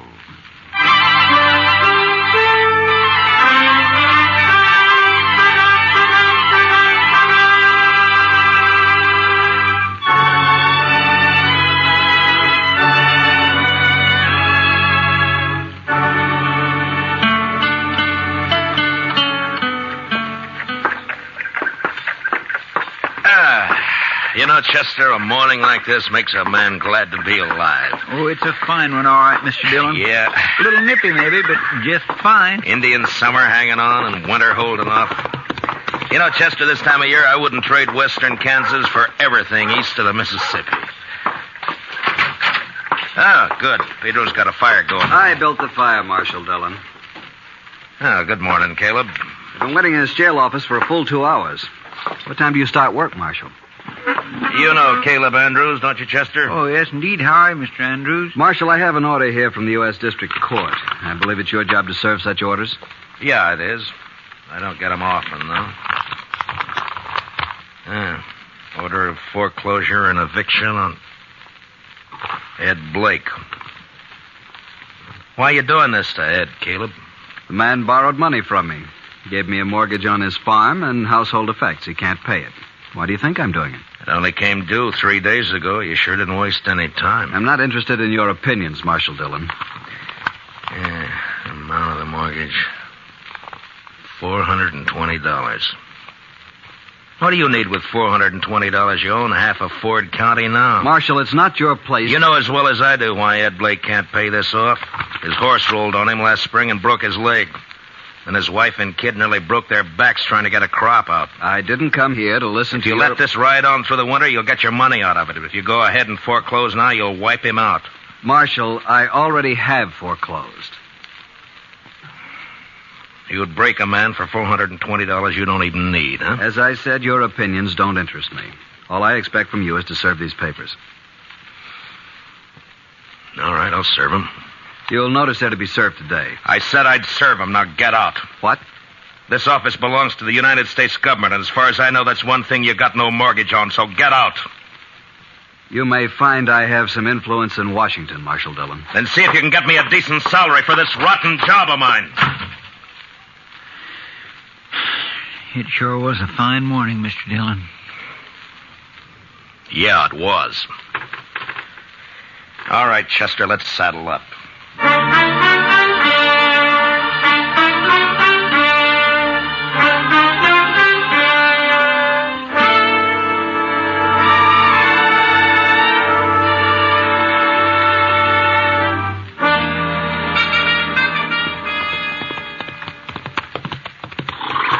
This is one job I surely wish we didn't have to do, Mr. Dillon.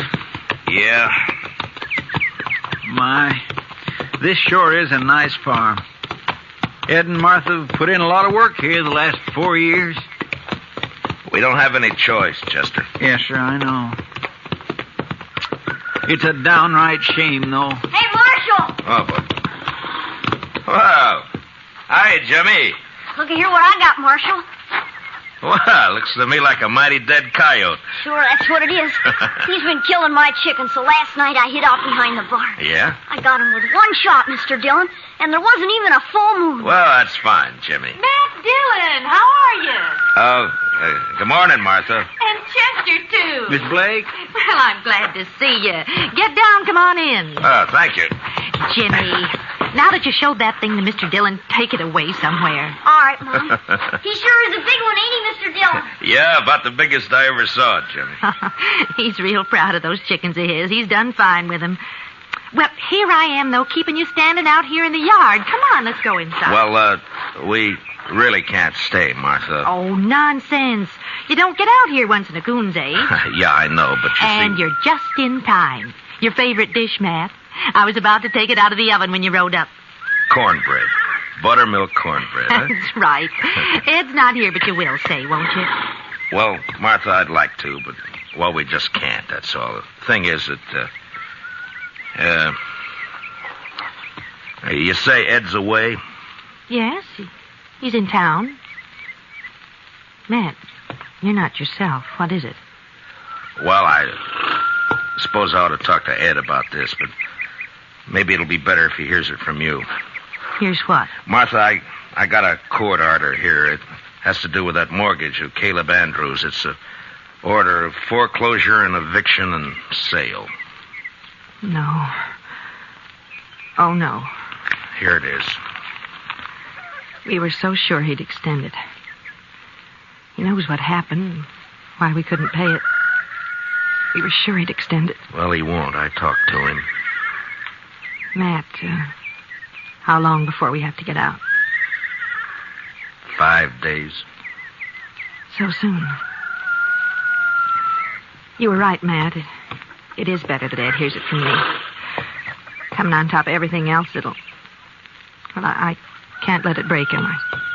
I just can't let it break him. Martha, if there's anything I can do, you let me know, huh? Matt, I don't blame you for this. I understand. Well, come on in now and have some cornbread with us. I couldn't. I'm sorry. Thank you anyway, Martha, but I just couldn't.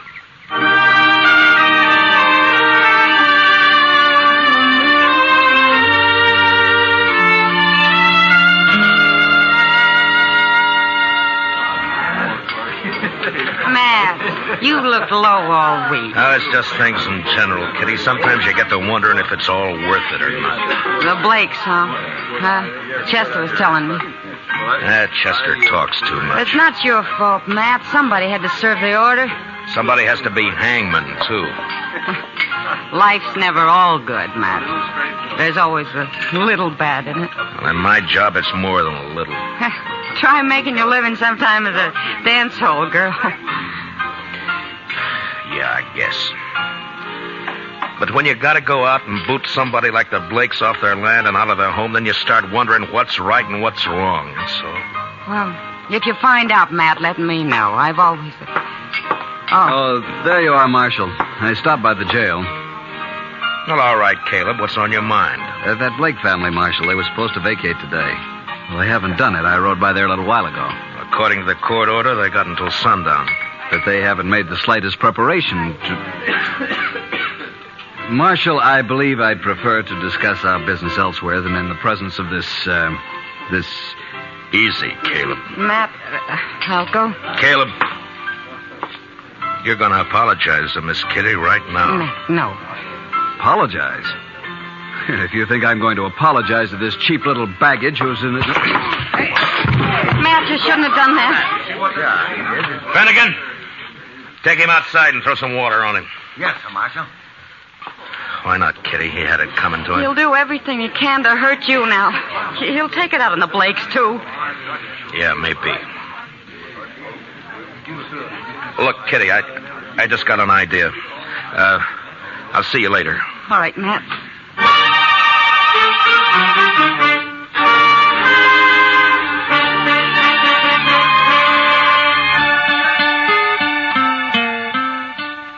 But, Matt, the mere fact a man runs a bank doesn't always mean he's got a free hand in everything he does. A bank has stockholders, a board of directors.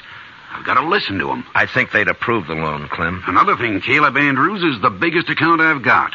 If I crossed him by taking this loan you suggest, Matt, he'd break me. I see. All right, Clem. Forget it. Matt, I realize I'm under obligation to you. You saved my life that time the James brothers held me up. Saved the bank, too, in fact, but... That was part of my job, Clem. There's no obligation. I was just asking you as a friend to help out another friend. Matt, I'd like to do it, but I just can't. Don't you see? Yeah, sure, Clem. I see. Just forget it. Gotta think of my wife and the two girls. Yeah, of course you have. It's not that I don't want to help. I understand, Clem. I really do. Forget it.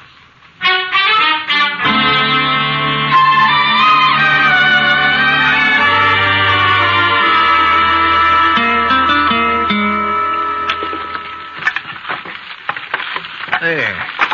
That ought to hold it a while. That fire feels kind of good, Mr. Dillon. It's getting chillish out tonight. Yeah, I guess we better have Pedro lay in some more wood. Yes, sir. When winter sets in, it always makes you feel good to know you got a warm place to hole up. Be mighty rough not to have a... Yeah, I was thinking of the same thing, Chester. You suppose they vacated this afternoon? I don't know. We'll ride out there in the morning and find out. Sure is a shame. It's just too bad that... Come in. Can we bother you, Matt? Ed! Oh, come in, Martha. Well, hiya, Jimmy. Come on up to the stove, folks. Come on.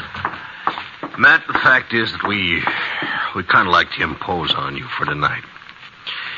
We haven't got any place to go, no money. Wondered if we could sleep in the jail tonight. Oh, sure, Ed. Chester, would you get a fire going back there? All right, Mr. Dillon. And dig up some blankets out of the storeroom, huh? Yes, sir. Hey, want to come help me, Jimmy? Jimmy? No, you go along with Chester now, boy. Go on. All right. He doesn't understand all this, Matt.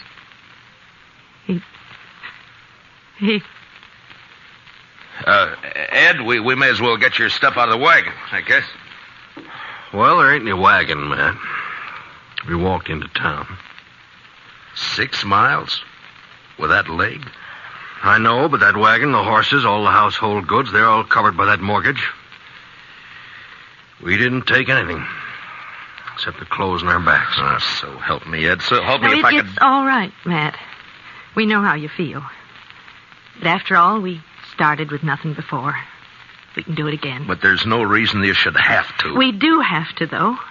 And that's that. Ed and I can accept it. We're not bitter any longer. Jimmy can't understand. He's been carrying on pretty bad, but he's just a boy. And in time, he'll be able to... Dillon? Yeah, what is it, Chester? It's Jimmy. He grabbed a rifle from off the rack and took out the back way. I couldn't stop him. What? Where on earth's he going? I think I know where he's going. And heaven help Caleb Andrews if we don't catch him.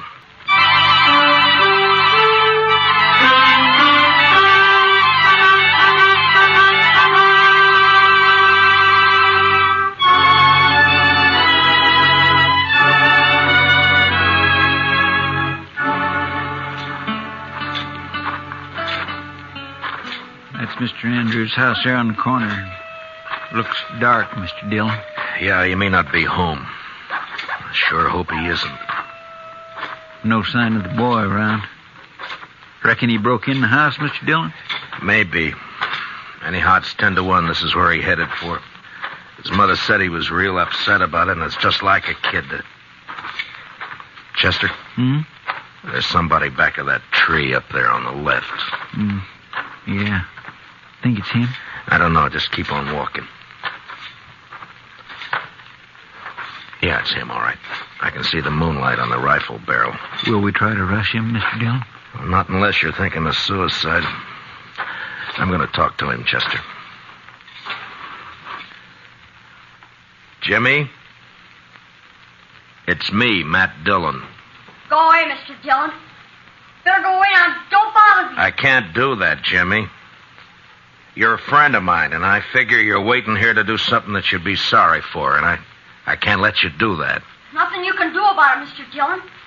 I got a gun here, and I'm going to kill him. You go away now and leave me alone. Jimmy, I know how you feel. I don't like Caleb either, but killing him's no answer. You folks feel bad enough already. Think how it would hurt him if you did. Stop, Mr. Dillon. I'll stay where you are. Don't come any closer. I have to, Jimmy. It's my job. So if you're going through with this, I guess you'll have to kill me first. No, Mr. Dillon. Now stay back. I'm sorry, Jimmy. I don't have a choice. But you do. No. I couldn't shoot you, Mr. Dillon. You know that. Sure. I knew you couldn't. I kept waking up nights and hear Mom crying. Dad would sit up all night without the lamp lit, no fire, not saying anything, just sitting. Easy now, Jimmy. Why is he doing it to us, Mr. Dillon? Jimmy, listen to me. Will you do something for a friend? Yeah. If you say so. All right. Then take that rifle back to the jail and put it in the rack. And go to bed. Now, you promise? Yeah. I promise, Mr. Dillon. I'm sorry, and I'll do like you say. You're all right, Jimmy. Good night, son.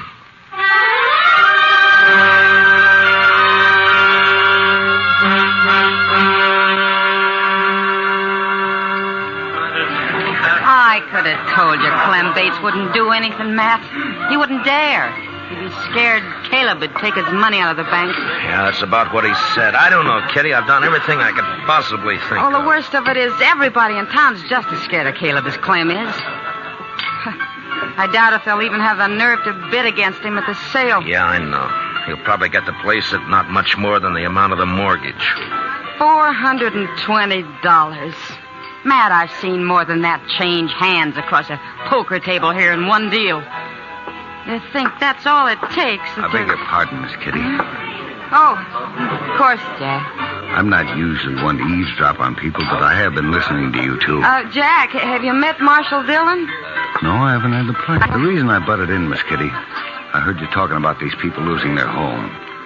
I don't know this fellow Blake. He's never done any business over my table and probably never will. No, I don't think he's ever been in here. And I don't know if this will make sense. But the thing is, I left home when I was 10 years old, and I've been drifting ever since.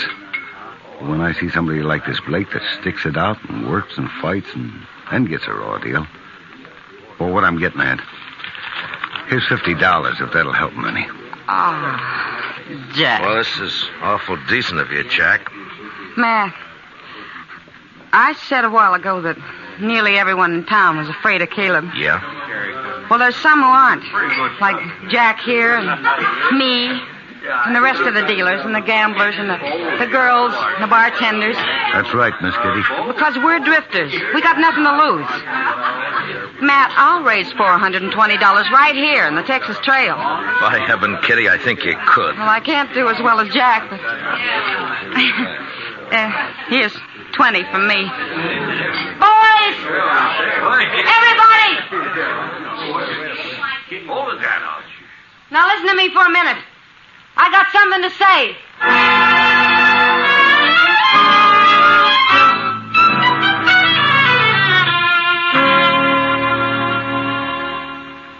He's sure taking his time getting here, Chester. Well, I told him what you said, Mr. Dillon. Well, that ought to bring him on the run, if anything will. Anytime Caleb figures he's about to lose $1 or two, it's hitting him where it hurts. The Blakes turned in for the night? Yeah, I guess so. It's been quiet back there for the last few. Marshal, what's this all about? Well, shut the door, Caleb. We're trying to keep it warm in here. Would you mind telling me why I've been called over here at this time of night? Yeah, sure. Here's $420. The Blakes want to pay off the mortgage. They do they? The court costs up to now will probably run about $10. I'll pay that myself. That's mighty generous of you.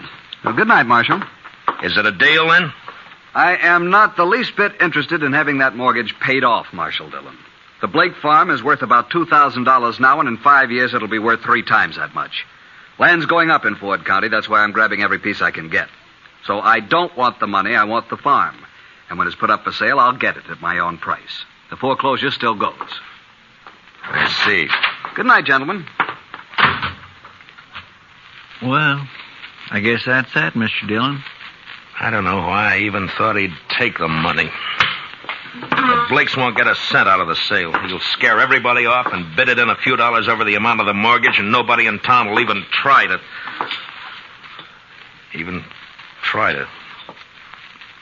Try to what, Mr. Dillon? Chester, I'm going over and wake up Clem Bates. I got an idea, and if it works, we'll hold that sale at noon tomorrow. That's pretty short notice to find an auctioneer. I don't need an auctioneer, Chester. This one I'm going to run myself.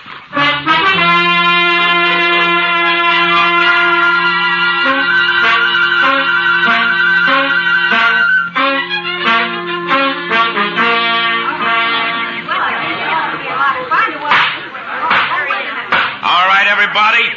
All right. Now, all of you know what we're here for.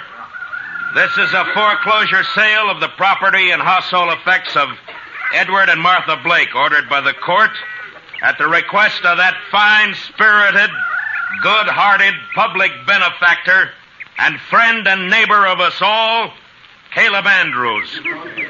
Marshal Dillon, I refuse to tolerate this. Caleb, I think we better get one thing straight right now. The law tells me I got to conduct this sale, but the law doesn't tell me what I got to say while I'm conducting it. Get on with it. Get on with the sale. All right. Now, the first item I'm offering is a breadboard. Ms. Blake tells me she's used this for nearly 10 years. That's a lot of loaves of bread. A lot of years. As you can see, it's pretty badly battered up. I doubt if it'd be worth much to anybody unless they were used to it. Suppose we started at 50 cents. Is there anybody here low enough to bid 50 cents for Mrs. Blake's breadboard? How about you, Caleb? I'm not interested in the item. Get on with the sale. Anybody else? No? All right, then. The second item. It's a crib. Now, you'll notice it's handmade. Rough construction. Never been painted. And it's been well used. Ed built it himself 12 years ago, just before Jimmy was born. There are teeth marks all over the slats here, but that doesn't really hurt anything. There are Marshal Dillon, may I suggest you lump the household effects together and offer them as one bulk item? I'm sorry, Caleb. I'd rather offer them one at a time. Unless, of course, you'd care to waive all claim to the household effects and withdraw them from the order of foreclosure. I waive the claim. The household goods are withdrawn. Now get on to the house and land. So ordered. Now, the item offered is 160 acres of tillable land, a 4-room house, and a barn. I won't read through the description. You all know the property. It's a good farm. The amount of the mortgage is $420, held by Caleb Andrews. All right, the bidding's open. What am I offered? $450. I have $450 from Caleb Andrews. Do I hear another bid? Oh, the farm's worth $2,000. You're going to let him have it for $450? How about another bidder? Mr. Dillon? Yeah, what is it, Chester?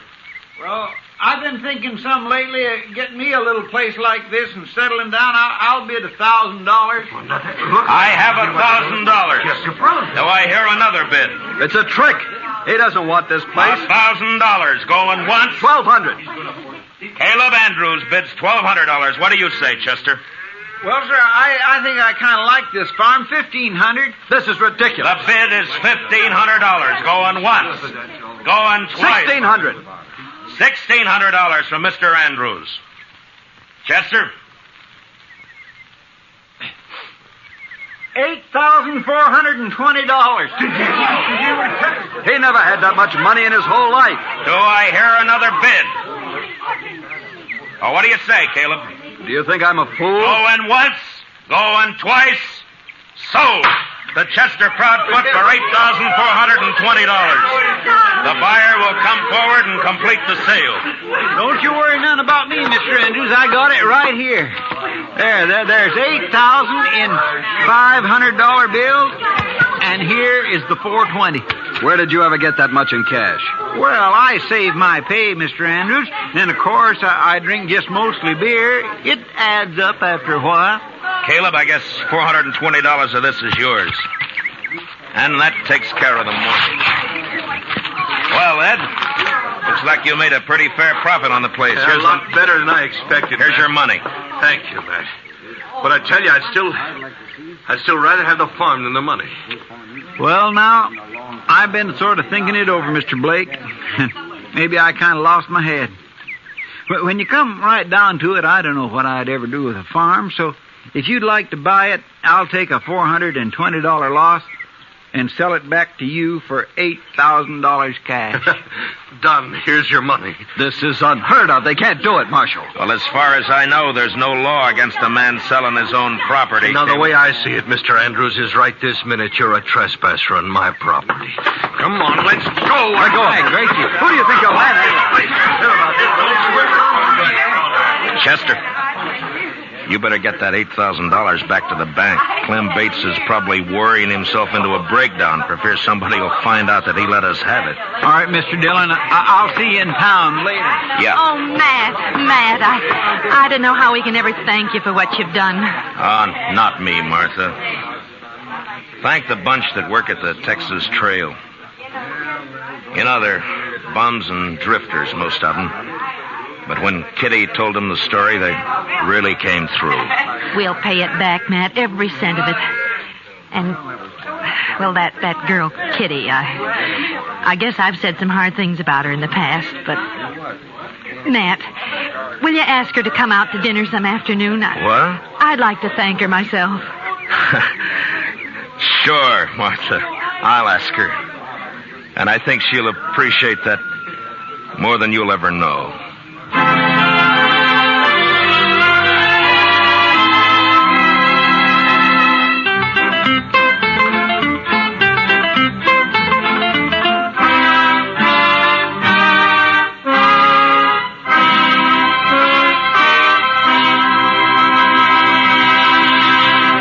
Gunsmoke, under the direction of Norman Macdonald, stars William Conrad as Matt Dillon, U.S. Marshal. Tonight's story was specially written for Gunsmoke by Les Crutchfield, with music composed and conducted by Rex Corey.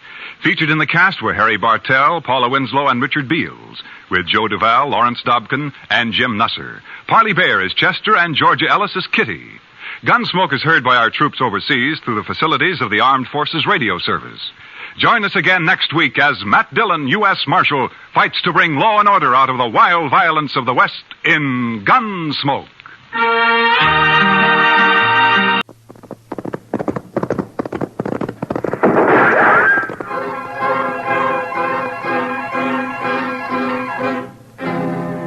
Around Dodge City and in the territory on West, there's just one way to handle the killers and the spoilers, and that's with the U.S. Marshal and the smell of Gunsmoke.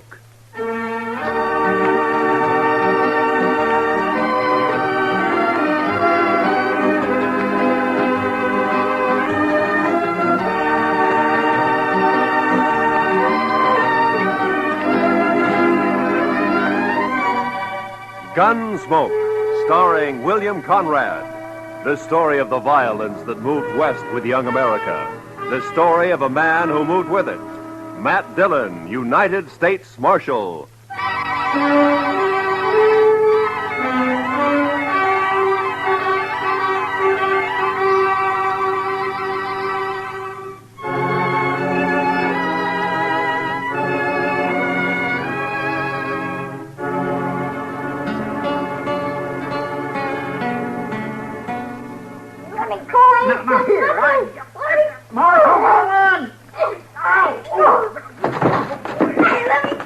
What have you got there, Chester? Half boss, half kid, Mr. Dillon. I'll smack you flat on the Hold way. it now. You don't stop that kid. Now hold it.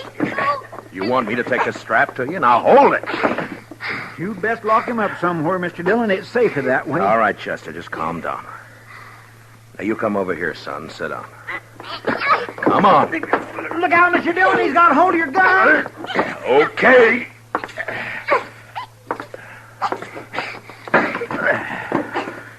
Now you sit there. And don't you move an inch. You hear me? Not 1 inch. He is a mean little bug. Now what's it all about, Chester?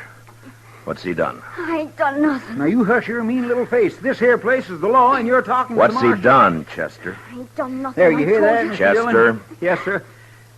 Well, sir, I don't rightly know what he's done. That's what I told you. I ain't done nothing. Mr. Dillon, I was walking down to the office when I see this kid. I know most all the sprouts in town, but not him, so I says, hello, and he starts running. That's what he did? Yes, sir. And that's why you brought him in here? I sure did, Mr. Dillon. I figured if a kid runs away from me for doing nothing, then he's been up to something, so he must have done something. You know what I mean? No. Now, what's your name, son? I ain't done nothing. All right. Now, what's your name? I ain't saying. There, you see what I mean, Mr. Dillon? Just plain, ornery, mischievous... You little live boy. here in Dodge? I ain't saying. All right. Well, he's probably a runaway, Chester. I guess we'll have to lock him up until somebody comes looking for him, huh? Best thing in this whole wide world to do, Mr. Dillon. Just look at where he gnawed my thumb. Best thing to do. Come on, You ain't gonna lock me up? Have you got a better idea? We got to do something with you. Let me be on my way. Well, where do you live? About 4 miles out. Oh. Oh, sure. I know you. You're the Macklin kid. No, I ain't. I'm Danny Birch, but... I ain't Sam. There, I knew he wasn't town, kid. I just knew that, Mr. Dillon. What did I tell you? Nothing. Now, if you'll just close up a minute, Chester, we can get this settled and Danny can go on his way. Now, you say you haven't done anything wrong, son? No. Your ma know you're in Dodge this morning? Guess so. All your chores done before you came? No. Well, maybe you better go on back then, huh? Your ma might be kind of worried. Guess so. You, got a horse? Yeah. Okay. So long. And take it easy. I can go now? Sure. Go ahead, Danny. You're Marshal Dillon, ain't you? Yeah, that's right. Well, I guess I come to Dodge to fetch you. My sister sent me. Oh? I wasn't going to, but I got to now because I promised Lily.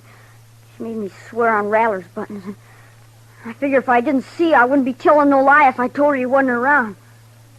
But now I see you. No, hold on. Your sister wants me to come out with you to your place, is that it? Yeah. Why? On account of Pa. None of us gives a hoot excepting Sister Lily, and she's just acting like a girl. Oh, what's happened to your pa? He's gone off again, shooting up the cattle. Thing is, he took 2 guns with him this time and a whole mess of bullets. Lily's just scared. Your pa been drinking a little, maybe? I guess. Anyhow, he goes loco and stays that way for a long while. But it's like Dave and Donald say. He'll get over it. He always does. They're my brothers, Dave and Donald. They ain't worrying. Uh-huh. Now, you want me to go out with you to help find him. Is that it? I don't want it. Lily does. And I had to swear on Rattler buttons that I'd fetch you. Oh, yeah, sure. Well, it's good that you did. Chester, get your stuff, will you? We'll ride out with Danny.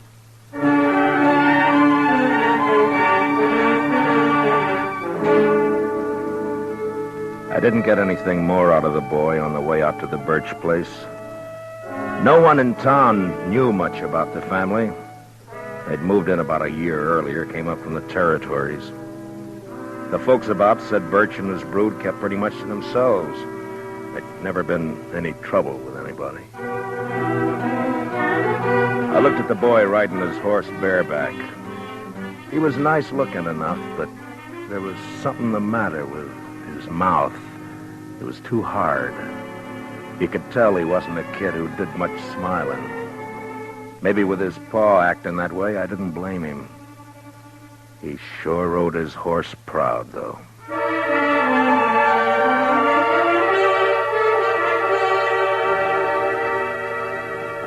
It was hot and dry, and by the time we were inside of the Birch place, the sun was burning down hard.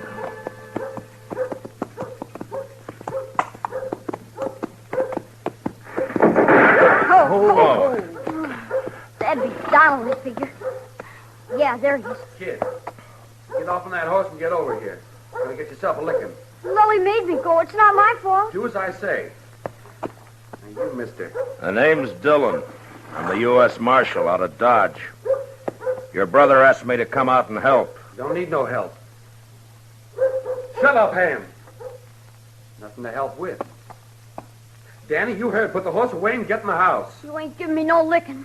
Put up your gun. I'm coming over to talk. Come on, Chester.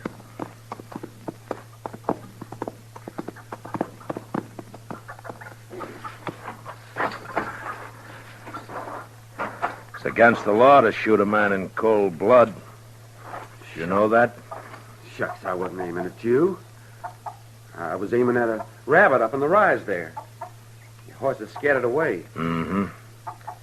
Well, now, what about your paw? What about him? Have you found him? Shucks, he don't need to be firing. He'll come back when he's good and ready. Pa's off hunting. That's not what your brother says. Where'd he go? Oh, he's going to get himself a licking, that's what, and he knows it. Got himself away, that's what. Donald, that's your name, isn't it? Yeah. Well, look, I'm not one to interfere in family matters, but if you do need help, I mean, if your paw's shooting up cattle like Danny says, well, maybe he'll be practicing next on people, and that wouldn't be so good. That brother of ours, he's a dirty little liar. No, he's not, Donald. glad you came, Marshal. You come into the house, please?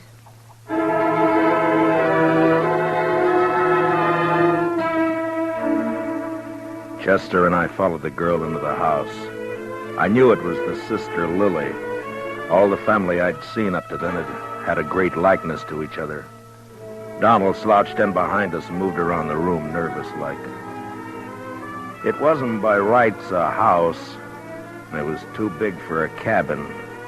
I had the feeling that they'd put up boards and studs where the fancy took them, and the place just grew another room like a lizard's new tail. I don't know what it was, but I got a funny feeling. It was too hot, and something was wrong. All wrong. And the girl Lily looked square at me with hard eyes.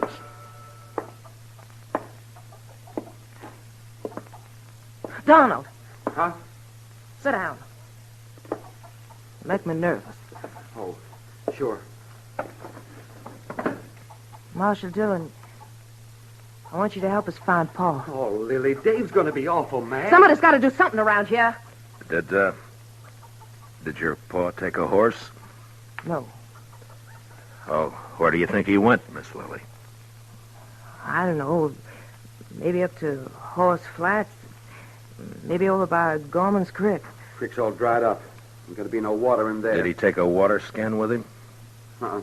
No, he didn't. Kind of bad wandering around without no water. When did he leave? Yesterday morning. We heard a couple of shots along about noon. Dave found a calf laying dead over in the North Range. You can see it there through the window. Haven't had time to bring it in yet. Was he drunk? Well, sure. Drunk as you can get. Weren't he, Lily? I'm afeard for him, Marshal Dillon. Yeah, I understand. Well, it makes good sense you sent for me. Well, I'll try and find him and bring him back. Well, I ain't gonna do no such thing.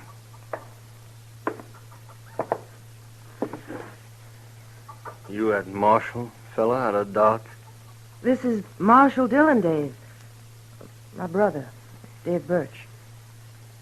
How are you? I told you, Lily. Told you keep our business to us, not outside. It's got to be somebody else's business the way it is, Dave. And you know it. No such thing, Lily. I told her, Dave. I told her. I knew you was going to be mad. I figure the four of us, you and your brother here, and Chester and me, ought to be able to get him in before night. Now, mister, I told you we don't need you. Nor no one else. I'll be obliged you get off this property. Dave! Shut up, Lily. I'll see you and your fella there to the door, Marshal. I'm sorry, but if your paw's running around dangerous, it's my duty to find him. Donald. I got him. Get up slow, Marshal. And you fella, reach up high. Okay, Dave. Take the guns. The younger brother, Donald, had got behind my chair, and now he was covering us with a shotgun. Dave took our guns. It was kind of crazy, and I almost wanted to laugh when I saw the kid, Danny, peeking in around the door. But then I saw his eyes, and there was the same thing in them. Hard, angry, as in the others. The girl started to say something. Then she shut up. Now get on your horses and ride back. And I don't want you out here again. This ain't no matter for the law, and you're trespassing. You're making it a matter for the law right now. You know that. Start walking. Them guns is U.S. property. Okay. I ain't no thief.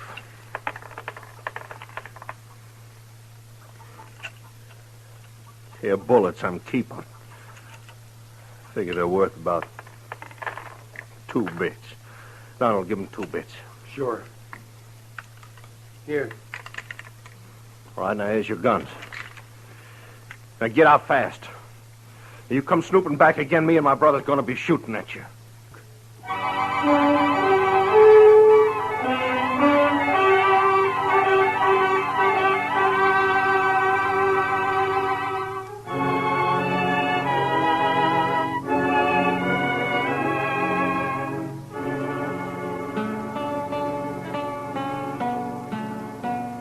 The two brothers followed us out and over to the horses.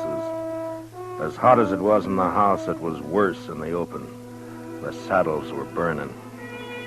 There wasn't another word passed between the Birch boys and me. They just stood covering us. And when I looked back 100 yards or more off, they were still there. Well, sir, that's what comes of trying to do a kindness, Mr. Dillon. As far as I'm concerned, they deserve whatever happens. I can't make it out, Chester. You'd think from the way they talk they don't care what happens to their paw. Mean bunch of children. They probably don't. My, Mr. Dillon, you ain't even riled they pulled guns on us. I guess I'm not, Chester. You know, there's something awful wrong back there. Those boys don't look the kind to pull a gun. And the girl wanted to talk, all right, but they wouldn't let her. Just mean, that's all. Oh, you aim to go back, Mr. Dillon? It's like I said, Chester, if it's just a family affair, you and me don't belong in it. But if the old man's as drunk as he sounds, he could make a lot of trouble. No, we're not going back right now. We're going to have a look around this country for a spell.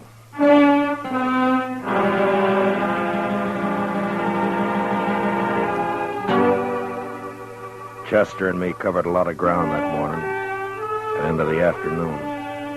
I had an idea that we might find Birch wherever we could find water. Without a horse, he couldn't get too far, and without water, he was going to get sick pretty quick. We rode over by Gorman's Creek, and then up to Horse Flats, and there was nothing. Along about 2 in the afternoon, Chester spotted a carcass lying off the trail. It was a cow. She'd been shot 3 times in the head. Could have happened this morning or yesterday. Uh-huh. Hard to tell in this weather.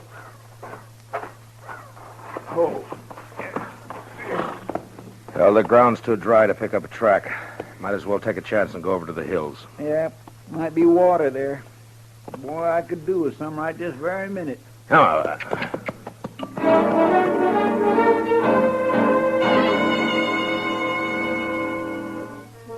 I got a funny taste in my mouth looking at that dead cow. When a thing dies natural or gets killed for food, that's one thing, but even an animal has a look about it when it's been murdered. We rode the 6 miles to the hills. They weren't rightly hills, maybe more like humps rising up from the brown, dry earth. And we could get a good view across the plain. There was a patch or two of wild oats up there, long turned to rust, and foxtails. Maybe it was in our minds, but just those few feet higher made us seem closer to the sun and hotter.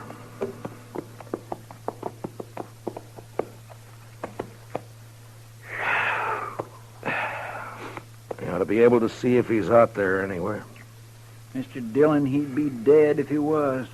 Man couldn't live a morning out there on foot. Well, I don't think he's going to find water up here. Now, look at that. Dry as a bone.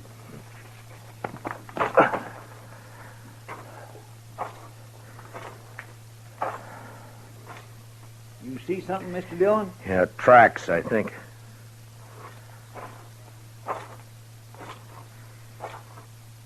Yeah, he's been up here.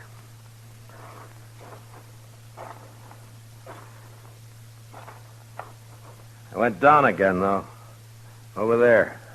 He sure made a long way on foot. Must be more than 8 miles from his place. Yeah.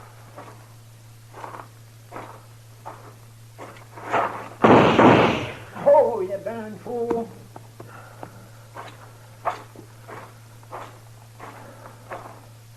Rattler. Yeah, I saw. Blew his head clean off. I was afraid you was going to step on him. Well, we'll follow the tracks until they give out.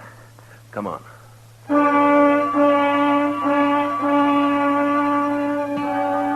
Those tracks kept going in and around the hills. In a couple of places we saw where they'd stop by a dry water hole, then went on. Then as the hill sloped down to the plain again, we lost him. But the direction seemed to be headed back to the Birch place. That's the way we rode. We hadn't gone more than 15 minutes along when we saw the body of a man and a horse some few feet away. They were both dead.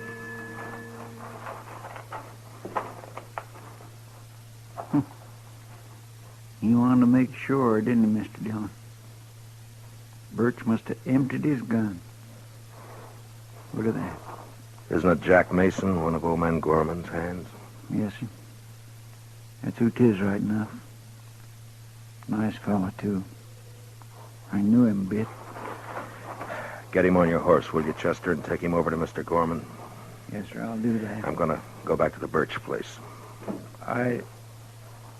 I'd rather come with you, Mr. Dillon. No, meet me there, huh?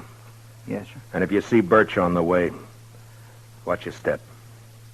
Try not to kill him.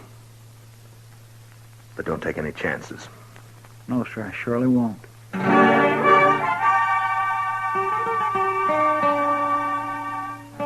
There was killing now, and I wasn't in the mood to talk gentle and kind with the sons and girl at the house. It was the boy Danny that saw me first.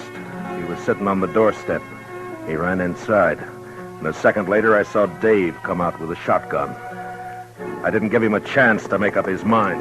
Dave!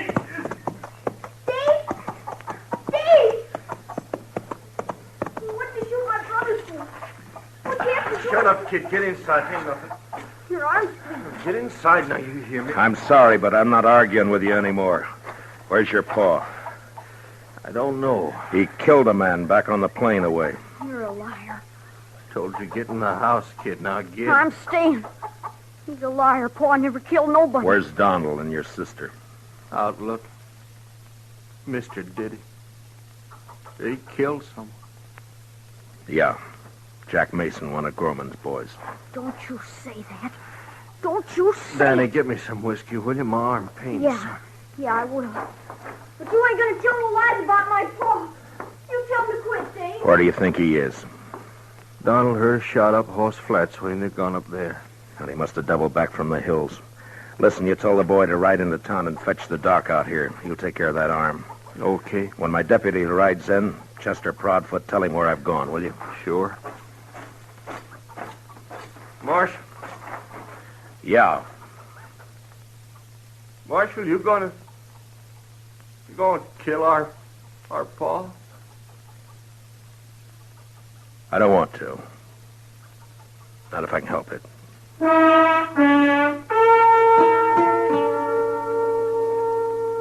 Over at Horse Flats, I caught up with Donald and Lily Birch. I told them about the killing. And a half-mile further on, the three of us saw the old man. He was crouched down on his haunches by a parched water hole, stripped naked. He was crying. It was a bad sound. And when I saw his eyes, I knew he wasn't drunk. There was no sign of his guns or his clothes.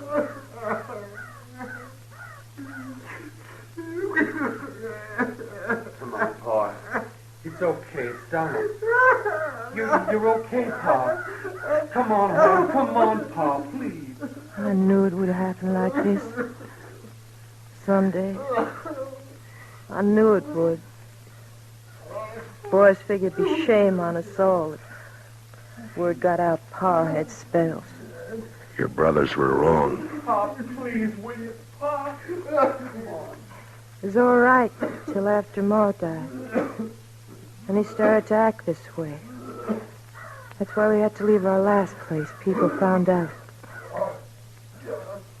Try to keep him home, but it weren't no good. Give your old Pa a sup of water. Your Pa's thirsty now. Come on, Pa, get up. We're going to bed. Funny. Pa never took a drink in his life. We always said he was drunk when he carried on like this. Oh, People could figure a man drunk. I'm sorry, Miss Lily, but I'm going to have to take him in. I got to. What will they do to him? I don't know. But he's done murder. It's my job to take him in. They'll hang him. I don't know. Maybe not. I don't know. Son, where's your brother? He didn't want to let you come out here alone. You're too young now. Where's your ma? She ought to know better now. Miss Lily, come over here. Oh, no, son. Now, I want you to listen to me. It's not my business, but will you let me give you some advice? Miss Lily? Huh? Now, you sell this place. I'll see what I can do to help. And you and your brothers go somewhere else and start afresh. You can get a good price for your land. You do that. It's best. Yeah. We'll go. I'm not saying you've got to. I'm saying it'd be better. It'd be better for the kid. He's seen too much of this. It's not good. You gotta teach him to smile again. Act like a kid again. You understand? You understand? Sure. I understand. Okay. I'll be taking him along now. We'll stop off at your place with some clothes. All right.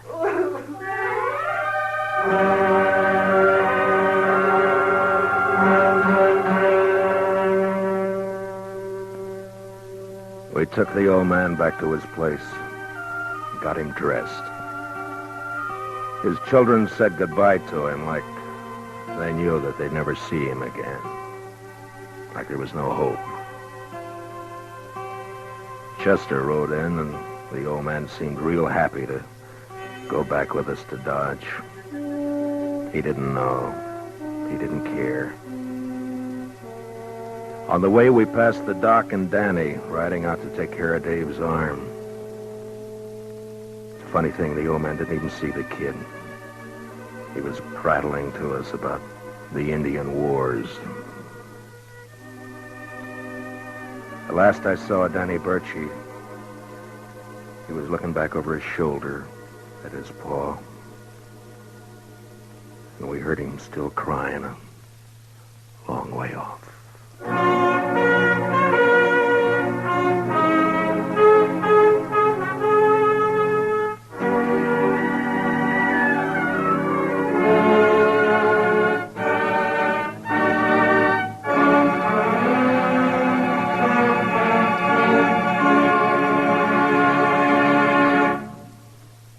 Gunsmoke, under the direction of Norman MacDonald, stars William Conrad as Matt Dillon, U.S. Marshal. Tonight's story was specially written for Gunsmoke by Anthony Ellis, with music composed and conducted by Rex Corey. Featured in the cast were Richard Beals as Danny and Michael Ann Barrett as Lily, with Lee Millar, John Boehner, and Lawrence Dobkin. Parley Bear is Chester. Gunsmoke is heard by our troops overseas through the worldwide facilities of the Armed Forces Radio Service. Join us again next week as Matt Dillon, U.S. Marshal, fights to bring law and order out of the wild violence of the West in Gunsmoke.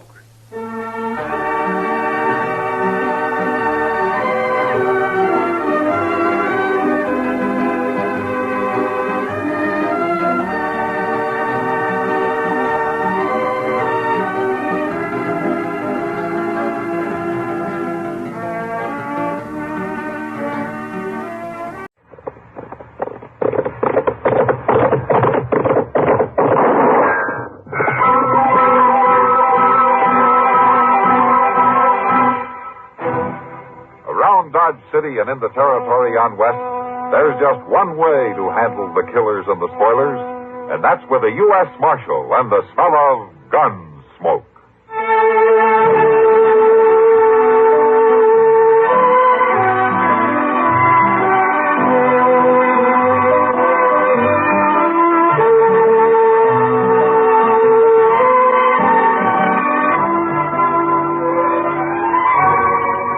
Gunsmoke, starring William Conrad, the story of the violence that moved west with young America. and the story of a man who moved with it. I'm that man, Matt Dillon, United States Marshal. The first man they look for and the last they want to meet. It's a chancy job, and it makes a man watchful and a little lonely.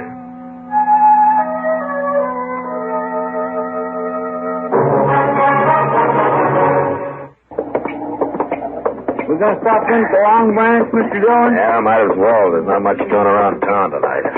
Sure do hope they got a rip smarting fire going. Yeah, that wind's got a nip to it, all right. Gonna blow up worse for morning. It might.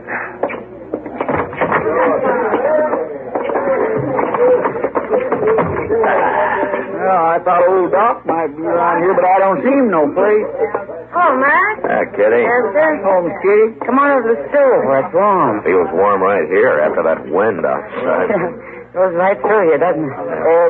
I think I'll ooch over by the stove, Mr. Dillon. Might be some kind-hearted stranger who'll buy me a beer. Chester never gives up hope. Sit down, Kitty, if you're not busy. Oh, thanks, Matt. Don't you believe in kind-hearted strangers? No, not since I was 9 years old. What took you so long? Well, I was kind of slow growing up. Would you like a beer? If you'll let a kind-hearted stranger buy it. I wouldn't exactly call you a stranger, Kitty. You'll have to admit I'm kind-hearted, though. Couple of beers, Sam. All right. You think a real bad storm's coming up, Matt? Yeah, it's that time of year. I remember the blizzard last year around Christmas time. Yeah, it was a rough one, all right. Matt, things will be rough this time of year, even if the weather weren't bad. What do you mean? Oh, holiday season. Families getting together and all, just ordinary, decent, good times. The people still live that way? Not many out here. I sure don't. Ah, now, Kitty. I'm sorry, Matt. This time of year, I get to thinking too much, remembering too much. That's not good, Kitty. It's a hard town. It's a hard country. Go soft and it'll kill you. I remember nights you come in here after you had to kill a man. Nights you stayed till sunup, not talking, alone mostly, and dying a dozen deaths inside. You're as sentimental as Chester. Oh, there you are, Marshal. Shut the doggone door, Mr. Dillon. You're letting in all the cold. Well, I've been robbed, Marshal. What? Held up. Right in my old store. Well, how'd it happen, Mr. Jonas? Well, a fellow come in right after closing time, bandana over his face, and stuck a gun in my stomach and took everything in the cash drawer.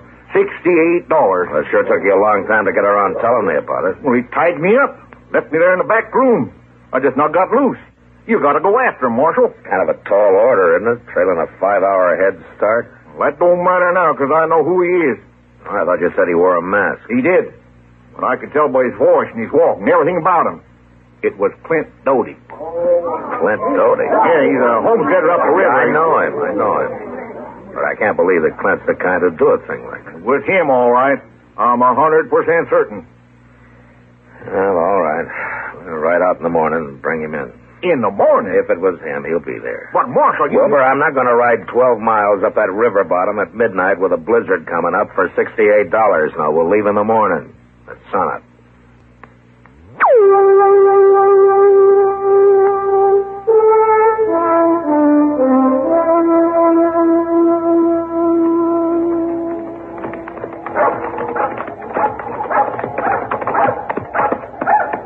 He's probably heard us ride up, Mr. Dillon. Yeah, you'd think so. You suppose he's going to hole up in the house and try to shoot it out? Doty's not that tight, Chester. Yeah, nobody never thought he was the type to hold up Mr. Jones, neither.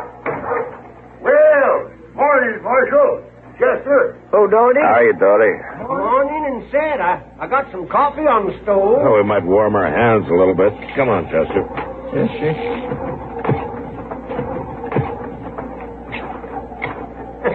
I reckon Medora can rustle up some eggs inside and eat if you ain't ate. Oh, thanks, Doty, but we had breakfast before we left Dodge. Well, you can get warm at least. Hey, what you trying to do, Marshal? Blow up a storm? That looks that way. It's been snowing since daybreak out here in the river bottoms. And with that wind blowing, it's going to start drifting. Yeah, probably will. Well, I'll heat this coffee up a little. What brings you out this way, Marshal? You, Doty? Me? What do you mean? We're here to arrest you. Take you back in. What for? Armed robbery. Armed robbery? You mean that hold up at the general store? News seems to travel fast, doesn't it? How'd you know about it? Well, What's all this about armed robbery? Oh, you know my wife again. Yeah, sure. How are you, Madonna? Morning, man. Did I hear you accusing the client of robbery, Marshal? That's more a matter of Wilbur Jonas accusing him, man. When did this happen, Marshal? Yesterday evening around 7 o'clock. Clint hasn't been away from this place for 2 days. Yeah, no, Medora. Well, a wife's word might not stand for much under the circumstances, Medora. Are you calling me a liar? No, Medora, stop that. There's people seen me in town yesterday evening. And Wilbur Jonas claims he's one of them. Well, the way I heard it, the fellow that held him up was wearing a mask. He says he recognized your voice. Wilbur Jonas couldn't recognize sour apples if he had a mouth full of them. Well, I guess that'd be something for the judge to decide, man. And you're going to take me into jail? Unless you can prove you were somewhere else at 7 o'clock last night. Well, that might be kind of hard to do, Marshal.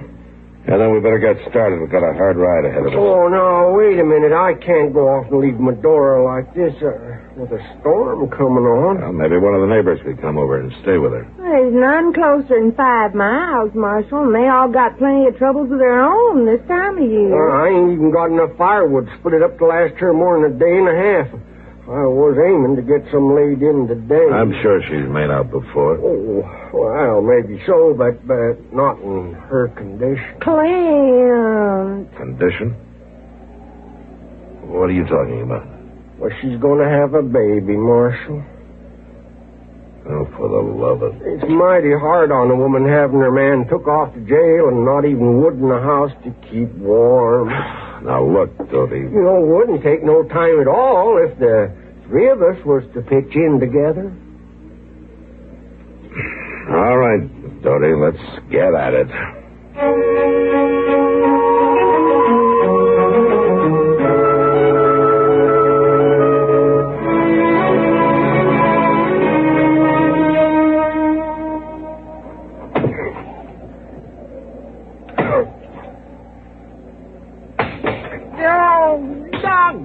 Betsy. What's the matter, Chester? Well, this cussed axe needs sharpening again, Mr. Dillon. It ain't too good a steel. The marshal's got the best of it. You couldn't prove it by me. Oh, listen, sure don't hold its edge none. Oh, here, Chester, let me touch it up with a stone. Oh, my gracious, that itch is mighty easy. If you ask me, we've already chopped enough wood to last through this winter and half of that. Stop that, don't he? That stove eats it up pretty fast. Chester's right, Doty. We've chopped enough. Well, she's got to use some of it to cook with, too, you know. It's enough here to last till she can make other arrangements. Now, let's pack it into the shed and head back for town before that snow gets any worse. Well, whatever you say, Marshal. Mister! You misses feel like taking on some victuals? I got some nice hot stew ready. Did you say victuals? Now, we got to get started, Medora. It's getting late. Oh, it won't do no harm to eat first. It'll make the trail shorter, Marshal. Well... My! Just look at all that firewood. I'm right obliged to you, men. You're welcome, Medora. I reckon I'll need every stick of it, too, with this wind driving the snow in through the north wall of the cabin. Oh, dang it, I clean forgot. Forgot what? The chinkin. The chicken? No, the chinkin. The chinkins all fell out of the north wall of the house. I was aiming to fix it today. I got a lot of bark slabs cut laying out back to the barn. Now, look, Doty. Oh, it's mighty hard on a woman in Medora's condition with the snow and the sleet blowing in on it. Doty, would it be all right if we eat first?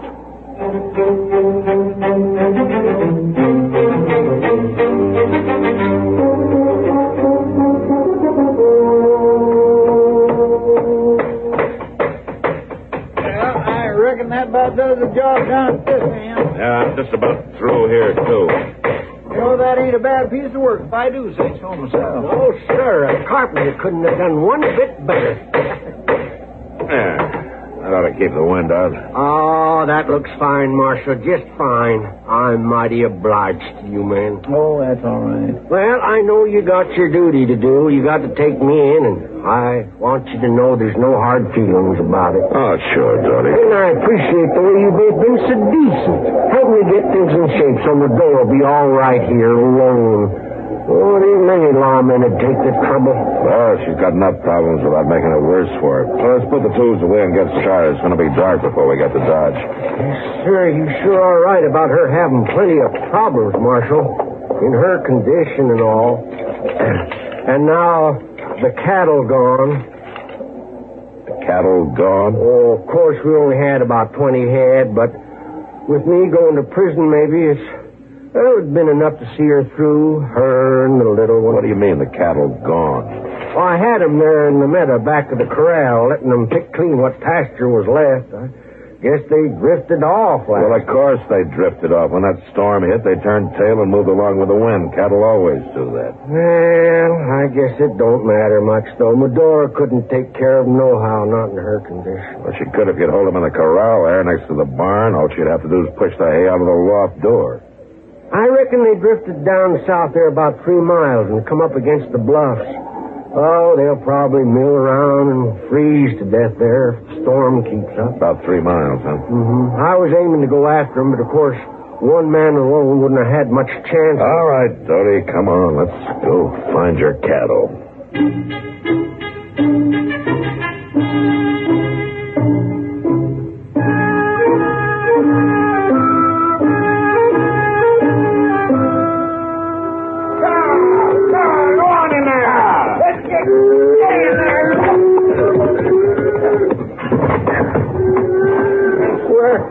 That's the meanest, crankiest, orneriest bunch of cattle I ever seen in all my born days.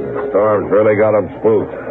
You know, that turned out to be more of a chore than I thought, Marshal. Yeah, it sure did, Tony. I just don't know how I'd have managed without you fellas helping.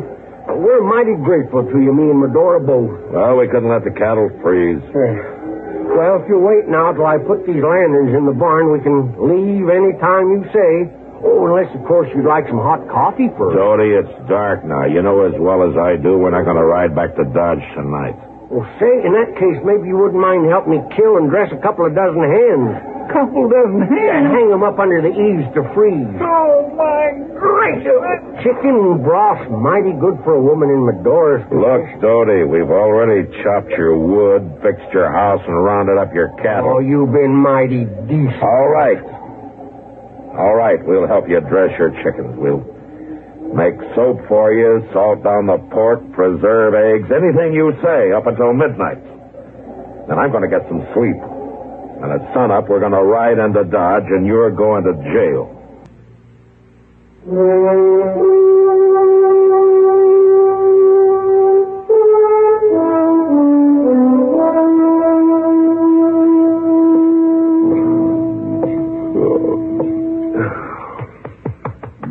Chester. Hey, Chester, come on, wake up.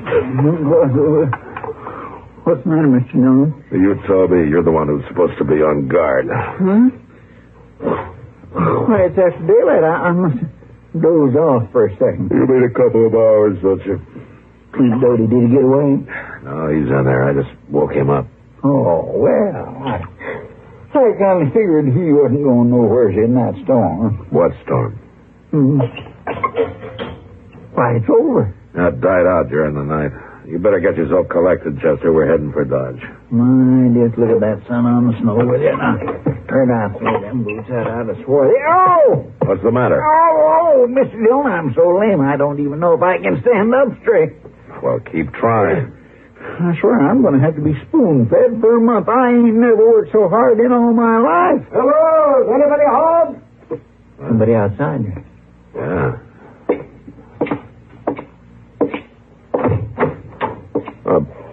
By golly, it's dark. Doc, Well, come on in, you old reprobate. I'm coming, just tying up my horse and buggy. Wonder what he's doing out this way. Seeing a patient, I guess. He must have left town awful early. Hey, did somebody ride up? Yeah, it's dark. You about ready to leave, Billy? Oh, if you're still a mind to take me. Nothing's changed.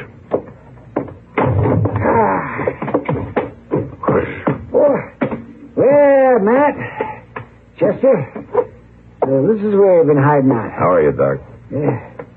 Oh, good morning, Clint. Morning, Doc. Got any coffee? Oh, have some in 2 shakes, Doc. Medora, Yes, Clint? will you come out and fix some coffee? Just a minute. What are you doing out here this time of morning, Doc? Oh, the Murdoch baby was acting up, touched the croup, so I spent the night there. Thought I'd just drop over and say hello to the Doties, as long as I was this close. You could have done that in town. I'm taking him in. You're taking him in? Well, for what? Robbing Jonas General Store night before last. Robbing the... Now, where'd you get that idea?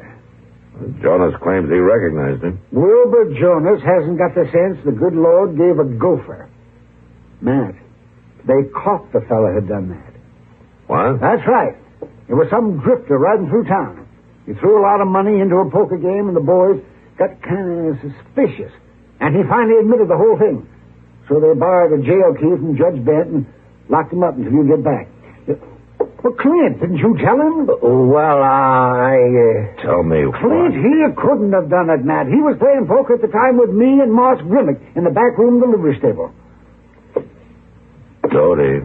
No, Marshal, I didn't lie to you. You asked me if I could prove where I was, and I didn't know Doc's word was actual proof. Clint, Dodie, he done that deliberate, Mr. Dillon, letting us think he was guilty just to get us to do all that work for him. And I suppose the story about your wife having a baby. Oh, that's the gospel truth, Marshal. Well, it sure is, Matt. I'll vouch for that. Let me see now. It's about another 6 months. Let me see. Around the 1st of July. 1st of July? Yes. I didn't say when, Marshal, and you didn't ask me. Ain't you gonna wish us well? The 1st of July? So help me, Dodie, for 2 cents. Oh, we might even name him after you, Marshal, if we can't think of nothing else. So help.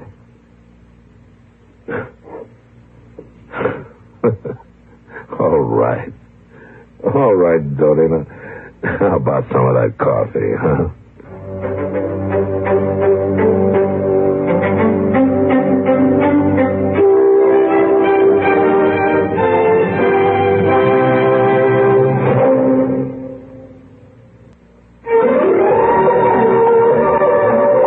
Gunsmoke.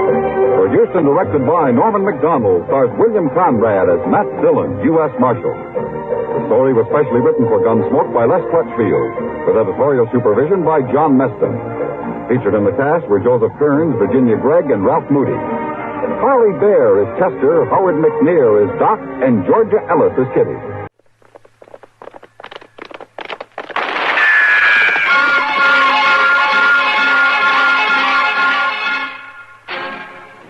Around Dodge City and in the territory on West, there's just one way to handle the killers and the spoilers, and that's with a U.S. Marshal and the smell of gun smoke.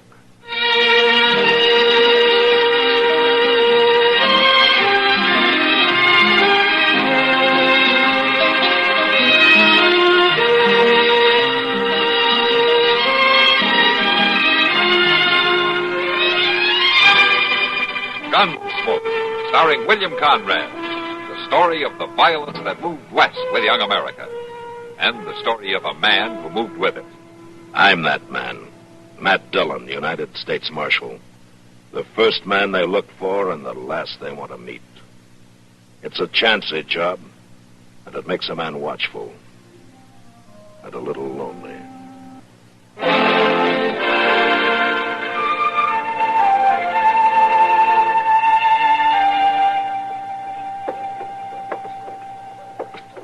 Well, Matt, thanks for riding up. Glad to, George. There's one man I'd like to catch.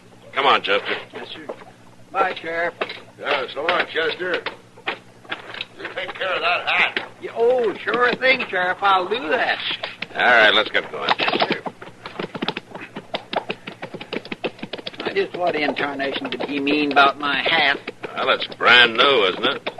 Yes, sir, but I don't know it's any of his business. You know, Chester, when a man goes around wearing the same hat for 10 years and then comes out with a new one, it's bound to be noticed. Now, that ain't so. I couldn't have had that other in more than 7 or 8 years. There was lots of wearing that hat yet, too. If it hadn't fell off that hook on top of that stove... You'd be wearing it yet, I know. Well, at least you got something out of the ride up here. We sure didn't get very close to that Gans fella, did we? He headed in another direction. You reckon he might turn up round Dodge? I don't know, Chester. I sure hope so. Too bad about Paul getting killed in that holdup. Shot in the back to boot. Yeah. That Gans fellow mustn't be worth much to do a thing like that. He's worth a lot to me, Chester. A lot.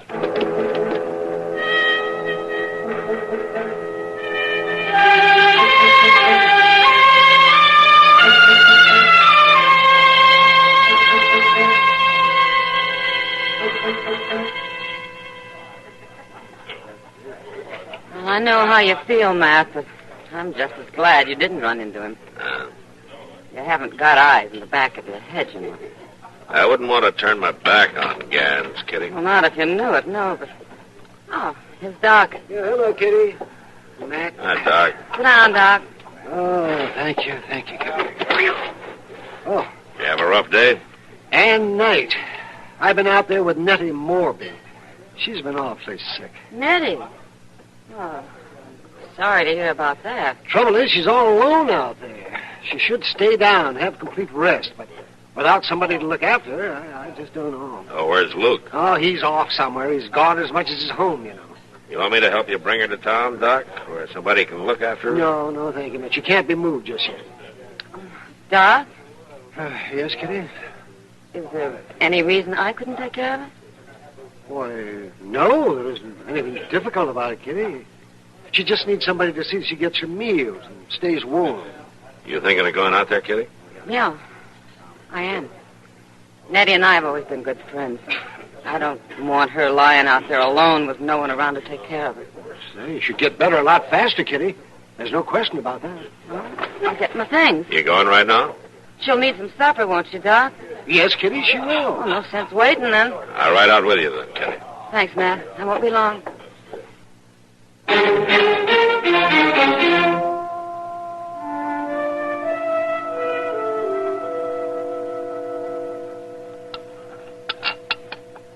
Come on now, Nettie. Finish this gruel. There. Now, you take just a little bit more. It's right tasty, Kitty. You don't have to pretend to like it, Nettie, but it'll put some strength into you. There. You did a good job on that. Well, I'm sure beholden to you, Kitty, for all you've done. Forget it, Nettie. Us women have to stick together. I'd have been a sorry one without you the last 2-3 days. I was weaker than a newborn. It was a fine time for Luke to be gone, I'll say that. Well, he didn't know I was going to be took sick, Kitty. He's gone a lot, isn't he, Nettie? Well, it's as though he has to ride off come a certain time. You know, like he can't stand the land no more. Well, it hasn't been easy for you to stand either. No, Kitty, it ain't, but when a woman chooses her man, she chooses his way of life. Ain't nobody saying it's going to be easy. You're too good for him. Oh, so I ain't all that good. And Luke ain't all that bad either. Prairie's a hard place. Makes hard people. You're not hard, Nettie. You can't tell me that. A woman is as hard as she has to be. Except when she's took sick. She ain't worth much then, I grant you. Oh, that's foolish talk. I'll take the dish back and then I'll fix you for the night. Oh, there's no need to fuss. I can... That's Luke. That's Luke. He's coming. You sure? It's him, all right. A woman gets to know. Yeah, I guess she does. He's gone into the barn. He'll be here in a minute. Kitty... Yeah, Nettie. Would you straighten me up a little bit? I don't want to look no worse than I am. Sure, Nettie. Sure. I ain't never had no looks, but a woman ought to be presentable. Ah, you look fine. I'll go let him in. He'll be wondering about your horse. Hello, Luke. How come you're here? Nettie's sick. Come in. Nettie ain't never ailing. Well, she is now. I'll go see. Hello, Luke. Are you bad, Nettie? I'm all right. I had real good nursing. She been here long? 3 days. She can go now. I'm in no hurry, Luke. I can stay till Nettie's up and around. You ain't needed no more. Now, Luke, there ain't no call for being unfriendly. I thank her for looking after you. Now she can go. Nettie? It's all right, Kitty. I'll make out all right. You send for me if you need me. She won't be needing you. I wish I were as sure about that as you are.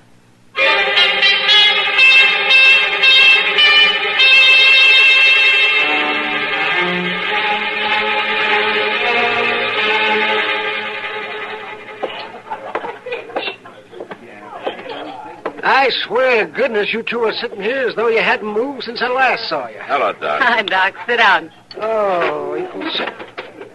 Say, I'm surprised to see you here, Kitty. She owns the place, Doc. I thought you'd still be at Nettie Morby's. Well, so did I, Doc, but her husband came home and said they didn't need me anymore. Luke? Luke. I shouldn't think he'd be very handy at caring for anything. Well, I offered to stay as long as she needed me, but he seemed awful anxious for me to go, so I left. Well, how was she when you left? Well, she's doing better, Doc. She just started to eat a little. She certainly wasn't very strong. Oh. See, I wish I could go by and see her tomorrow, but I can't. Why not, Doc? I promised that new young doctor at Hayes City that I'd come up and assist him at an operation, and he just won't wait. Well, I could go back out if you think it'd help. Oh, no, I hate to have you make that trip again, Kitty, but you might be able to keep her from doing too much and going into a relapse. Well, I don't mind, Doc. It might be a great help, Kitty.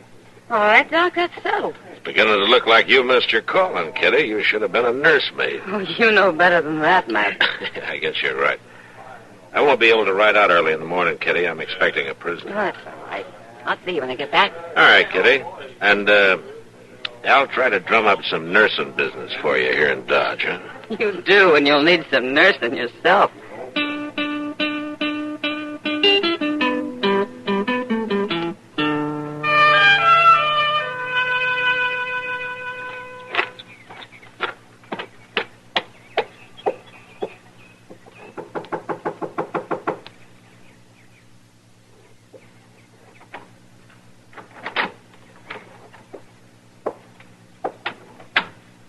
It's me again, Nettie. Oh, Kitty? You shouldn't have come back. I just wanted to be sure Luke was taking good care of you. Yes, he's taken care of me just fine. There's no need for you to stay. Well, then I can just pass the time of day. I don't feel much like talking. Nothing's the matter, Nettie. What is it? No, it ain't nothing, Kitty. It's just I don't feel like visiting. There ain't nothing for you to do around here. You might as well run along before dark. It won't be dark for hours, Nettie, and you know it. Kitty, listen to me. You told me there wouldn't be nobody coming by. What are you doing back here, Kitty? I came to see how Nettie was getting along. Now, I told you we didn't need you. Please, Kitty, just go along. A little late for that. Who are you? Don't ask no questions, Kitty. Luke didn't do nothing. Luke, what is all this? You're asking the wrong man, lady. All right, then you tell me. I'll tell you that you just stay here and keep quiet until I'm ready to go. That's all you need to know. Joe, let her go. She ain't hurting nothing. And let her tell everybody I'm here? You used to be smarter than that, Nettie. Luke, we got no right to keep Kitty from going back. Luke, make her shut up. You do like he says, Nettie. You ain't never raised a hand to me, Luke Morby. You'd do it if I said so, wouldn't you, Luke? Wouldn't you, Luke? Oh, for heaven's sake, stop acting like children. You want me to show you that I ain't no child, lady? All right, then, you stay quiet. And don't try to get away, then nobody'll get hurt. Is it all right if I watch after her? Yeah, sure. You watch after her, and maybe you can watch after me some on the side. Don't hold your breath.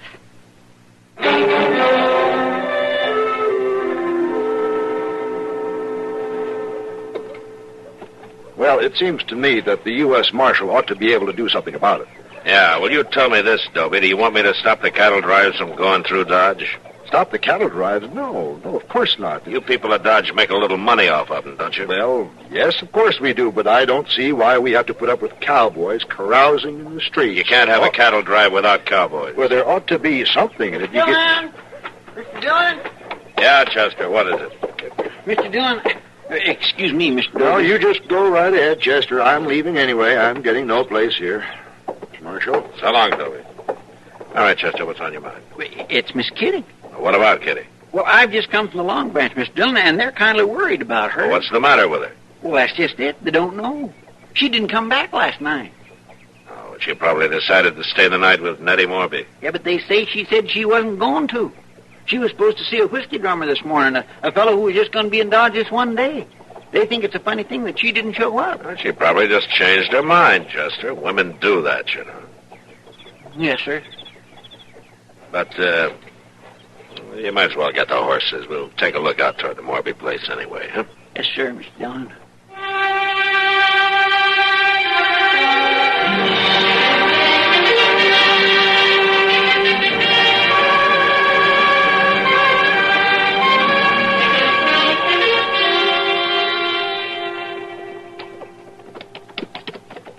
Well, I'm glad you decided to come, Mr. Dillon. Yeah. There's just an awful lot of things that can happen to a woman off alone. Kitty can take pretty good care of herself, Chester. Oh, yeah, sure she can. But what if her horse ran away with her? Uh-huh. And what if it throwed her? Well, there's not much chance of that. Now, Mr. Dillon, anybody can get throwed.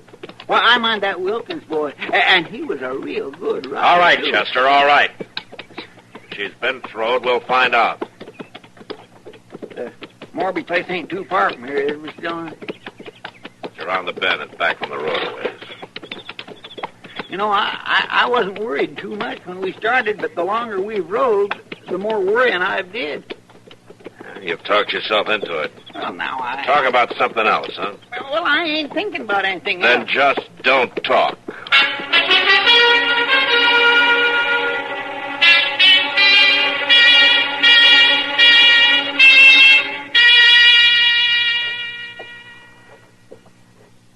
Hey, Luke, come here.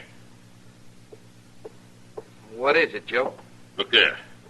Out the window, turning in from the road. Why, it's a marshal. Oh, I was here. Now let go, Joe. I didn't tell him. I haven't even seen nobody. Now, you know that. Then what is she coming here for? Why, it's her. Who? It's that Kitty. The marshal's always hanging around with her. He'd come after her. He come after Kitty? Sure. Well, he's dead nice. Kitty, What? come here. What do you want? Look out the window. It's about time he came after you. Luke tells me you're real good friends. We're friends. Well, you can just save your friend's life if you behave yourself. What do you mean? You go out there on the porch and you do just what I say. This is a trick. Better than standing here watching me shoot him, ain't it? All right, then, go on. Go out on the porch and keep your mouth shut.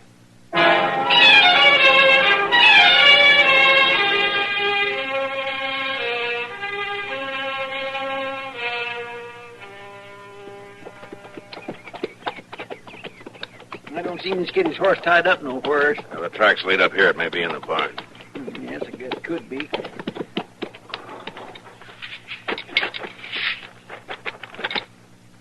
Look yonder, Mr. Dillon. What? That's Miss Kitty coming out on the porch. Well, I guess she ain't hurt none. I guess not. You staying out here for good, Kitty? Don't come any closer, Matt. Well, why not? Because I stay not, lawman. Who are you? My name's Joe Gans, Marshal, and I ain't able to let you do nothing about it. Miss Dillon, Yeah, Chester, never Tell mind. me that you're good friends with this little lady. Real good friends. What about it? Well, I figure you wouldn't want to see her get hurt, so I figure you'll play along. She's gonna come out and get your gun. I'm not. Mr. Dillon, he shot right next to her foot. Shoot much closer to her than that, Marshal. Do what he says, Kitty. All right.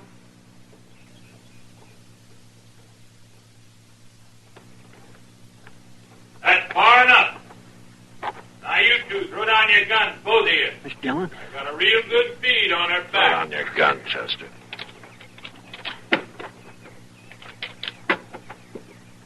All right, little lady, pick 'em up and bring 'em back to me.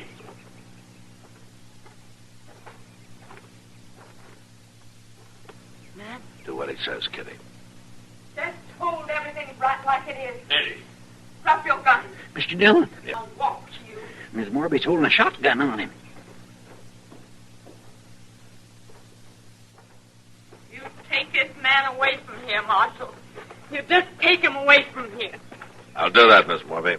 I didn't know you were so handy with a gun. I ain't never picked up one before, Marshal Dillon, but I don't hold with bloodshed. But it seemed this was the only way to stop it. It was a good way, Miss Morby. I don't know what'll happen to Luke or me, but I couldn't have no bloodshed, Marshal Dillon. I just don't hold with it. Don't worry about it, Miss Morby. You probably saved you and Luke a lot of trouble.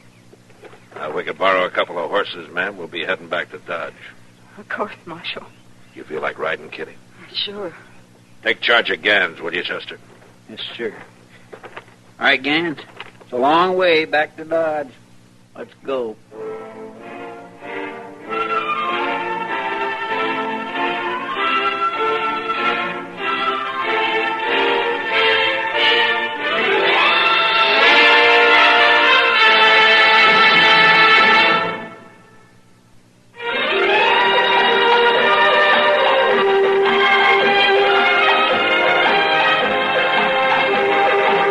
Gunsmoke. Produced and directed in Hollywood by Norman Macdonald, stars William Conrad as Matt Dillon, U.S. Marshal. The story was specially written for Gunsmoke by Marion Clark, with editorial supervision by John Meston. Featured in the cast were Virginia Christine, Barney Phillips, John Daner, and Vic Perrin. Harley Bear is Chester, Howard McNear is Doc, and Georgia Ellis is Kitty.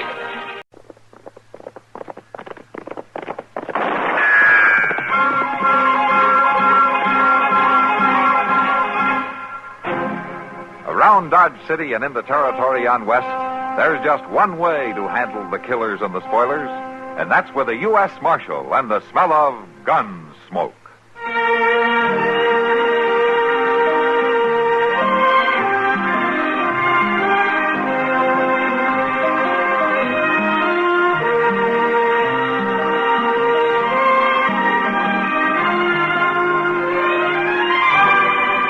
Gunsmoke, starring William Conrad, the story of the violence that moved west with young America, and the story of a man who moved with it.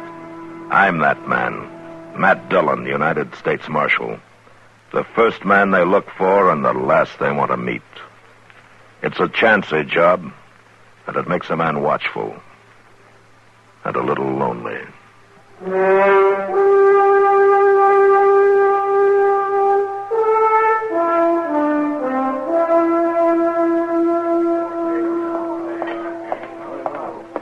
Marshal? What? Marshal, I've been looking for you. Oh, hello, Tush. I just want to ask you one question. All right, go ahead, ask. Are you not sworn as a matter of bound and duty to uphold law and order in Dodge City? Well, I guess you could put it that way. Then why don't you get up from that there table and go out and find that cow? Cow? Goodness, you think all Mr. Dillon's got to do is go around hunting some scrawny old cow? You keep your mouth shut, Chester. Just a doggone minute here. Ain't nobody going to smart off at Sit me down, like that. Chester, sit down. You too, Tush. You keep waving your arms like that, you're going to get apoplexy. I ain't got no time to sit down, Marshal. I got 1,400 head of cattle over across the river, bawling and a frothing.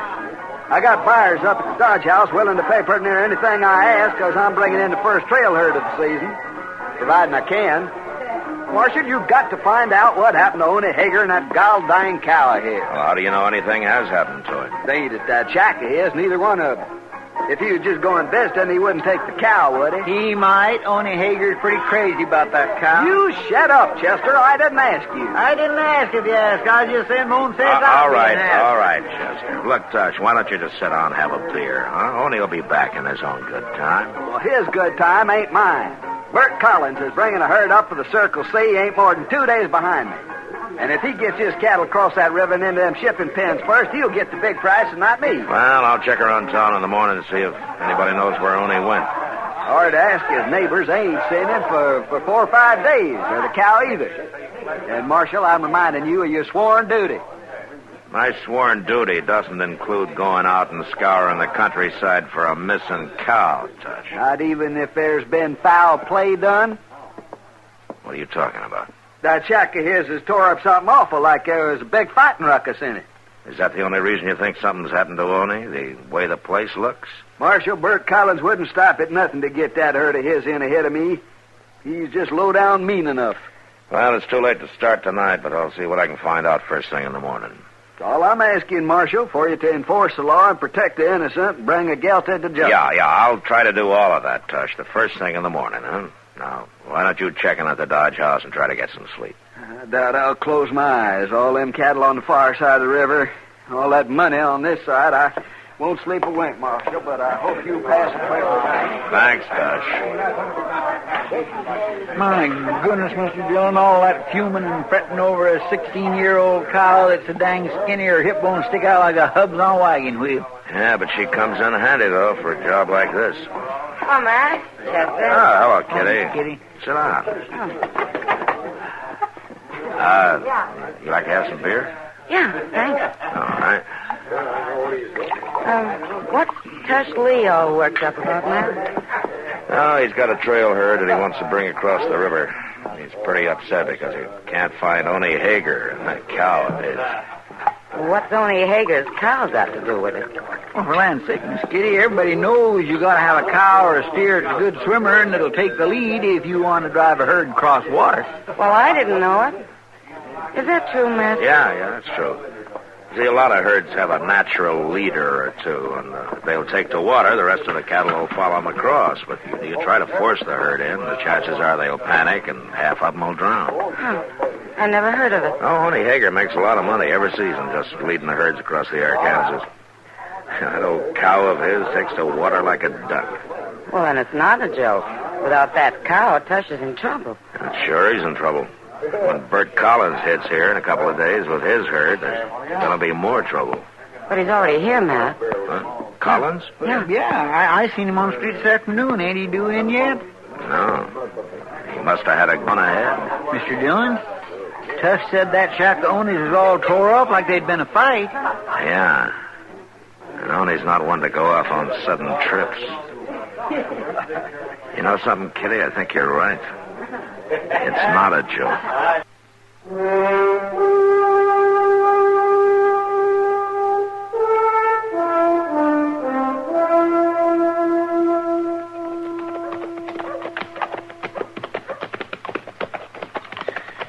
It sure is good to get back, Mr. Dillon. I'm terrible hungry. Matt!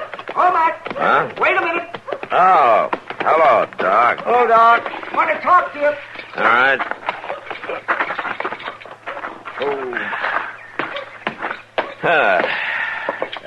Chester, you go on ahead if you want. I'll meet you at the restaurant, huh? Well, I am feeling pretty empty, Mr. Dillon. Yeah, I'll go on in. I'll see you later, Doc. Yep, right, Chester. What's on your mind, Doc? Well, Matt, what are you planning to do today? Work, same as the other 6 days every week. Work? Oh, work. You mean sitting down there in that jail office with your feet on the desk? No, not today, Doc. I got to track down a cow. A cow? A cow. See, Matt, you come along with me. Oh, where? But I got to look in on a couple of patients out toward Kiowa Meadows. Now, it won't take long, and we'll have the rest of the day to shoot us some prairie hens. Prairie hens? This time of year? Doc, the only prairie hen around here right now are holed up in the plum thickets so deep that a weasel couldn't even get to. Now that's just where you're wrong. Oh. You know how Kiowa Meadows is protected by that bend in the river? Those high bluffs on the north side there? Oh, yeah. And these last few weeks, it's been mighty warm for this time of year. Yeah. Well, it's made a kind of a false spring out there in the meadow. Now, the way I hear it, it's just as green as May. With a stand of young clover coming up there, and wild timothy and buffalo grass, and the prairie hens are just swarming. You know something? That's possible, Doc. I remember something like that happening a few years back. Well, come on, then. Let's get out there and get at it. Well, Doc, I already told you. I gotta find a cow. What? Are you serious? Yes. I thought that was a joke. I wish it was. Say, you haven't seen anything of Oni Hager, have you? You mean Oni's cow? Uh-huh. Oh, my. That old bag of bones. Well, if that old bag of bones doesn't turn up pretty quick, it's going to cause the worst fight that this town's ever seen. Oh, fight. Now, who'd have bothered to fight over that scrawny old walking carcass, huh? Except Oni, of course. No, not Oni. A couple of pretty tough boys named Bert Collins and Tush Lee. See, Oni's disappeared, and that's the trouble. Tush thinks that Collins has had something to do with it. I'm not too sure, but what he may be right. Eh? Well, what do you mean? Well, Chester and I just got back from a look at Oni's shack this morning. There's been a fight in it, all right. The cook stove's knocked over. Table's smashed. No sign of Oni or the cow anywhere. Oh, well, gee, Matt, maybe he went on a trip. He took his cow along? Oh, well, no. He didn't. Say, Matt, if anyone's done something to poor old Oni, they ought to be hung. Well, I feel the same way, Doc. He's got his faults, but he's a harmless old coot, and he never did any hurt to anybody in his whole life. Yeah. It kind of looks like somebody did some hurt to him, though.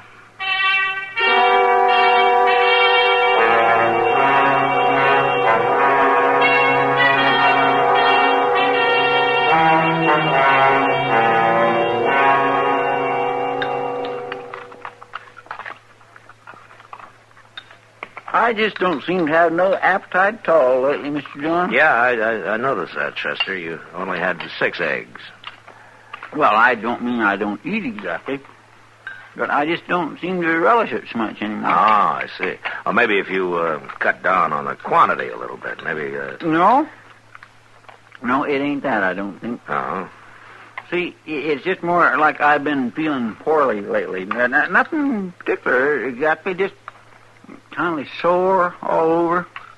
Tell me something, Chester. You didn't start getting these feelings just a few minutes ago, did you, when I told you about Doc going hunting today? Oh, my goodness, no, Mr. John. I've been having these pains for a long time. Oh, I see. Of course, now that you mention it, I declare I bet it sure wouldn't do me no harm to... Get out in the open for a while, huh? Oh. Like around Kayawameta, for instance, huh? Prairie hen makes mighty good eating. I heard you say that yourself many a time. Doc's already promised us something, Chester. Oh, Doc's already... Look, seeing is believing. Doc can't hit the side of a barn with both hands and a board in the middle. You know that. Matt. Hello, Kitty. Matt, you better get over the Long Branch right away. Oh, why? What's wrong? Well, Tush and Bert Collins over there, sidling around each other like a pair of tomcats. It's going to bust loose any minute, Matt. Come on, Chester. Look, I got some flapjacks here on the... Well, bring them with you.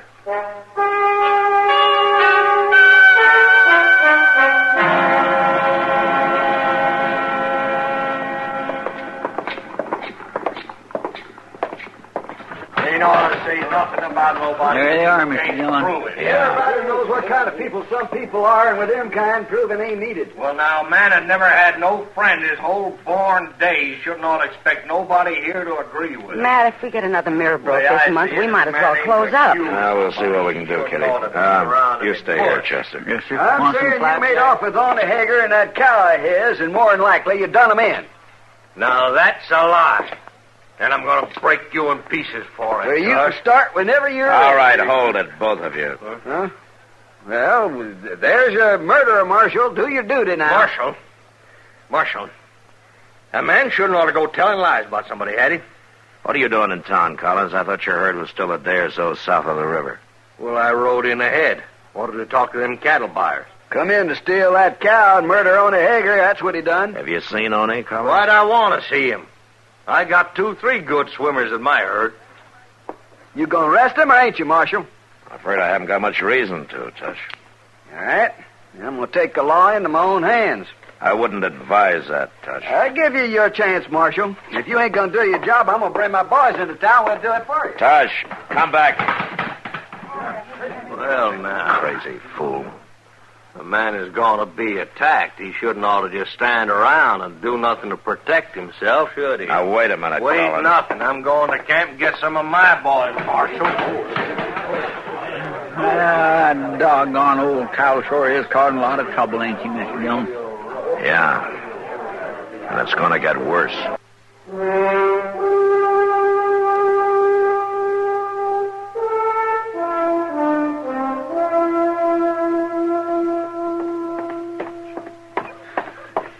Something like this just keeps my nerves tore to pieces. Mr. Dillon? Mr. Dillon? Shut the door, Chester. Oh, Hester. Mr. Dillon, what are you aiming to do? Sit here and digest my breakfast. Why? But they're going to be at it any minute now. Who is? Tush Lee and Bert Collins, you ain't forgot about them, have you? No, but I wish I could. Well, they're in town right now, both of them, and they got their men with them. Yeah, I know. Well, if you already know, why don't you do something? Like what, Chester? Well, my land, you could... At least you could go... Well, maybe if you couldn't do that, you... Well, you can't just sit here and let them kill each other. Oh, but I can sit here until I'm sure that that's what they're going to do. Yeah, but they are. That's what I'm telling you. Tush is up there at the Long Branch saying how he's going to hang Bert, and Bert's down at the other end of the street making his brag about how he's going to shoot Tush so full of holes the birds can fly through. Chester, if all the killing that's talked about in Dodge City was actually done, Boot Hill would be 10 miles wide and 20 miles long. But these two are really going to. Then I'll deal with it when it starts. And that'll be any minute now. Everybody else in town thinks so, too. Take a look out this window. There ain't a soul in the street except for some crazy fool leading a... Mr. Dillon? Yeah, what's the matter?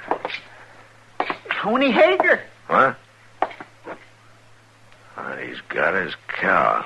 He ain't dead at all. Come on.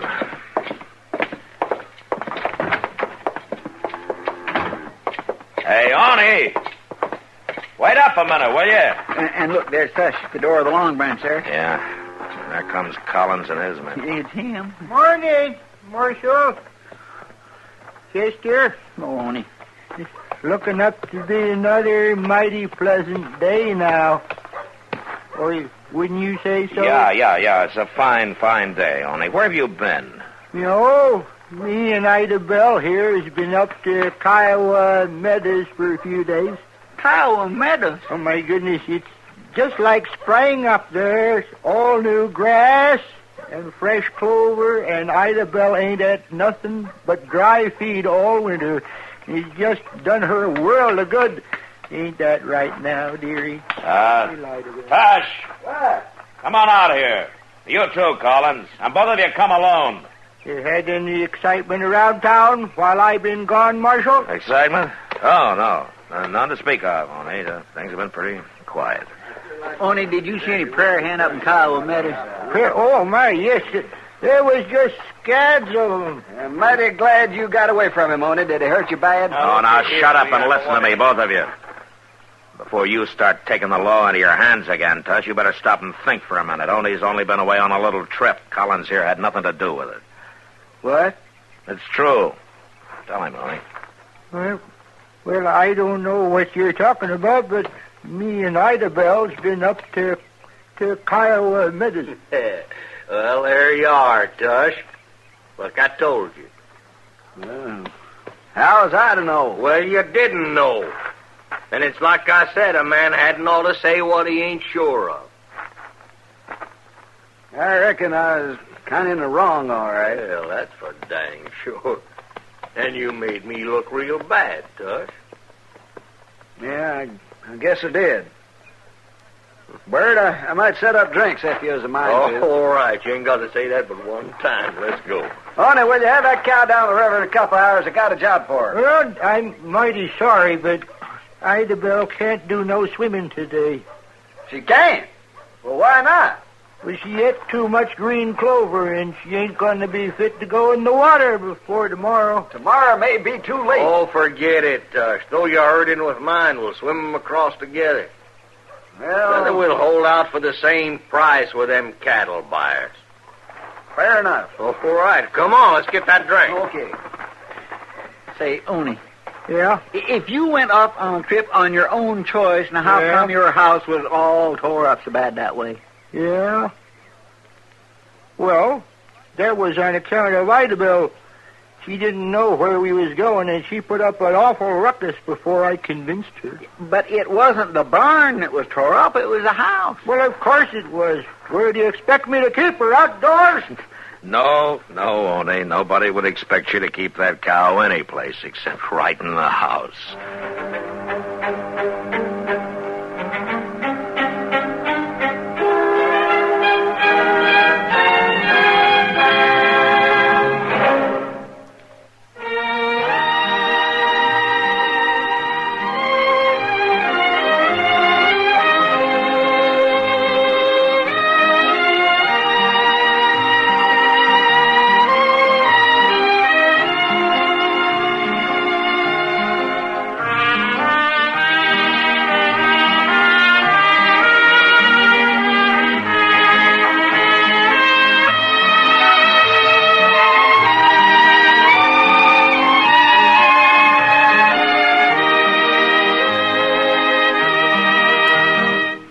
Gunsmoke. Produced and directed by Norman McDonald. Stars William Conrad as Matt Dillon, U.S. Marshal. Featured in the cast were Parley Bear as Chester, Howard McNear as Doc, and Georgia Ellis as Kitty.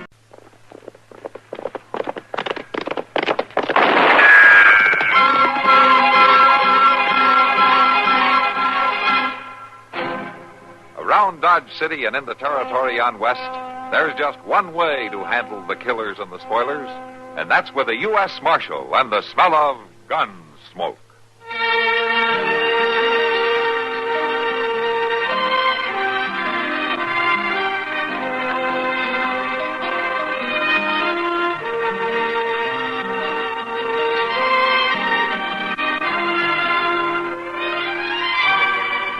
Gunsmoke, starring William Conrad. The story of the violence that moved west with young America. And the story of a man who moved with it. I'm that man. Matt Dillon, United States Marshal. The first man they look for and the last they want to meet.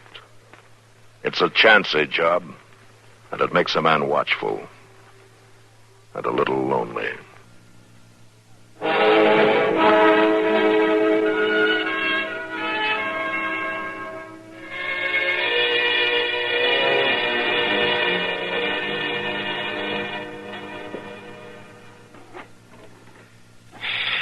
Sure is hot today, Mr. Dillon.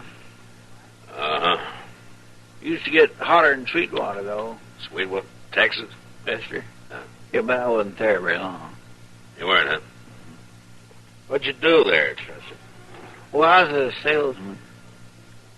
Salesman? What'd you sell? Lightning rods. Oh, for that... Well, now, they're mighty good things to have around, Mr. Dillon. I remember... Don't plain it to me, Chester, please. It's much too hot. I'll go get us some beer. I don't think I want any beer. Well, why don't you just go take a siesta, Mr. Dillon? I'll stay here in the office. Well, why don't you just leave me alone for a little while, huh? All right.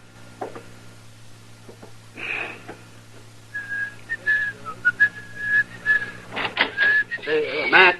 Oh, hello, Doc. What is it? Well, I thought I ought to tell you. A couple of cowboys have been feeding their liquor over at the Long Branch. Well, that's what saloons are for, isn't it? Well, they were giving Kitty a bad time. Oh? She got rid of them, though, but they're down at the end of Front Street now, and they're making remarks and pestering the town ladies. It just might lead to trouble. Oh, Doc, I'm not going to walk down there in this heat just to lecture a couple of hard-nosed cowboys. Well, I'll go, Mr. Dillon. Oh, all right, Chester, you go. Just tell them to take it easy and leave the ladies alone, huh? Yes, sir, I will, Mr. Dillon.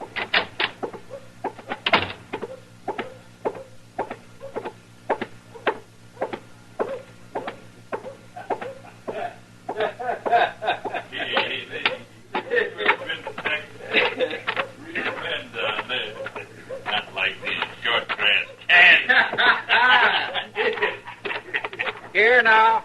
All right, you fellas. That's enough. Who's this? Preacher, maybe. Mr. Dillon sent me down here, and we're going to send you right back, fella. Mr. Dillon says you can have all the fun you like, but leave them ladies alone. That's the whole dang trouble with these Dodge ladies. They've been left alone too long. What they need is a couple of big-handed Texas men.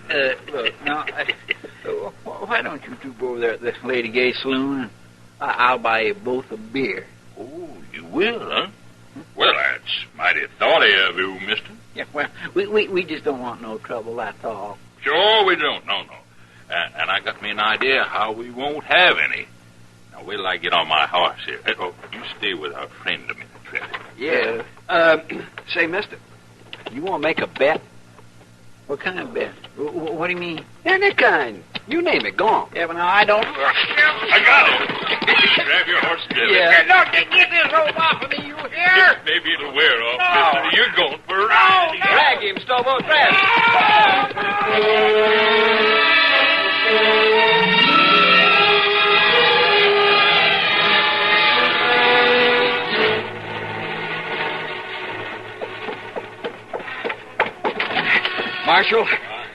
Marshal, they got Chester.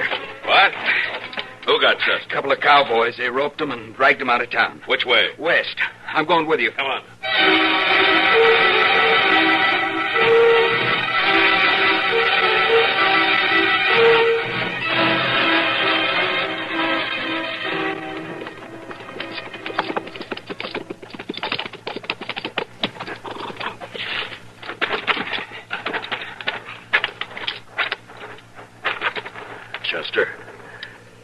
Chester.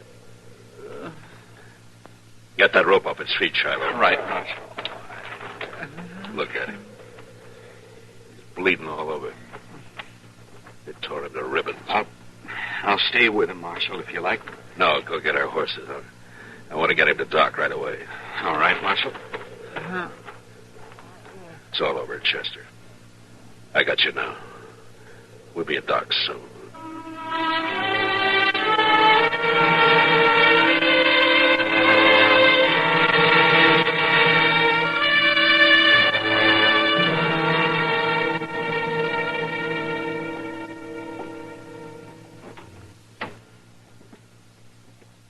Well, Doc? He's in bad shape, Matt. Something's bothering his breathing. I don't know what it is. We'll just have to wait and see if it goes away. If he lives the next few days, he'll pull through. Next few days? I'll stay right here with him. Doc, I don't know why I sent him. I could have gone. No, don't blame yourself, Matt. But I told him to go, didn't I? Yes. Can I talk to him, Doc? No, not for a while. All right. And you tell him this from me. I'm going after those men. And I'm going to bring them back. Alive. Or at least half alive.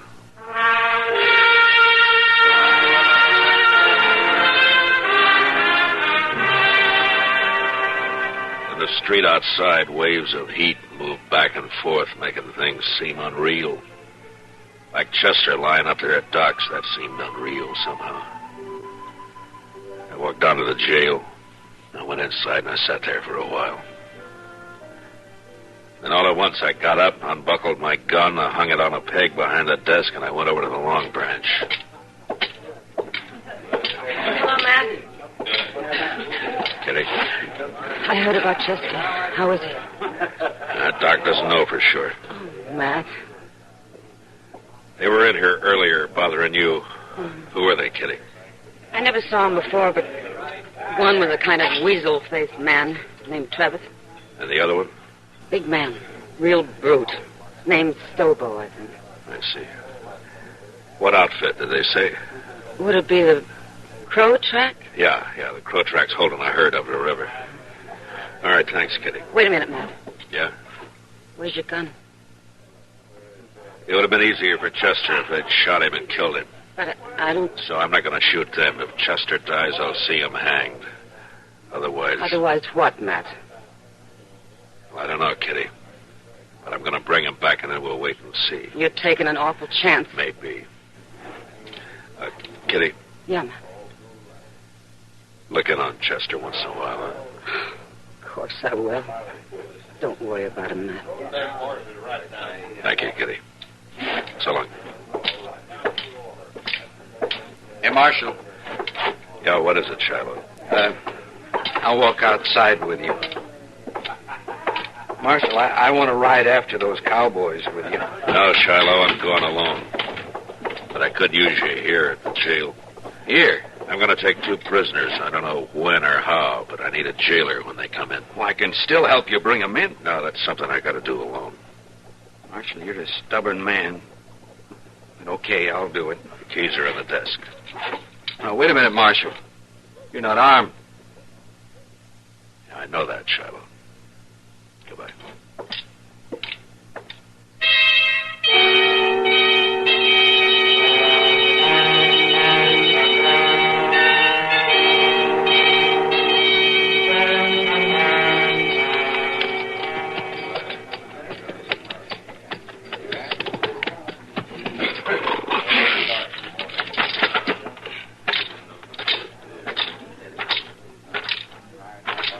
Who's the trail boss here?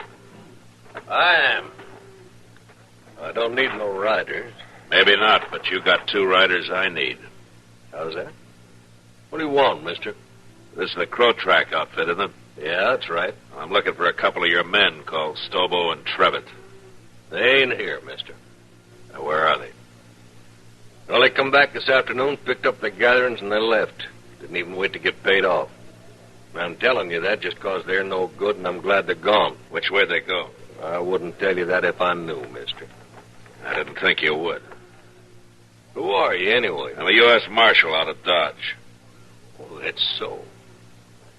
Well, I don't know what you want them for, and I don't care, but just how you figuring to take 'em, Marshal? Gonna put salt on their tails? Think you'll ought to at least carry a club if you're going after that Stobo. He's mean and he's big. Besides being a Texan. We've hung Texans up here before, mister.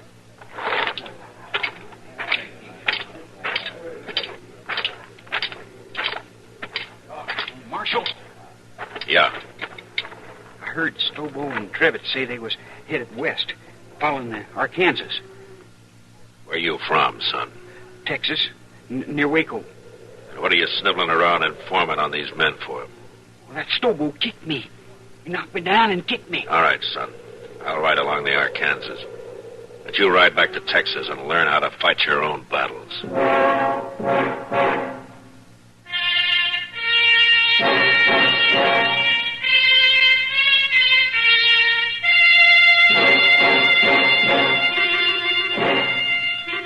I cut straight down to the Arkansas and followed it west.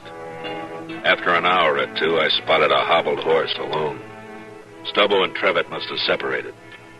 I got down, followed the animal's tracks as best I could in the moonlight until I caught the dying coals of a campfire on the bank ahead. To one side, I could make out the huddled figure of a man asleep in his blanket. It took a long time to crawl to his head, where I saw the weasel face of the man Trevitt. His gun belt lay on the saddle blanket in easy reach. I stood up and I heaved it out into the river, and as Trevitt sat up with a snap, I kicked him back down. Hey, don't shoot! Don't shoot! You'll sit up again and I'll smash your skull. Don't kill me! Don't kill me! Shut up. Where's your rope? I told you to lie down. Now, where's your rope? Under my saddle there. You gonna lynch me? No. But you may hang legally if you live that long. All right, keep your arms in that blanket and lie still while I get you roped up here. Who are you, mister? Now, let's just say that I'm a good friend of the man you dragged out of Dodge this morning. Stobo was in on that, too. It was his idea. He did it. Don't worry, I'll find Stobo. There. That'll do it. You ain't gonna leave me like this. No, Trevitt, I'm gonna throw you across my horse and tie you on. He'll take you into Dodge, right to jail. When you get there, you tell Shiloh who you are, if he can still talk. He'll give you a nice, clean cell. Marshal. I'll be back when I find Stobo. Well, you can't do it, Marshal. I'll die in that sun. A ride like that across a horse? No, listen. Stobo's about a mile upriver. We had a row, and I left him. See, I told you, Marshal. Let me go now. Trevitt, how'd you like to go to Dodge behind my horse with a rope around your heels? No, don't, Marshal. Don't kill me. Don't worry, Trevitt. Killing's too good for you.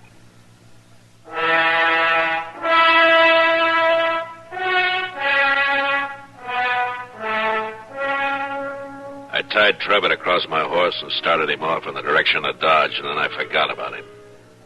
Stobo was next. I rode west on Trevitt's horse. Dawn was just breaking when I saw Stobo, crouched behind a campfire cooking breakfast. His horse was saddled and stood nearby. I rode straight up, got down, and walked over. You lost, stranger? No, I'm not lost, Stobo. No tricks, mister. I don't see your gun, but no tricks. Relax, Stobo. I'm unarmed. Who are you? Matt Dillon of the U.S. Marshal out of Dodge. Well, you're a long way from Dodge, Marshal. Stobo, you and your pal had some fun with a friend of mine yesterday. You hurt him bad. Maybe you killed him. You rode out here without a gun to tell me that? You're the craziest marshal I ever saw. I'm going to shoot you, Marshal, and bury you in the river. Now, what do you think of that? I expected you would. What? Unless you want it on your conscience that you refused to feed a man on the trail, you better give me a piece of that pork first. You're about the coolest man I ever saw, Marshal. How do I eat? Sure you do. You just stand right there across the fire and don't move. I'll have to shoot you before you've been fed. I know. Too bad I only got one dish for your last meal, Marshal. A man can keep sassy on meat alone, Stobo. Yeah, sure can. Well, it looks about done. At least this here piece is... All right, I've got your gun, Stobo, so don't try anything. Burn me! You burn me! Just a few coals. It won't hurt you. Now shut up and get on your horse. Now move. I'll kill you for this, Marshal. You can't hurt me like that. On your horse. Come on now. Get up there. Get up there. Now, you just sit there. I'm going to throw a noose around your neck, so keep your hands down. There. As soon as I get mounted, we're going to ride toward Dodge. And you do anything I don't like, and I'll jerk you off your horse and drag you the rest of the way.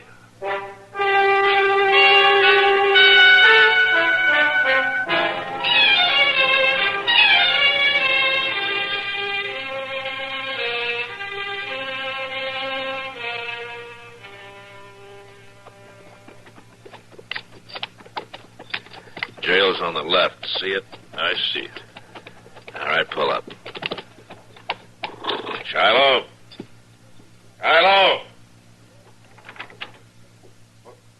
Hello, Marshal.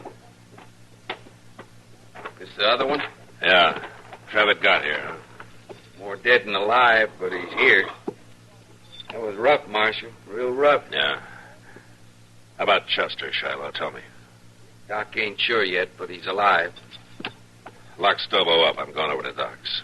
Sure, Marshal.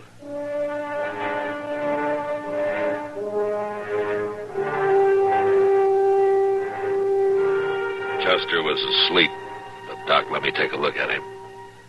Seemed to me that he had more trouble breathing than before. Doc said another day might see him out of it. There was nothing I could do, so I went out for a steak and some sleep. The next morning, I went back to the jail. Morning, Marshal. Everything all right, Shiloh? Doc looked over your prisoners. Trevitt's pretty sick yet, but Stobo's all right. Got a few burns is all. Nothing could hurt that moose. A hanging might.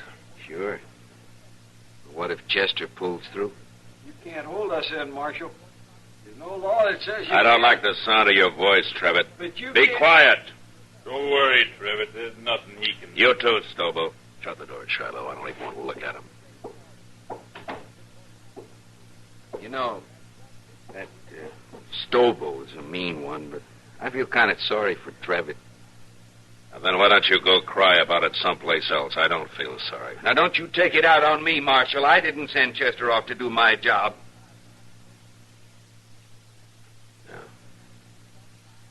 Yeah, you're right. I'm sorry, Shiloh. Why don't you go get some breakfast? I'll wait here now. I'll be back later.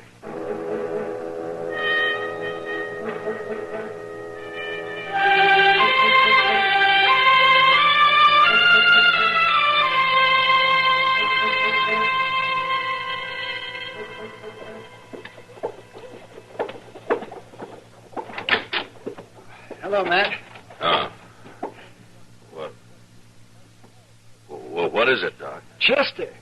He's going to be all right. You sure? Of course, Matt. His breathing has changed. The pressure's off somewhere. Oh, he's going to be fine. Oh, that's good. Well, of course, he'll be in some pain for a while yet. Yeah. All right, Doc. I'll come see him in a little while. I'll tell him, Matt. Okay.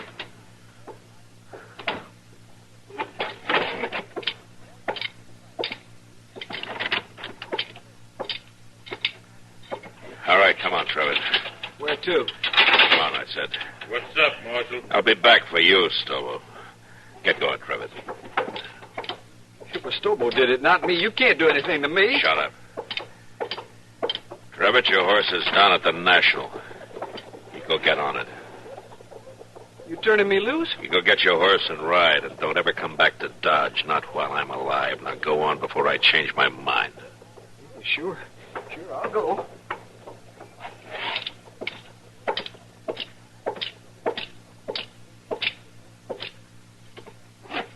You're next, Stobo. What'd you do with Trevitt? Put a knife on him? Turn him loose. Come on, get out of that cell. Am I free to? You will be in a little while. Marshal, I just saw Doc, and he says it just... Hey, where you going with Stobo? Gonna shoot me in the back, probably. Right, Marshal? I'm gonna do what I should have done 3 days ago when I sent Chester after you. Bring him out back, Shadow. All right, let's go, Stobo. Slow and easy now. Over here. You're gonna drag me, is that it? Will you try that? That's what you'd do, isn't it, Stobo? Don't you try. Never mind. Here, Shiloh. Hold my gun. Look, Marshal, don't... You're gonna fight me.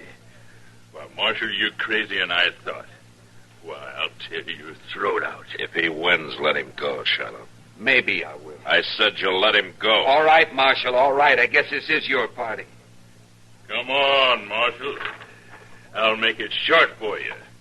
Real short.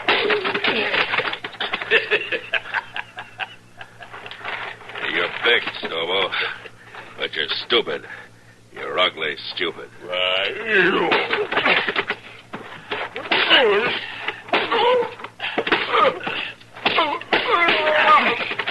Drag Chester. All right, Marshal. Marshal. That's enough. Marshal. Come on. That's enough. All right. Give me my guns, Shiloh. Here.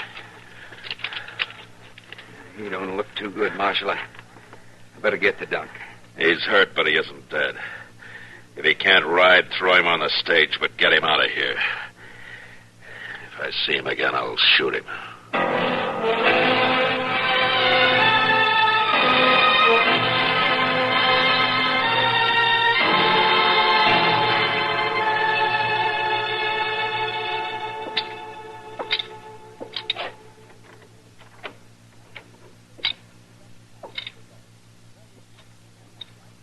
Chester.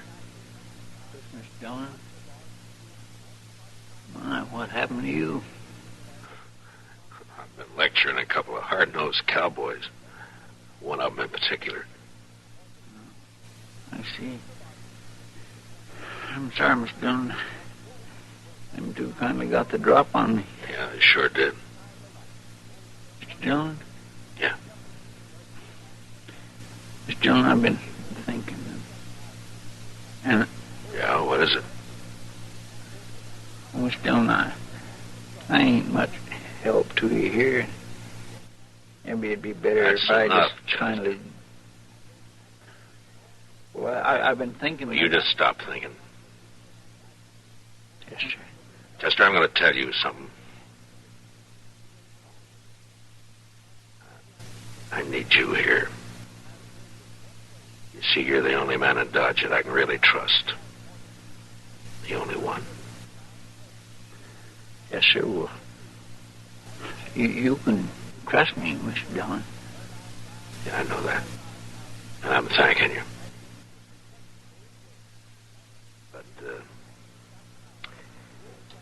know, you're sure no help to me lying there. You're no help to me at all. Well, I don't aim to stay here long. Doc says I'll be up and around again before too long. Now, look, Chester. I'll go get patched up, and then we'll make Kitty come over and fix us some steaks, and we'll have some beer, too, huh? What do you say? That'd be fine, Mr. Dillon. I sure would like that.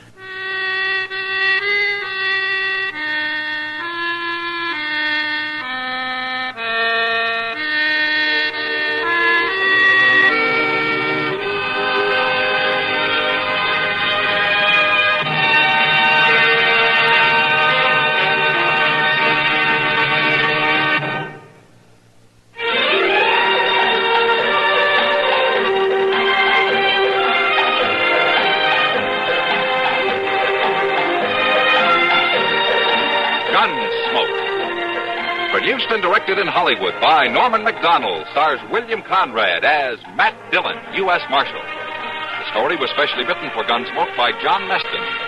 Featured in the cast were Barney Phillips, Harry Bartell, Vic Perrin, Lawrence Dobkin, and Sam Edwards. Charlie Baer is Chester, Howard McNear is Doc, and Georgia Ellis is Kitty.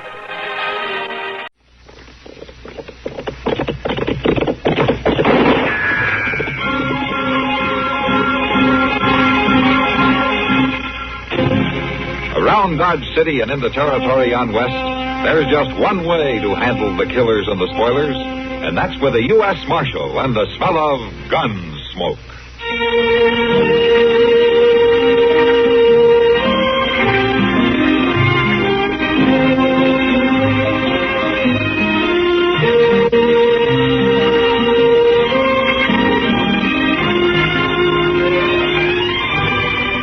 Gunsmoke, starring William Conrad, the story of the violence that moved west with young America, and the story of a man who moved with it.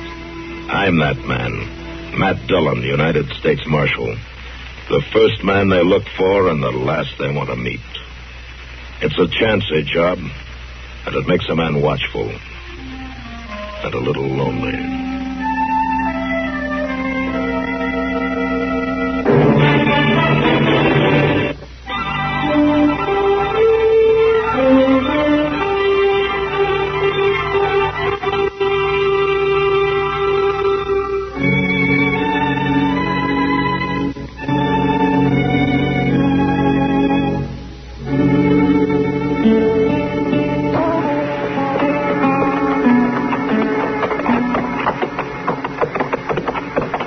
Nice morning, ain't it, Mr. Dillon? Uh-huh. For this time of year, you just couldn't ask for no better weather. By golly, even the horses like it. I think they're more interested in that water trough than they are in the weather, Chester. Oh, there's old Buffalo Mary filling her wash bucket. I sure hope she ain't stirred up all the sludge off the bottom. Sludge doesn't bother the horses. Well, it does me. It's warm enough this morning, I figured I might wash up a little. You know, you've been saying that every morning for 2 weeks until you find out how cold the water is. I know, but I got my courage up better today. Yeah, sure. Morning, Mary. Morning, Miss Mary. Marshal, Mr. Proudfoot, I didn't hear you at all. Reckon my faculties are starting to go. No, you were just too busy, that's all. Doggone if that water ain't still pretty cold. Yeah, I figured it would be. How's the world been treating you, Mary? I reckon I don't see much of the world, Marshal. Except in this dirty clothes. Yeah, I get the same feeling sometimes. You keeping busy, are you? To tell you the truth, Marshal, if the day was 2 hours longer, I'd still be short of time. How's that so? If it ain't washing and ironing, it's packing water for the tubs. Cutting firewood to heat 'em. Oh, it's so tired for a night sometimes I could just drop right in my tracks. Yeah, I know what you mean. I've been aiming to come by the jail and get them shirts of yours for the past 2 days. Now, I'll do it right now, Marshal. I'll leave my buckets here. No, Mary. Chester can drop them off this afternoon sometime. Yeah, it would be kind of a help. If it ain't too much trouble. No, it ain't no trouble at all, Miss Mary. That's mighty kind of you, Mr. Proudfoot. Oh, I'm glad to do it. Truth is, I'm a little put out today. Piece of bad luck, as you might say. Well, I'm much obliged to you. It's as good as done, ma'am. What kind of bad luck, Mary? Oh, nothing at all, Marshal. I wouldn't even bother your mind with it. Has that bruise on your jaw and that black eye got anything to do with it? I'd rather you just forget I said anything, Marshal. What happened, Mary? He said he'd come back and do for me if I was to tell. Well, for the land's sake. Who said he'd come back and do for you? It is Reb Sutter. Why, that no-count bully's been in more meanness than you can shake a stick at. Why did he do it, Mary? What reason did he have? It was my savings, Marshal. Oh, my gracious. I had him buried in my cabin, and I wouldn't tell him where. But he made me tell him before he was through. It took me 2 years, $48. Ever since I got. I declare he ought to be hung. Oh, I wasn't going to say nothing, Marshal. Even if he hadn't threatened me. I wasn't aiming to put you to no bother. It's not me who's going to be bothered, Mary. Oh, it ain't like it was something big and important. It's big. It's important. And by the time I get through with him, Reb Sutter's going to realize it.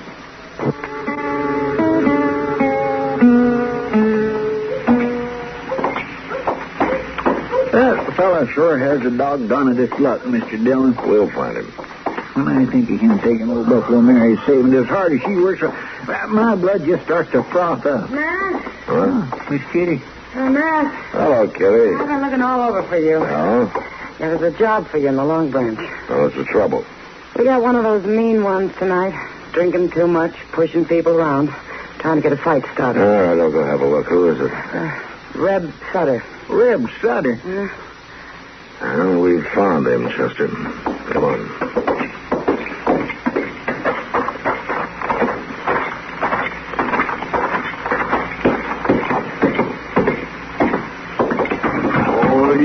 That's what's the matter with you. That's him, all right. I just stood up here and told you all I can whip any man in this room. Ain't a one of you got the blood and gumption to say me no on it. Maybe they're just going easy on you, Sutter. Well, now, if it ain't the marshal. Some lily liver come after you, I reckon. Matter of fact, I came after you. Law against talking, is there? There's a law against beating people up and stealing their life savings. She's a liar. I wasn't even near there last night, and if she says it... She? What do you mean, she? Who says, Sutter? Near where? I didn't mention any details. I don't know nothing about it. Well, maybe it'll come to you. You're under arrest. Now put out your wrists. I reckon I could put handcuffs on a man, too, if I was wearing a gun and he wasn't. You've always played it safe that way, haven't you, Sutter? Never wearing a gun. If you had somebody that killed you a long time ago. Ain't nobody got much taste for going at it my way, though, I notice. Well, maybe it's time somebody didn't. I offered, Marshal. Nobody took. That's so.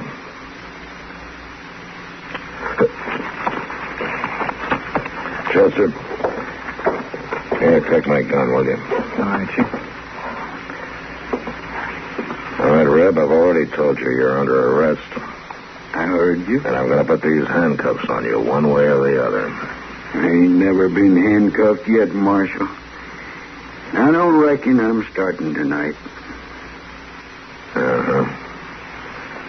Chester? Yes, sir. Hold these handcuffs for a couple of minutes, huh? Yes, sir. You're a dang fool, Marshal, if you think you're...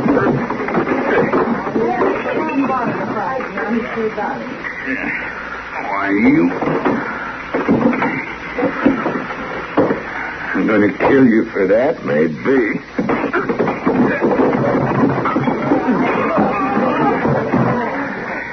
Now, you can stop at any time, Sutter. By just sticking out your wrists.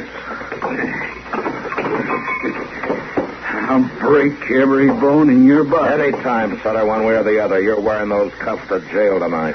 Oh, no, I ain't.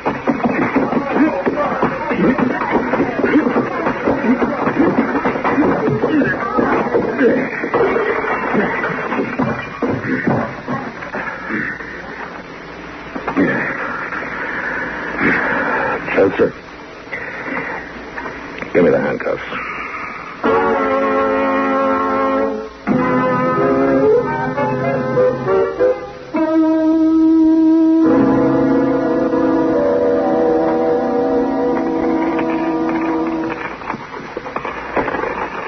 Well, I guess that's it, Mary. 84 cents, Marshal. That's all they had left out of Yeah, I'm afraid so. He managed to hit almost every saloon in town. 2 years of hard work. And he drunk it all up in one day. Well, he's going to jail for it, Mary, if that's any satisfaction. Well, Judge Bent says the case against him is solid. He hasn't got a chance of getting off. seems like there ought to be a better way somehow. Something that's got more justice in it. I mean, him going to jail ain't going to get me my money back. Well, you may be right, Mary, but... Oh, I'm sorry, Mary, but I guess that's about all I can say. Oh, I ain't blaming you none, Marshal. I'm mighty obliged and grateful to you for letting more important things stand by while you took time to help nobody like me. Now, Mary, don't... Oh, I mean it, Marshal. It was mighty good of you. And you too, Mr. Proudfoot. Oh, well, I'm glad to do what I could, Miss Mary. I'll be getting on now. I'll have your shirts for you Thursday. There's no hurry. Well, good night, all. Good night. Doggone if she ain't right, Mr. Dillon. Just sending Reb Sutter to prison ain't going to help her none. Something harder ought to be done about it. Chester, something is going to be done first thing in the morning.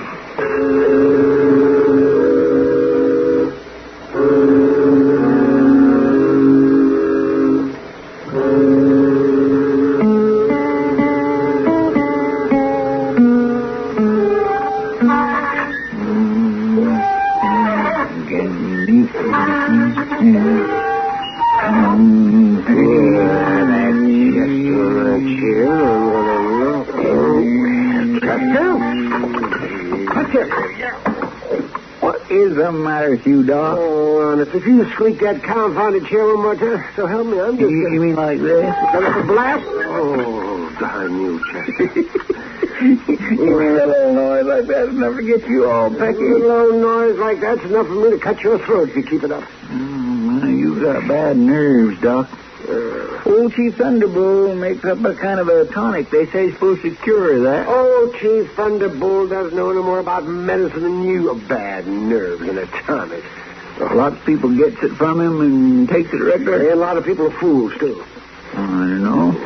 They claim it does them good. Oh, Chester, my nerves are all right, and that tonic of Thunderbolts is 60% hogwash and 60% rot-gut whiskey.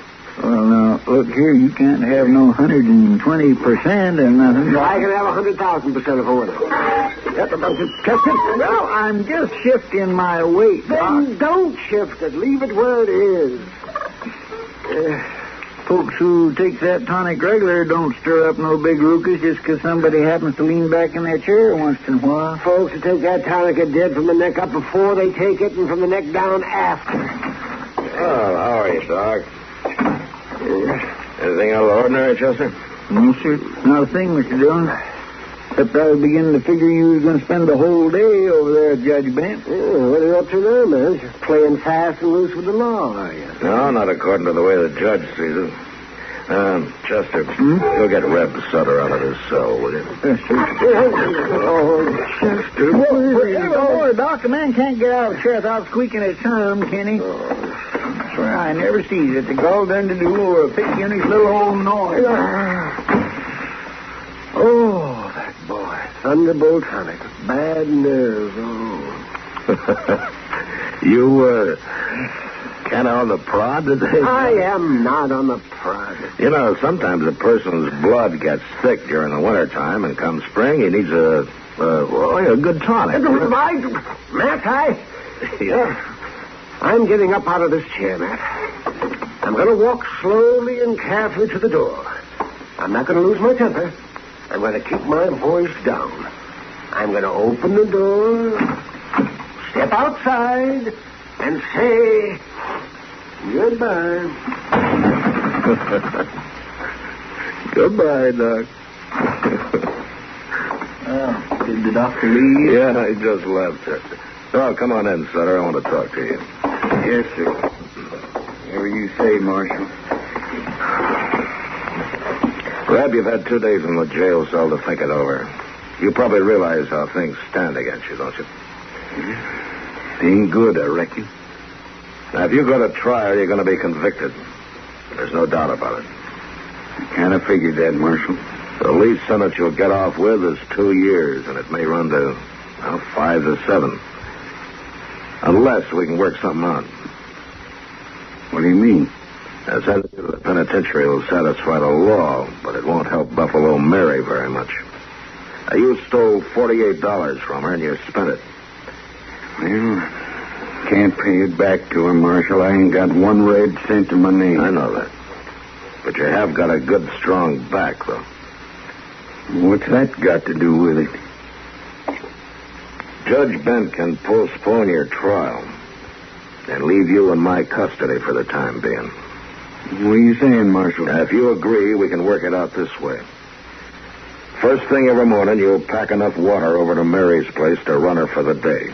And then you'll spend the rest of the day cutting firewood and stacking it behind her cabin.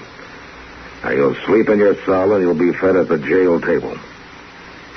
How does it sound to you? How long did I have to do it, Marshal? Well, let's say until everybody agrees that you've done enough. What happens then? If you stick to it and play square, the case will be dismissed. Yeah, but now, Mr. Dillon, if you turn him out to pack water and carry wood, he'll run off. I don't think he will, Chester. You're right, Marshal. I ain't gonna run away. You see, I've been doing a lot of thinking these last 2 days. It ain't nice to know the only reason people know your name is because you beat up an old woman. There's other things, too, Marshal. I don't have to tell you that. Oh, what do you say? Where's the woodpile?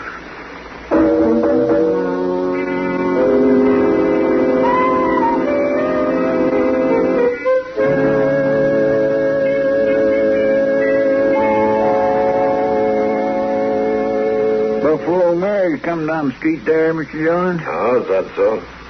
Coming here, looks like. Well, I haven't got anything for her. I thought she was supposed to pick up those shirts tomorrow. She might have forgot what day it is. Good morning, Mary. Come on in. I ain't upsetting nothing important, am I? No, of course not. Nothing but a morning cup of coffee. Would you like to have one with us? Oh, well, much obliged, Marshal, but I done had mine. How things going, Mary? Is Reb keeping at it steady? Well, that's what I come to see you about. Oh? I'd never have believed it, Marshal, but that boy's just been a working fool. Maybe he sees the devil over his shoulder. In these 2 months, I've been able to take extra work enough to save $56 already. That's good. And not only that, he's got enough wood stacked up over at my place to last me for the next 3 years. That's what I wanted to see you about, Marshal. I've told him that he's filled his bargain now that he could quit. But he keeps on working. Maybe you should tell him. You know, there's a funny thing about justice, Mary. Sometimes it's all bound up with a person's conscience. I guess I don't quite understand, Marshal. Well, I think in this case that Reb has to feel that he's paid his debt not only to you, but to a lot of other people, too. So let's let things go on for a while, huh? I'll just wait till Reb comes to us and says he's ready to quit.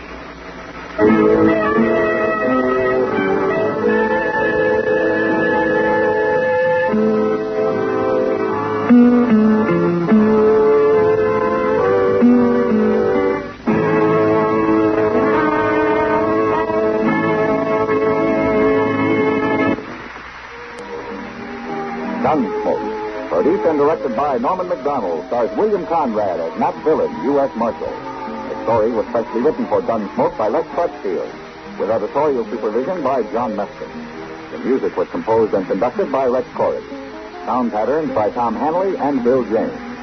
Seated in the cast were Virginia Gregg and Vic Perrin. Harley Bear is Pester, Howard McNear is Doc, and Georgia Ellis is Kitty.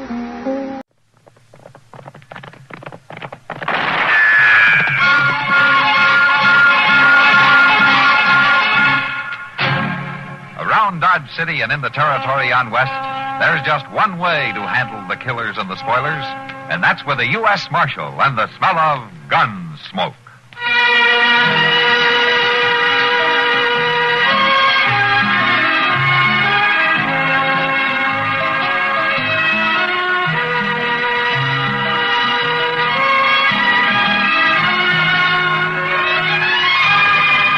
Gunsmoke, starring William Conrad. The story of the violence that moved west with young America. And the story of a man who moved with it. I'm that man. Matt Dillon, United States Marshal. The first man they look for and the last they want to meet. It's a chancy job, and it makes a man watchful. And a little lonely.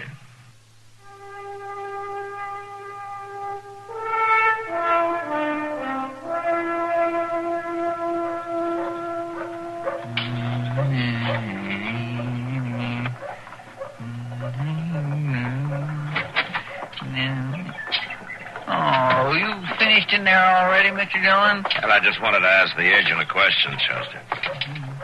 All right, I was sort of hoping we'd be a few minutes longer. Oh, you want me to go back in? Oh, no. Of course not. I was just thinking, though, that it's near the stage time and all, I'd like to stay a little bit and see it come in. Are you expecting somebody? Well, no, it ain't that. Oh, what is it, then? Well, I just like to see them stages come in, all. I get to figuring on all the miles they've come and all the folks that's rode in them and all the things that's happened. You know, Mr. Dillon, it kind of stirs a man up. Hang on to yourself, Chester, because here it comes. Oh, sure enough. Oh, ain't that a pretty sight? Oh. Well, I've seen prettier, but we might as well wait around and see who's coming in, huh? Jinkies, I enjoy that. Oh, my.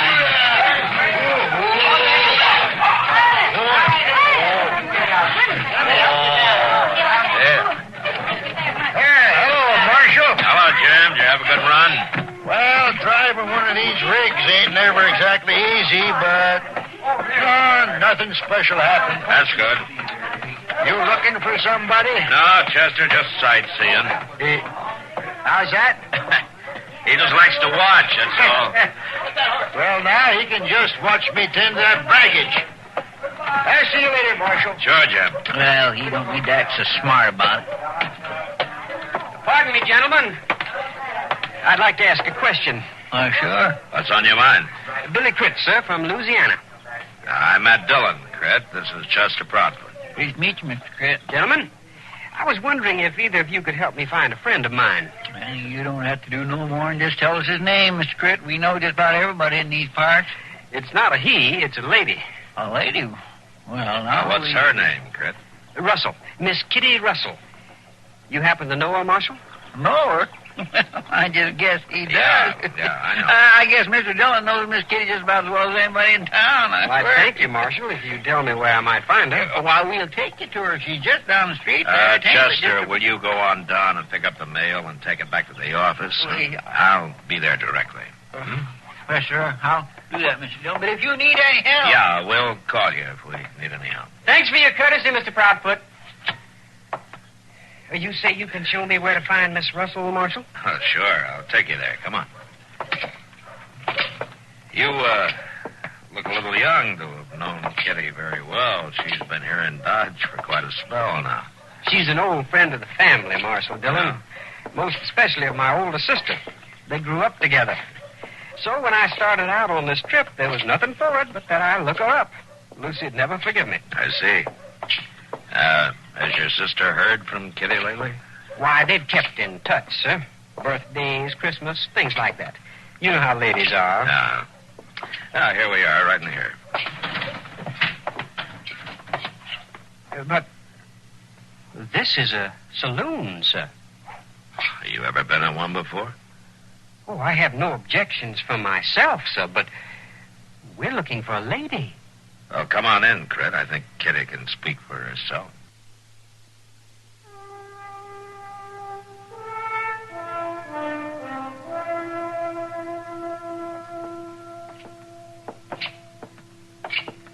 Kitty. I'll be with you in a minute, Matt, as soon as I get these bills added up. Sit down. This is an old friend of yours, Kitty. Huh? From Louisiana, named Crit. Billy Crit, ma'am. Well, there's no wonder you don't remember me. I was hardly big enough to notice when you last saw me. You're Billy Crit. That's right, ma'am. I'm Lucy's youngest brother. At your service, ma'am. Well, Billy. Well, I remember you. Well, sure I do. Well, I hardly know what to say. Well, I better leave you two old friends to get acquainted. Oh, no, Matt, you might as I'll be over stay. at the bar, Kitty. Well, thank you, sir, for your help. That's all right, Crit. I'll see you later. Well, Billy, sit down. Thank you, ma'am. The marshal was very accommodating when I told him you were a friend of the family. Oh, the family. Well, it was all a long time ago, wasn't it, Billy? I reckon it was.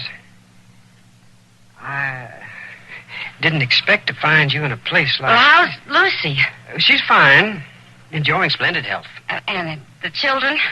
There are 3 of them now, huh? 4, ma'am. Sister Lucy had another little daughter just last month. Oh. But I sure am surprised, ma'am, to find you in a... Say, you've grown tall, Billy. I do believe you favor your father. They say I do. Miss Kitty... That whiskey drummer's about to leave, Kitty, if you want to settle up with him. Oh, yeah, Sam, I do. I'll be right there.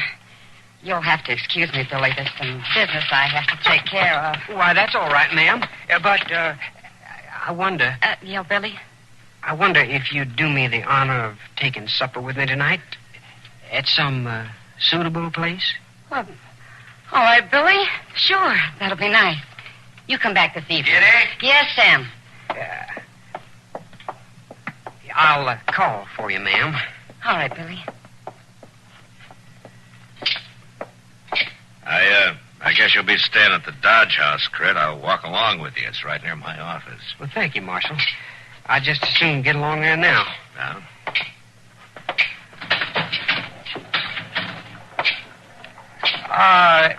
Is it a good hotel? The Dodge House? Oh, it's as good as we got. No offense, sir, but... Well, I guess you look at things differently in the West. We don't look at them differently, Crit. We just have to live differently, that's all. And the people... And the people don't take hasty judging. I reckon I wasn't judging the people so much as the surroundings. Well, surroundings aren't the most important thing out here, Crit. Well, I know, sir, but... Well, I can't help believing Miss Kitty would be better off someplace other than a saloon.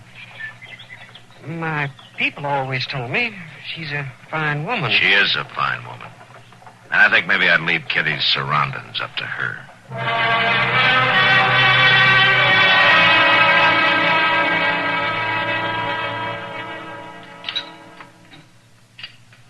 No. Sorry we haven't a better eating place to show you, Billy. It's all right, Miss Kitty. As Marshal said to me this afternoon, surroundings aren't the most important thing. Matt said that, did he? Yes, ma'am. And I can add that right now, at least, they aren't near as important as the company. Well, thank you. Nobody's bothered to turn a compliment like that for me in a long time. Miss Kitty, I'd like to ask you something. Go ahead, Billy. Sister Lucy, she never mentioned the kind of work you do. I don't think I ever mentioned it to her. Well, I can't help feeling, ma'am, that you'd be a lot happier if you were situated someplace else. Are you talking about the Long Branch? Yes, ma'am, I am. A saloon just isn't a suitable place for a lady. I know it isn't. Now, Billy, look here. There she is. Now, look at there, will you? Oh. There's Kitty. There's Kitty. You better come on back to your own place, Kitty. Come on back. The lady is with me. We've been looking for you. Come on back to your own place, Kitty. Yeah. We drink better when you're prettying up the place. That's so. You go along, boys. I'm having the supper. I'll take care of this. I've told you once, the lady is with me. Now, if you don't stop bothering her, I'll be forced to take it as a personal insult. Billy. What's she saying, Tara? Well, I do believe the little fella is standing up for Kitty. I'm warning you, sir. Why, you fancy talking, young... Boys, you go on back to the Long Branch. I'll be along directly. I won't stand for them talking to you like that. Billy, sit down. Now go along, boys. Don't you think I ought to pin his ears back for him, Weave, just once? He didn't mean anything. Well, I don't know. Now you go on now. Drinks are on me. Oh, free drinks? That's what I said. Well, sure thing, Kitty. Well, we'll see you later. Sure. Come on, Weave. Sure thing. Go on, free drink. I wish you hadn't done that, Miss Kitty. You don't understand the way things are out here, Billy. They didn't mean anything. But no lady has to submit to that sort of thing. Oh, Billy, you got a lot to learn.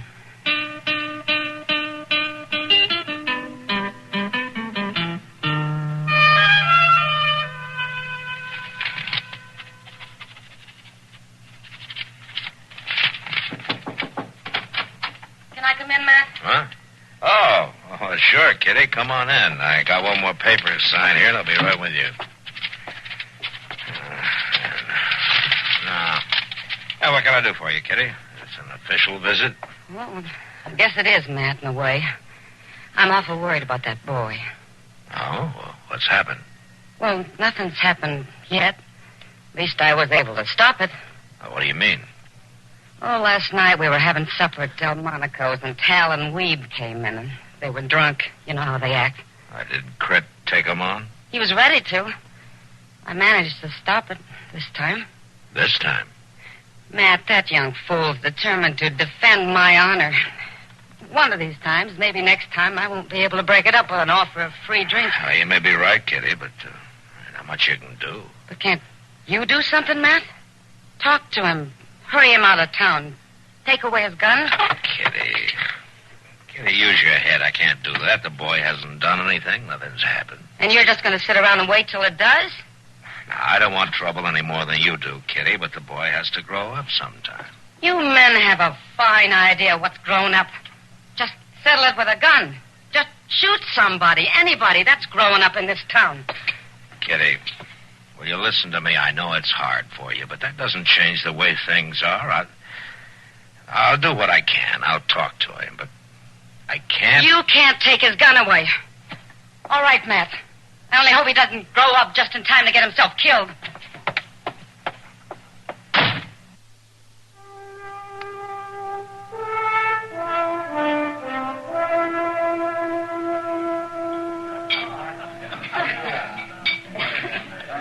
I tell you, Doc, Miss Kitty read him out something fierce. She did? Yeah. Oh, well, what were you doing there, Chester? Eavesdropping, huh? No, Doc, but I was in the back room there when Miss Kitty come in, and there wasn't no way for me to come out once she started going on, Mr. Dillon. And there wasn't no way for me to keep him hearing neither. Oh, yeah, that's right. She really gave Matt a hard time, did she? Oh, mercy, yes, she did for a fact. She told him it was too hard on him. Well, Kitty. Oh, yes. Well, now, Kitty, now you've got to realize, Matt has a job to do. Yes, he has, and a tough job. And he can't take time to nursemaid every young pup who comes to town. Oh, you men are all alike. Just leave him alone. Give him a gun and leave him alone. It'll all be settled one way or another. Miss Kitty, Billy coming in. I'm afraid he would. Well, I'll steer him away from the bar. Maybe that'll keep trouble away for a little while. Billy? Hello, Billy. Good afternoon, Miss Kitty. Come on over here and sit down, huh? Thank you. I trust you spent a comfortable night. Well, yeah, Billy. Yeah, thank you. Miss Kitty, I've come to tell you goodbye. Huh? I've decided to cut short my visit. Oh. Well, Billy, it was nice to see you. Now, you be sure to give Lucy my love, huh? I surely will do that, ma'am. Yeah. Well, when are you leaving? Right away, ma'am. Well, you might as well go now while the weather's even. It's real hard traveling when it's stormy. There he is now. The gent with the fancy talk. Tal, you go along now. You had something to say to me, sir? Well, now, I don't know. I don't know if you'll still be hiding behind the gal's skirts again. That's insulting, sir. Chester, go get Matt. Yes, I will, Miss Kitty. Well, if it's so insulting, what do you aim to do about it? I'm inviting you out into the street with me, sir, right now. Billy, Tal, you stop this right now. Not this time, Miss Kitty. Did you hear me, sir? Will you step outside with me? You mean you really know how to use that gun you're wearing? I know how to use it. If you're not afraid. You young smart aleck. I'm waiting. Doc? Yes, look here, Tal, now. This is a pretty foolish thing to do, starting a gunfight over nothing. I can't help it, Doc. This kid has a chip on his shoulder 10 feet high. Somebody has to knock it off. Might as well be me. Well, he's just a youngster, Tal. Now, he doesn't understand. He might as well do his growing up right now. Lead the way, you. After you, sir. All right, hold it. Everybody stay right here. This is an affair of honor, Marshal. You have no right to interfere. I'm interfering anyway. Now give me your gun, Crit. No, Marshal. You... Give it back. I'll give it back when you leave town. All right, Tal. Go on, get out of here. No, wait. Go on. Before I let you cool off in jail. Now go on.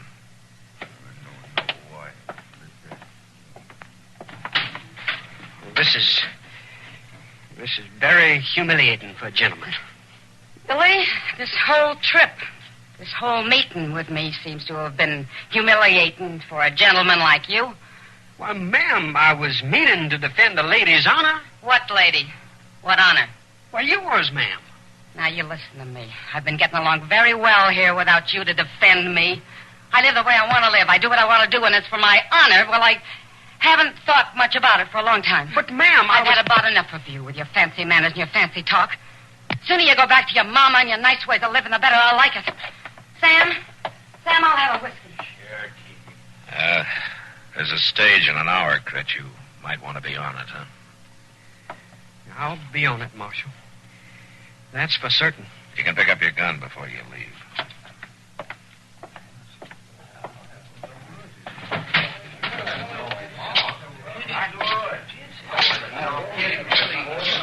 You were pretty hard on him, Kitty. And pretty hard on yourself, too. Yeah, I was. It settled it, didn't it? I guess it isn't the first time a woman's had to be hard on herself to keep a man out of trouble. Is he gone? Yeah, he's taking the stage. Well, that's good.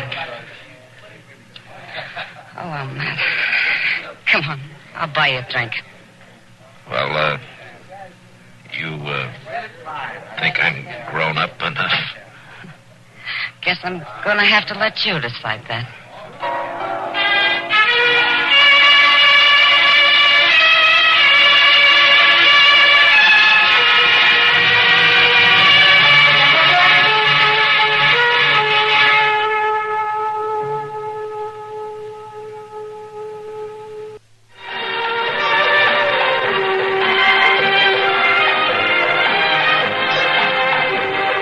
Gunsmoke.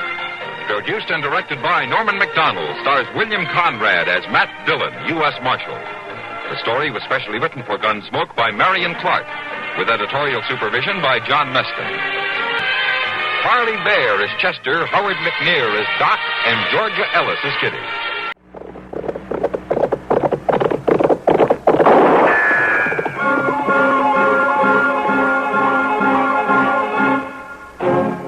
Around Dodge City and in the territory on West, there's just one way to handle the killers and the spoilers, and that's with a U.S. Marshal and the smell of Gunsmoke.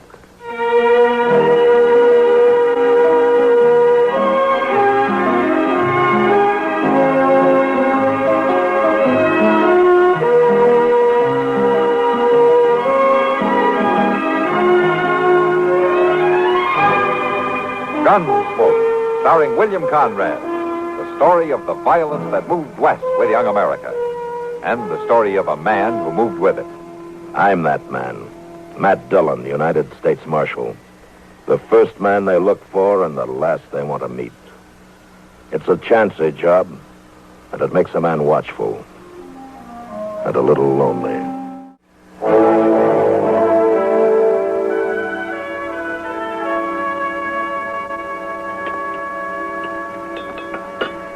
Chester, if you put any more chili powder on those eggs, you'll go up in smoke.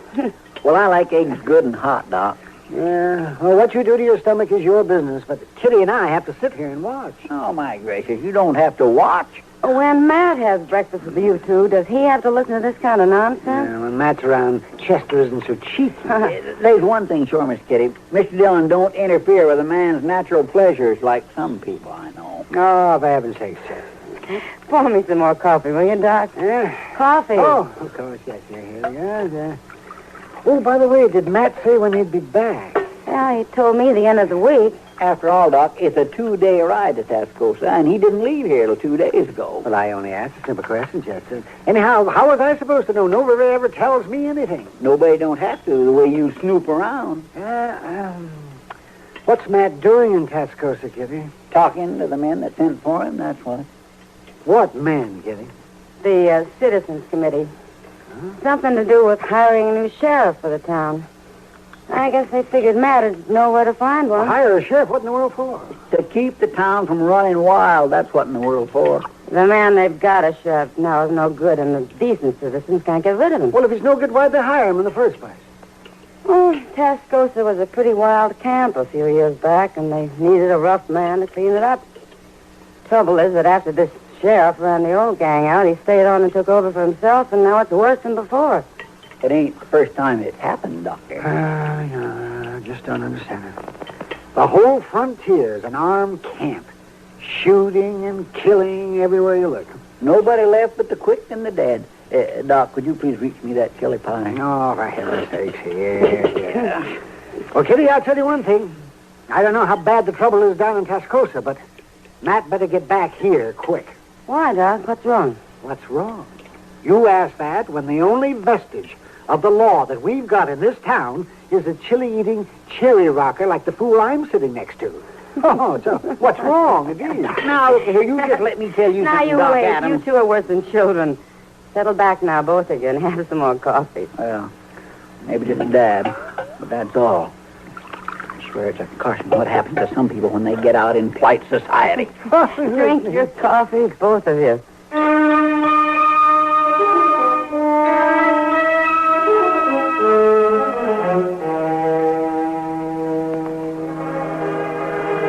It was a 2-day ride from Dodge down to Tascosa. Now riding through the dust of the plaza, I was glad enough it was over. The town used to be shaggy at best, and as I rode along in the heat of the late afternoon sun, I could see that Tascosa was still a pretty wild camp. Some of the store windows were broken, others were boarded over to protect what glass was left. The busiest building in the plaza, and the one showing the least damage, was the Oasis Saloon. I tied up out in front and went in. What'll it be? I'll have a beer. You new in town? Uh-huh. You just traveling through, or are you going to stay? I don't know how long I'll be here. That'll be 25 cents, mister. 25 for a glass of beer? Pay to go thirsty, mister. Maybe I'll try another saloon. You hear that, boys? He don't like the prices we charge. He gives you any trouble, we'll shoot him in the foot. Might just shoot him twice to make sure. Are these friends of yours, bartender? We all work together here, mister. I see. And just who is it you work for? Clegg Rawlins. Sheriff Clegg Rawlins. Sheriff, huh? Well, that's a pretty good title to hide behind, isn't it? You never been in Tascosa before, have you? No, not since Clegg Rawlins took over. You act like kind of a troublemaker, mister. I got a feeling he don't like the way this town is run. Where are you from, stranger? Dodge City. What are you doing down here? I don't think that's any of your business. Let's drag him out of town, Ponce. Good idea. I'll just stay. All right, you. You drag your friend out of here unless you figure on doing something. No, I ain't gonna try nothing. All right, get moving then and take him with you. Sure.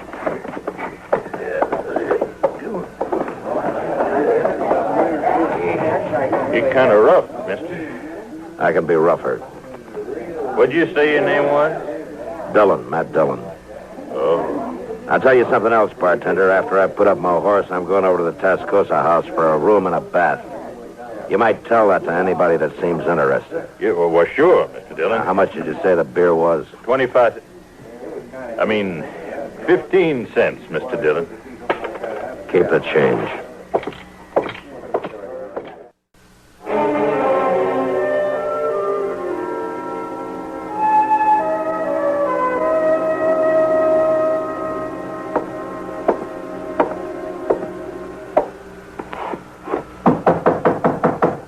Yeah, come in. Your name, Dillon? That's right.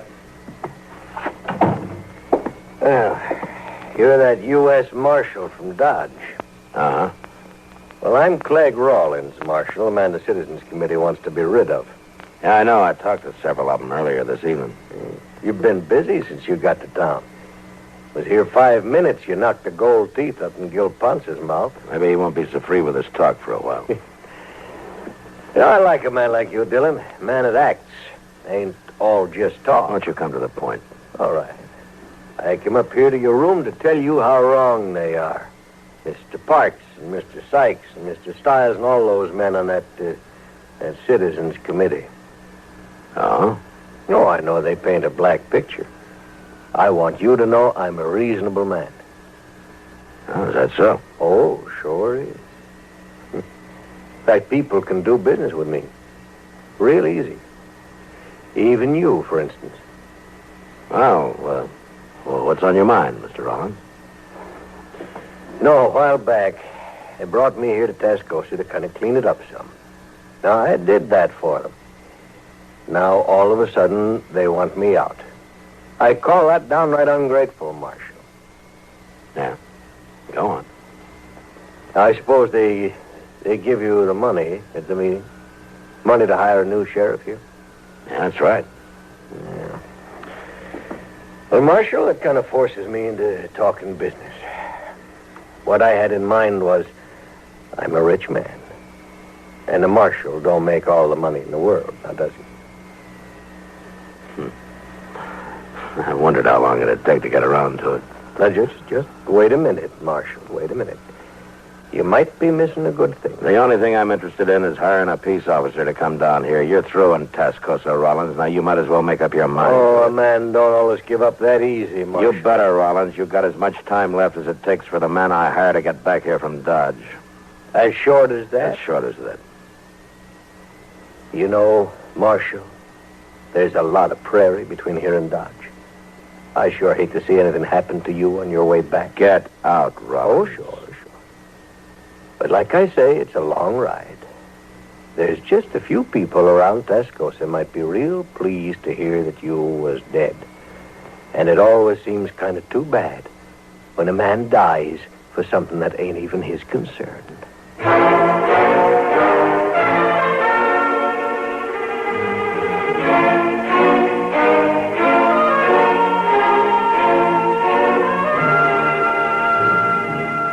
The next morning, I was in the saddle before dawn, and by the time the sun was up, I'd covered a good 15 miles. A slight breeze blew apart the dust puffs my horse raised, and I knew it'd be hard for anybody to follow me. And for the same reason, I knew that someone could track me without being seen. About noon, I stopped in the shade of a grove of cottonwood to rest the horse. I was easing the cinch a little when I saw a rider coming up fast. I pulled my rifle from the saddle boot, and I waited. And then I put the rifle back.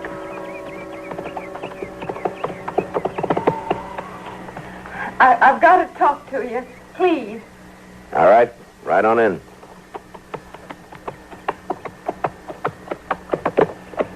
Here, let me help you down. Thanks. It's a long way on the prairie for a lone woman, isn't it? Can I have some water? Yeah, sure. Here you are. Thanks. Thanks a lot. You haven't said what you're doing out here. Well, I followed you from Tascosa. You followed me? If you'd seen me sooner, you'd have sent me back, and I can't go back. Well, just who are you, miss? Stella Hockney. I'm one of the girls at the Overland Saloon. You know, I might have shot you riding up on me that way. It was the only thing I could do, follow you this way. Besides, I didn't think you'd ride out so early. That's just why I did. I know all about you, Marshal. And I know why they sent for you to come to Tascosa. Is that so? Huh. I'm Clegg Rawlins' girl. Rawlins' girl? That's right. Now, look, Stella, you better turn around and head back right now. I can't go back. It's too late. Clegg would kill me if he found out I'd tried to run away. How do I know you're not still his girl, setting a trap of some kind? Well, look. Here, look. My shoulder. He put these marks there. Now, do you think I'd stay with a man like that? All I'm asking is to ride on to Dodge with you, Marshal. Look, I've got a rifle, and 2 rifles are better than 1. Clegg will come after you. You can be sure of that. Seems to me you're awful anxious to help kill the man you belong to. Oh, well, I belong to him right enough. He brought me down here from Hay City. Going to marry me, he said. I found out different. Just wanted me to work in his saloon. He already has a wife down by Willow Springs. Didn't exactly like that. I told him so. That's when he beat me. Let me ride with you, please. I don't know. I'm not going back, Marshal. All right, I guess it doesn't matter now that you come this far. Thanks. You may be telling the truth, but you better ride a little bit ahead of me anyhow. What for? Just be easier to keep an eye on you.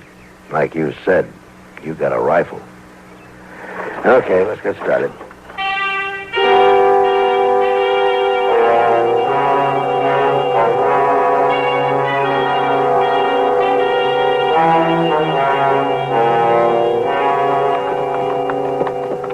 You pretty tired, Stella?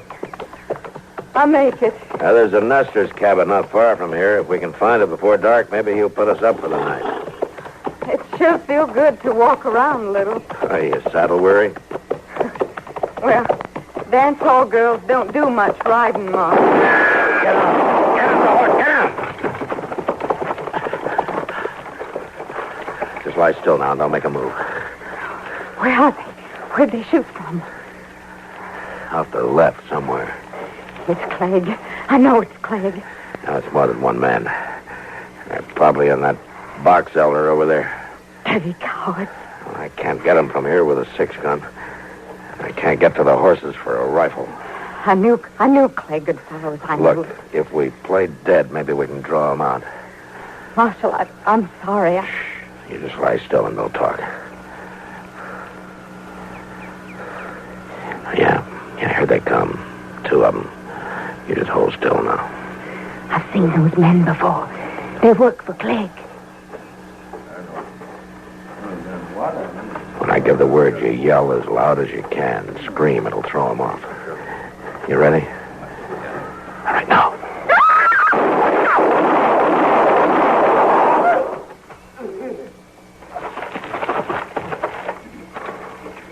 Are they dead? I don't know, but the fight's sure out of them.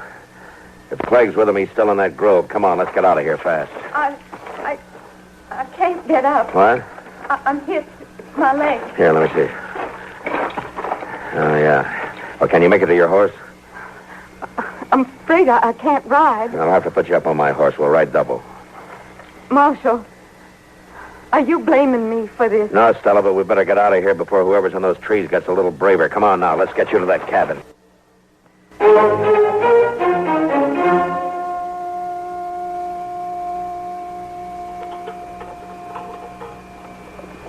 There you are, miss. You just lie back now. The morning will be fit as a fiddle. Thanks, mister, but that coal oil you poured on my leg like to set me on fire. Yeah, that's the best way to clean a wound there is, Stella. Less than it's whiskey, of course. Yeah. But that'd be pure waste, wouldn't it? You two can afford to make light of it. It's me who's got the bullet. Now, like they say, Stella, a bullet hole in your leg's not serious. It's too far from your heart. Well, I'm going out to feed my pigs.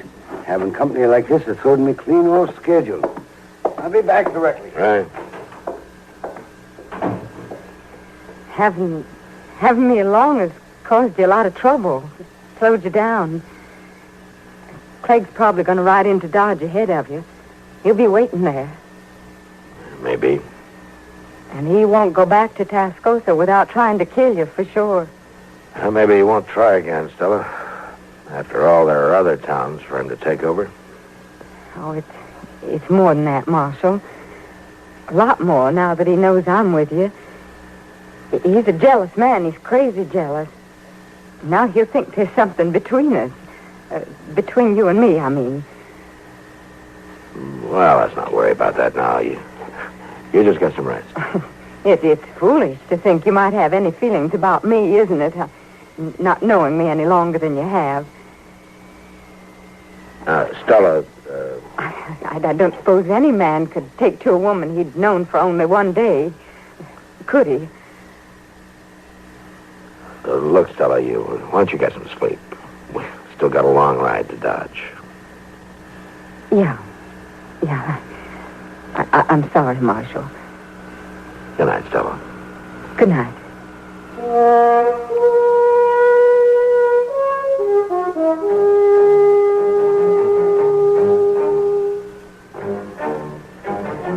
The next morning, Stella's leg wasn't anywhere near well enough for her to ride, so I borrowed a spring wagon from the nester and we started out for Dodge. It was a rough trip and a slow one. Stella sat there, not saying much, just staring ahead. Once or twice, I saw a dust cloud on the horizon, and I knew if it was Clegg Rollins, he'd be in Dodge long before I would. It was nearly dusk by the time we drove down the plaza and stopped outside Doc's office. And it was a half hour later before Doc had clean bandages on Stella's leg. And then I waited with her while he went out on another call. Marshal? Yes, Stella. I had a lot of time to think today while we were driving in. It was a rough trip on you. Oh, not so bad. But what I wanted to tell you was I'm not going to stay in Dodge. Oh? Well, where are you going? Oh, I don't know. Abilene, maybe, or even St. Louis. You don't have to worry about that right now.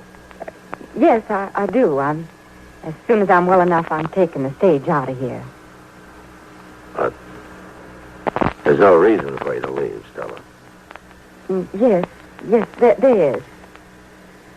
Clegg Rollins? No. Oh, what is it then? It's not important. It's just easier if I go. Easier for me, I mean. Oh.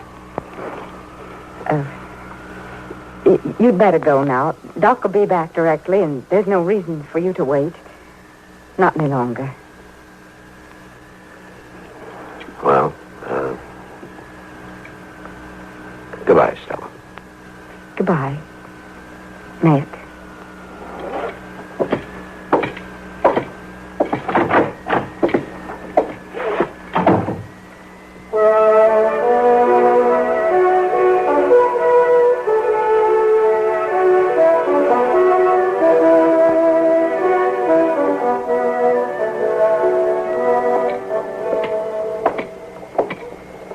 Marshal.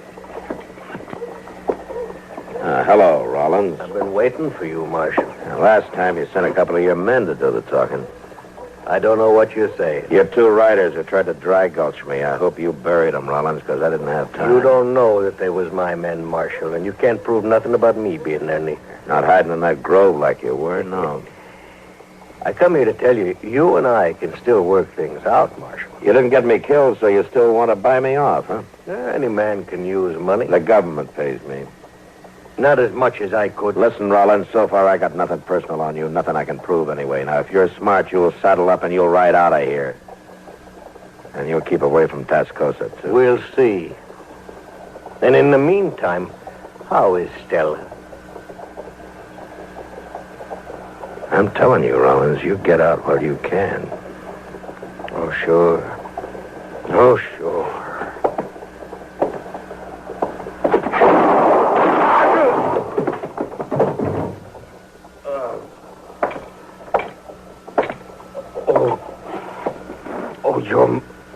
You're all mighty fast, Marshal. You shouldn't have tried it. Yeah, I know that now. I just thought maybe...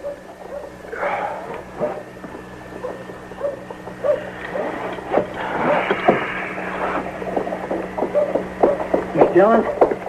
Miss Dillon, I seen it. I seen the whole thing. What happened? Who was he? A man named Rollins. Oh, what'd he do? He didn't want me to send a new peace officer to Tascosa. Well, my land, that ain't much of a reason to die, is it? He figured it was. Look, you go tell Doc about this, huh? I got some business at Delmonico's. You gonna eat now? No, there's a man over there I want to talk to. Who? An ex-buffalo hunter I'm going to ask to take the job of peace officer in Tascosa. Who is it? Slim Trent? No, it's somebody who just got into town a while back. He's quite a ladies' man. Kind of hot-headed.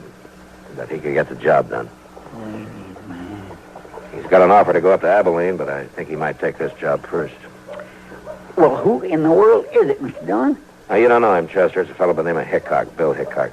You want to come meet him after you get Doc? No, I don't care about no Bill Hickok. I was hoping Slim Trent would get the job. Well, I'll see you later, Mr. Dillon. Yeah, sure.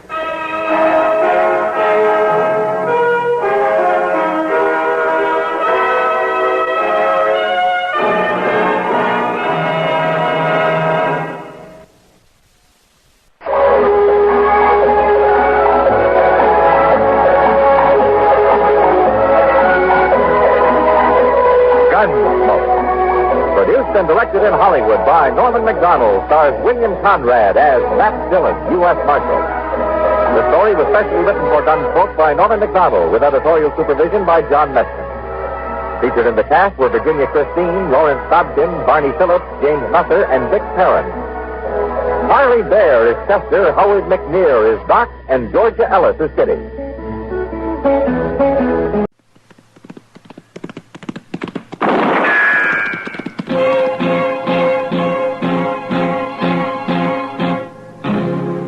Around Dodge City and in the territory on West, there's just one way to handle the killers and the spoilers, and that's with a U.S. Marshal and the smell of Gunsmoke.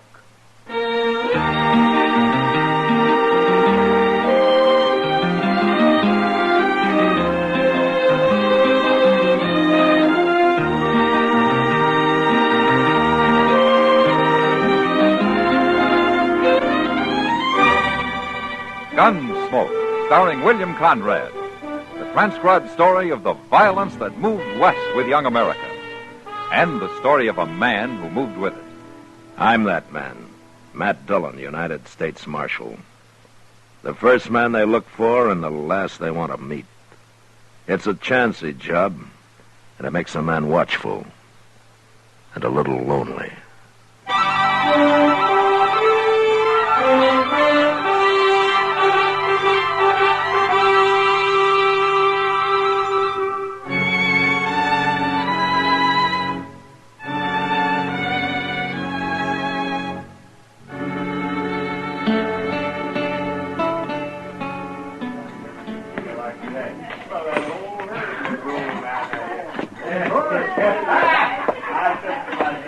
Sam? Kitty, what'll you have? I'm going out to Delmonico's for something to eat. If Marshal Dillon comes in, tell him to wait, will you? I'll send him on to Delmonico's. No, he's to wait here. It's Doc who's trying to find him. Oh. You look tired, Sam. I ought to. I've been tending bar for 12 hours steady. Well, what happened to the help you hired last night? You had the wrong idea, Kitty. Huh? I'm in business to sell whiskey, not to give it away to anybody who needs a drink and can't pay for it. Is that what he was doing? Was till I caught him at it. Hello, Kitty. Sam. Oh, Marshal. Matt, you're to stay right here at the bar. What? I promised Doc if you came in, I'd keep you here. He's been looking all over town for you. Oh, I thought Doc was delivering a baby down on Salt Creek. Well, he got back about a half hour ago. Oh, what does he want me for? It's about some trouble with a man and his wife called Tebbs. Tebbs? Well, not where he delivered the baby. This was in a sod hut about a mile above the crossing. Well, what about him? Here he comes. He'll tell you. Here he is, Doc. Oh, fine. So you're a good girl, Kitty. Yes, you are. You're a good girl. I might never have found him. What's all this about these Tebbs people, Doc? Well, they're having trouble, Matt. Oh, what kind of trouble? Well, I stopped by to say hello and get acquainted. And, well, you know. Oh, sure. But the woman, she didn't act like she wanted anybody around. And then I heard the man yell at me from inside. She tried to stop me, but I went in anyways. He was lying in a bed, Matt, with a bad knife wound in his leg. Oh? Yes. It's festered and it's given him a fever, and I don't think he can walk with it. Did he say what happened? Well, he claimed it was an accident, but he was holding a 6-gun under that blanket, Matt. Well, what for? For his wife. He's scared to death of her. I think she knifed him, and I think she's waiting for a chance to finish him off. You better get down there, Matt. Maybe too late already.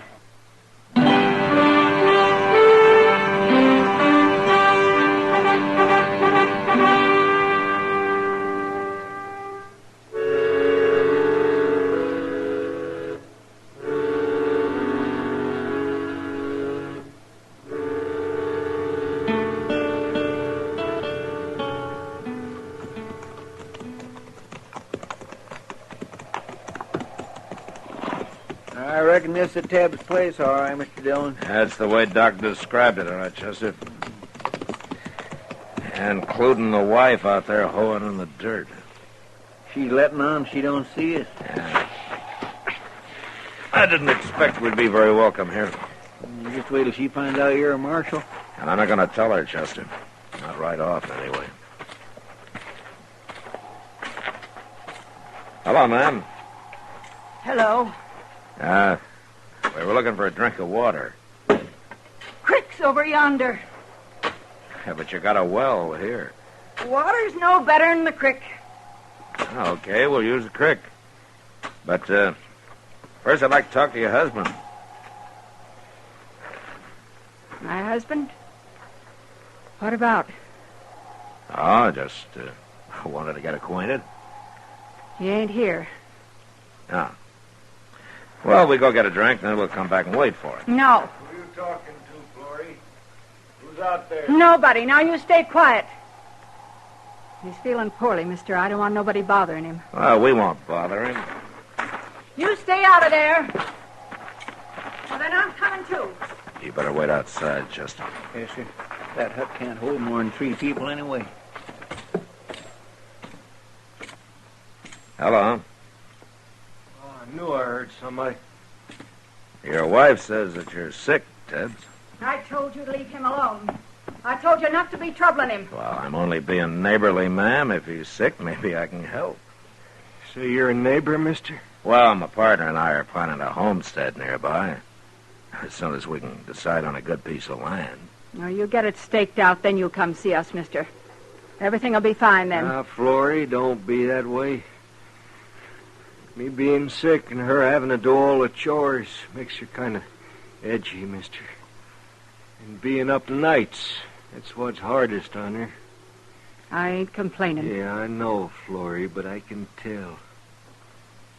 Mister, I got an idea. Said you wanted to help. Sure. Anything I can do. You willing to sit up with me tonight? No, Ben. You need some rest, Florrie. You see, I got a fever, mister. I get to tossing in my sleep. I throw off a blanket, all like that. You don't look like you've been sleeping at all. Huh. Will you do it, mister? Sit up with me? No. No, he ain't going to sit up with you. Oh, why not, ma'am? I don't mind. 'Cause I ain't going to sleep in here with no stranger about, that's why. Oh. Well, I didn't think she would. Look, I'll tell you what. I'll spend the night on the ground outside, if you don't mind. We do mind. Florrie, you ain't acting like a wife. You ain't acting like a wife at all. You can stay, mister. No, fine, good. Wait a minute, mister.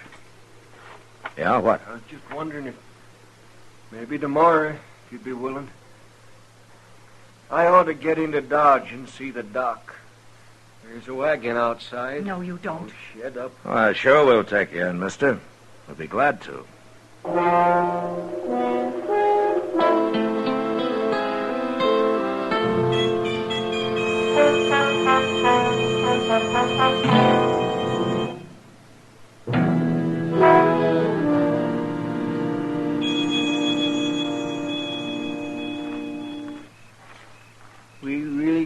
drive him into Dodge tomorrow, Mr. Dillon? Yeah, we better. Well, why don't she want him to go? Well, I guess Doc was right, Chester. She put a knife in him, and now she's trying to finish him off. Well, if he's got a 6-gun under his blanket, why don't he just shoot her? Then who'd take care of him, feed him? He's getting more fever every day, and he can hardly walk anyway. Well, he sure can't last much longer, with him staying awake, trying to keep an eye on her all the time. Yeah. Chester, I think I'm going to go in there and tell him who I am and load him into a wagon tonight. This has gone on long enough. I reckon you better, Mr. Dillon. Yeah.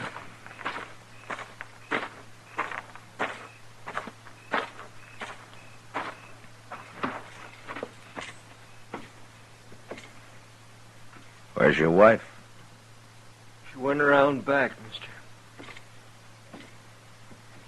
Look, Tebbs. I'm going to take you into Dodge tonight. You are? Oh, that'll be fine. Oh, except for Florida. You want to tell me what's going on here? What do you mean? I'm not a homesteader, Tebbs. I'm a U.S. Marshal. Huh? That's right. And I'm going to take you into Dodge, Flory or no Flory.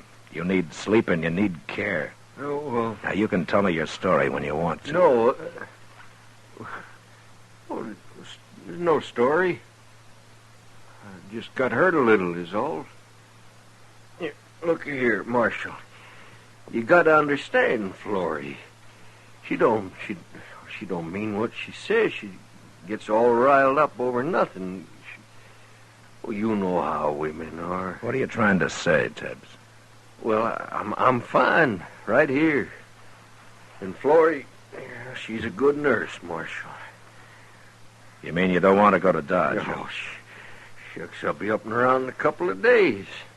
Don't you worry about me. All right. But I'll be back.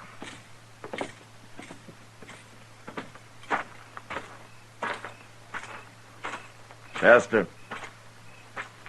Chester.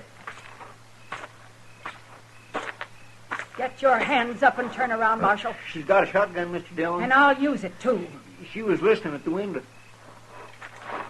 Now my hands are up, Flory. I'm taking your gun. She got my gun, too, Mr. Dillon. You're making a bad mistake, Flory. I won't have you nor nobody else meddling where you don't belong.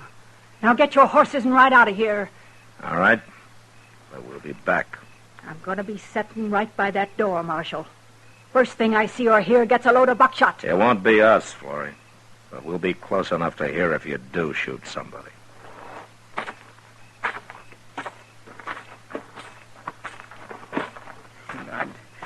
I couldn't help it, Mr. Dillon. She come ooching around the side of the hut, and I didn't even see that cussed shotgun until it was too late. Yeah, neither did I. What we gonna do? There's nothing we can do tonight. But tomorrow in the daylight, well, we got our rifles. We'll think up some tricks for her.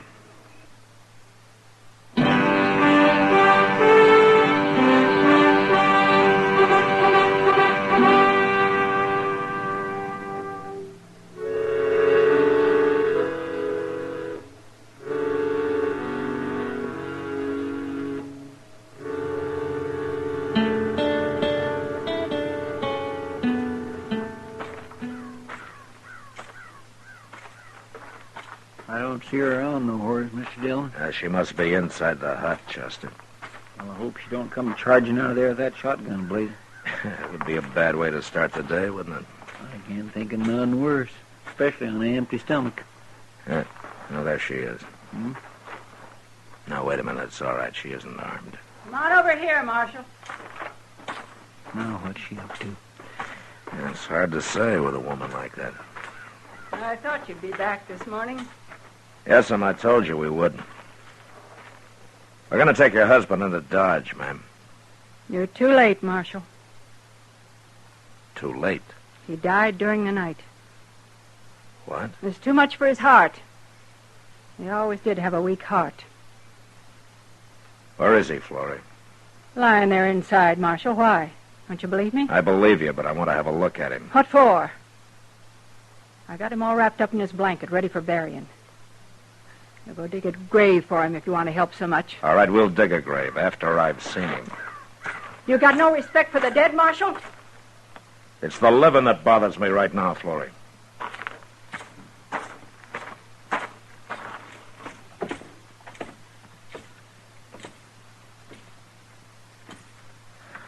I'm going to have a look at him now, Florrie. You're no better than a coyote, Marshal. You don't have to watch. Oh, go ahead. I don't care.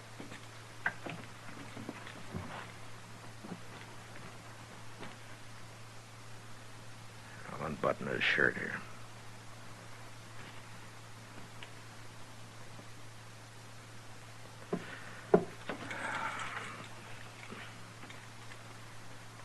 All right, what did you use, Florrie? Use? For what? I might have known he couldn't stay awake forever. He fell asleep and you stabbed him in the heart with a needle or something. That doesn't show much, does it? All right, I'll tell you. Don't matter none anyway. I killed him. Why would you want to kill your husband, Florrie? My husband? He wasn't my husband. He killed my husband, Marshal. We never seen him before. He rode by here and started trouble. Over me it was. My husband pulled a knife, but he shot him. And I swore I'd kill him for it, and I did. Why didn't you explain all this to Doc Adams when he was out here? Or to me last night? And let you take him and hang him? I had to kill him myself, Marshal. It's a promise I made my husband while he was dying. And I'm going to have to arrest you. You can't do nothing to me for this. You murdered a man, Florrie. You're wrong, Marshal. You just admitted it. Well, I ain't doing no more talking. You take care of him, and we'll go into Dodge. But I won't be in jail long, you'll see.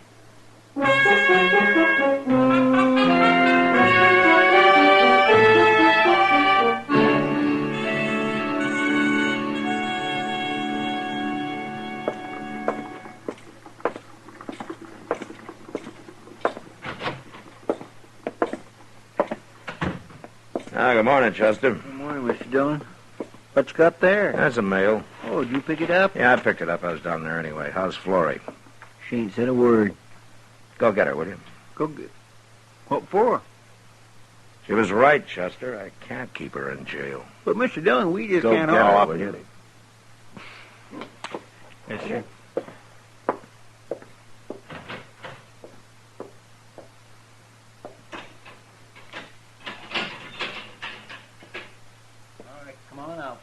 You turning me loose?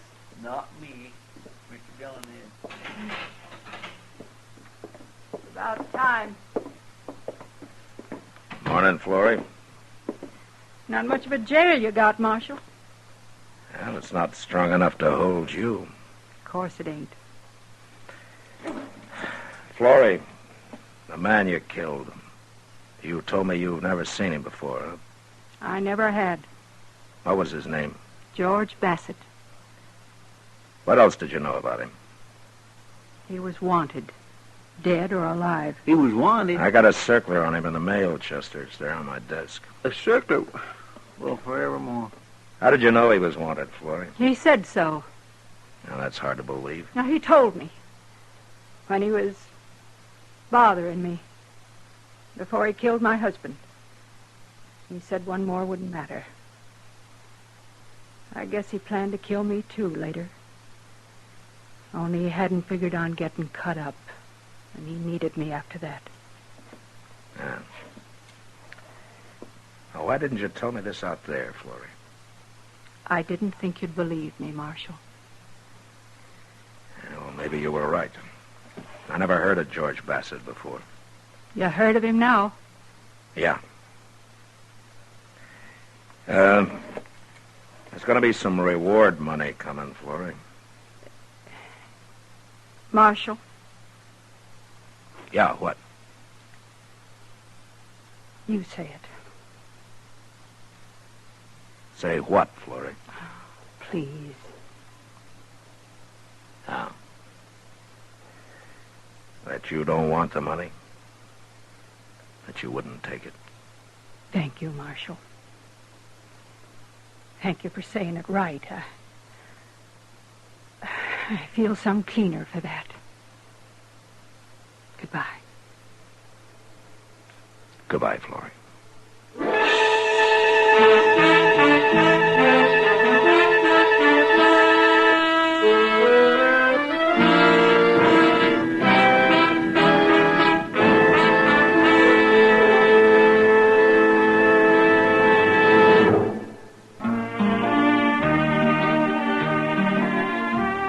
Gunsmoke, produced and directed by Norman Macdonald, stars William Conrad as Matt Dillon, U.S. Marshal. Our story was specially written for Gunsmoke by John Meston, with music composed and conducted by Rex Corey. Sound patterns by Tom Hanley and Bill James. Featured in the cast were Helen Klebe, Lawrence Dobkin, and Stacey Harris. Harley Bear is Chester, Howard McNear is Doc, and Georgia Ellis is Kitty.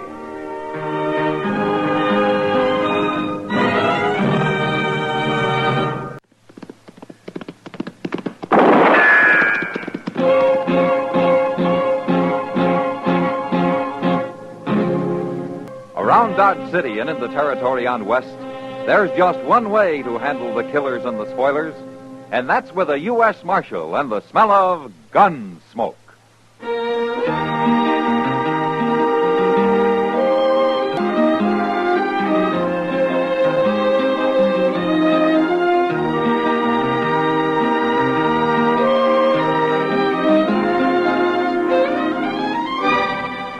Gunsmoke, starring William Conrad. The transcribed story of the violence that moved west with young America. And the story of a man who moved with it. I'm that man, Matt Dillon, United States Marshal. The first man they look for and the last they want to meet. It's a chancy job, and it makes a man watchful and a little lonely.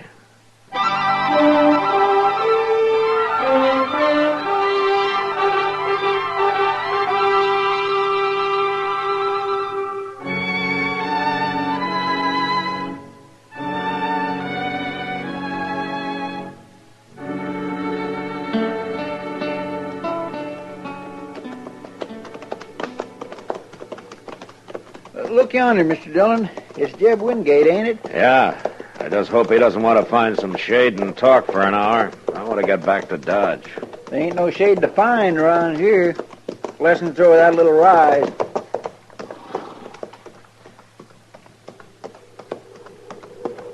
Hello, Marshal. Chester? Hello, Jeb. Hi, Jeb. Hey, that's fine. You fellas are carrying lariat ropes. Oh, what's up, Jeb? You want somebody hung? No, it ain't that. It's to help a poor fella out the other side of the mound there. He's got an old chewed-up single-tree wagon. Now his traces are busted. Well, can't he tie them together? Oh, they're too short already. I was riding over to my place for some rope, but maybe you can save me the trip. I will help him, Jeb. Is he a friend of yours? Oh, I never seen him before. Some poor, half-starved pilgrim. I feel kind of sorry for him, though. So you take care of him now. Yeah, we will, Jeb. So long. I'll be seeing you in Dodge one of these days. Goodbye. Jeb must get awful lonesome living out here all by himself, Mr. Dillon. Oh, I guess he likes it, Chester. I don't see no man with no wagon. You will in a minute.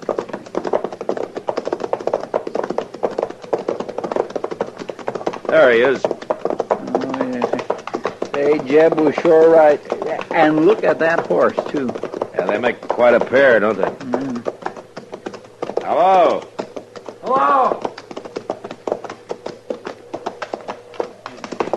Here, you could use some rope, mister. Here's 30 feet. That ought to do. I sure thank you. Where you headed? Dodge, I guess. You come far?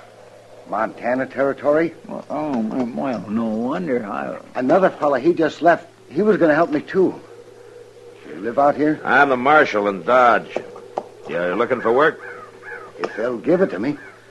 I heard the Santa Fe's laying more track there. Well, I know the agent. Maybe I can help you. No, I wouldn't want to get you in no trouble. Trouble? I'll come see you. I'll fetch you another rope as soon as I can. No need for that. My name's Hook, Marshal. Arden Hook. That's Chester Proudfoot, Hook. How do you do? Pleased to make your acquaintance. Well, we'll be seeing you. Thank you kindly. My. He keeps looking around like he thinks somebody's going to hit him any minute. Well, maybe he's running from something, Chester. Say, I'll bet that's it. You suppose the law is after him? What for? Well, I don't know. Maybe he's a murderer. Of what? Flies? Come on, let's do a little riding.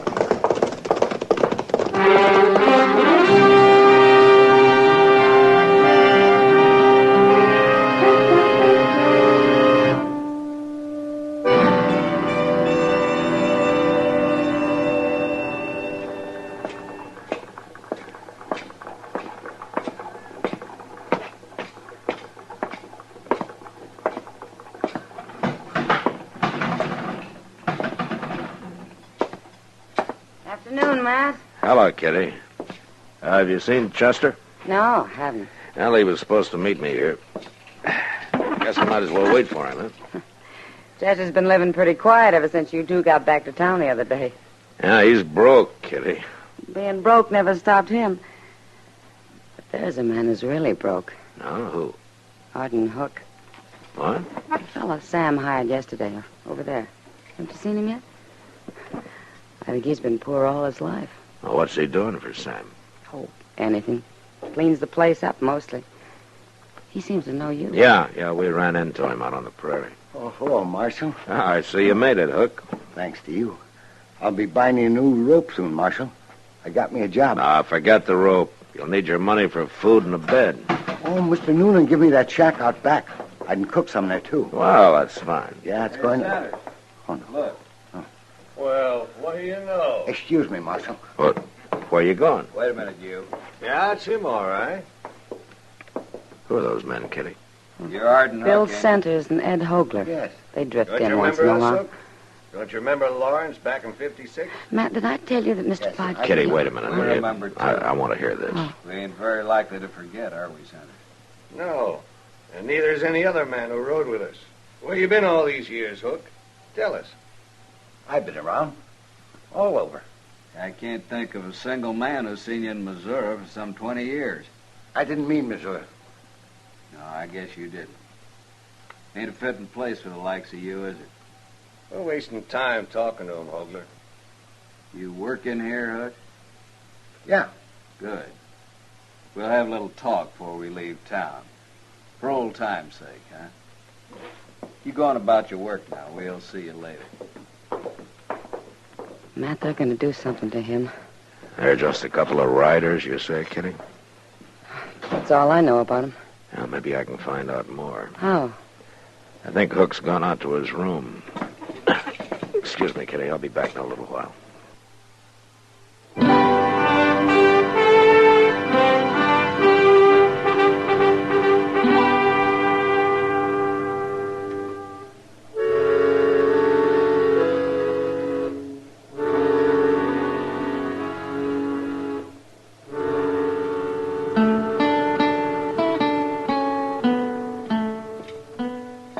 What are the names, Hook? Bill Centers, Ed Hogler?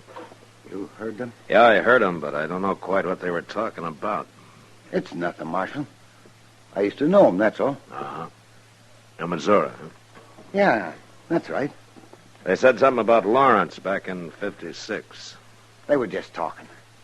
Lawrence, Kansas. That was the first time it was raided by Missourians. Under General Atchison, wasn't it? You and Centers and Hogler were with him, huh?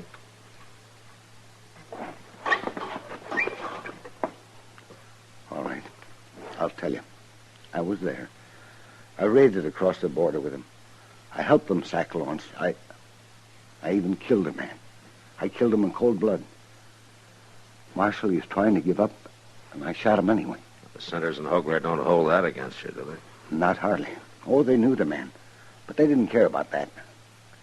And why are they after you, Hook? The war didn't start at Fort Sumter in 61, Marshal. It started in 56, right here in Kansas, at Lawrence. So? I'll never know why I killed that man. But I swore I'd never kill another for any cause. So I run away. There are a lot of men who didn't fight, Hook. But I started out fighting, and then I quit. They don't forget that. Not in Missouri, they don't. Maybe I am a coward. I don't know. But they're going to kill me, Marshal. You're sure of that, huh? I know them. And I know what they're like. All right. Hook, I want you to stay here in Dodge.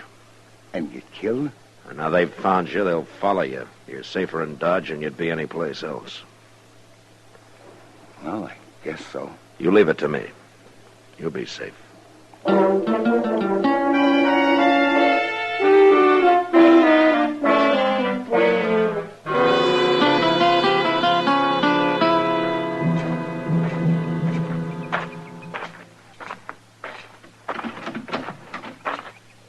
If we don't go get him soon, Hogler. Where's he going to run to? Hogler's right. He isn't running anywhere. What? Oh, Marshal, huh? You're Hogler? You want something, Marshal? Yeah. I want you to leave Arden Hook alone. We ain't going to bother Hook, Marshal. Not if you're smart. Little coward like that, I wouldn't feel right even touching him. What happened a long time ago. Why keep it alive? Was you in the war, Marshal? Yeah, I was in the war. But it's all over, and the sooner everybody forgets about it, the better. We might have won if it wasn't for cowards like Arden Hook. All right, there's no use arguing with you. But Hook's going to stay here. And if anything happens to him, anything at all, I got enough evidence on you two to hang you. Too bad you found out about all this, Marshal. Yeah, I guess there's nothing we can do now, Sanders. You mean we're going to let that little coward go? Yeah, we'll let him go. Who cares about him anyway? Bye, Marshal.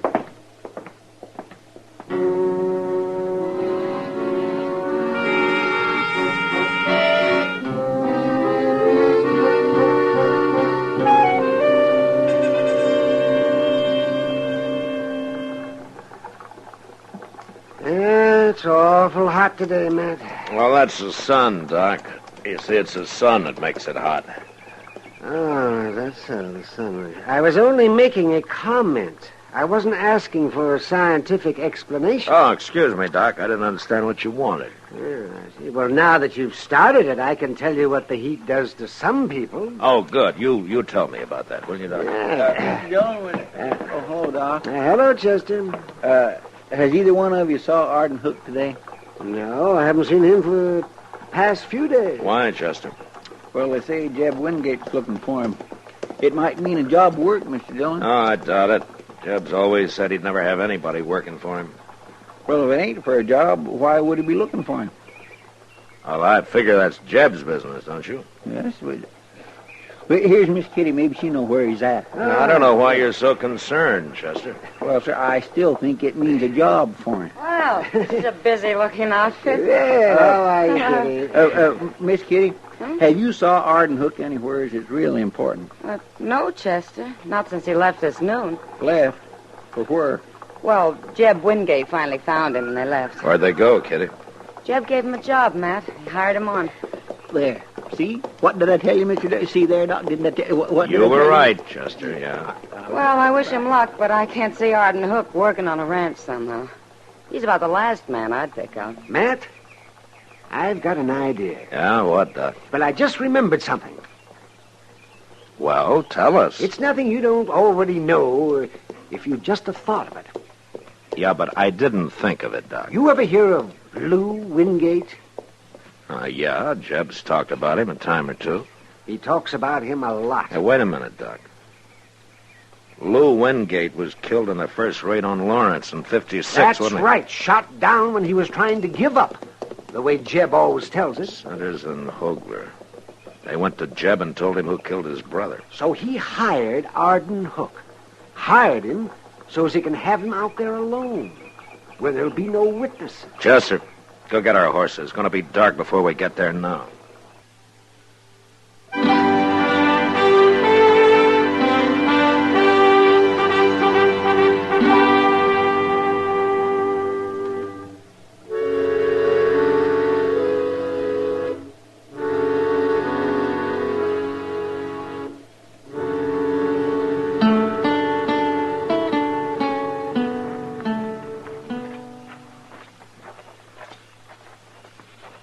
Step easy, Chester. I am.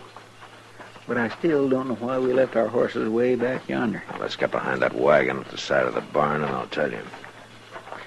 Hey, look. There's Jeb Wingate sitting with his back to the window. Yeah.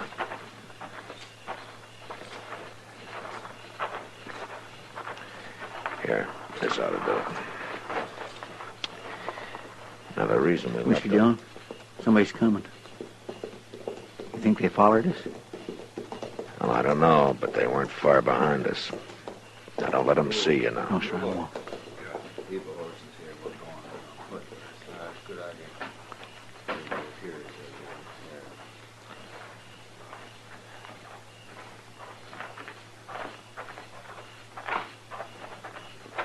Hey, look at that, Sanders.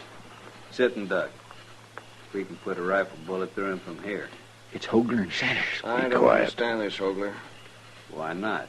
Well, Jeb Wingate said he was going to kill Hook and make it look like an accident, didn't he? Yeah. Then why not let him do it? 'Cause I want Hook killed another way. I want that smart Marshal Dillon to hang him. And I'm going to make him do it. How? Kill Wingate, and everybody'll think Hook done it. He's the only man who'd have a reason, ain't he? Yeah. All we got to say is he killed Wingate because he is afraid of him. Still murdered. You're smart, Hogler. I like the idea of Marshal Dillon having to hang him. Well, go ahead, shoot. I'm going to move out there, Chester. You stay here. Right in the back. I got the drop on you, Hogler. It's Arden Hook. He's got a rifle. Put that rifle down. Where'd you come from, Hook? I heard your horses coming in. I heard most of what you were telling Centers. He's going to shoot us, Hogler. I wouldn't shoot nobody. You ought to know that. And what's the rifle for? I'll shoot in the air to warn Wingate. I'll kill you do that. Maybe. But you won't kill Wingate. There's two of us, Hook, and I can... All right, that's enough, Hogler. So, Marshal, get him. Don't shoot, Marshal! Don't shoot! Then drop your gun, Centers. Sure. Chester. Yes, sir. Go get Wingate. Yes, sir, I'll get him. You killed Hogler, Marshal. Yeah, I killed him. So wonder Centers isn't dead, too. I wasn't going to do nothing. I didn't want anybody to die. They'd have killed you and Wingate both if I hadn't stopped him. I was about to warn them. I was all ready to shoot. It's too late. I wasn't going to shoot Wingate, Marshal, honest. The court can decide that, Centers. Marshal? Hello, Jeb. Chester started telling me what this is all about. I never heard of nothing like it. Yeah? Well, Arden Hook was ready to give his life for you, Jeb. I know. And I ain't very proud of myself, Marshal. You got no cause to be. You know, I'd throw you in jail, but you haven't done anything yet. I want to do something. Yeah, what? Hook, I didn't bring you out here for a job. I know. But, well, I'm offering you one now, if you'll stay. I ain't sure I'm strong enough for this kind of work. I don't know how to tell him, Marshal. Why don't you tell him that you've got that kind of strength?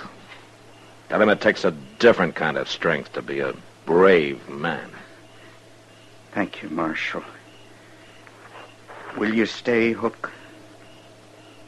Yeah, I'll stay.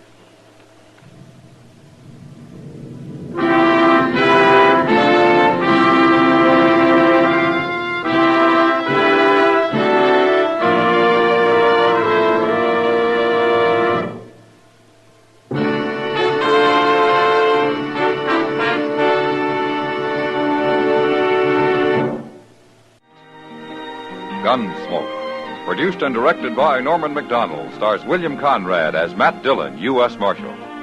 Our story was specially written for Gunsmoke by John Meston, with music composed and conducted by Rex Corey.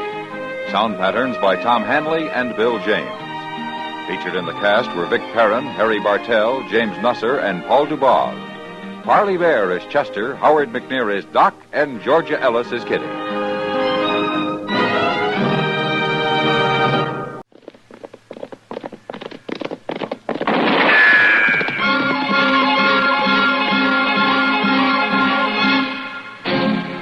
Around Dodge City and in the territory on West, there's just one way to handle the killers and the spoilers, and that's with a U.S. Marshal and the smell of Gunsmoke.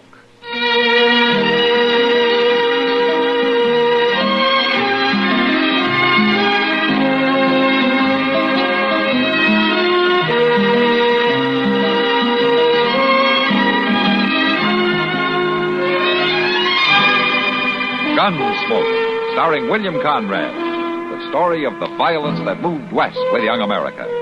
And the story of a man who moved with it. I'm that man. Matt Dillon, United States Marshal. The first man they look for and the last they want to meet. It's a chancy job, and it makes a man watchful. And a little lonely.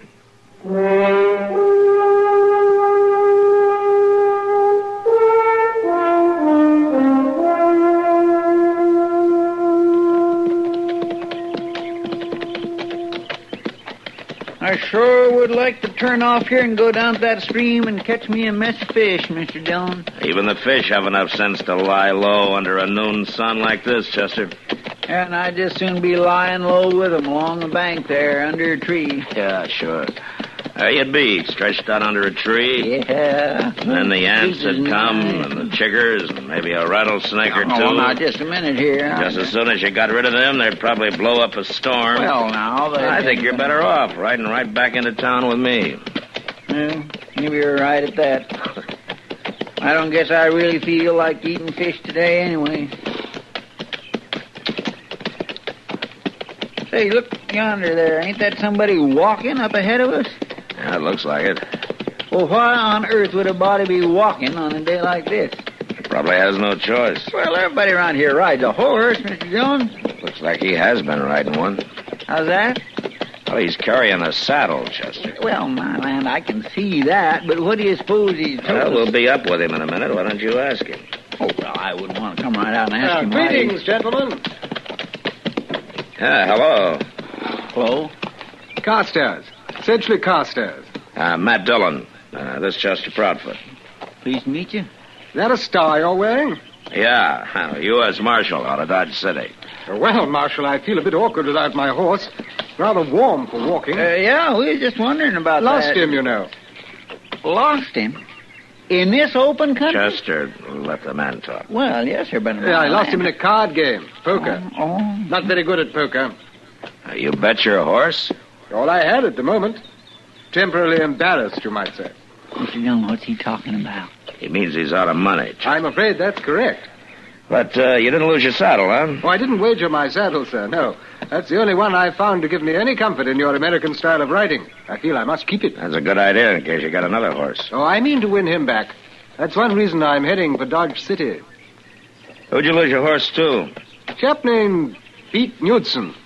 We came up together driving cattle from Texas. Well, he gradually won everything I had, and last night he won my horse. So, now I'm afoot. Pete Knudsen's a mean man in a poker game. He's a mean man out of one, too. If he weren't so mean, I might not be so determined to win back my horse, Marshal. I see. Well, at least we can give you a lift into town. You climb up behind me. You take his saddle, Chester. Yes, Mr. Dillon. There you go. Very sporting of you. Perhaps I can repay you sometime. Just don't try too hard to repay Pete Knudsen. It's somewhat an affair of honor, you know. You'd be better off just to think of it as a poker game and leave honor out of it.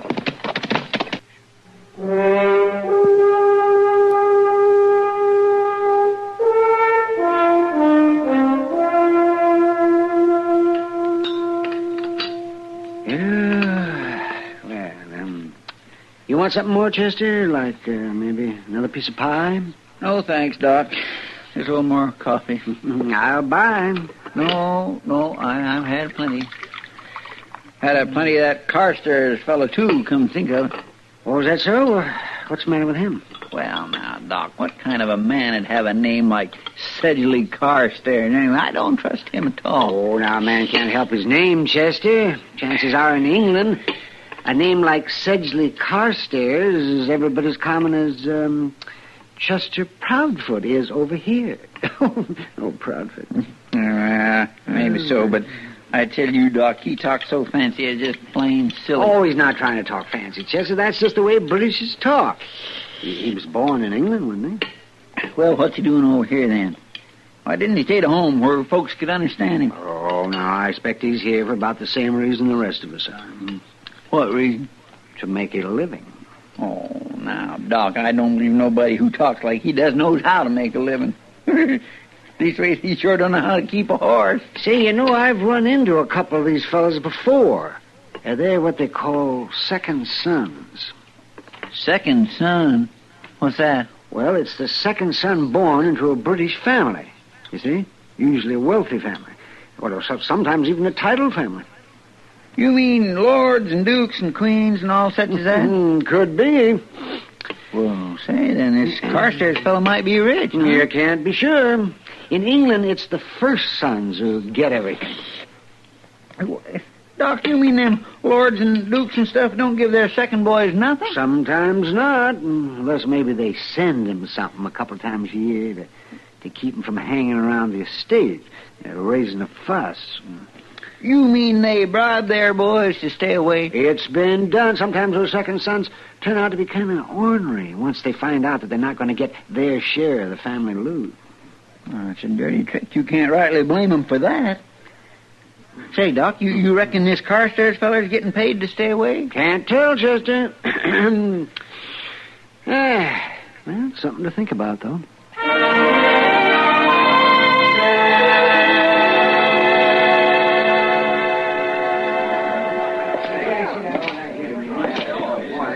Give me a beer, will you, Sam? I'll take it over to the table. Sure, Marshal. Here you go. No, thanks, Sam.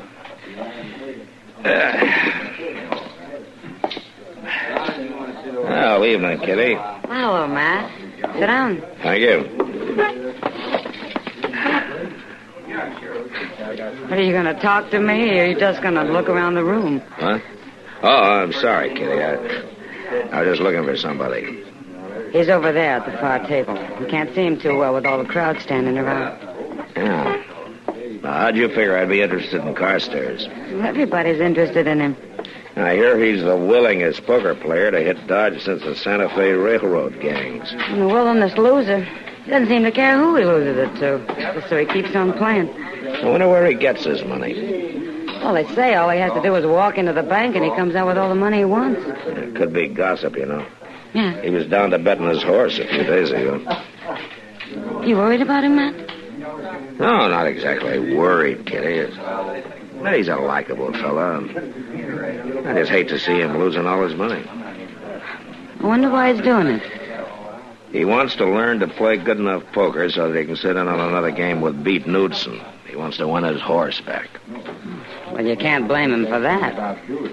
But if Knudsen hears about the money, there'll be a lot more involved in our horse. No, gentlemen, no. The game's breaking up. Yeah, looks like it. Opens tomorrow. Then I'll be only too glad. Hi, hello, Marshal. Miss Kitty. Hello, Sedge. Mighty pleasant chaps in here, Marshal. Oh, why shouldn't they be pleasant? I understand you're supporting them. I am losing a good deal of money, that's true. But I'm learning, Marshal. I'm learning.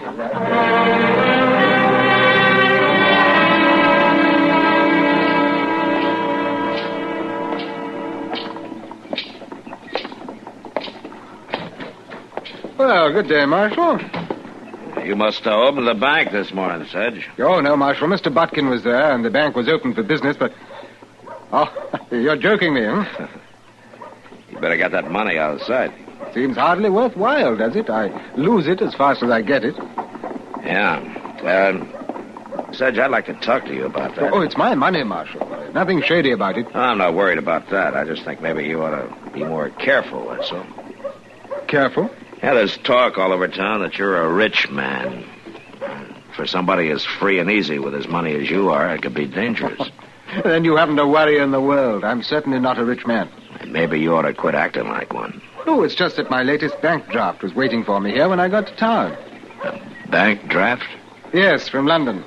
They send me a remittance check twice a year, Marshal, to keep me safely on this side of the ocean.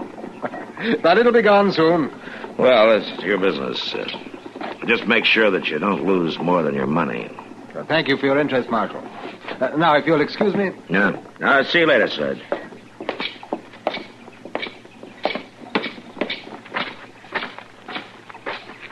Mr. Dillon? Huh? Yeah, what is it, Chester? Mr. Dillon, Beeton Newton and his crowd just got in from Abilene. They went right into Dodge House. How many of them? Well, there's 4 of them all together. It's a funny thing, though. Oh, what's that? They tied up 5 horses. One without a saddle, huh? Yes, sir, that's the way it was. Pete's really rubbing it in, isn't he? Oh, well, shucks, Mr. Dillon. If Sedge didn't have no better sense than to lose his horse in the first place... I just hope he wins it back, Chester. For his sake. And I also hope he rides it right out of town.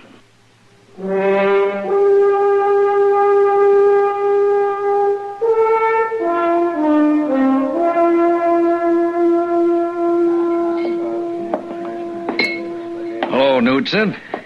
Hello. It's about time you showed up. I thought you'd be down to the Long Branch by now.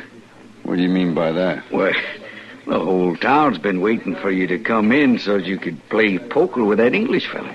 Why should I play poker with him? I already cleaned him out. I even got his horse. Yeah, that's what he wants to win back. I don't know why he put such a store by it, though. Why, he could buy a string of horses if he wanted to. He been winning? Sedge, win money? Why, not hardly, but that don't matter. What? Well, he's rich. He is? I mean, you didn't know that? Well, he didn't have no money on the way up from Texas. Well, it just come. It come from London, England, to the bank. Well, he goes and gets some every day. I hear tell he got another big wad this morning. You know what you're talking about. Well, anybody'll tell you. Well, maybe I will just mosey down there and play a little poker after all. Got to give the man a chance to win back his horse. Sure.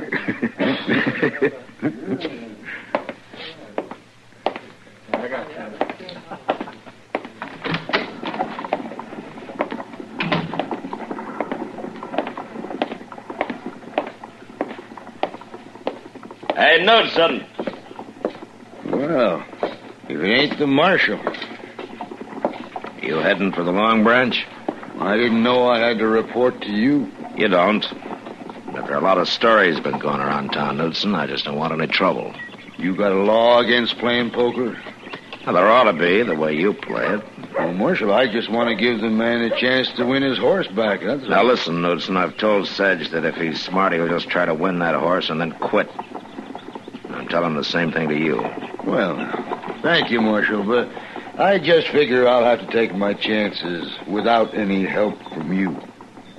Just don't start anything, Knudsen. No.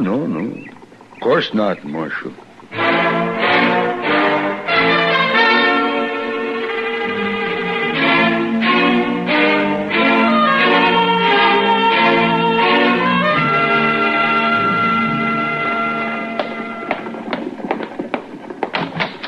Mr. Dillon, there's something downright peculiar going on around here. What?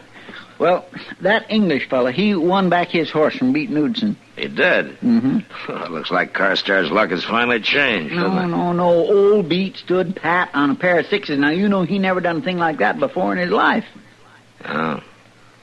And he let Carstairs win. Yeah, but that's not all. They all went off to the livery stable, Knudsen and his crowd, to get the horse. Friendly as you please. Knudsen had a jug, and they was getting old Sedge all liquored up.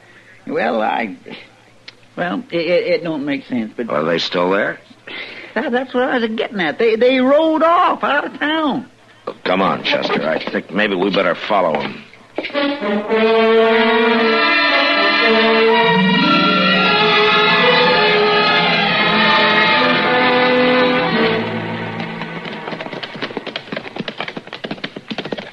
You reckon they took the road to Hayes City? Now they headed off this way towards some cover. Come on.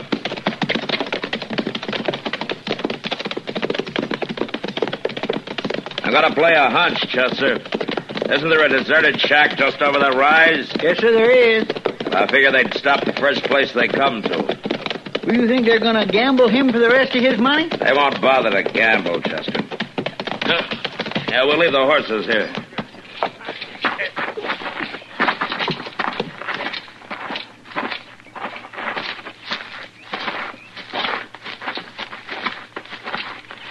Yeah, there it is. 4 horses out in front. All right, listen, Chester, you keep low and you go up to the window on the left side there, see? Now, you think you can make it? Yes, sir, I can make it. All right, good. Now, I'll go around to the front. When I get to the door, you cover me through the window. All right, you ready? I'm ready. Come on, then.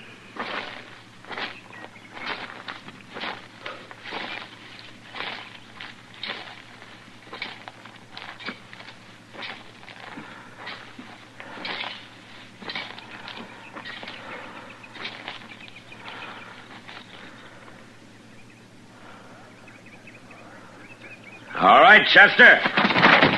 You're covered, Knudsen. Drop your gun. I know it. Either of you two want to argue? Not me, Marshal. All right, climb through the window and get their guns, Chester. Yes, sir. Now stand them up against the wall. Yes, sir, I will. All right, step lively, you. Move along, both of you. Come on.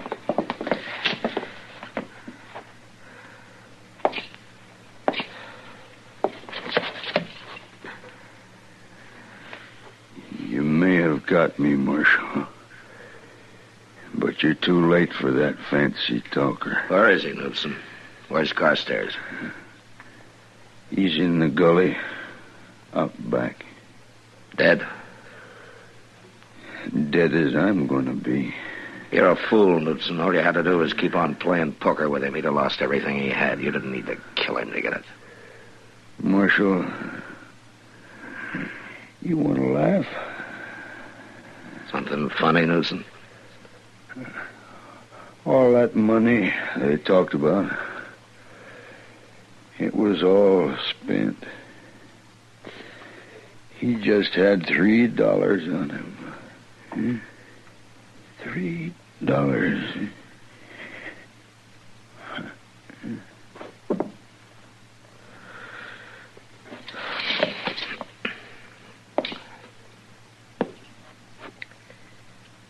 Mr. Dillon? You know, Chester, a man's life should be worth more than $3. A lot more.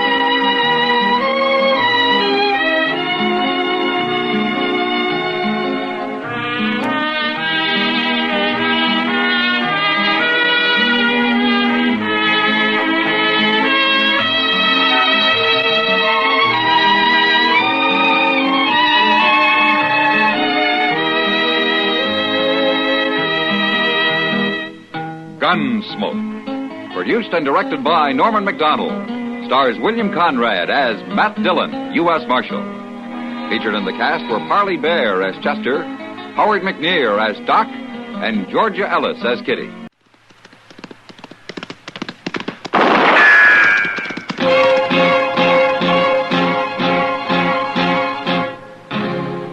Around Dodge City and in the territory on West, there's just one way to handle the killers and the spoilers, and that's with a U.S. Marshal and the smell of gun smoke.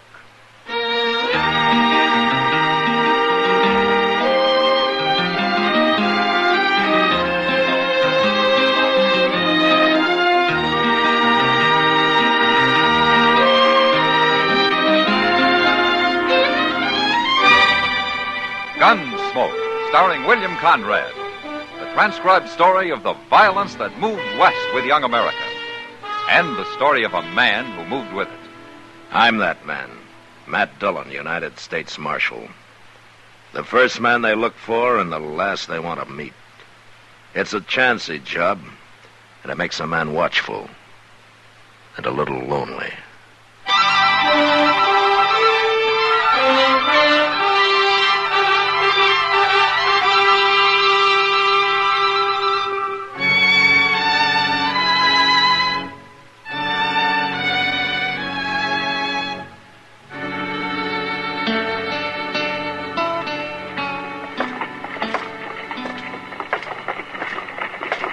Hello, Kitty.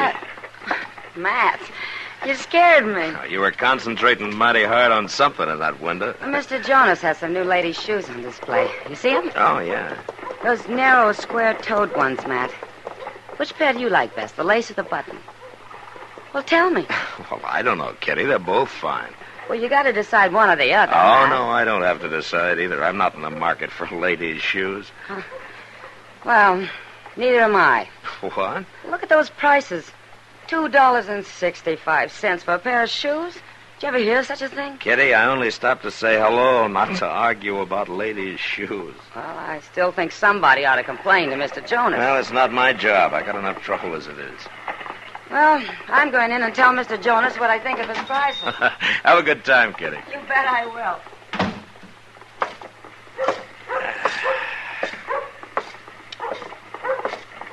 Mr. Dillon? Mr. Dillon? Hello, Chester. Mr. Dillon, this here is Mr. Trumbull. Huh? He come over to the office looking for you. How do you do? Marshal Dillon. You're a stranger here, Mr. Trumbull? First time in Dodge, Marshal. First time. Oh, well, what do you want to see me about? I want a badge, Marshal. I want you to make me a deputy. A deputy? Now, you look here, Mr. Never mind, Chester. What do you want to be a deputy for, Mr. Trumbull? Well, I'm leading a party of immigrants up onto the South Fork of the Pawnee. Oh? I thought you were new to this part of the country. Well, I've got maps, Marshal. Good maps. Furnished me by the Santa Fe Railroad. You work for the railroad? No, sir. I work for these immigrants. It's like this, Marshal. I got some 10 families together, and I arranged to buy 5 sections of railroad land for them, about 30 miles northeast of here. I made all the legal arrangements, and I'm guiding them in. I see. What's that got to do with your wanting to be deputized, though? Well, I thought it might be a good idea, just in case there's any squabbling when we get there. You know, over who gets which land, that sort of thing. Uh-huh. Most parties draw straws before they ever see the land, Mr. Trumbull. Haven't yours? Well, yes. Sure, of course. Oh, then why should there be any trouble? Well, one of the men's having a little wife trouble, Marshal. You know how it is. Well, maybe I better ride out with you, then. No, that won't be necessary. Everything will probably work out fine. Yeah, sure. Where are these pilgrims of yours? Well, we're in camp down by the Arkansas. We're pulling out in the morning. Well, I thank you anyway, Marshal.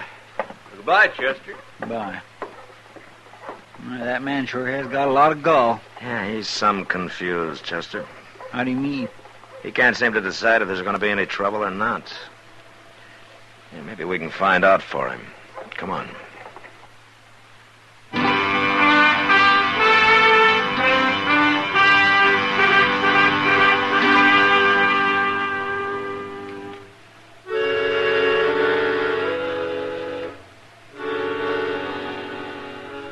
Chester and I saddled up and rode down to the Arkansas. It was easy to find the immigrant camp. 12 wagons were scattered through the cottonwoods, and there were campfires everywhere.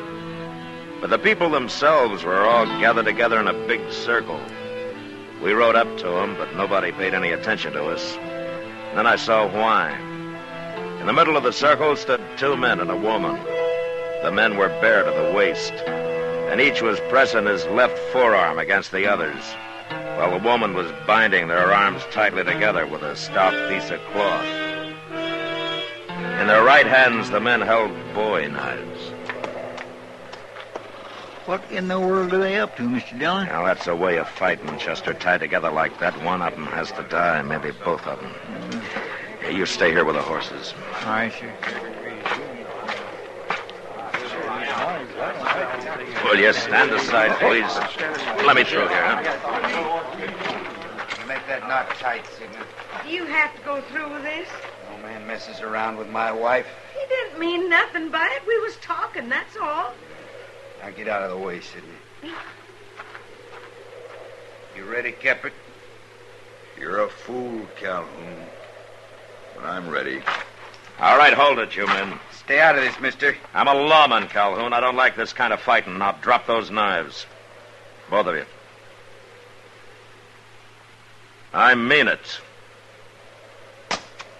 There's mine, Marshal. All right, now yours, Calhoun. Well, can't fight an unarmed man. All right, you, Sidney. Take one of those knives and cut him loose. All right. Next time, I'll shoot you on sight, Keppert.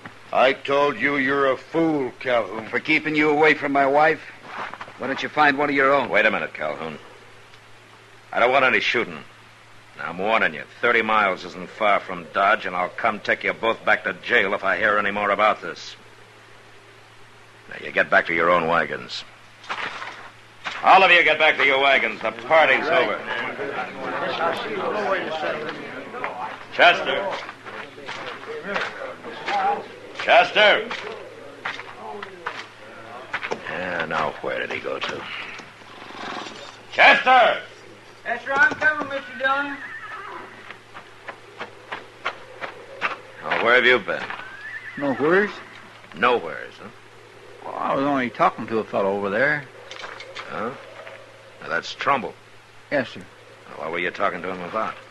Nothing. I was just finishing a little talk we started the other day. It wasn't nothing important. Oh? Now, you hiding something, Chester? Why, what would I be hiding? I don't know. But I guess you'll tell me when you want to. Yes, sir.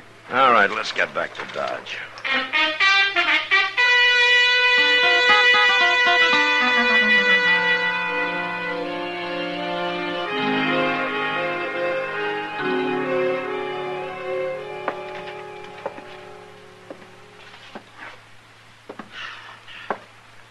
Chester. Yes, sir. If you have to pace the room like that, will you take your boots off? I'll sit down. 2 days of this is about all I can stand. Yes, sir. Oh, hello, Matt. Chester. Hello, Doc. Doc, I think I got a patient for you. Oh, well, now, you don't look sick to me. No, but I'm going to be if you don't find some way to calm Chester down. He hasn't been able to sit still for 2 days. He hasn't? Well, now, what's the trouble, Chester? Nothing, Doc. I feel fine. Well, then why can't you sit still? It's sick people who have to sit still, not well ones. Hey, well, that depends on what you're sick with. I ain't sick with nothing, I tell you. You know, Doc, I think he's got a wormy brain. Forevermore. All right. I'm trying to settle my mind up about something. Now, are you satisfied? Are you? No. I ain't got the money. And I don't know where to get it. Well, money for what? For to pay Trumbull with. Do you owe Trumbull money, Chester? No, sir. Not yet. Not yet. Oh, all right, I'll tell you. But you both got to promise not to tell nobody else about it. Trumbull says if anybody heard, I'd probably get beat out. But you'd get beat out of what, Chester? Land. Free If land. it's free, what do you need money for? For Trumbull, to fix it up for me. Look, if I give him $50 for his trouble, he's got a way to arrange for the railroad to give me a half section of land. He showed it to me on his map the other day. I showed what to you? Where my half section would be. Gracious. I'll show you the picture. That's good. Now, the South Fork of the Pawnee runs like this on here. That's right, yes, it is. And these immigrants is about 5 sections laying right next to each other. Right about Wait a here. minute, Chester. Did you say right next to each other? Yes, sir, that's what Trumbull said. Now, my half section lays on the end here. Chester, come on. Come on. Ain't you interested in this? Yeah, interested enough to ride out there. And don't worry about your $50. You're not going to need it.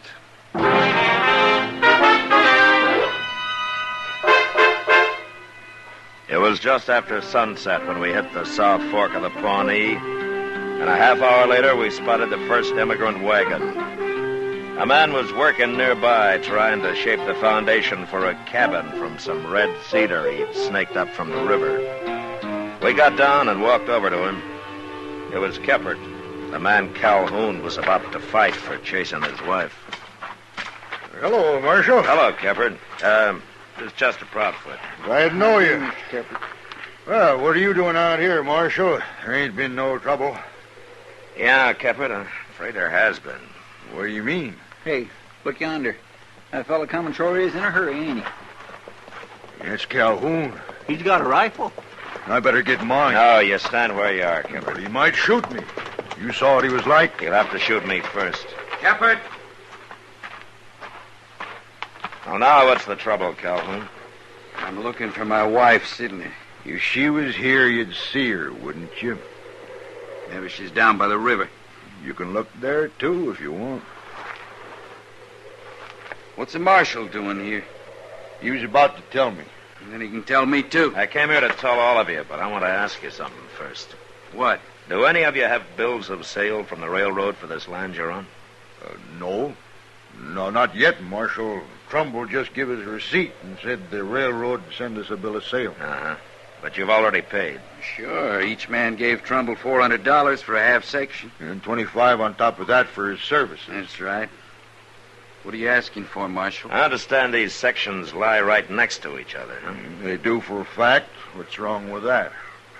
Well, I guess you don't know it, but when the government granted land to the railroad, it only granted alternate sections. Every other one. So the railroad couldn't sell sections lying right next to each other, could it? No. No, it couldn't. Maybe that's why Trumbull hasn't given you any bills of sale. There aren't any. Why, he robbed us. Where is he now? I don't know. I ain't seen him since last night. Well, then I think we better start looking for him. Oh, wait a minute. Yeah, what is it, Captain? I got something to say. It's mostly to Calhoun. Oh, you two can settle your problems later. No, Marshal, we gotta settle them right now. You'll see why. Now listen to me, Calhoun. I ain't a man for much talking, especially about women. But the way things are, I gotta say it. Say what? Your wife, Sidney. I never went near her. Never once. Now, that's a lie. No, it's the truth. I hate to tell you this, Calhoun, but it was her that come after me. What? I told her not to. I told her to stay away. I even said I'd show her up for what she is if I had to, but I didn't do it. Not till now, I didn't. What are you saying? When did you see her last, Calhoun? At noon, when I come in from my dinner. Yeah. I saw her about 2 o'clock. Where? I was downriver, about a mile, sitting quiet in a clump of elder, taking a little rest. Your wife rode by on the other bank. She was headed in the direction of Dodge. She was with a man. With a man? What man? Trumbull.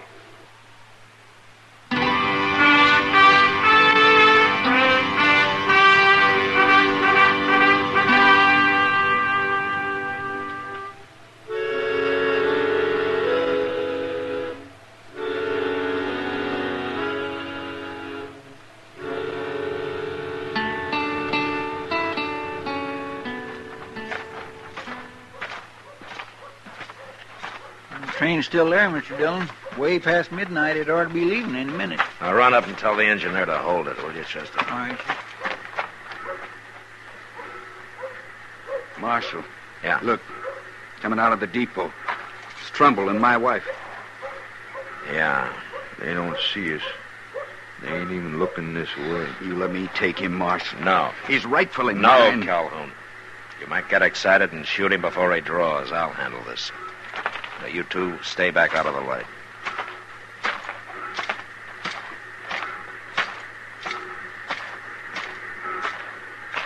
Hey, Trumbull. Marshal.